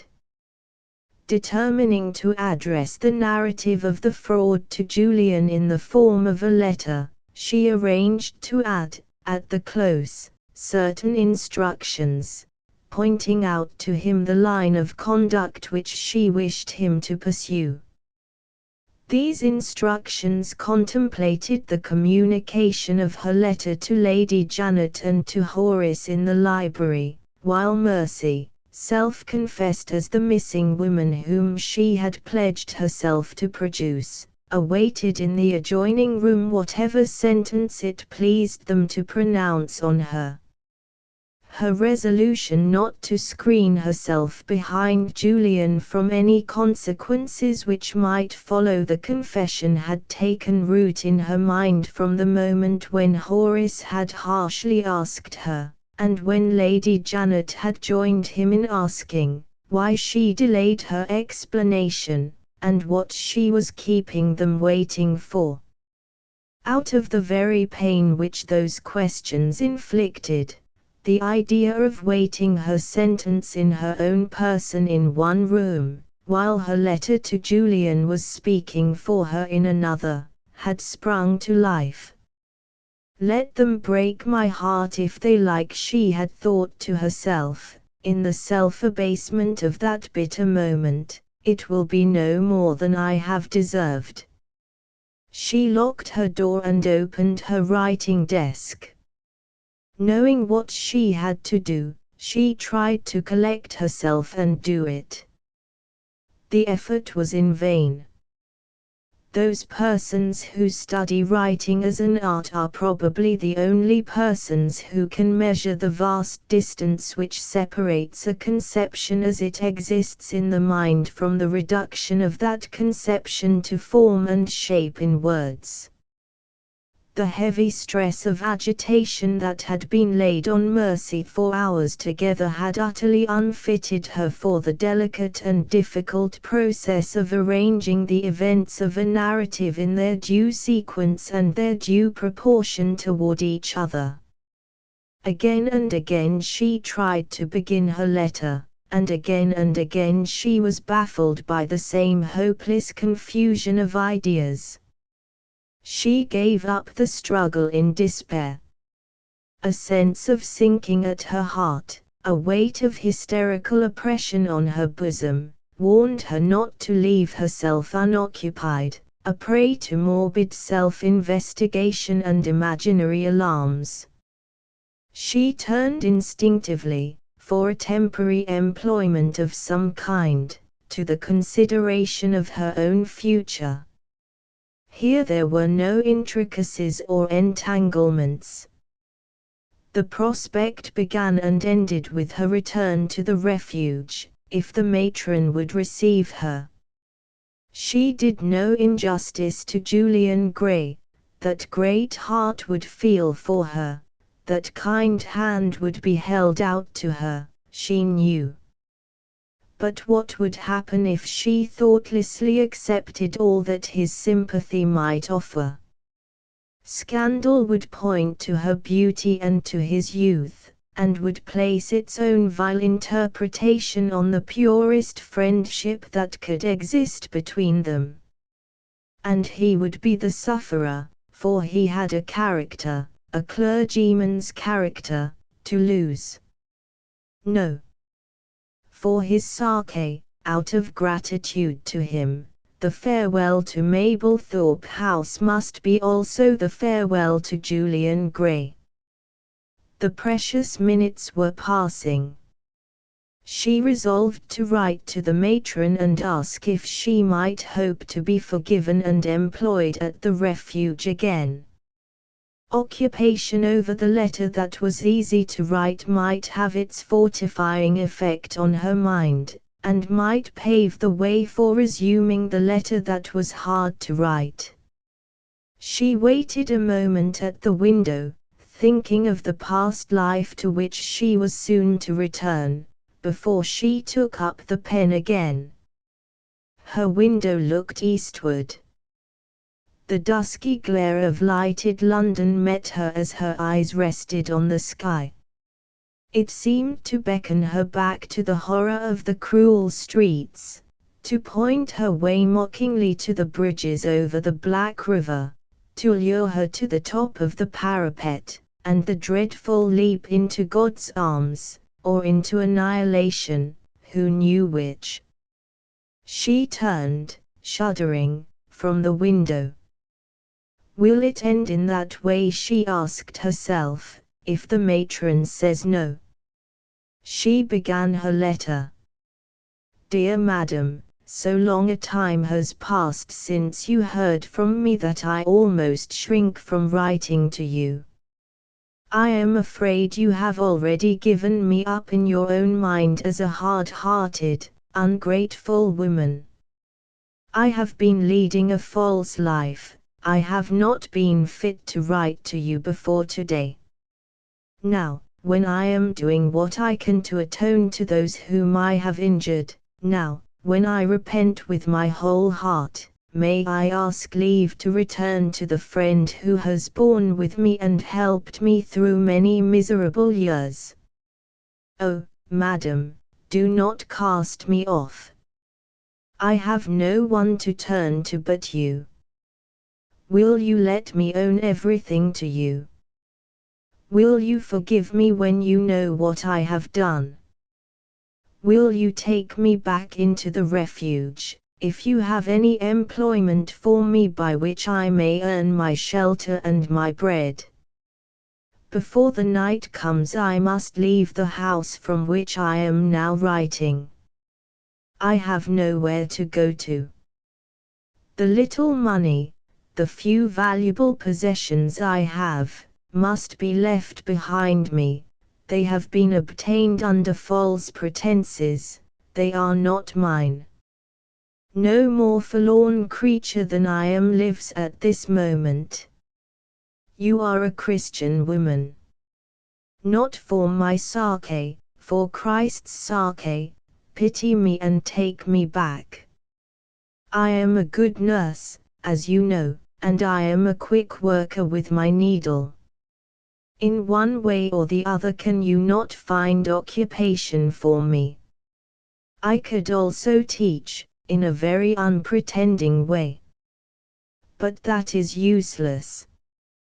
Who would trust their children to a woman without a character? There is no hope for me in this direction. And yet I am so fond of children. I think I could be, not happy again, perhaps, but content with my lot, if I could be associated with them in some way. Are there not charitable societies which are trying to help and protect destitute children wandering about the streets? I think of my own wretched childhood, and oh, I should so like to be employed in saving other children from ending as I have ended.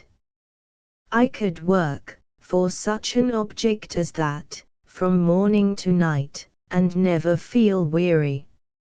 All my heart would be in it, and I should have this advantage over happy and prosperous women, I should have nothing else to think of.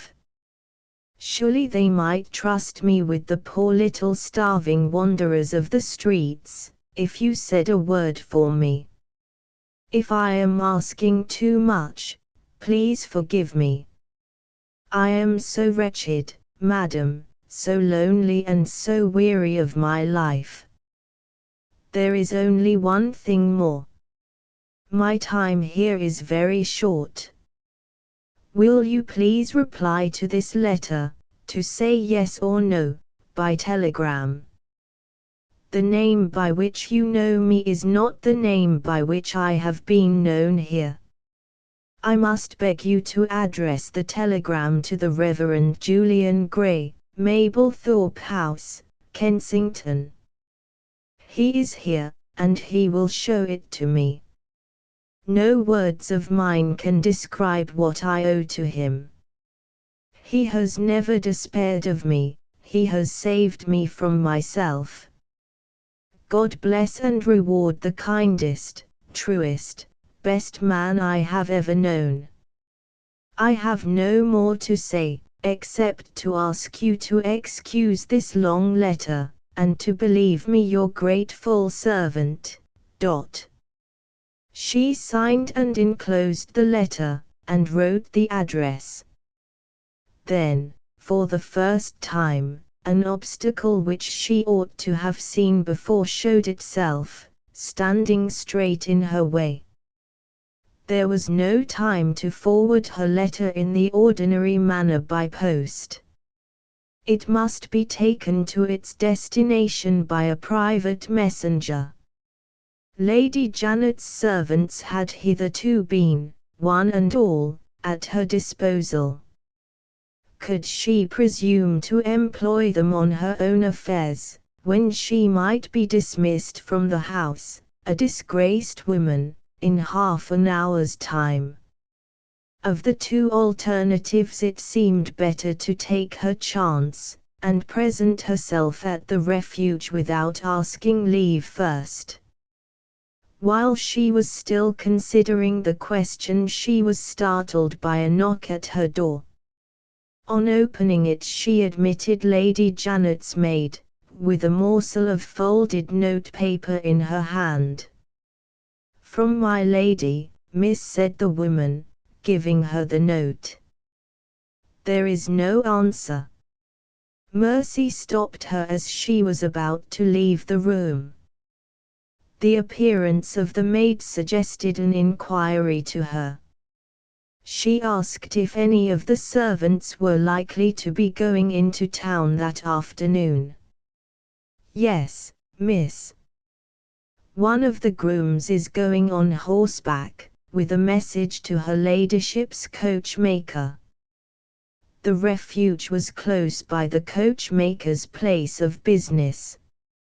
Under the circumstances, Mercy was emboldened to make use of the man.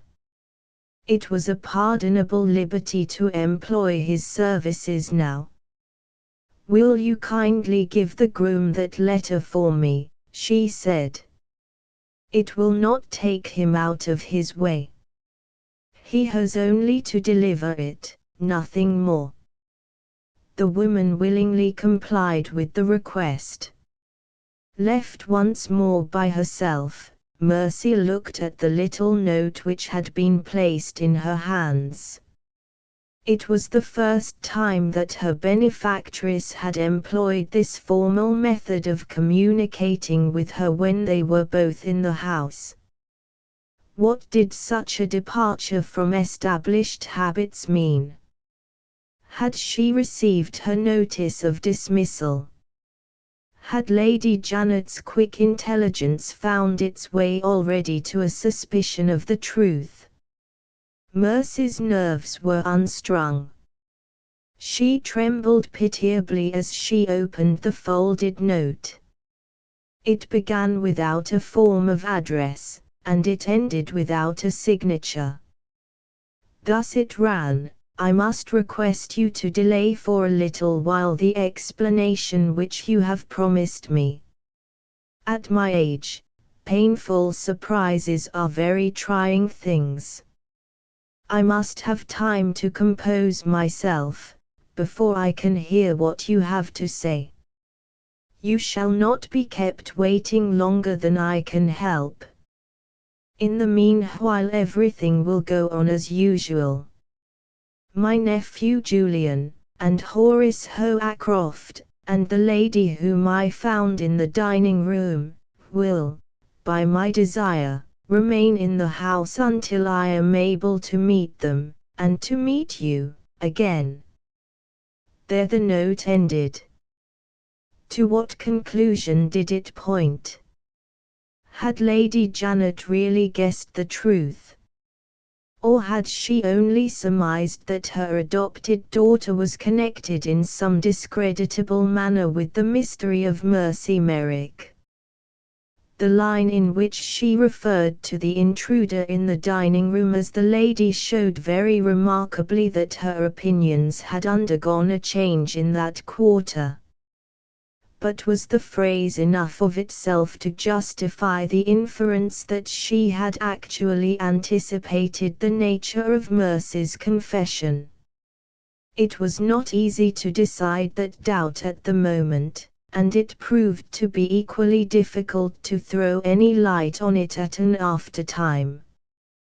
To the end of her life Lady Janet resolutely refused to communicate to anyone the conclusions which she might have privately formed, the griefs which she might have secretly stifled, on that memorable day. Amid much, however, which was beset with uncertainty, one thing at least was clear. The time at Mercy's disposal in her own room had been indefinitely prolonged by Mercy's benefactress. Hours might pass before the disclosure to which she stood committed would be expected from her. In those hours she might surely compose her mind sufficiently to be able to write her letter of confession to Julian Gray. Once more she placed the sheet of paper before her. Resting her head on her hand as she sat at the table, she tried to trace her way through the labyrinth of the past, beginning with the day when she had met Grace Roseberry in the French cottage, and ending with the day which had brought them face to face, for the second time, in the dining room at Mablethorpe House. The chain of events began to unroll itself in her mind clearly, link by link. She remarked, as she pursued the retrospect, how strangely chance, or fate, had paved the way for the act of personation, in the first place. If they had met under ordinary circumstances, neither Mercy nor Grace would have trusted each other with the confidences which had been exchanged between them. As the event had happened, they had come together, under those extraordinary circumstances of common trial and common peril, in a strange country, which would especially predispose two women of the same nation to open their hearts to each other. In no other way could Mercy have obtained at a first interview that fatal knowledge of Grace's position and Grace's affairs which had placed temptation before her as the necessary consequence that followed the bursting of the German shell. Advancing from this point through the succeeding series of events which had so naturally and yet so strangely favored the perpetration of the fraud, Mercy reached the later period when Grace had followed her to England. Here again she remarked, in the second place, how chance, or fate, had once more paved the way for that second meeting which had confronted them with one another at Mablethorpe House. She had, as she well remembered, attended at a certain assembly, convened by a charitable society, in the character of Lady Janet's representative, at Lady Janet's own request. For that reason she had been absent from the house when Grace had entered it. If her return had been delayed by a few minutes only, Julian would have had time to take Grace out of the room, and the terrible meeting which had stretched Mercy senseless on the floor would never have taken place. As the event had happened, the period of her absence had been fatally shortened by what appeared at the time to be the commonest possible occurrence. The persons assembled at the Society's rooms had disagreed so seriously on the business which had brought them together as to render it necessary to take the ordinary course of adjourning the proceedings to a future day. And chance, or fate, had so timed that adjournment as to bring Mercy back into the dining-room exactly at the moment when Grace Roseberry insisted on being confronted with the woman who had taken her place. She had never yet seen the circumstances in this sinister light. She was alone in her room, at a crisis in her life. She was worn and weakened by emotions which had shaken her to the soul. Little by little she felt the enervating influences let loose on her, in her lonely position, by her new train of thought. Little by little her heart began to sink under the stealthy chill of superstitious dread. Vaguely horrible presentiments throbbed in her with her pulses, flowed through her with her blood. Mystic oppressions of hidden disaster hovered over her in the atmosphere of the room. The cheerful candlelight turned traitor to her and grew dim. Supernatural murmurs trembled round the house in the moaning of the winter wind. She was afraid to look behind her. On a sudden she felt her own cold hands covering her face, without knowing when she had lifted them to it, or why. Still helpless, under the horror that held her, she suddenly heard footsteps, a man's footsteps, in the corridor outside.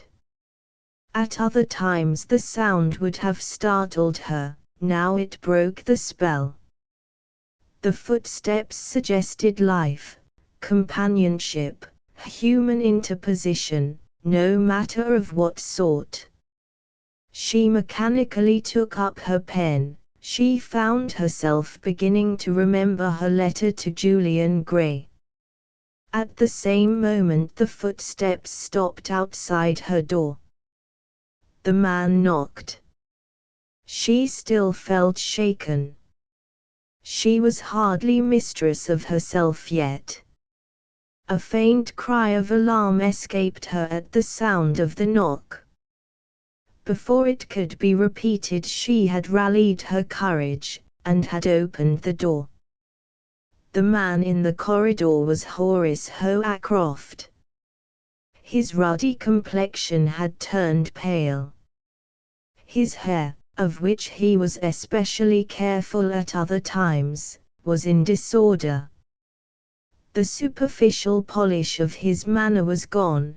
The undisguised man, sullen, distrustful, irritated to the last degree of endurance, showed through. He looked at her with a watchfully suspicious eye. He spoke to her, without preface or apology, in a coldly angry voice. "Are you aware," he asked, "of what is going on downstairs?" "I have not left my room," she answered. "I know that Lady Janet has deferred the explanation which I had promised to give her, and I know no more." "Has nobody told you what Lady Janet did after you left us?" "Has nobody told you that she politely placed her own boudoir at the disposal of the very woman whom she had ordered half an hour before to leave the house? Do you really not know that Mr. Julian Gray has himself conducted this suddenly honored guest to her place of retirement?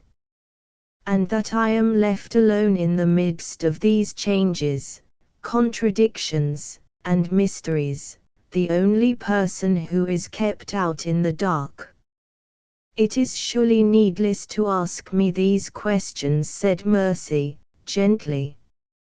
"Who could possibly have told me what was going on below stairs before you knocked at my door?" He looked at her with an ironical affectation of surprise. "You are strangely forgetful today," he said. "Surely your friend Mr. Julian Gray might have told you." "I am astonished to hear that he has not had his private interview yet." "I don't understand you, Horace." "I don't want you to understand me," he retorted, irritably. "The proper person to understand me is Julian Gray. I look to him to account to me for the confidential relations which seem to have been established between you behind my back. He has avoided me thus far, but I shall find my way to him yet." His manner threatened more than his words expressed. In Mercy's nervous condition at the moment, it suggested to her that he might attempt to fasten a quarrel on Julian Gray. "You are entirely mistaken," she said, warmly. "You are ungratefully doubting your best and truest friend. I say nothing of myself. You will soon discover why I patiently submit to suspicions which other women would resent as an insult. Let me discover it at once. Now." Without wasting a moment more. There had hitherto been some little distance between them. Mercy had listened, waiting on the threshold of her door. Horace had spoken, standing against the opposite wall of the corridor. When he said his last words, he suddenly stepped forward, and, with something imperative in the gesture, laid his hand on her arm. The strong grasp of it almost hurt her. She struggled to release herself. "Let me go," she said. "What do you mean?" He dropped her arm as suddenly as he had taken it. "You shall know what I mean," he replied. "A woman who has grossly outraged and insulted you, whose only excuse is that she is mad, is detained in the house at your desire, I might almost say at your command, when the police officer is waiting to take her away. I have a right to know what this means. I am engaged to marry you. If you won't trust other people, you are bound to explain yourself to me. I refuse to wait for Lady Janet's convenience. I insist, if you force me to say so, I insist on knowing the real nature of your connection with this affair. You have obliged me to follow you here, it is my only opportunity of speaking to you. You avoid me, you shut yourself up from me in your own room. I am not your husband yet, I have no right to follow you in. But there are other rooms open to us. The library is at our disposal, and I will take care that we are not interrupted. I am now going there, and I have a last question to ask. You are to be my wife in a week's time. Will you take me into your confidence or not? To hesitate was, in this case, literally to be lost. Mercy's sense of justice told her that Horace had claimed no more than his due. She answered instantly, I will follow you to the library, Horace, in 5 minutes. Her prompt and frank compliance with his wishes surprised and touched him. He took her hand. She had endured all that his angry sense of injury could say. His gratitude wounded her to the quick. The bitterest moment she had felt yet was the moment in which he raised her hand to his lips, and murmured tenderly, "My own true Grace." She could only sign to him to leave her, and hurry back into her own room. Her first feeling, when she found herself alone again, was wonder that it should never have occurred to her, until he had himself suggested it, that her betrothed husband had the foremost right to her confession. Her horror at owning to either of them that she had cheated them out of their love had hitherto placed Horace and Lady Janet on the same level. She now saw for the first time that there was no comparison between the claims which they respectively had on her. She owned an allegiance to Horace to which Lady Janet could assert no right. Cost her what it might to avow the truth to him with her own lips, the cruel sacrifice must be made. Without a moment's hesitation she put away her writing materials. It amazed her that she should ever have thought of using Julian Gray as an interpreter between the man to whom she was betrothed and herself. Julian's sympathy, she thought, must have made a strong impression on her indeed to blind her to a duty which was beyond all compromise, which admitted of no dispute. She had asked for 5 minutes of delay before she followed Horace. It was too long a time. Her one chance of finding courage to crush him with the dreadful revelation of who she really was, of what she had really done, was to plunge headlong into the disclosure without giving herself time to think. The shame of it would overpower her if she gave herself time to think. She turned to the door to follow him at once. Even at that terrible moment the most ineradicable of all a woman's instincts, the instinct of personal self-respect, brought her to a pause. She had passed through more than one terrible trial since she had dressed to go downstairs. Remembering this, she stopped mechanically, retraced her steps, and looked at herself in the glass. There was no motive of vanity in what she now did. The action was as unconscious as if she had buttoned an unfastened glove, or shaken out a crumpled dress. Not the faintest idea crossed her mind of looking to see if her beauty might still plead for her, and of trying to set it off at its best. A momentary smile, the most weary, the most hopeless, that ever saddened a woman's face, appeared in the reflection which her mirror gave her back. Haggard, ghastly, old before my time, she said to herself. Well, better so. He will feel it less, he will not regret me. With that thought she went downstairs to meet him in the library. Chapter XXII. The Man in the Dining Room.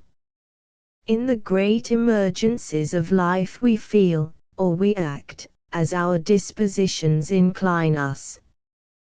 But we never think. Mercy's mind was a blank as she descended the stairs. On her way down she was conscious of nothing but the one headlong impulse to get to the library in the shortest possible space of time. Arrived at the door, the impulse capriciously left her. She stopped on the mat, wondering why she had hurried herself, with time to spare. Her heart sank. The fever of her excitement changed suddenly to a chill as she faced the closed door, and asked herself the question, "Dare I go in?" Her own hand answered her. She lifted it to turn the handle of the lock. It dropped again helplessly at her side. The sense of her own irresolution wrung from her a low exclamation of despair. Faint as it was, it had apparently not passed unheard.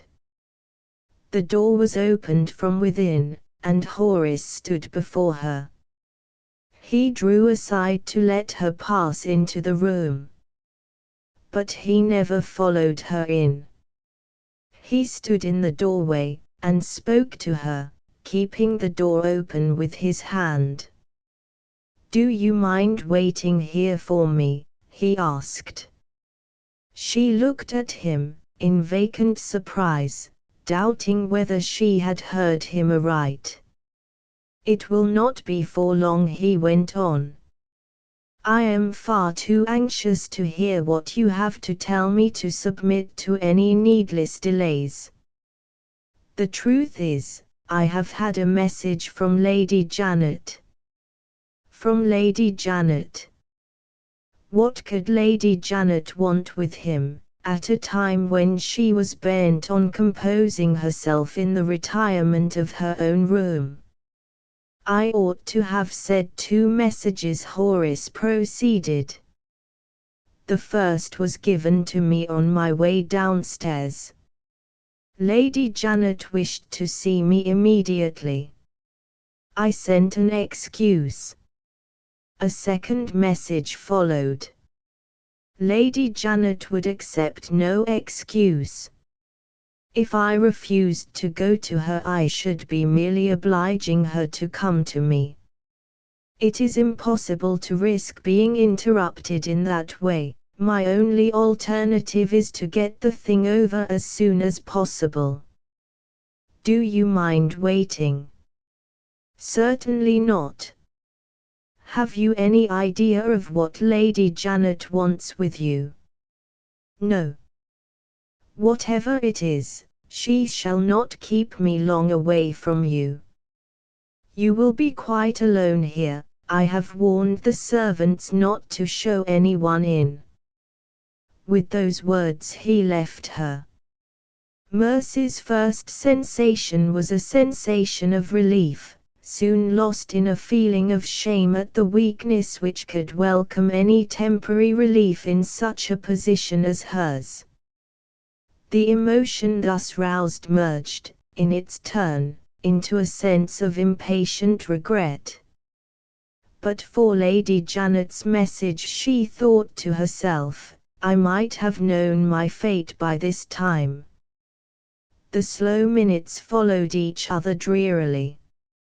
She paced to and fro in the library, faster and faster, under the intolerable irritation, the maddening uncertainty, of her own suspense. Ere long, even the spacious room seemed to be too small for her. The sober monotony of the long book-lined shelves oppressed and offended her. She threw open the door which led into the dining room, and dashed in, eager for a change of objects, athirst for more space and more air. At the first step she checked herself, rooted to the spot, under a sudden revulsion of feeling which quieted her in an instant. The room was only illuminated by the waning firelight. A man was obscurely visible, seated on the sofa, with his elbows on his knees and his head resting on his hands. He looked up as the open door let in the light from the library lamps. The mellow glow reached his face and revealed Julian Gray. Mercy was standing with her back to the light, her face being necessarily hidden in deep shadow. He recognized her by her figure, and by the attitude into which it unconsciously fell. That unsought grace, that lithe long beauty of line, belonged to but one woman in the house. He rose, and approached her. "I have been wishing to see you," he said, "and hoping that accident might bring about some such meeting as this." He offered her a chair. Mercy hesitated before she took her seat.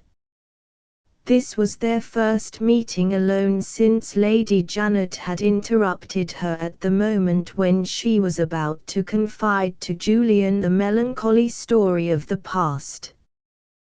Was he anxious to seize the opportunity of returning to her confession?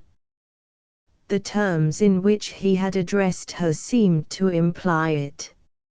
She put the question to him in plain words. "I feel the deepest interest in hearing all that you have still to confide to me," he answered.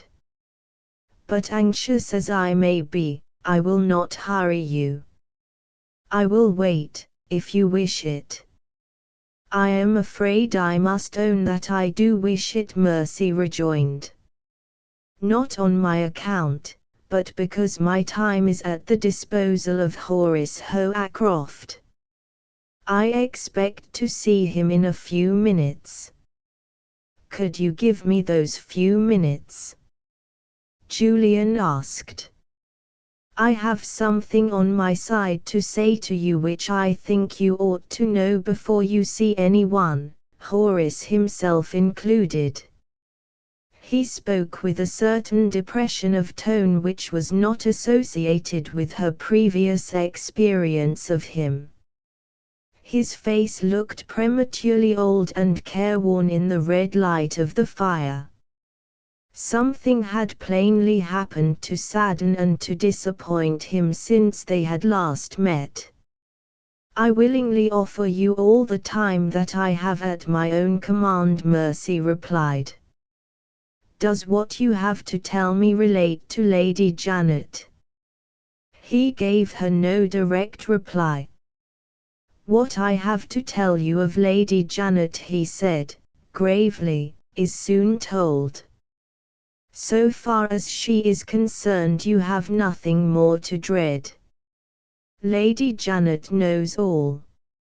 Even the heavy weight of oppression caused by the impending interview with Horace failed to hold its place in Mercy's mind when Julian answered her in those words. "Come into the lighted room," she said, faintly. "It is too terrible to hear you say that in the dark." Julian followed her into the library. Her limbs trembled under her. She dropped into a chair, and shrank under his great bright eyes, as he stood by her side looking sadly down on her. "Lady Janet knows all," she repeated, with her head on her breast, and the tears falling slowly over her cheeks. "Have you told her?" "I have said nothing to Lady Janet or to anyone. Your confidence is a sacred confidence to me, until you have spoken first." "Has Lady Janet said anything to you?" "Not a word. She has looked at you with the vigilant eyes of love, she has listened to you with the quick hearing of love, and she has found her own way to the truth. She will not speak of it to me. She will not speak of it to any living creature. I only know now how dearly she loved you. In spite of herself she clings to you still. Her life, poor soul, has been a barren one, unworthy, miserably unworthy, of such a nature as hers. Her marriage was loveless and childless.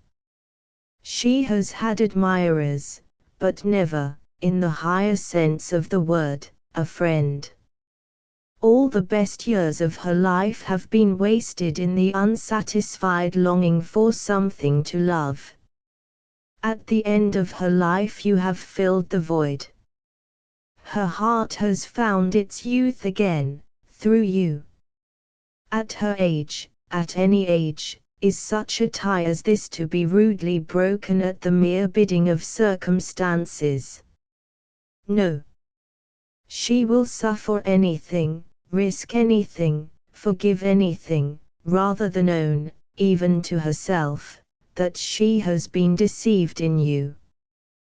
There is more than her happiness at stake, there is pride, a noble pride, in such love as hers, which will ignore the plainest discovery and deny the most unanswerable truth. I am firmly convinced, from my own knowledge of her character, and from what I have observed in her today, that she will find some excuse for refusing to hear your confession. And more than that, I believe, if the exertion of her influence can do it, that she will leave no means untried of preventing you from acknowledging your true position here to any living creature. I take a serious responsibility on myself in telling you this, and I don't shrink from it. You ought to know, and you shall know, what trials and what temptations may yet lie before you. He paused, leaving Mercy time to compose herself, if she wished to speak to him. She felt that there was a necessity for her speaking to him. He was plainly not aware that Lady Janet had already written to her to defer her promised explanation. This circumstance was in itself a confirmation of the opinion which he had expressed. She ought to mention it to him, she tried to mention it to him. But she was not equal to the effort. The few simple words in which he had touched on the tie that bound Lady Janet to her had wrung her heart. Her tears choked her. She could only sign to him to go on.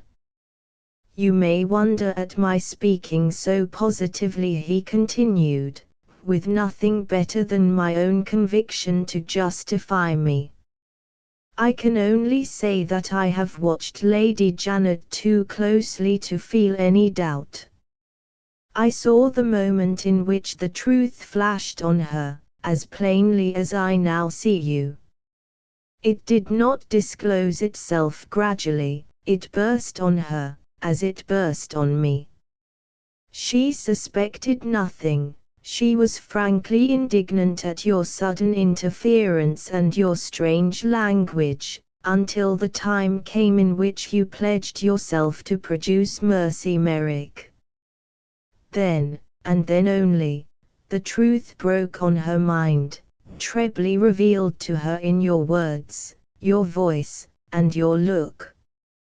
Then, and then only, I saw a marked change come over her, and remain in her while she remained in the room. I dread to think of what she may do in the first reckless despair of the discovery that she has made. I distrust, though God knows I am not naturally a suspicious man, the most apparently trifling events that are now taking place about us. You have held nobly to your resolution to own the truth. Prepare yourself, before the evening is over, to be tried and tempted again. Mercy lifted her head. Fear took the place of grief in her eyes, as they rested in startled inquiry on Julian's face. "How is it possible that temptation can come to me now?" she asked. "I will leave it to events to answer that question," he said. "You will not have long to wait. In the meantime I have put you on your guard."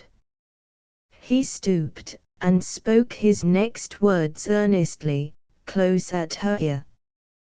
"Hold fast by the admirable courage which you have shown thus far," he went on. "Suffer anything rather than suffer the degradation of yourself. Be the woman whom I once spoke of, the woman I still have in my mind, who can nobly reveal the noble nature that is in her. And never forget this: my faith in you is as firm as ever."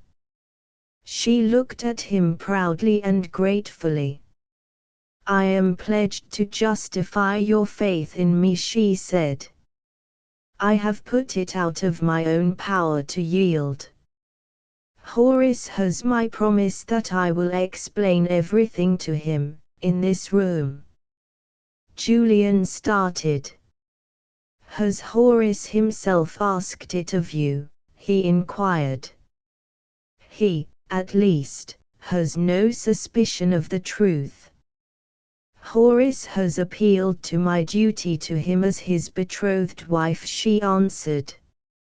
"He has the first claim to my confidence, he resents my silence, and he has a right to resent it. Terrible as it will be to open his eyes to the truth, I must do it if he asks me."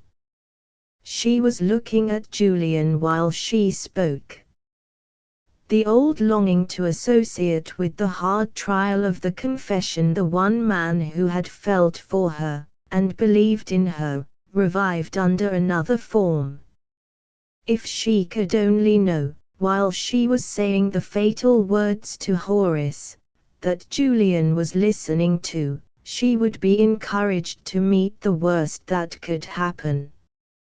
As the idea crossed her mind, she observed that Julian was looking toward the door through which they had lately passed. In an instant she saw the means to her end. Hardly waiting to hear the few kind expressions of sympathy and approval which he addressed to her, she hinted timidly at the proposal which she had now to make to him. "Are you going back into the next room?" she asked. "Not if you object to it," he replied. "I don't object. I want you to be there." "After Horace has joined you?" "Yes. After Horace has joined me." "Do you wish to see me when it is over?" She summoned her resolution, and told him frankly what she had in her mind. "I want you to be near me while I am speaking to Horace," she said. "It will give me courage if I can feel that I am speaking to you as well as to him. I can count on your sympathy, and sympathy is so precious to me now. Am I asking too much, if I ask you to leave the door unclosed when you go back to the dining room? Think of the dreadful trial, to him as well as to me. I am only a woman, I am afraid I may sink under it, if I have no friend near me. And I have no friend but you." In those simple words she tried her powers of persuasion on him for the first time. Between perplexity and distress Julian was, for the moment, at a loss how to answer her. The love for Mercy which he dared not acknowledge was as vital a feeling in him as the faith in her which he had been free to avow. To refuse anything that she asked of him in her sore need, and, more even than that, to refuse to hear the confession which it had been her first impulse to make to him, these were cruel sacrifices to his sense of what was due to Horace and of what was due to himself. But shrink as he might, even from the appearance of deserting her, it was impossible for him, except under a reserve which was almost equivalent to a denial, to grant her request. "All that I can do I will do," he said. "The doors shall be left unclosed, and I will remain in the next room, on this condition, that Horace knows of it as well as you. I should be unworthy of your confidence in me if I consented to be a listener on any other terms. You understand that, I am sure, as well as I do." She had never thought of her proposal to him in this light. Womanlike, she had thought of nothing but the comfort of having him near her. She understood him now. A faint flush of shame rose on her pale cheeks as she thanked him. He delicately relieved her from her embarrassment by putting a question which naturally occurred under the circumstances. "Where is Horace all this time?" he asked. "Why is he not here?" "He has been called away," she answered, "by a message from Lady Janet." The reply more than astonished Julian, it seemed almost to alarm him. He returned to Mercy's chair. He said to her, eagerly, "Are you sure? Horace himself told me that Lady Janet had insisted on seeing him." "When?" "Not long ago. He asked me to wait for him here while he went upstairs." Julian's face darkened ominously. "This confirms my worst fears," he said. "Have you had any communication with Lady Janet?" Mercy replied by showing him his aunt's note. He read it carefully through. "Did I not tell you," he said, "that she would find some excuse for refusing to hear your confession? She begins by delaying it, simply to gain time for something else which she has it in her mind to do." "When did you receive this note?" "Soon after you went upstairs." "About a quarter of an hour after, as well as I can guess." "Do you know what happened down here after you left us?" "Horace told me that Lady Janet had offered Miss Roseberry the use of her boudoir." "Any more?" "He said that you had shown her the way to the room." "Did he tell you what happened after that?" "No." "Then I must tell you. If I can do nothing more in this serious state of things, I can at least prevent your being taken by surprise. In the first place, it is right you should know that I had a motive for accompanying Miss Roseberry to the boudoir. I was anxious, for your sake, to make some appeal to her better self, if she had any better self to address. I own I had doubts of my success, judging by what I had already seen of her. My doubts were confirmed.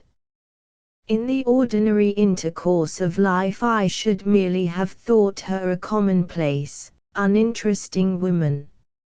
Seeing her as I saw her while we were alone, in other words, penetrating below the surface, I have never, in all my sad experience, met with such a hopelessly narrow, mean, and low nature as hers. Understanding, as she could not fail to do, what the sudden change in Lady Janet's behavior toward her really meant, her one idea was to take the cruelest possible advantage of it. So far from feeling any consideration for you, she was only additionally embittered toward you. She protested against your being permitted to claim the merit of placing her in her right position here by your own voluntary avowal of the truth. She insisted on publicly denouncing you, and on forcing Lady Janet to dismiss you, unheard, before the whole household. Now I can have my revenge. At last Lady Janet is afraid of me. Those were her own words. I am almost ashamed to repeat them. Those, on my honor, were her own words. Every possible humiliation to be heaped on you, no consideration to be shown for Lady Janet's age and Lady Janet's position, nothing, absolutely nothing, to be allowed to interfere with Miss Roseberry's vengeance and Miss Roseberry's triumph. There is this woman's shameless view of what is due to her, as stated by herself in the plainest terms. I kept my temper, I did all I could to bring her to a better frame of mind.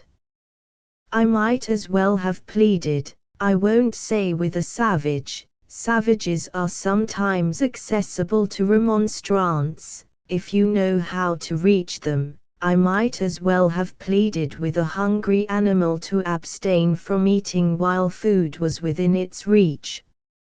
I had just given up the hopeless effort in disgust, when Lady Janet's maid appeared with a message for Miss Roseberry from her mistress, "My lady's compliments, and she will be glad to see you at your earliest convenience, in her room."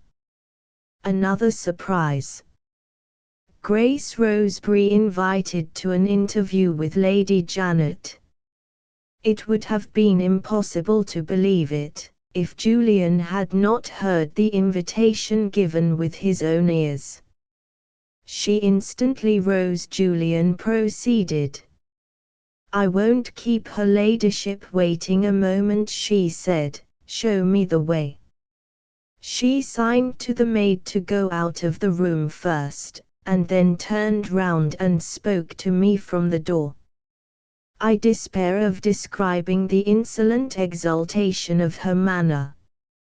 I can only repeat her words. This is exactly what I wanted. I had intended to insist on seeing Lady Janet. She saves me the trouble. I am infinitely obliged to her. With that she nodded to me, and closed the door. I have not seen her, I have not heard of her, since. For all I know, she may be still with my aunt, and Horace may have found her there when he entered the room. What can Lady Janet have to say to her? Mercy asked, eagerly. It is impossible even to guess. When you found me in the dining room I was considering that very question. I cannot imagine that any neutral ground can exist on which it is possible for Lady Janet and this woman to meet. In her present frame of mind she will in all probability insult Lady Janet before she has been 5 minutes in the room. I own I am completely puzzled. The one conclusion I can arrive at is that the note which my aunt sent to you, the private interview with Miss Roseberry which has followed, and the summons to Horace which has succeeded in its turn, are all links in the same chain of events, and are all tending to that renewed temptation against which I have already warned you. Mercy held up her hand for silence. She looked toward the door that opened on the hall. Had she heard a footstep outside? No. All was still. Not a sign yet of Horace's return. "Oh," she exclaimed, "what would I not give to know what is going on upstairs?" "You will soon know it now," said Julian. "It is impossible that our present uncertainty can last much longer." He turned away, intending to go back to the room in which she had found him. Looking at her situation from a man's point of view, he naturally assumed that the best service he could now render to Mercy would be to leave her to prepare herself for the interview with Horace.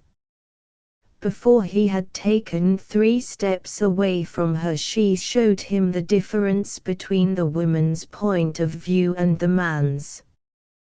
The idea of considering beforehand what she should say never entered her mind. In her horror of being left by herself at that critical moment, she forgot every other consideration. Even the warning remembrance of Horace's jealous distrust of Julian passed away from her, for the moment, as completely as if it never had a place in her memory. "Don't leave me," she cried. "I can't wait here alone. Come back, come back." She rose impulsively while she spoke, as if to follow him into the dining room, if he persisted in leaving her. A momentary expression of doubt crossed Julian's face as he retraced his steps and signed to her to be seated again. Could she be depended on, he asked himself, to sustain the coming test of her resolution, when she had not courage enough to wait for events in a room by herself? Julian had yet to learn that a woman's courage rises with the greatness of the emergency. Ask her to accompany you through a field in which some harmless cattle happen to be grazing, and it is doubtful, in 9 cases out of 10, if she will do it. Ask her, as one of the passengers in a ship on fire, to help in setting an example of composure to the rest, and it is certain, in 9 cases out of 10, that she will do it. As soon as Julian had taken a chair near her, Mercy was calm again. "Are you sure of your resolution?" he asked. "I am certain of it," she answered, "as long as you don't leave me by myself." The talk between them dropped there. They sat together in silence, with their eyes fixed on the door, waiting for Horace to come in. After the lapse of a few minutes, their attention was attracted by a sound outside in the grounds. A carriage of some sort was plainly audible approaching the house. The carriage stopped, the bell rang, the front door was opened. Had a visitor arrived? No voice could be heard making inquiries. No footsteps but the servant's footsteps crossed the hall. A long pause followed, the carriage remaining at the door. Instead of bringing someone to the house, it had apparently arrived to take someone away. The next event was the return of the servant to the front door. They listened again. Again no second footstep was audible. The door was closed, the servant recrossed the hall, the carriage was driven away. Judging by sounds alone, no one had arrived at the house, and no one had left the house. Julian looked at Mercy. "Do you understand this?" he asked. She silently shook her head. "If any person has gone away in the carriage," Julian went on, "that person can hardly have been a man, or we must have heard him in the hall." The conclusion which her companion had just drawn from the noiseless departure of the supposed visitor raised a sudden doubt in Mercy's mind. "Go and inquire," she said, eagerly. Julian left the room, and returned again, after a brief absence, with signs of grave anxiety in his face and manner. "I told you I dreaded the most trifling events that were passing about us," he said. "An event, which is far from being trifling, has just happened. The carriage which we heard approaching along the drive turns out to have been a cab sent for from the house. The person who has gone away in it is a woman, as you supposed. Yes. Mercy rose excitedly from her chair. It can't be Grace Roseberry, she exclaimed. It is Grace Roseberry. Has she gone away alone? Alone, after an interview with Lady Janet. Did she go willingly? She herself sent the servant for the cab. What does it mean? It is useless to inquire. We shall soon know. They resumed their seats, waiting, as they had waited already, with their eyes on the library door. Chapter 23. Lady Janet at Bay. The narrative leaves Julian and Mercy for a while, and, ascending to the upper regions of the house, follows the march of events in Lady Janet's room. The maid had delivered her mistress's note to Mercy, and had gone away again on her second errand to Grace Roseberry in her boudoir. Lady Janet was seated at her writing table, waiting for the appearance of the woman whom she had summoned to her presence. A single lamp diffused its mild light over the books, pictures, and busts round her, leaving the further end of the room, in which the bed was placed, almost lost in obscurity. The works of art were all portraits. The books were all presentation copies from the authors. It was Lady Janet's fancy to associate her bedroom with memorials of the various persons whom she had known in the long course of her life, all of them more or less distinguished, most of them, by this time, gathered with the dead. She sat near her writing table, lying back in her easy-chair, the living realization of the picture which Julian's description had drawn. Her eyes were fixed on a photographic likeness of Mercy, which was so raised upon a little gilt easel as to enable her to contemplate it under the full light of the lamp. The bright, mobile old face was strangely and sadly changed. The brow was fixed. The mouth was rigid, the whole face would have been like a mask, molded in the hardest forms of passive resistance and suppressed rage, but for the light and life still thrown over it by the eyes. There was something unutterably touching in the keen hungering tenderness of the look which they fixed on the portrait, intensified by an underlying expression of fond and patient reproach. The danger which Julian so wisely dreaded was in the rest of the face, the love which he had so truly described was in the eyes alone. They still spoke of the cruelly profaned affection which had been the one immeasurable joy, the one inexhaustible hope of Lady Janet's closing life.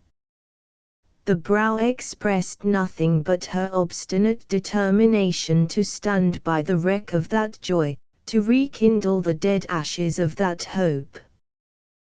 The lips were only eloquent of her unflinching resolution to ignore the hateful present and to save the sacred past. My idol may be shattered, but none of you shall know it. I stop the march of discovery. I extinguish the light of truth. I am deaf to your words, am blind to your proofs. At 70 years old, my idol is my life. It shall be my idol still. The silence in the bedroom was broken by a murmuring of women's voices outside the door. Lady Janet instantly raised herself in the chair and snatched the photograph off the easel.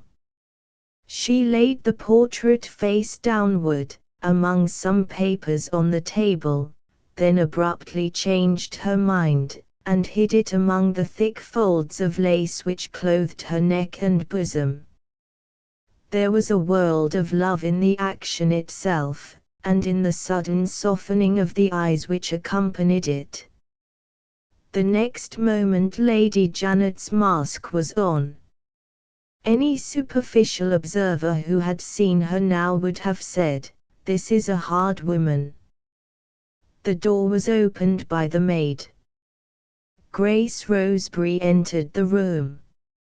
She advanced rapidly, with a defiant assurance in her manner, and a lofty carriage of her head. She sat down in the chair, to which Lady Janet silently pointed, with a thump. She returned Lady Janet's grave bow with a nod and a smile. Every movement and every look of the little, worn, white-faced, shabbily dressed woman expressed insolent triumph, and said, as if in words, "My turn has come." "I am glad to wait on your ladyship," she began, without giving Lady Janet an opportunity of speaking first. "Indeed, I should have felt it my duty to request an interview, if you had not sent your maid to invite me up here." "You would have felt it your duty to request an interview?" Lady Janet repeated, very quietly. "Why?" The tone in which that one last word was spoken embarrassed Grace at the outset. It established as great a distance between Lady Janet and herself as if she had been lifted in her chair and conveyed bodily to the other end of the room. "I am surprised that your ladyship should not understand me," she said, struggling to conceal her confusion. "Especially after your kind offer of your own boudoir." Lady Janet remained perfectly unmoved. "I do not understand you," she answered, just as quietly as ever. Grace's temper came to her assistance. She recovered the assurance which had marked her first appearance on the scene. "In that case," she resumed, "I must enter into particulars, in justice to myself. I can place but one interpretation on the extraordinary change in your ladyship's behaviour to me downstairs. The conduct of that abominable woman has at last opened your eyes to the deception that has been practiced on you. For some reason of your own, however, you have not yet chosen to recognize me openly. In this painful position something is due to my own self-respect. I cannot, and will not, permit Mercy Merrick to claim the merit of restoring me to my proper place in this house. After what I have suffered, it is quite impossible for me to endure that. I should have requested an interview, if you had not sent for me, for the express purpose of claiming this person's immediate expulsion from the house. I claim it now as a proper concession to me. Whatever you or Mr. Julian Gray may do, I will not tamely permit her to exhibit herself as an interesting penitent. It is really a little too much to hear this brazen adventuress appoint her own time for explaining herself. It is too deliberately insulting to see her sail out of the room, with a clergyman of the Church of England opening the door for her, as if she was laying me under an obligation. I can forgive much, Lady Janet, including the terms in which you thought it decent to order me out of your house. I am quite willing to accept the offer of your boudoir, as the expression on your part of a better frame of mind. But even Christian charity has its limits. The continued presence of that wretch under your roof is, you will permit me to remark, not only a monument of your own weakness, but a perfectly insufferable insult to me." There she stopped abruptly, not for want of words, but for want of a listener. Lady Janet was not even pretending to attend to her.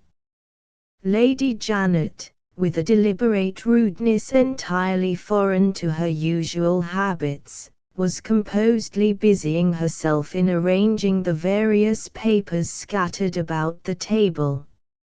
Some she tied together with little morsels of string, some she placed under paper weights, some she deposited in the fantastic pigeonholes of a little Japanese cabinet, working with a placid enjoyment of her own orderly occupation, and perfectly unaware, to all outward appearance, that any second person was in the room.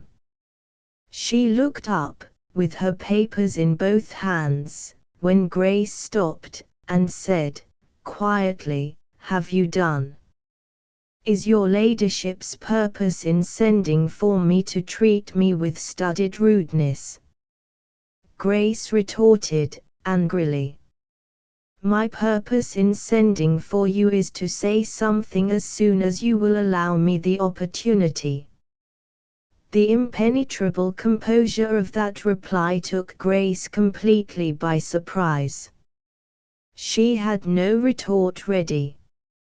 In sheer astonishment she waited silently with her eyes riveted on the mistress of the house. Lady Janet put down her papers, and settled herself comfortably in the easy-chair, preparatory to opening the interview on her side. "The little that I have to say to you," she began, "may be said in a question. Am I right in supposing that you have no present employment, and that a little advance in money, delicately offered, would be very acceptable to you?" "Do you mean to insult me, Lady Janet?" "Certainly not. I mean to ask you a question." "Your question is an insult." "My question is a kindness, if you will only understand it as it is intended." "I don't complain of your not understanding it. I don't even hold you responsible for any one of the many breaches of good manners which you have committed since you have been in this room. I was honestly anxious to be of some service to you, and you have repelled my advances. I am sorry. Let us drop the subject." Expressing herself in the most perfect temper in those terms, Lady Janet resumed the arrangement of her papers, and became unconscious once more of the presence of any second person in the room. Grace opened her lips to reply with the utmost intemperance of an angry woman, and thinking better of it, controlled herself. It was plainly useless to take the violent way with Lady Janet Roy. Her age and her social position were enough of themselves to repel any violence. She evidently knew that, and trusted to it. Grace resolved to meet the enemy on the neutral ground of politeness, as the most promising ground that she could occupy under present circumstances. "If I have said anything hasty, I beg to apologize to your ladyship," she began. "May I ask if your only object in sending for me was to inquire into my pecuniary affairs, with a view to assisting me?" "That," said Lady Janet, "was my only object." "You had nothing to say to me on the subject of Mercy Merrick?" "Nothing whatever. I am weary of hearing of Mercy Merrick."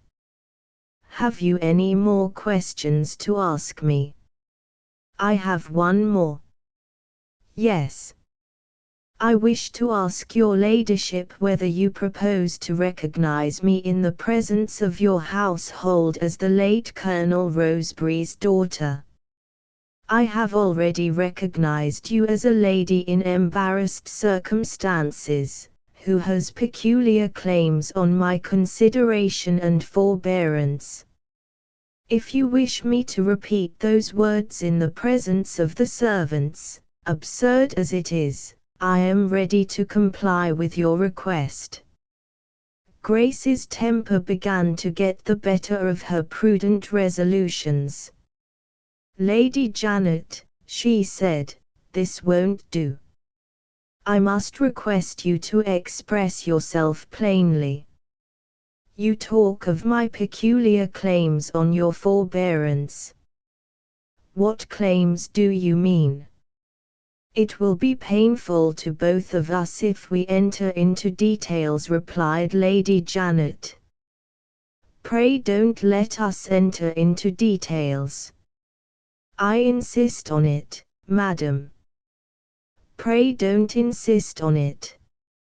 Grace was deaf to remonstrance. I ask you in plain words, she went on, do you acknowledge that you have been deceived by an adventuress who has personated me? Do you mean to restore me to my proper place in this house? Lady Janet returned to the arrangement of her papers. Does your ladyship refuse to listen to me? Lady Janet looked up from her papers as blandly as ever. If you persist in returning to your delusion, she said, you will oblige me to persist in returning to my papers. What is my delusion, if you please? Your delusion is expressed in the questions you have just put to me. Your delusion constitutes your peculiar claim on my forbearance. Nothing you can say or do will shake my forbearance. When I first found you in the dining room, I acted most improperly, I lost my temper. I did worse, I was foolish enough and imprudent enough to send for a police officer. I owe you every possible atonement, afflicted as you are, for treating you in that cruel manner. I offered you the use of my boudoir, as part of my atonement. I sent for you, in the hope that you would allow me to assist you, as part of my atonement. You may behave rudely to me, you may speak in the most abusive terms of my adopted daughter, I will submit to anything, as part of my atonement. So long as you abstain from speaking on one painful subject, I will listen to you with the greatest pleasure. Whenever you return to that subject, I shall return to my papers. Grace looked at Lady Janet with an evil smile. I begin to understand your ladyship, she said. You are ashamed to acknowledge that you have been grossly imposed upon. Your only alternative, of course, is to ignore everything that has happened.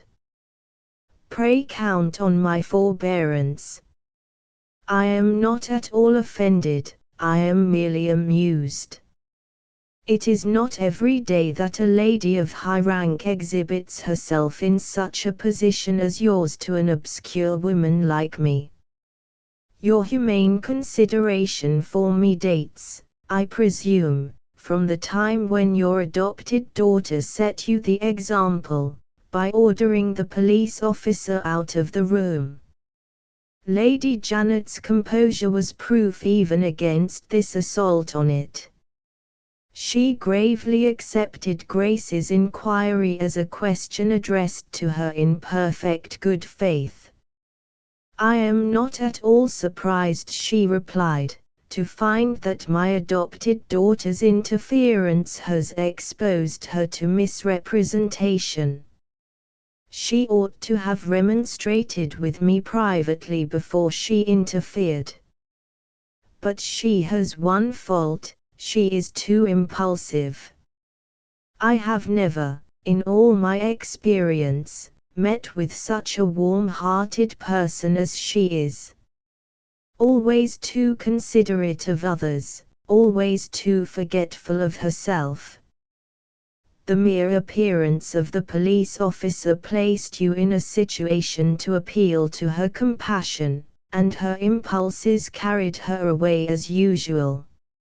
My fault. All my fault. Grace changed her tone once more. She was quick enough to discern that Lady Janet was a match for her with her own weapons.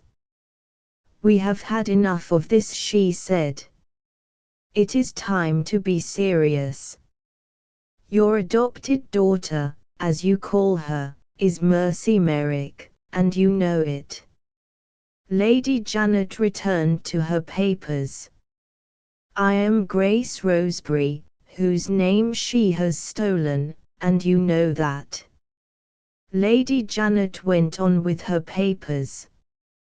Grace got up from her chair. "I accept your silence, Lady Janet," she said, "as an acknowledgement of your deliberate resolution to suppress the truth. You are evidently determined to receive the adventuress as the true woman, and you don't scruple to face the consequences of that proceeding, by pretending to my face to believe that I am mad. I will not allow myself to be impudently cheated out of my rights in this way. You will hear from me again, madam, when the Canadian mail arrives in England." She walked toward the door. This time Lady Janet answered, as readily and as explicitly as it was possible to desire. "I shall refuse to receive your letters," she said. Grace returned a few steps, threateningly. "My letters shall be followed by my witnesses," she proceeded. "I shall refuse to receive your witnesses. Refuse at your peril. I will appeal to the law." Lady Janet smiled.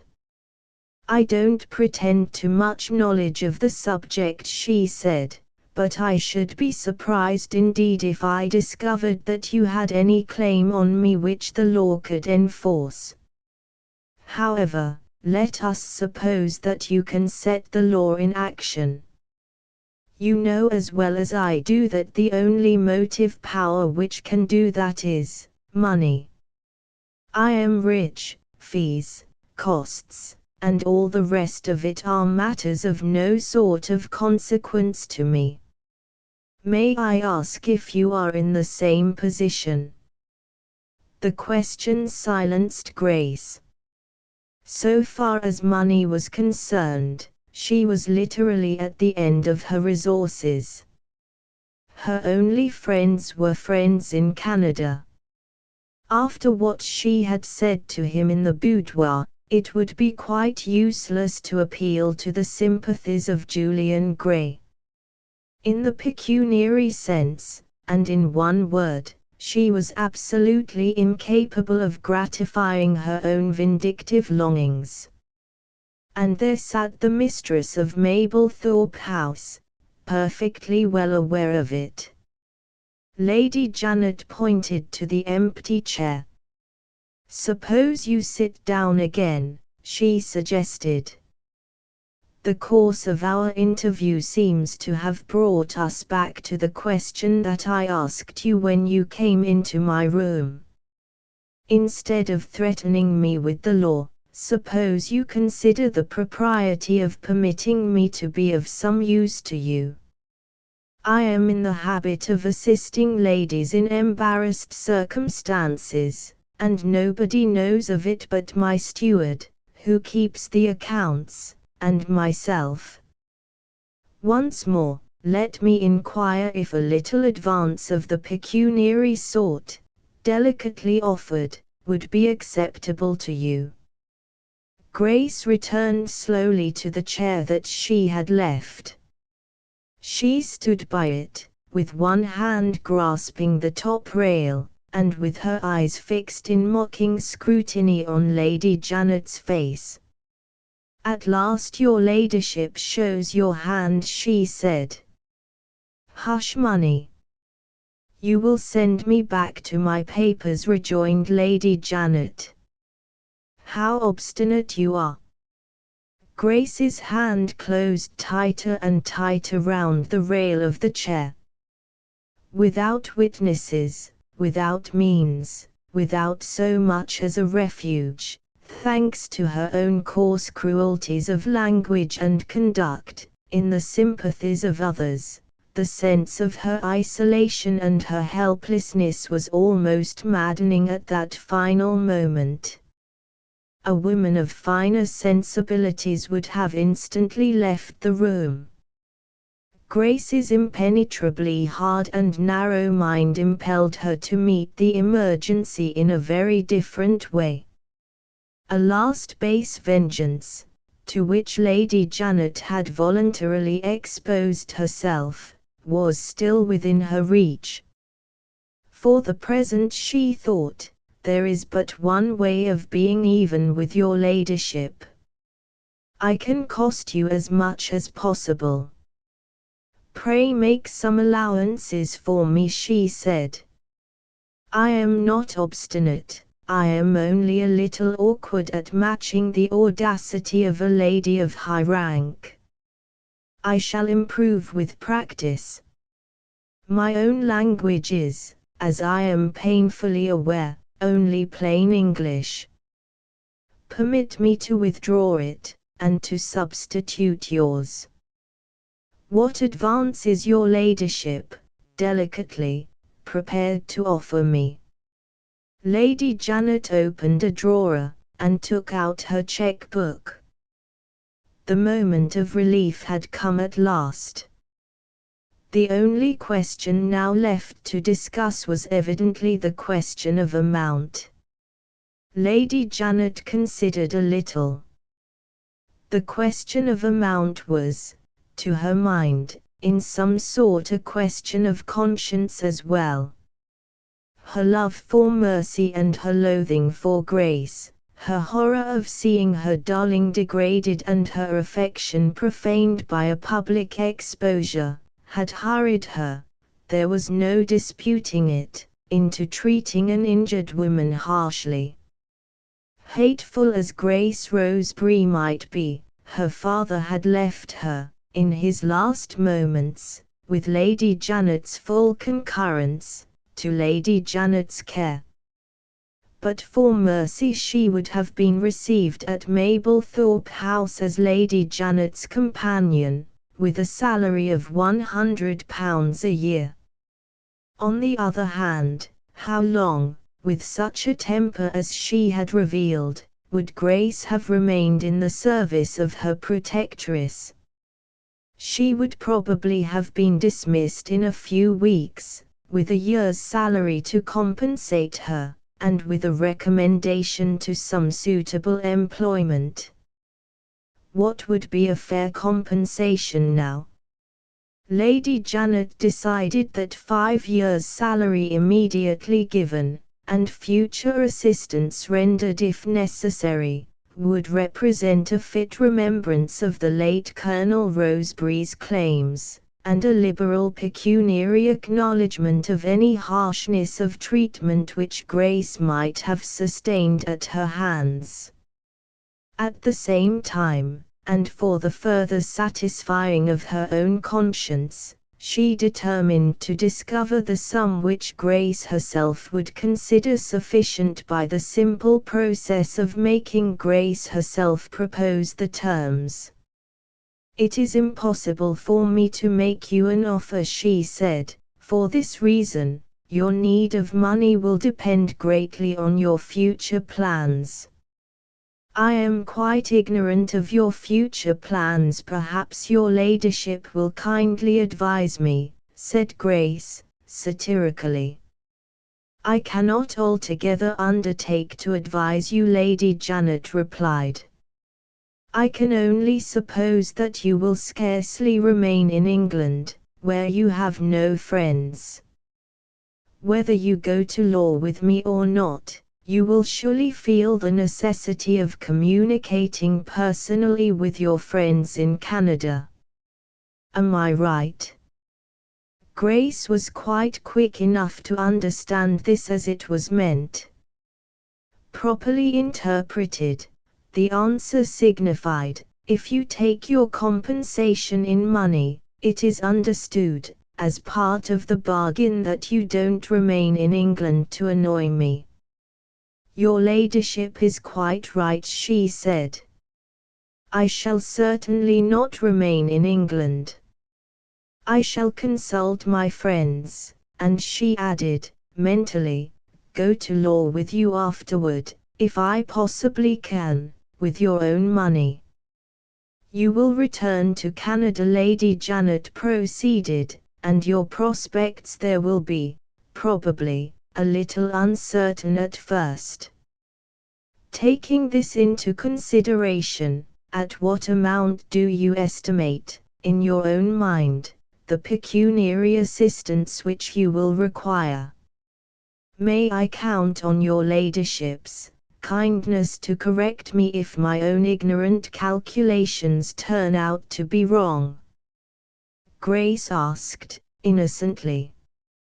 Here again the words, properly interpreted, had a special signification of their own. It is stipulated, on my part, that I put myself up to auction, and that my estimate shall be regulated by your ladyship's highest bid. Thoroughly understanding the stipulation, Lady Janet bowed, and waited gravely. Gravely, on her side, Grace began. I am afraid I should want more than £100, she said. Lady Janet made her first bid.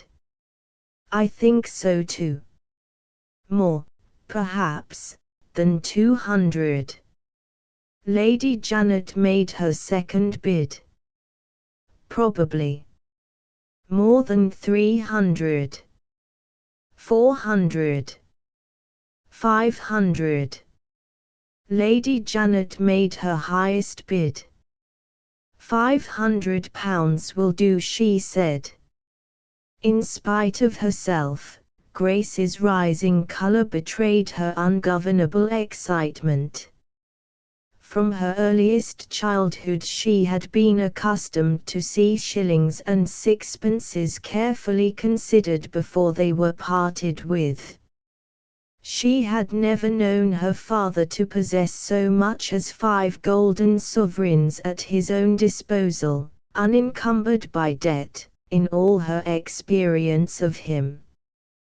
The atmosphere in which she had lived and breathed was the all-stifling one of genteel poverty. There was something horrible in the greedy eagerness of her eyes as they watched Lady Janet, to see if she was really sufficiently in earnest to give away £500 sterling with a stroke of her pen. Lady Janet wrote the cheque in a few seconds, and pushed it across the table. Grace's hungry eyes devoured the golden line, pay to myself or bearer £500, and verified the signature beneath, Janet Roy. Once sure of the money whenever she chose to take it, the native meanness of her nature instantly asserted itself. She tossed her head, and let the cheque lie on the table, with an overacted appearance of caring very little whether she took it or not. Your ladyship is not to suppose that I snap at your cheque, she said. Lady Janet leaned back in her chair and closed her eyes. The very sight of Grace Roseberry sickened her. Her mind filled suddenly with the image of Mercy. She longed to feast her eyes again on that grand beauty, to fill her ears again with the melody of that gentle voice. I require time to consider, in justice to my own self-respect," Grace went on. Lady Janet wearily made a sign, granting time to consider. "Your ladyship's boudoir is, I presume, still at my disposal." Lady Janet silently granted the boudoir. "And your ladyship's servants are at my orders, if I have occasion to employ them." Lady Janet suddenly opened her eyes. "The whole household is at your orders," she cried, furiously. "Leave me." Grace was far from being offended. If anything, she was gratified. There was a certain triumph in having stung Lady Janet into an open outbreak of temper. She insisted forthwith on another condition. "In the event of my deciding to receive the check," she said, "I cannot, consistently with my own self-respect, permit it to be delivered to me otherwise than enclosed. Your ladyship will, if necessary, be so kind as to enclose it. Good evening." She sauntered to the door, looking from side to side, with an air of supreme disparagement, at the priceless treasures of art which adorned the walls. Her eyes dropped superciliously on the carpet, the design of a famous French painter, as if her feet condescended in walking over it. The audacity with which she had entered the room had been marked enough. It shrank to nothing before the infinitely superior proportions of the insolence with which she left it. The instant the door was closed, Lady Janet rose from her chair. Reckless of the wintry chill in the outer air, she threw open one of the windows. "Pah!" she exclaimed, with a shudder of disgust, "the very air of the room is tainted by her." She returned to her chair. Her mood changed as she sat down again. Her heart was with Mercy once more. "Oh, my love," she murmured, "how low I have stooped, how miserably I have degraded myself, and all for you." The bitterness of the retrospect was unendurable. The inbred force of the woman's nature took refuge from it in an outburst of defiance and despair. "Whatever she has done, that wretch deserves it. Not a living creature in this house shall say she has deceived me. She has not deceived me, she loves me. What do I care whether she has given me her true name or not? She has given me her true heart. What right had Julian to play upon her feelings and pry into her secrets? My poor, tempted, tortured child. I won't hear her confession. Not another word shall she say to any living creature. I am mistress, I will forbid it at once." She snatched a sheet of notepaper from the case, hesitated, and threw it from her on the table. "Why not send for my darling?" she thought. "Why write?" She hesitated once more, and resigned the idea. "No. I can't trust myself. I daren't see her yet." She took up the sheet of paper again, and wrote her second message to Mercy. This time the note began fondly with a familiar form of address. "My dear child, I have had time to think and compose myself a little, since I last wrote, requesting you to defer the explanation which you had promised me. I already understand, and appreciate, the motives which led you to interfere as you did downstairs, and I now ask you to entirely abandon the explanation. It will, I am sure, be painful to you, for reasons of your own into which I have no wish to inquire, to produce the person of whom you spoke, and as you know already, I myself am weary of hearing of her. Besides, there is really no need now for you to explain anything. The stranger whose visits here have caused us so much pain and anxiety will trouble us no more. She leaves England of her own free will, after a conversation with me which has perfectly succeeded in composing and satisfying her. Not a word more, my dear, to me, or to my nephew, or to any other human creature, of what has happened in the dining room today. When we next meet, let it be understood between us that the past is henceforth and forever buried to oblivion. This is not only the earnest request, it is, if necessary, the positive command, of your mother and friend, Janet Roy. P.S.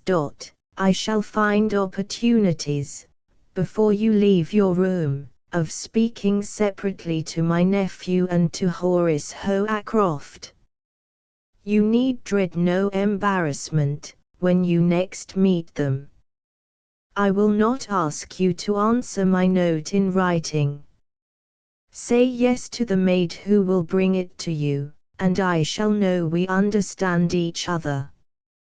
After sealing the envelope which enclosed these lines, Lady Janet addressed it, as usual, to Miss Grace Roseberry. She was just rising to ring the bell, when the maid appeared with a message from the boudoir. The woman's tones and looks showed plainly that she had been made the object of Grace's insolent self-assertion as well as her mistress. If you please, my lady, the person downstairs wishes, Lady Janet, frowning contemptuously, interrupted the message at the outset. I know what the person downstairs wishes. She has sent you for a letter from me. Yes, my lady. Anything more? She has sent one of the men servants, my lady, for a cab. If your ladyship had only heard how she spoke to him. Lady Janet intimated by a sign that she would rather not hear. She at once enclosed the cheque in an undirected envelope. Take that to her, she said, and then come back to me. Dismissing Grace Roseberry from all further consideration, Lady Janet sat, with her letter to Mercy in her hand, reflecting on her position, and on the efforts which it might still demand from her. Pursuing this train of thought, it now occurred to her that accident might bring Horace and Mercy together at any moment, and that, in Horace's present frame of mind, he would certainly insist on the very explanation which it was the foremost interest of her life to suppress. The dread of this disaster was in full possession of her when the maid returned. "Where is Mr. Hoacroft?" she asked, the moment the woman entered the room. "I saw him open the library door, my lady, just now, on my way upstairs." "Was he alone?" "Yes, my lady." "Go to him, and say I want to see him here immediately." The maid withdrew on her second errand. Lady Janet rose restlessly, and closed the open window. Her impatient desire to make sure of Horace so completely mastered her that she left her room, and met the woman in the corridor on her return. Receiving Horace's message of excuse, she instantly sent back the peremptory rejoinder, "Say that he will oblige me to go to him, if he persists in refusing to come to me. And, stay, she added, remembering the undelivered letter. Send Miss Roseberry's maid here, I want her. Left alone again, Lady Janet paced once or twice up and down the corridor, then grew suddenly weary of the sight of it, and went back to her room. The two maids returned together. One of them, having announced Horace's submission, was dismissed. The other was sent to Mercy's room with Lady Janet's letter.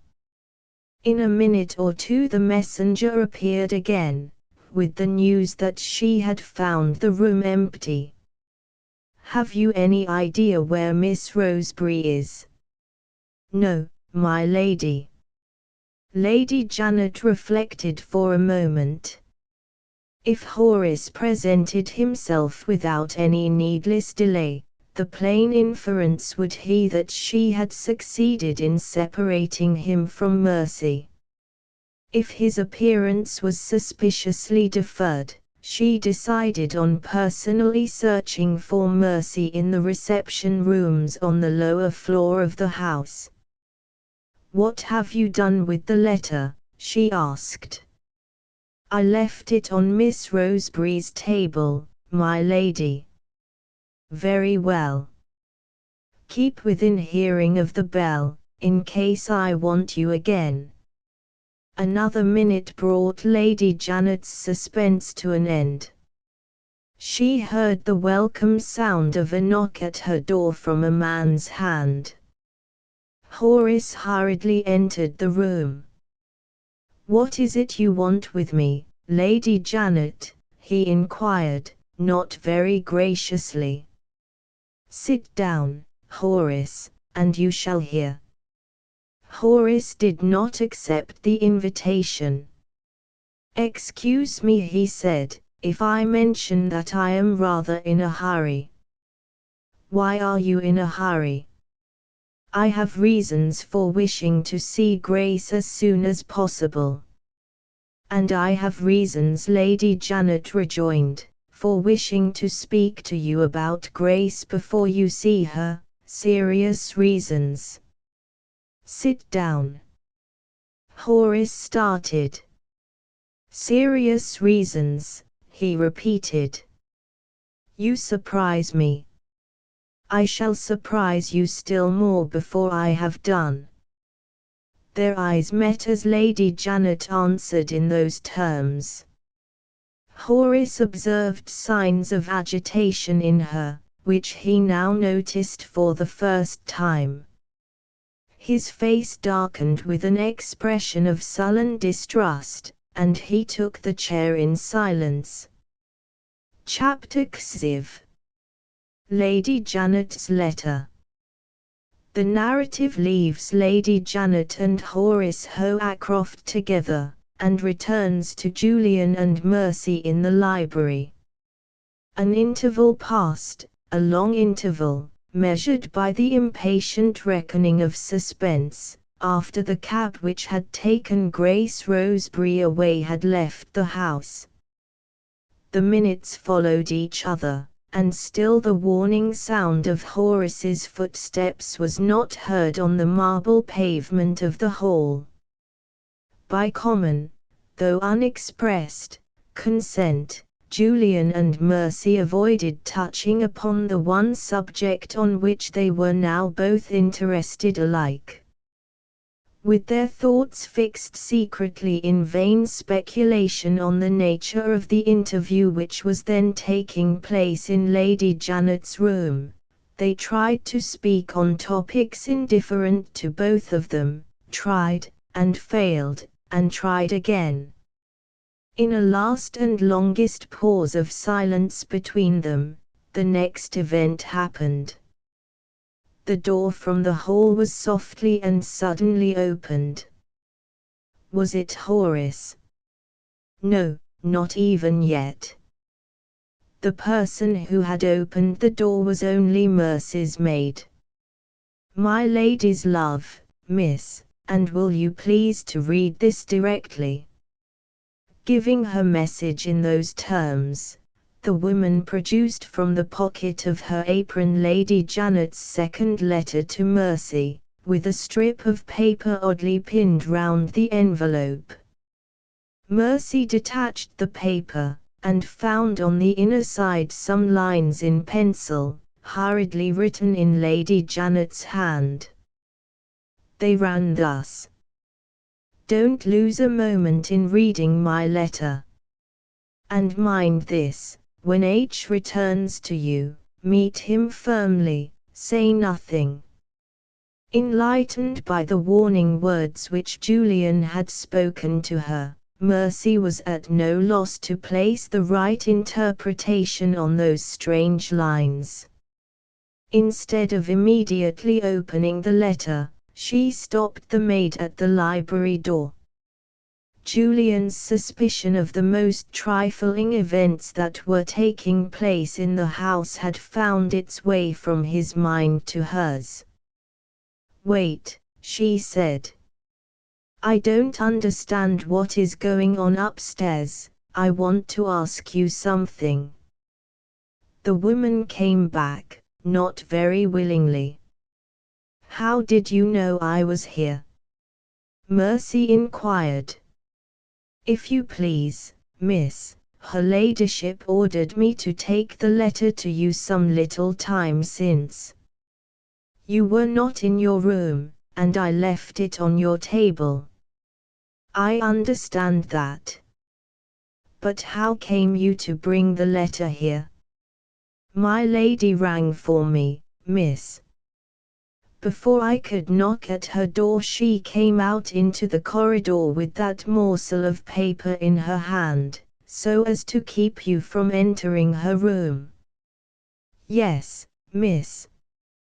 Her ladyship wrote on the paper in a great hurry, and told me to pin it round the letter that I had left in your room. I was to take them both together to you, and to let nobody see me. You will find Miss Rosebery in the library, her ladyship says, and run, run, run, there isn't a moment to lose." Those were her own words, miss. "Did you hear anything in the room before Lady Janet came out and met you?" The woman hesitated, and looked at Julian. "I hardly know whether I ought to tell you, miss." Julian turned away to leave the library. Mercy stopped him by a motion of her hand. "You know that I shall not get you into any trouble," she said to the maid. "And you may speak quite safely before Mr. Julian Gray." Thus reassured, the maid spoke. "To own the truth, miss, I heard Mr. Hoacroft in my lady's room." His voice sounded as if he was angry.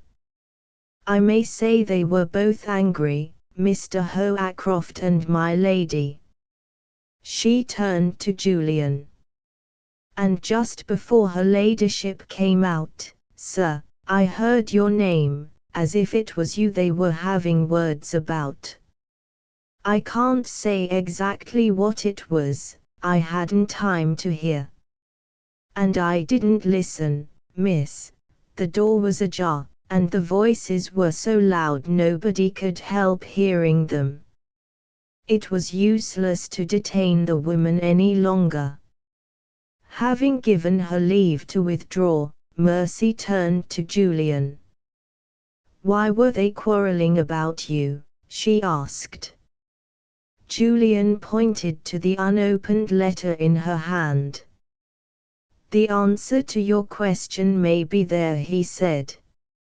"Read the letter while you have the chance. And if I can advise you, say so at once." With a strange reluctance she opened the envelope.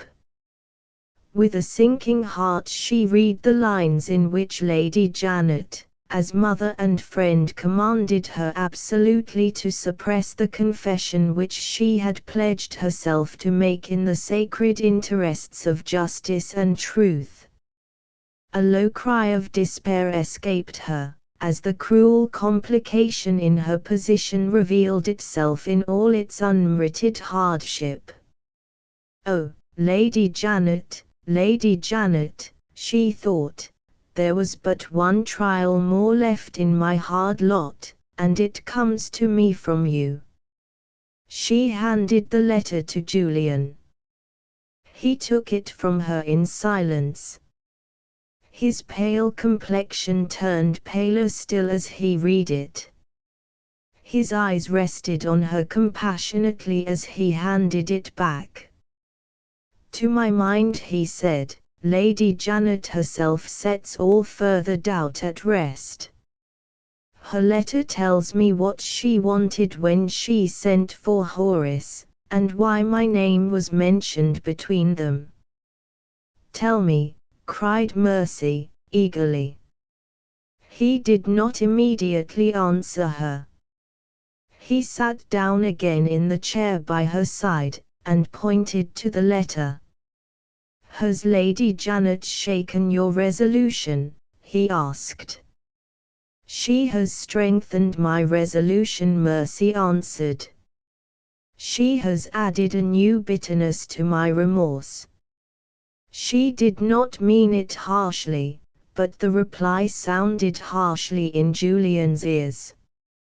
It stirred the generous impulses, which were the strongest impulses in his nature. He who had once pleaded with Mercy for compassionate consideration for herself now pleaded with her for compassionate consideration for Lady Janet. With persuasive gentleness he drew a little nearer, and laid his hand on her arm. "Don't judge her harshly," he said. "She is wrong, miserably wrong.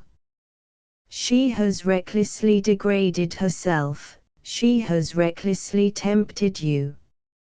Still, is it generous, is it even just, to hold her responsible for deliberate sin?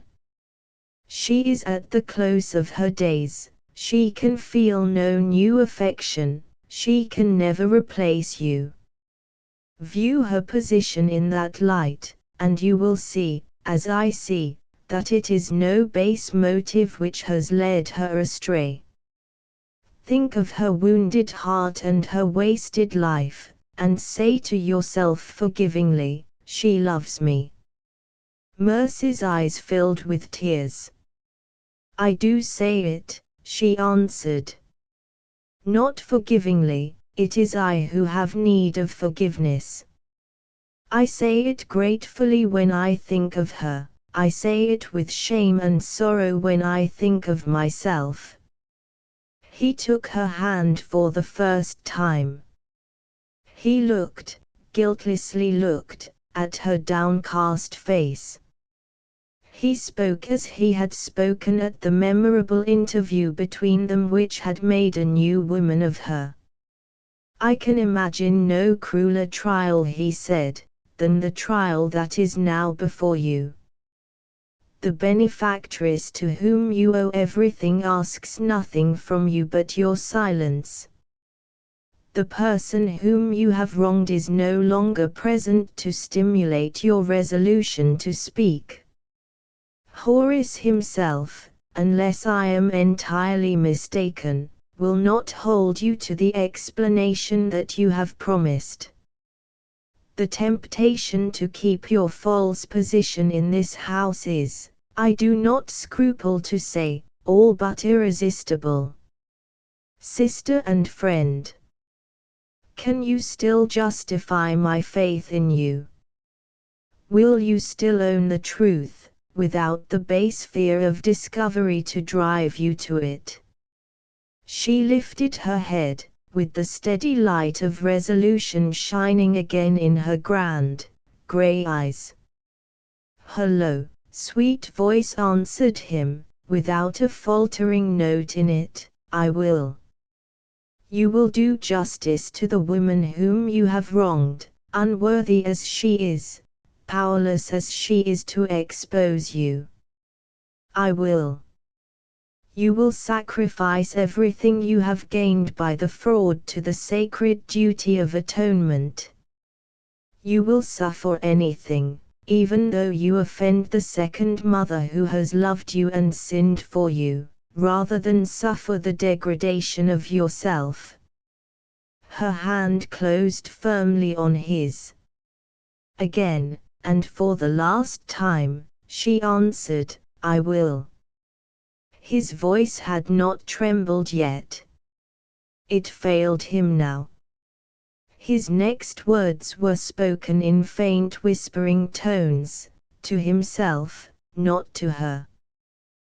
Thank God for this day, he said. I have been of some service to one of the noblest of God's creatures. Some subtle influence, as he spoke, passed from his hand to hers. It trembled through her nerves, it entwined itself mysteriously with the finest sensibilities in her nature, it softly opened her heart to a first vague surmising of the devotion that she had inspired in him. A faint glow of color, lovely in its faintness, stole over her face and neck. Her breathing quickened tremblingly. She drew her hand away from him, and sighed when she had released it. He rose suddenly to his feet and left her, without a word or a look, walking slowly down the length of the room. When he turned and came back to her, his face was composed, he was master of himself again. Mercy was the first to speak. She turned the conversation from herself by reverting to the proceedings in Lady Janet's room. You spoke of Horace just now, she said, in terms which surprised me. You appeared to think that he would not hold me to my explanation. Is that one of the conclusions which you draw from Lady Janet's letter? Most assuredly, Julian answered.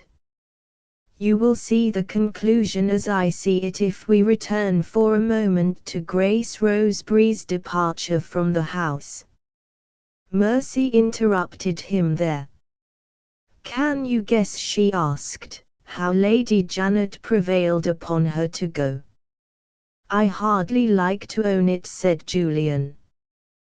There is an expression in the letter which suggests to me that Lady Janet has offered her money, and that she has taken the bribe.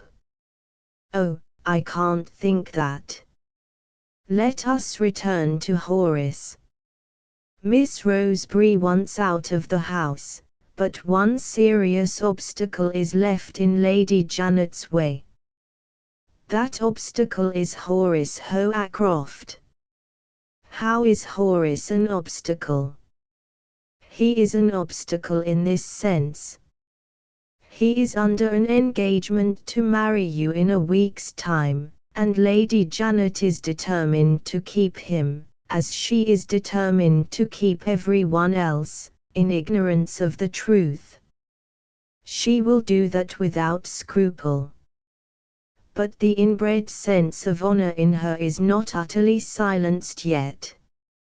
She cannot, she dare not, let Horace make you his wife under the false impression that you are Colonel Roseberry's daughter. You see the situation. On the one hand, she won't enlighten him. On the other hand, she cannot allow him to marry you blindfold. In this emergency, what is she to do? There is but one alternative that I can discover. She must persuade Horace, or she must irritate Horace, into acting for himself, and breaking off the engagement on his own responsibility. Mercy stopped him. Impossible, she cried, warmly. Impossible. Look again at her letter, Julian rejoined. It tells you plainly that you need fear no embarrassment when you next meet Horace. If words mean anything, those words mean that he will not claim from you the confidence which you have promised to repose in him. On what condition is it possible for him to abstain from doing that? On the one condition that you have ceased to represent the first and foremost interest of his life. Mercy still held firm.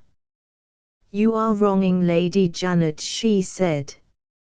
Julian smiled sadly. Try to look at it, he answered, from Lady Janet's point of view. Do you suppose she sees anything derogatory to her in attempting to break off the marriage? I will answer for it, she believes she is doing you a kindness. In one sense it would be a kindness to spare you the shame of a humiliating confession, and to save you, possibly, from being rejected to your face by the man you love.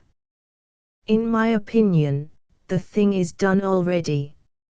I have reasons of my own for believing that my aunt will succeed far more easily than she could anticipate. Horace's temper will help her. Mercy's mind began to yield to him, in spite of herself. What do you mean by Horace's temper? She inquired. Must you ask me that? He said, drawing back a little from her. I must. I mean by Horace's temper, Horace's unworthy distrust of the interest that I feel in you. She instantly understood him. And more than that, she secretly admired him for the scrupulous delicacy with which he had expressed himself. Another man would not have thought of sparing her in that way. Another man would have said, plainly, Horace is jealous of me. Julian did not wait for her to answer him. He considerately went on. For the reason that I have just mentioned, he said, Horace will be easily irritated into taking a course which, in his calmer moments, nothing would induce him to adopt. Until I heard what your maid said to you, I had thought, for your sake, of retiring before he joined you here. Now I know that my name has been introduced, and has made mischief upstairs, I feel the necessity, for your sake again, of meeting Horace and his temper face to face before you see him. Let me, if I can, prepare him to hear you without any angry feeling in his mind toward you. Do you object to retire to the next room for a few minutes in the event of his coming back to the library? Mercy's courage instantly rose with the emergency. She refused to leave the two men together. Don't think me insensible to your kindness, she said. If I leave you with Horace, I may expose you to insult. I refuse to do that. What makes you doubt his coming back?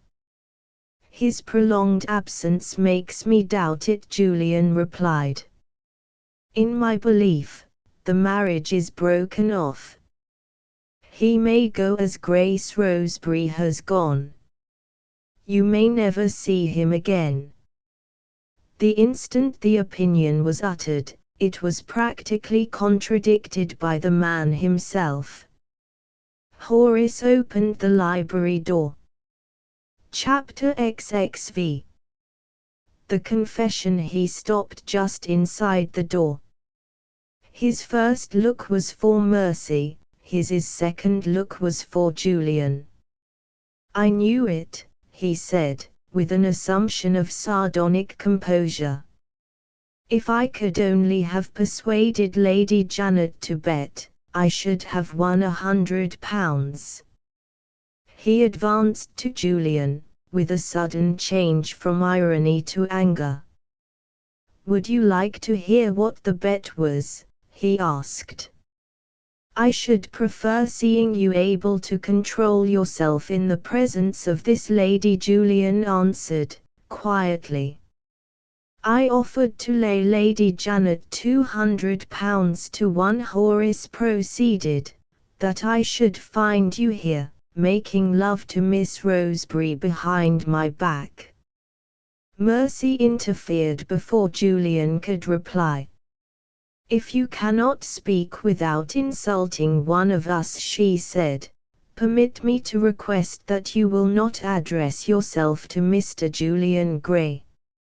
Horace bowed to her with a mockery of respect.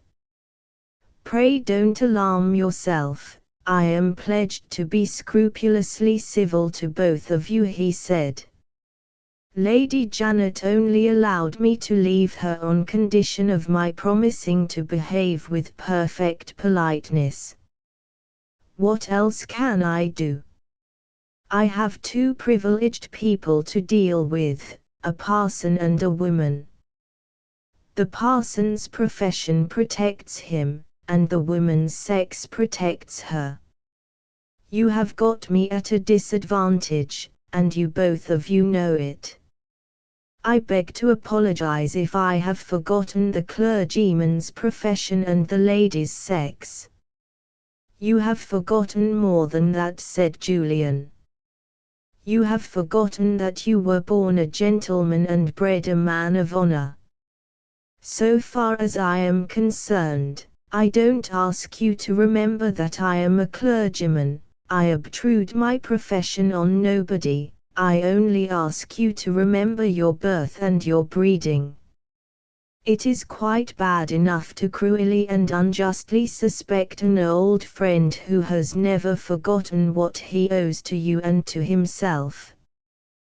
But it is still more unworthy of you to acknowledge those suspicions in the hearing of a woman whom your own choice has doubly bound you to respect. He stopped. The two eyed each other for a moment in silence. It was impossible for Mercy to look at them, as she was looking now, without drawing the inevitable comparison between the manly force and dignity of Julian and the womanish malice and irritability of Horace. A last faithful impulse of loyalty toward the man to whom she had been betrothed impelled her to part them, before Horace had hopelessly degraded himself in her estimation by contrast with Julian. You had better wait to speak to me, she said to him, until we are alone. Certainly, Horace answered with a sneer, if Mr. Julian Gray will permit it. Mercy turned to Julian, with a look which said plainly, pity us both, and leave us. Do you wish me to go? He asked. Add to all your other kindnesses to me, she answered. Wait for me in that room. She pointed to the door that led into the dining room. Julian hesitated. You promise to let me know it if I can be of the smallest service to you, he said. Yes, yes. She followed him as he withdrew, and added, rapidly, in a whisper, leave the door ajar. He made no answer. As she returned to Horace, he entered the dining room.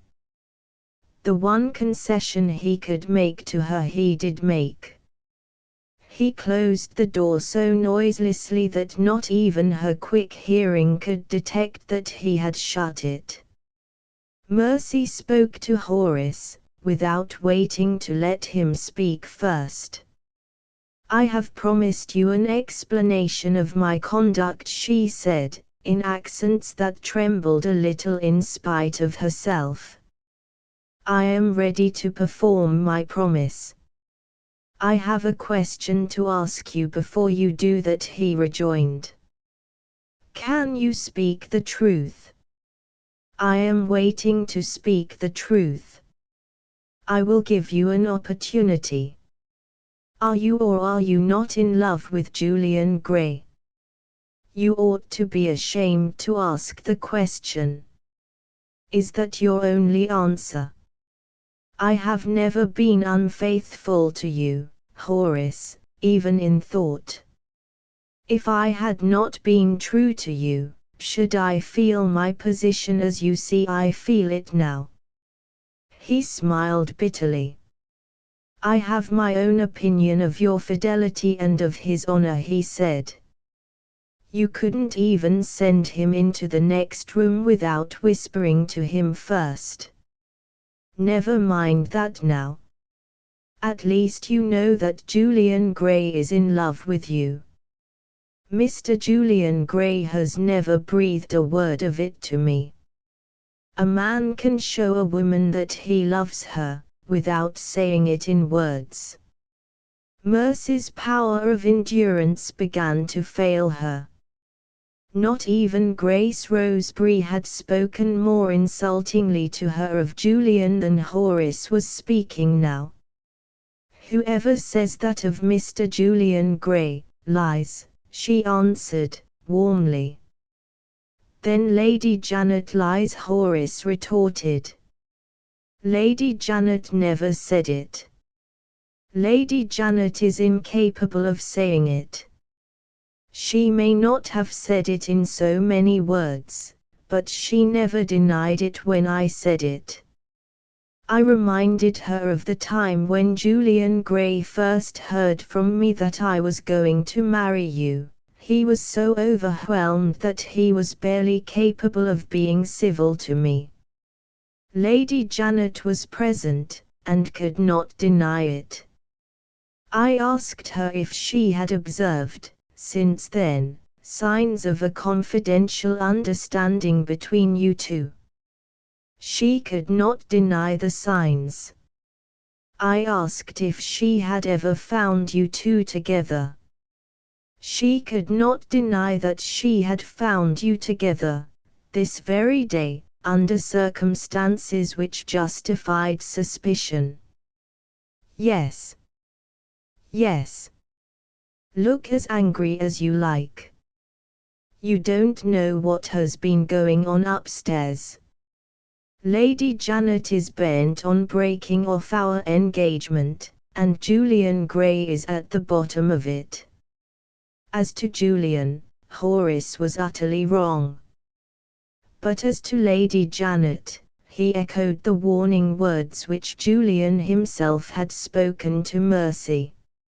She was staggered, but she still held to her own opinion. I don't believe it, she said, firmly. He advanced a step, and fixed his angry eyes on her searchingly. Do you know why Lady Janet sent for me? He asked. No, then I will tell you. Lady Janet is a stanch friend of yours, there is no denying that. She wished to inform me that she had altered her mind about your promised explanation of your conduct. She said, reflection has convinced me that no explanation is required. I have laid my positive commands on my adopted daughter that no explanation shall take place. Has she done that? Yes. Now observe. I waited till she had finished, and then I said, what have I to do with this? Lady Janet has one merit, she speaks out. You are to do as I do, she answered. You are to consider that no explanation is required, and you are to consign the whole matter to oblivion from this time forth. Are you serious? I asked. Quite serious. In that case I have to inform your ladyship that you insist on more than you may suppose. You insist on my breaking my engagement to Miss Roseberry. Either I am to have the explanation that she has promised me, or I refuse to marry her. How do you think Lady Janet took that? She shut up her lips, and she spread out her hands, and she looked at me as much as to say, just as you please. Refuse if you like, it's nothing to me. He paused for a moment. Mercy remained silent. On her side, she foresaw what was coming.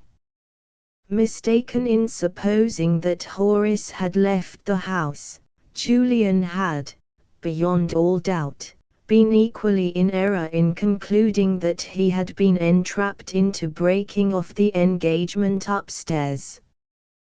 "Do you understand me so far?" Horace asked. "I understand you perfectly." "I will not trouble you much longer," he resumed. "I said to Lady Janet, be so good as to answer me in plain words. Do you still insist on closing Miss Roseberry's lips?" "I still insist," she answered. "No explanation is required. If you are base enough to suspect your betrothed wife, I am just enough to believe in my adopted daughter." I replied, "And I beg you will give your best attention to what I am now going to say." I replied to that, "It is not fair to charge me with suspecting her.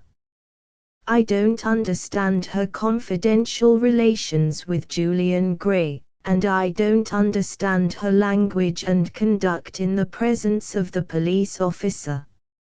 I claim it as my right to be satisfied on both those points, in the character of the man who is to marry her." There was my answer. I spare you all that followed.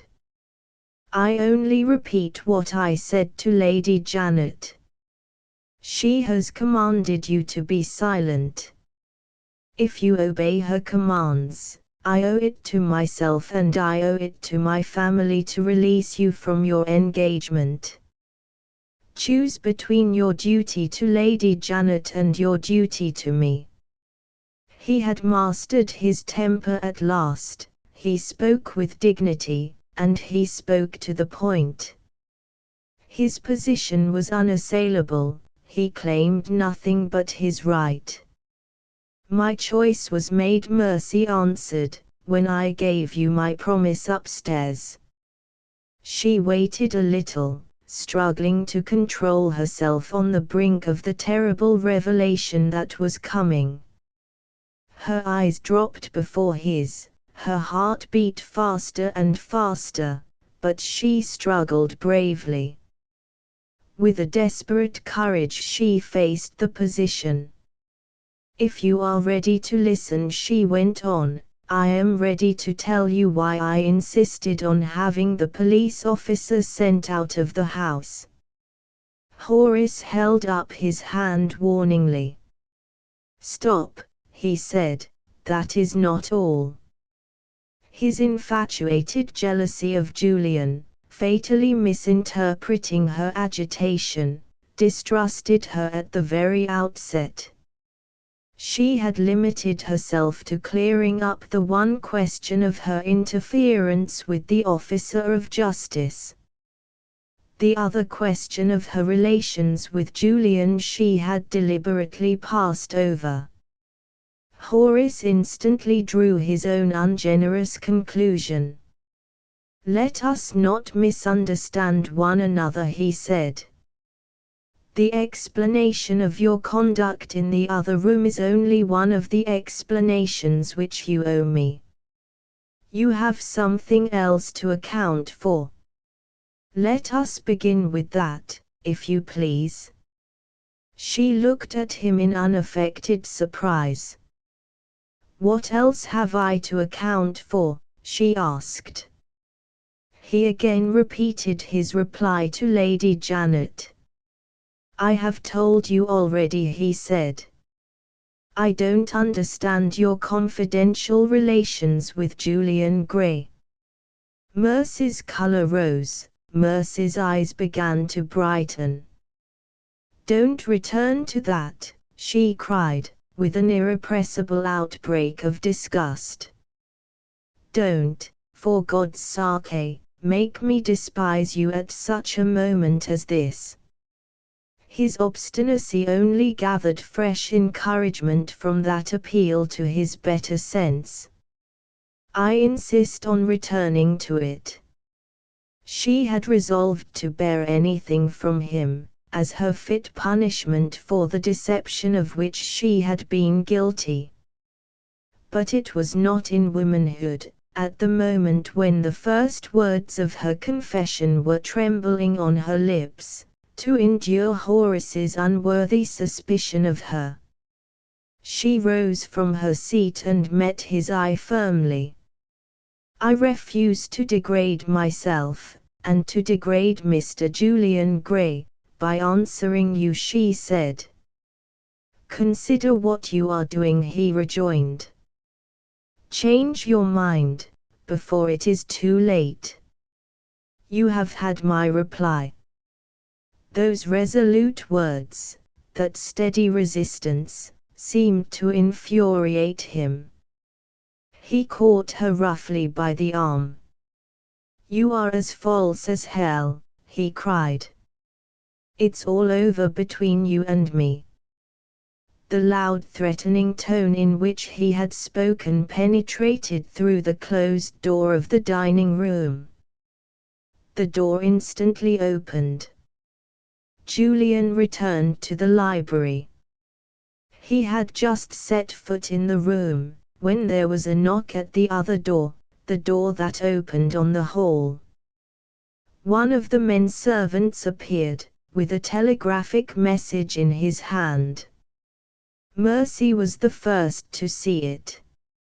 It was the matron's answer to the letter which she had sent to the refuge. For Mr. Julian Gray, she asked. Yes, miss. Give it to me. She signed to the man to withdraw, and herself gave the telegram to Julian. It is addressed to you, at my request, she said. You will recognize the name of the person who sends it, and you will find a message in it for me. Horace interfered before Julian could open the telegram. Another private understanding between you, he said. Give me that telegram. Julian looked at him with quiet contempt. It is directed to me, he answered, and opened the envelope. The message inside was expressed in these terms: I am as deeply interested in her as you are. Say that I have received her letter, and that I welcome her back to the refuge with all my heart. I have business this evening in the neighborhood. I will call for her myself at Mablethorpe House. The message explained itself. Of her own free will she had made the expiation complete. Of her own free will she was going back to the martyrdom of her old life. Bound as he knew himself to be to let no compromising word or action escape him in the presence of Horace, the irrepressible expression of Julian's admiration glowed in his eyes as they rested on Mercy. Horace detected the look. He sprang forward and tried to snatch the telegram out of Julian's hand. Give it to me, he said. I will have it. Julian silently put him back at arm's length. Maddened with rage, he lifted his hand threateningly. Give it to me, he repeated between his set teeth, or it will be the worse for you. Give it to me, said Mercy, suddenly placing herself between them. Julian gave it. She turned, and offered it to Horace, looking at him with a steady eye, holding it out to him with a steady hand. Read it, she said. Julian's generous nature pitied the man who had insulted him. Julian's great heart only remembered the friend of former times. "Spare him," he said to Mercy. "Remember he is unprepared." She neither answered nor moved. Nothing stirred the horrible torpor of her resignation to her fate. She knew that the time had come. Julian appealed to Horace. "Don't read it," he cried. "Hear what she has to say to you first." Horace's hand answered him with a contemptuous gesture. Horace's eyes devoured, word by word, the matron's message. He looked up when he had read it through. There was a ghastly change in his face as he turned it on Mercy. She stood between the two men like a statue. The life in her seemed to have died out, except in her eyes. Her eyes rested on Horace with a steady, glittering calmness. The silence was only broken by the low murmuring of Julian's voice. His face was hidden in his hands, he was praying for them. Horace spoke, laying his finger on the telegram. His voice had changed with the change in his face. The tone was low and trembling, no one would have recognized it as the tone of Horace's voice. "What does this mean?" he said to Mercy. "It can't be for you. It is for me. What have you to do with a refuge?" Without a change in her face, without a movement in her limbs, she spoke the fatal words, "I have come from a refuge, and I am going back to a refuge. Mr. Horace Hoacroft, I am Mercy Merrick." Chapter XXVI. Great Heart and Little Heart. There was a pause. The moments passed, and not one of the three moved. The moments passed, and not one of the three spoke. Insensibly the words of supplication died away on Julian's lips. Even his energy failed to sustain him, tried as it now was by the crushing oppression of suspense. The first trifling movement which suggested the idea of change, and which so brought with it the first vague sense of relief, came from Mercy. Incapable of sustaining the prolonged effort of standing, she drew back a little and took a chair. No outward manifestation of emotion escaped her. There she sat, with the death-like torpor of resignation in her face, waiting her sentence in silence from the man at whom she had hurled the whole terrible confession of the truth in one sentence. Julian lifted his head as she moved. He looked at Horace, and advancing a few steps, looked again. There was fear in his face, as he suddenly turned it toward Mercy. "Speak to him," he said, in a whisper. "Rouse him, before it's too late." She moved mechanically in her chair, she looked mechanically at Julian. "What more have I to say to him?" she asked, in faint, weary tones. "Did I not tell him everything when I told him my name?" The natural sound of her voice might have failed to affect Horace.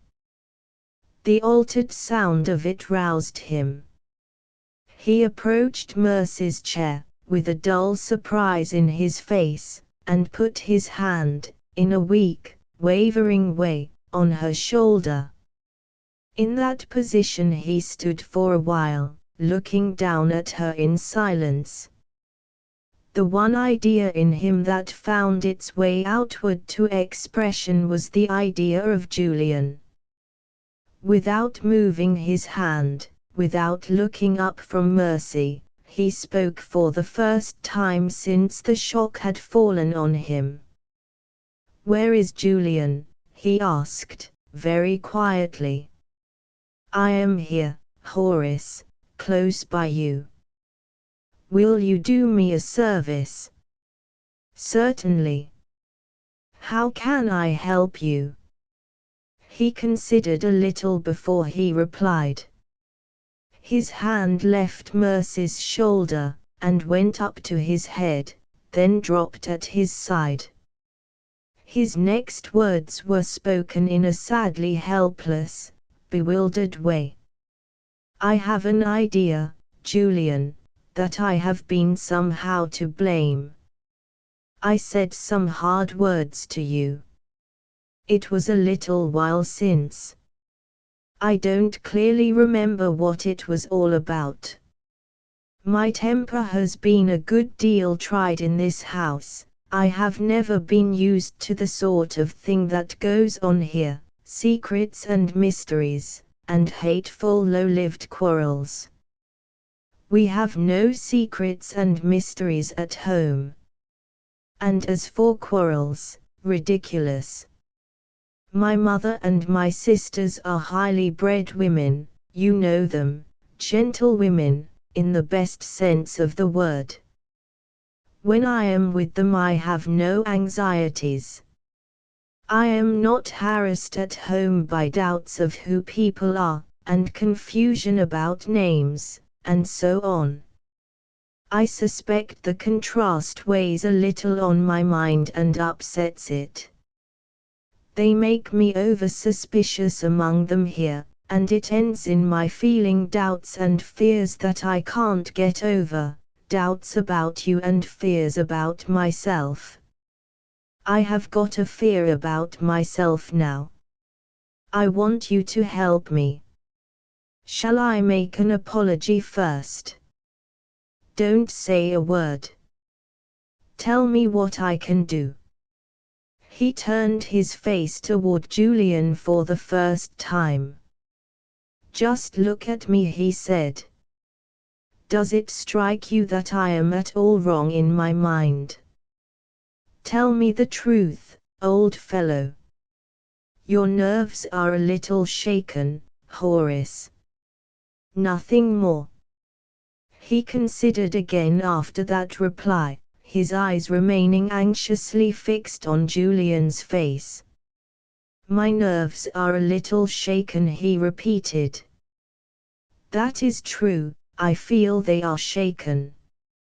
I should like, if you don't mind, to make sure that it's no worse. Will you help me to try if my memory is all right? I will do anything you like."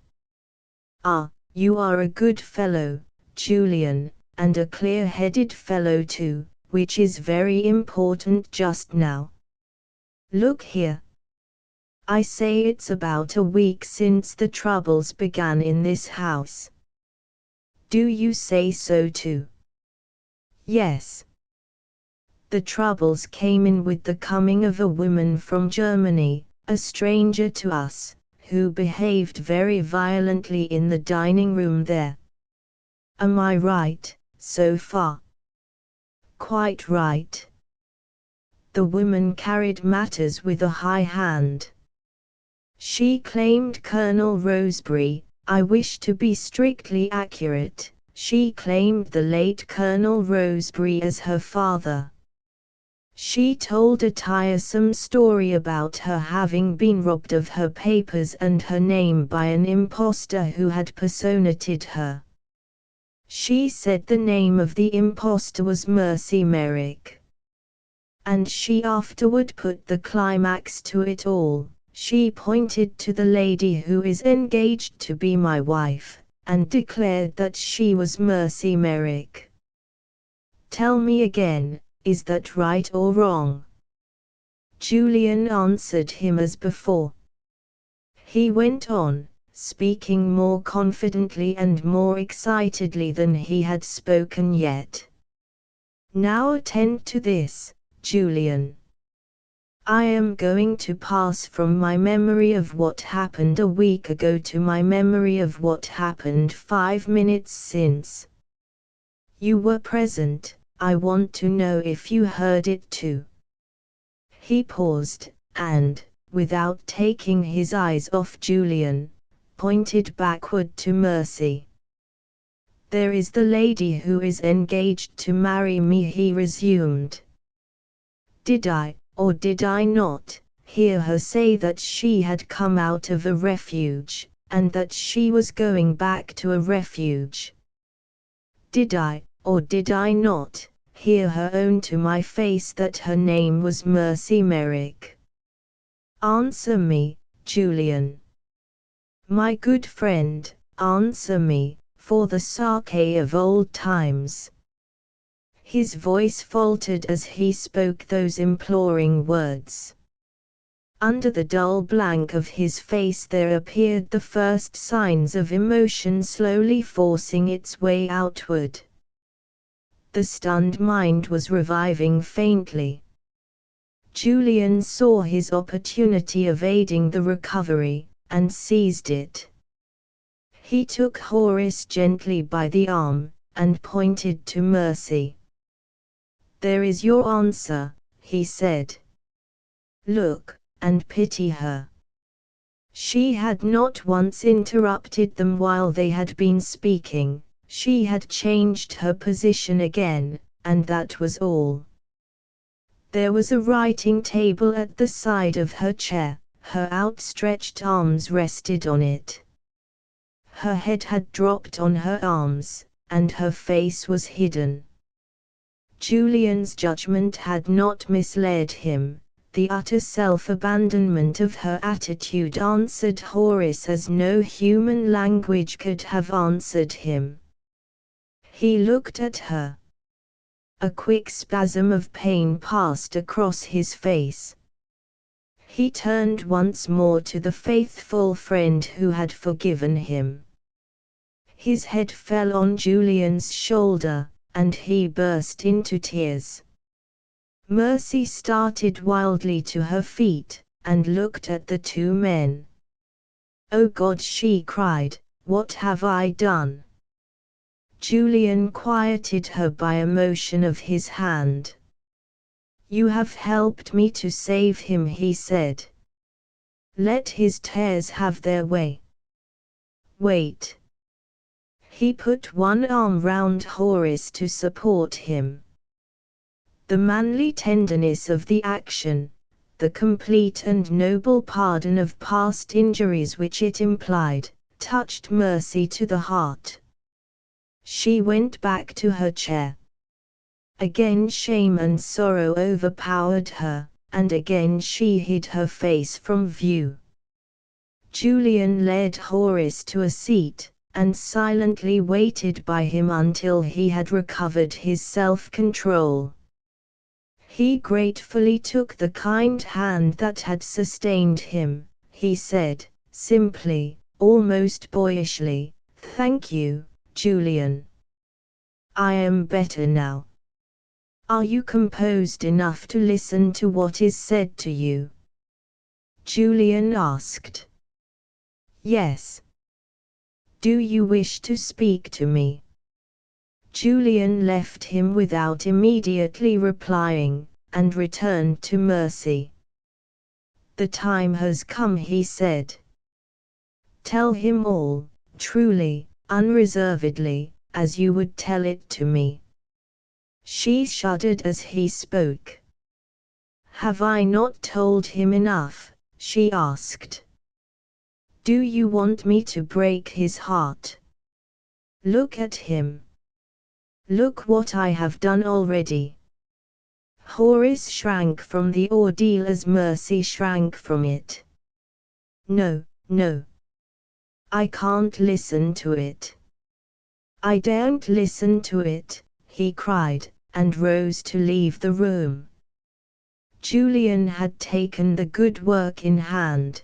he never faltered over it for an instant. Horace had loved her, how dearly Julian now knew for the first time. The bare possibility that she might earn her pardon if she was allowed to plead her own cause was a possibility still left. To let her win on Horace to forgive her, was death to the love that still filled his heart in secret. But he never hesitated. With a resolution which the weaker man was powerless to resist, he took him by the arm and led him back to his place. For her sake, and for your sake, you shall not condemn her unheard, he said to Horace, firmly. One temptation to deceive you after another has tried her, and she has resisted them all. With no discovery to fear, with a letter from the benefactress who loves her commanding her to be silent, with everything that a woman values in this world to lose, if she owns what she has done, this woman, for the truth's sake, has spoken the truth. Does she deserve nothing at your hands in return for that? Respect her, Horace, and hear her. Horace yielded. Julian turned to Mercy. You have allowed me to guide you so far, he said. Will you allow me to guide you still? Her eyes sank before his, her bosom rose and fell rapidly. His influence over her maintained its sway. She bowed her head in speechless submission. Tell him, Julian proceeded, in accents of entreaty, not of command, tell him what your life has been. Tell him how you were tried and tempted, with no friend near to speak the words which might have saved you. And then he added, raising her from the chair, let him judge you, if he can. He attempted to lead her across the room to the place which Horace occupied. But her submission had its limits. Halfway to the place she stopped, and refused to go further. Julian offered her a chair. She declined to take it. Standing with one hand on the back of the chair, she waited for the word from Horace which would permit her to speak. She was resigned to the ordeal. Her face was calm, her mind was clear. The hardest of all humiliations to endure, the humiliation of acknowledging her name, she had passed through. Nothing remained but to show her gratitude to Julian by acceding to his wishes, and to ask pardon of Horace before they parted forever. In a little while the matron would arrive at the house, and then it would be over. Unwillingly Horace looked at her. Their eyes met. He broke out suddenly with something of his former violence. I can't realize it even now, he cried. Is it true that you are not Grace Roseberry? Don't look at me. Say in one word, yes or no. She answered him, humbly and sadly, yes. You have done what that woman accused you of doing. Am I to believe that? You are to believe it, sir. All the weakness of Horace's character disclosed itself when she made that reply. Infamous, he exclaimed. What excuse can you make for the cruel deception you have practiced on me? Too bad. Too bad.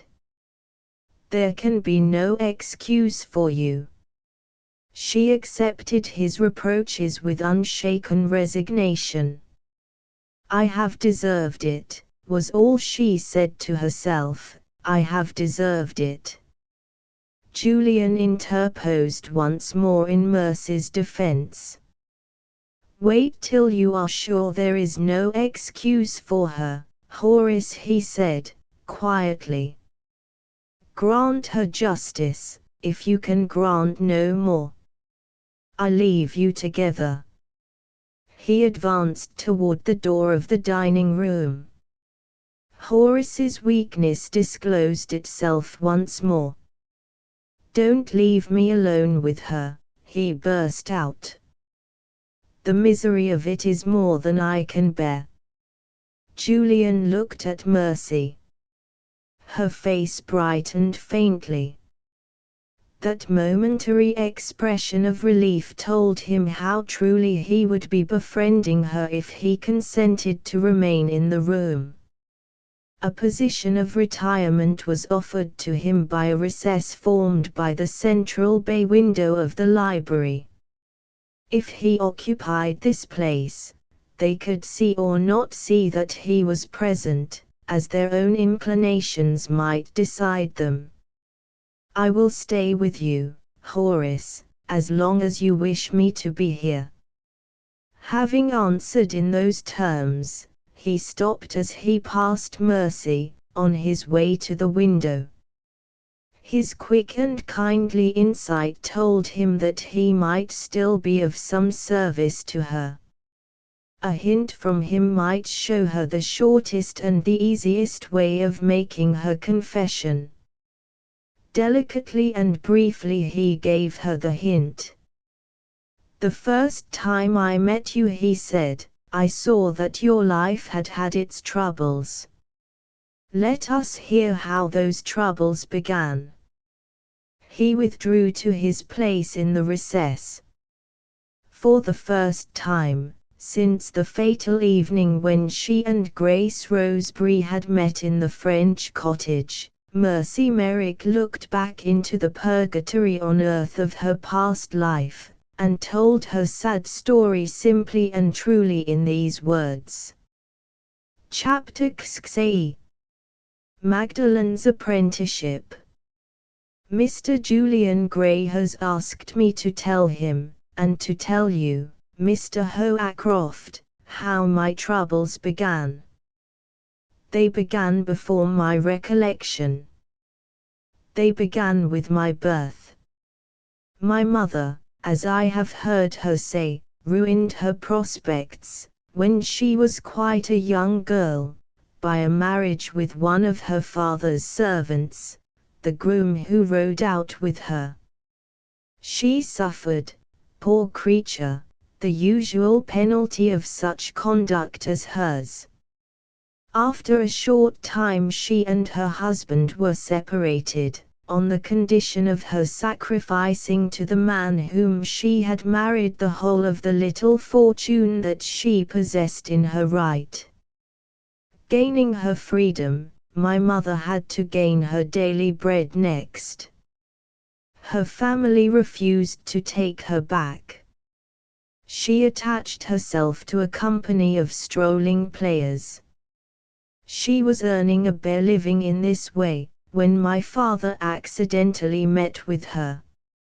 He was a man of high rank, proud of his position, and well known in the society of that time for his many accomplishments and his refined tastes. My mother's beauty fascinated him. He took her from the strolling players, and surrounded her with every luxury that a woman could desire in a house of her own. I don't know how long they lived together. I only know that my father, at the time of my first recollections, had abandoned her. She had excited his suspicions of her fidelity, suspicions which cruelly wronged her, as she declared to her dying day. I believed her, because she was my mother. But I cannot expect others to do as I did, I can only repeat what she said. My father left her absolutely penniless. He never saw her again, and he refused to go to her when she sent to him in her last moments on earth. She was back again among the strolling players when I first remember her. It was not an unhappy time for me. I was the favorite pet and plaything of the poor actors. They taught me to sing and to dance at an age when other children are just beginning to learn to read. At 5 years old I was in what is called the profession and had made my poor little reputation in booths at country fairs. As early as that, Mr. Hoacroft, I had begun to live under an assumed name, the prettiest name they could invent for me to look well in the bills. It was sometimes a hard struggle for us, in bad seasons, to keep body and soul together. Learning to sing and dance in public often meant learning to bear hunger and cold in private, when I was apprenticed to the stage. And yet I have lived to look back on my days with the strolling players as the happiest days of my life. I was 10 years old when the first serious misfortune that I can remember fell upon me. My mother died, worn out in the prime of her life. And not long afterward the strolling company, brought to the end of its resources by a succession of bad seasons, was broken up. I was left on the world, a nameless, penniless outcast, with one fatal inheritance. God knows, I can speak of it without vanity, after what I have gone through, the inheritance of my mother's beauty. My only friends were the poor starved-out players. 2 of them, husband and wife, obtained engagements in another company, and I was included in the bargain. The new manager by whom I was employed was a drunkard and a brute. One night I made a trifling mistake in the course of the performances, and I was savagely beaten for it. Perhaps I had inherited some of my father's spirit, without, I hope, also inheriting my father's pitiless nature. However that may be, I resolved, no matter what became of me, never again to serve the man who had beaten me. I unlocked the door of our miserable lodging at daybreak the next morning, and, at 10 years old, with my little bundle in my hand, I faced the world alone. My mother had confided to me, in her last moments, my father's name and the address of his house in London. "He may feel some compassion for you," she said, "though he feels none for me. Try him." I had a few shillings, the last pitiful remains of my wages, in my pocket, and I was not far from London. But I never went near my father. Child as I was, I would have starved and died rather than go to him. I had loved my mother dearly, and I hated the man who had turned his back on her when she lay on her deathbed. It made no difference to me that he happened to be my father. Does this confession revolt you? You look at me, Mr. Hoacroft, as if it did. Think a little, sir. Does what I have just said condemn me as a heartless creature, even in my earliest years? What is a father to a child, when the child has never sat on his knee, and never had a kiss or a present from him? If we had met in the street, we should not have known each other. Perhaps in after days, when I was starving in London, I may have begged of my father without knowing it, and he may have thrown his daughter a penny to get rid of her, without knowing it either.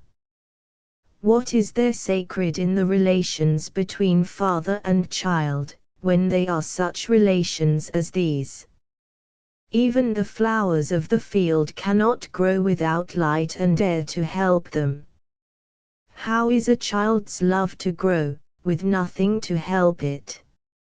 My small savings would have been soon exhausted, even if I had been old enough and strong enough to protect them myself. As things were, my few shillings were taken from me by gypsies. I had no reason to complain. They gave me food and the shelter of their tents, and they made me of use to them in various ways. After a while hard times came to the gypsies, as they had come to the strolling players. Some of them were imprisoned, the rest were dispersed. It was the season for hop gathering at the time. I got employment among the hop pickers next, and that done, I went to London with my new friends. I have no wish to weary and pain you by dwelling on this part of my childhood in detail. It will be enough if I tell you that I sank lower and lower until I ended in selling matches in the street. My mother's legacy got me many a sixpence which my matches would never have charmed out of the pockets of strangers if I had been an ugly child. My face, which was destined to be my greatest misfortune in after years, was my best friend in those days. Is there anything, Mr. Hoacroft, in the life I am now trying to describe which reminds you of a day when we were out walking together not long since? I surprised and offended you, I remember, and it was not possible for me to explain my conduct at the time. Do you recollect the little wandering girl, with the miserable faded nosegay in her hand, who ran after us, and begged for a halfpenny? I shocked you by bursting out crying when the child asked us to buy her a bit of bread. Now you know why I was so sorry for her.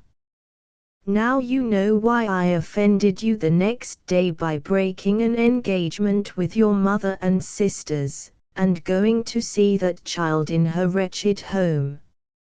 After what I have confessed, you will admit that my poor little sister in adversity had the first claim on me.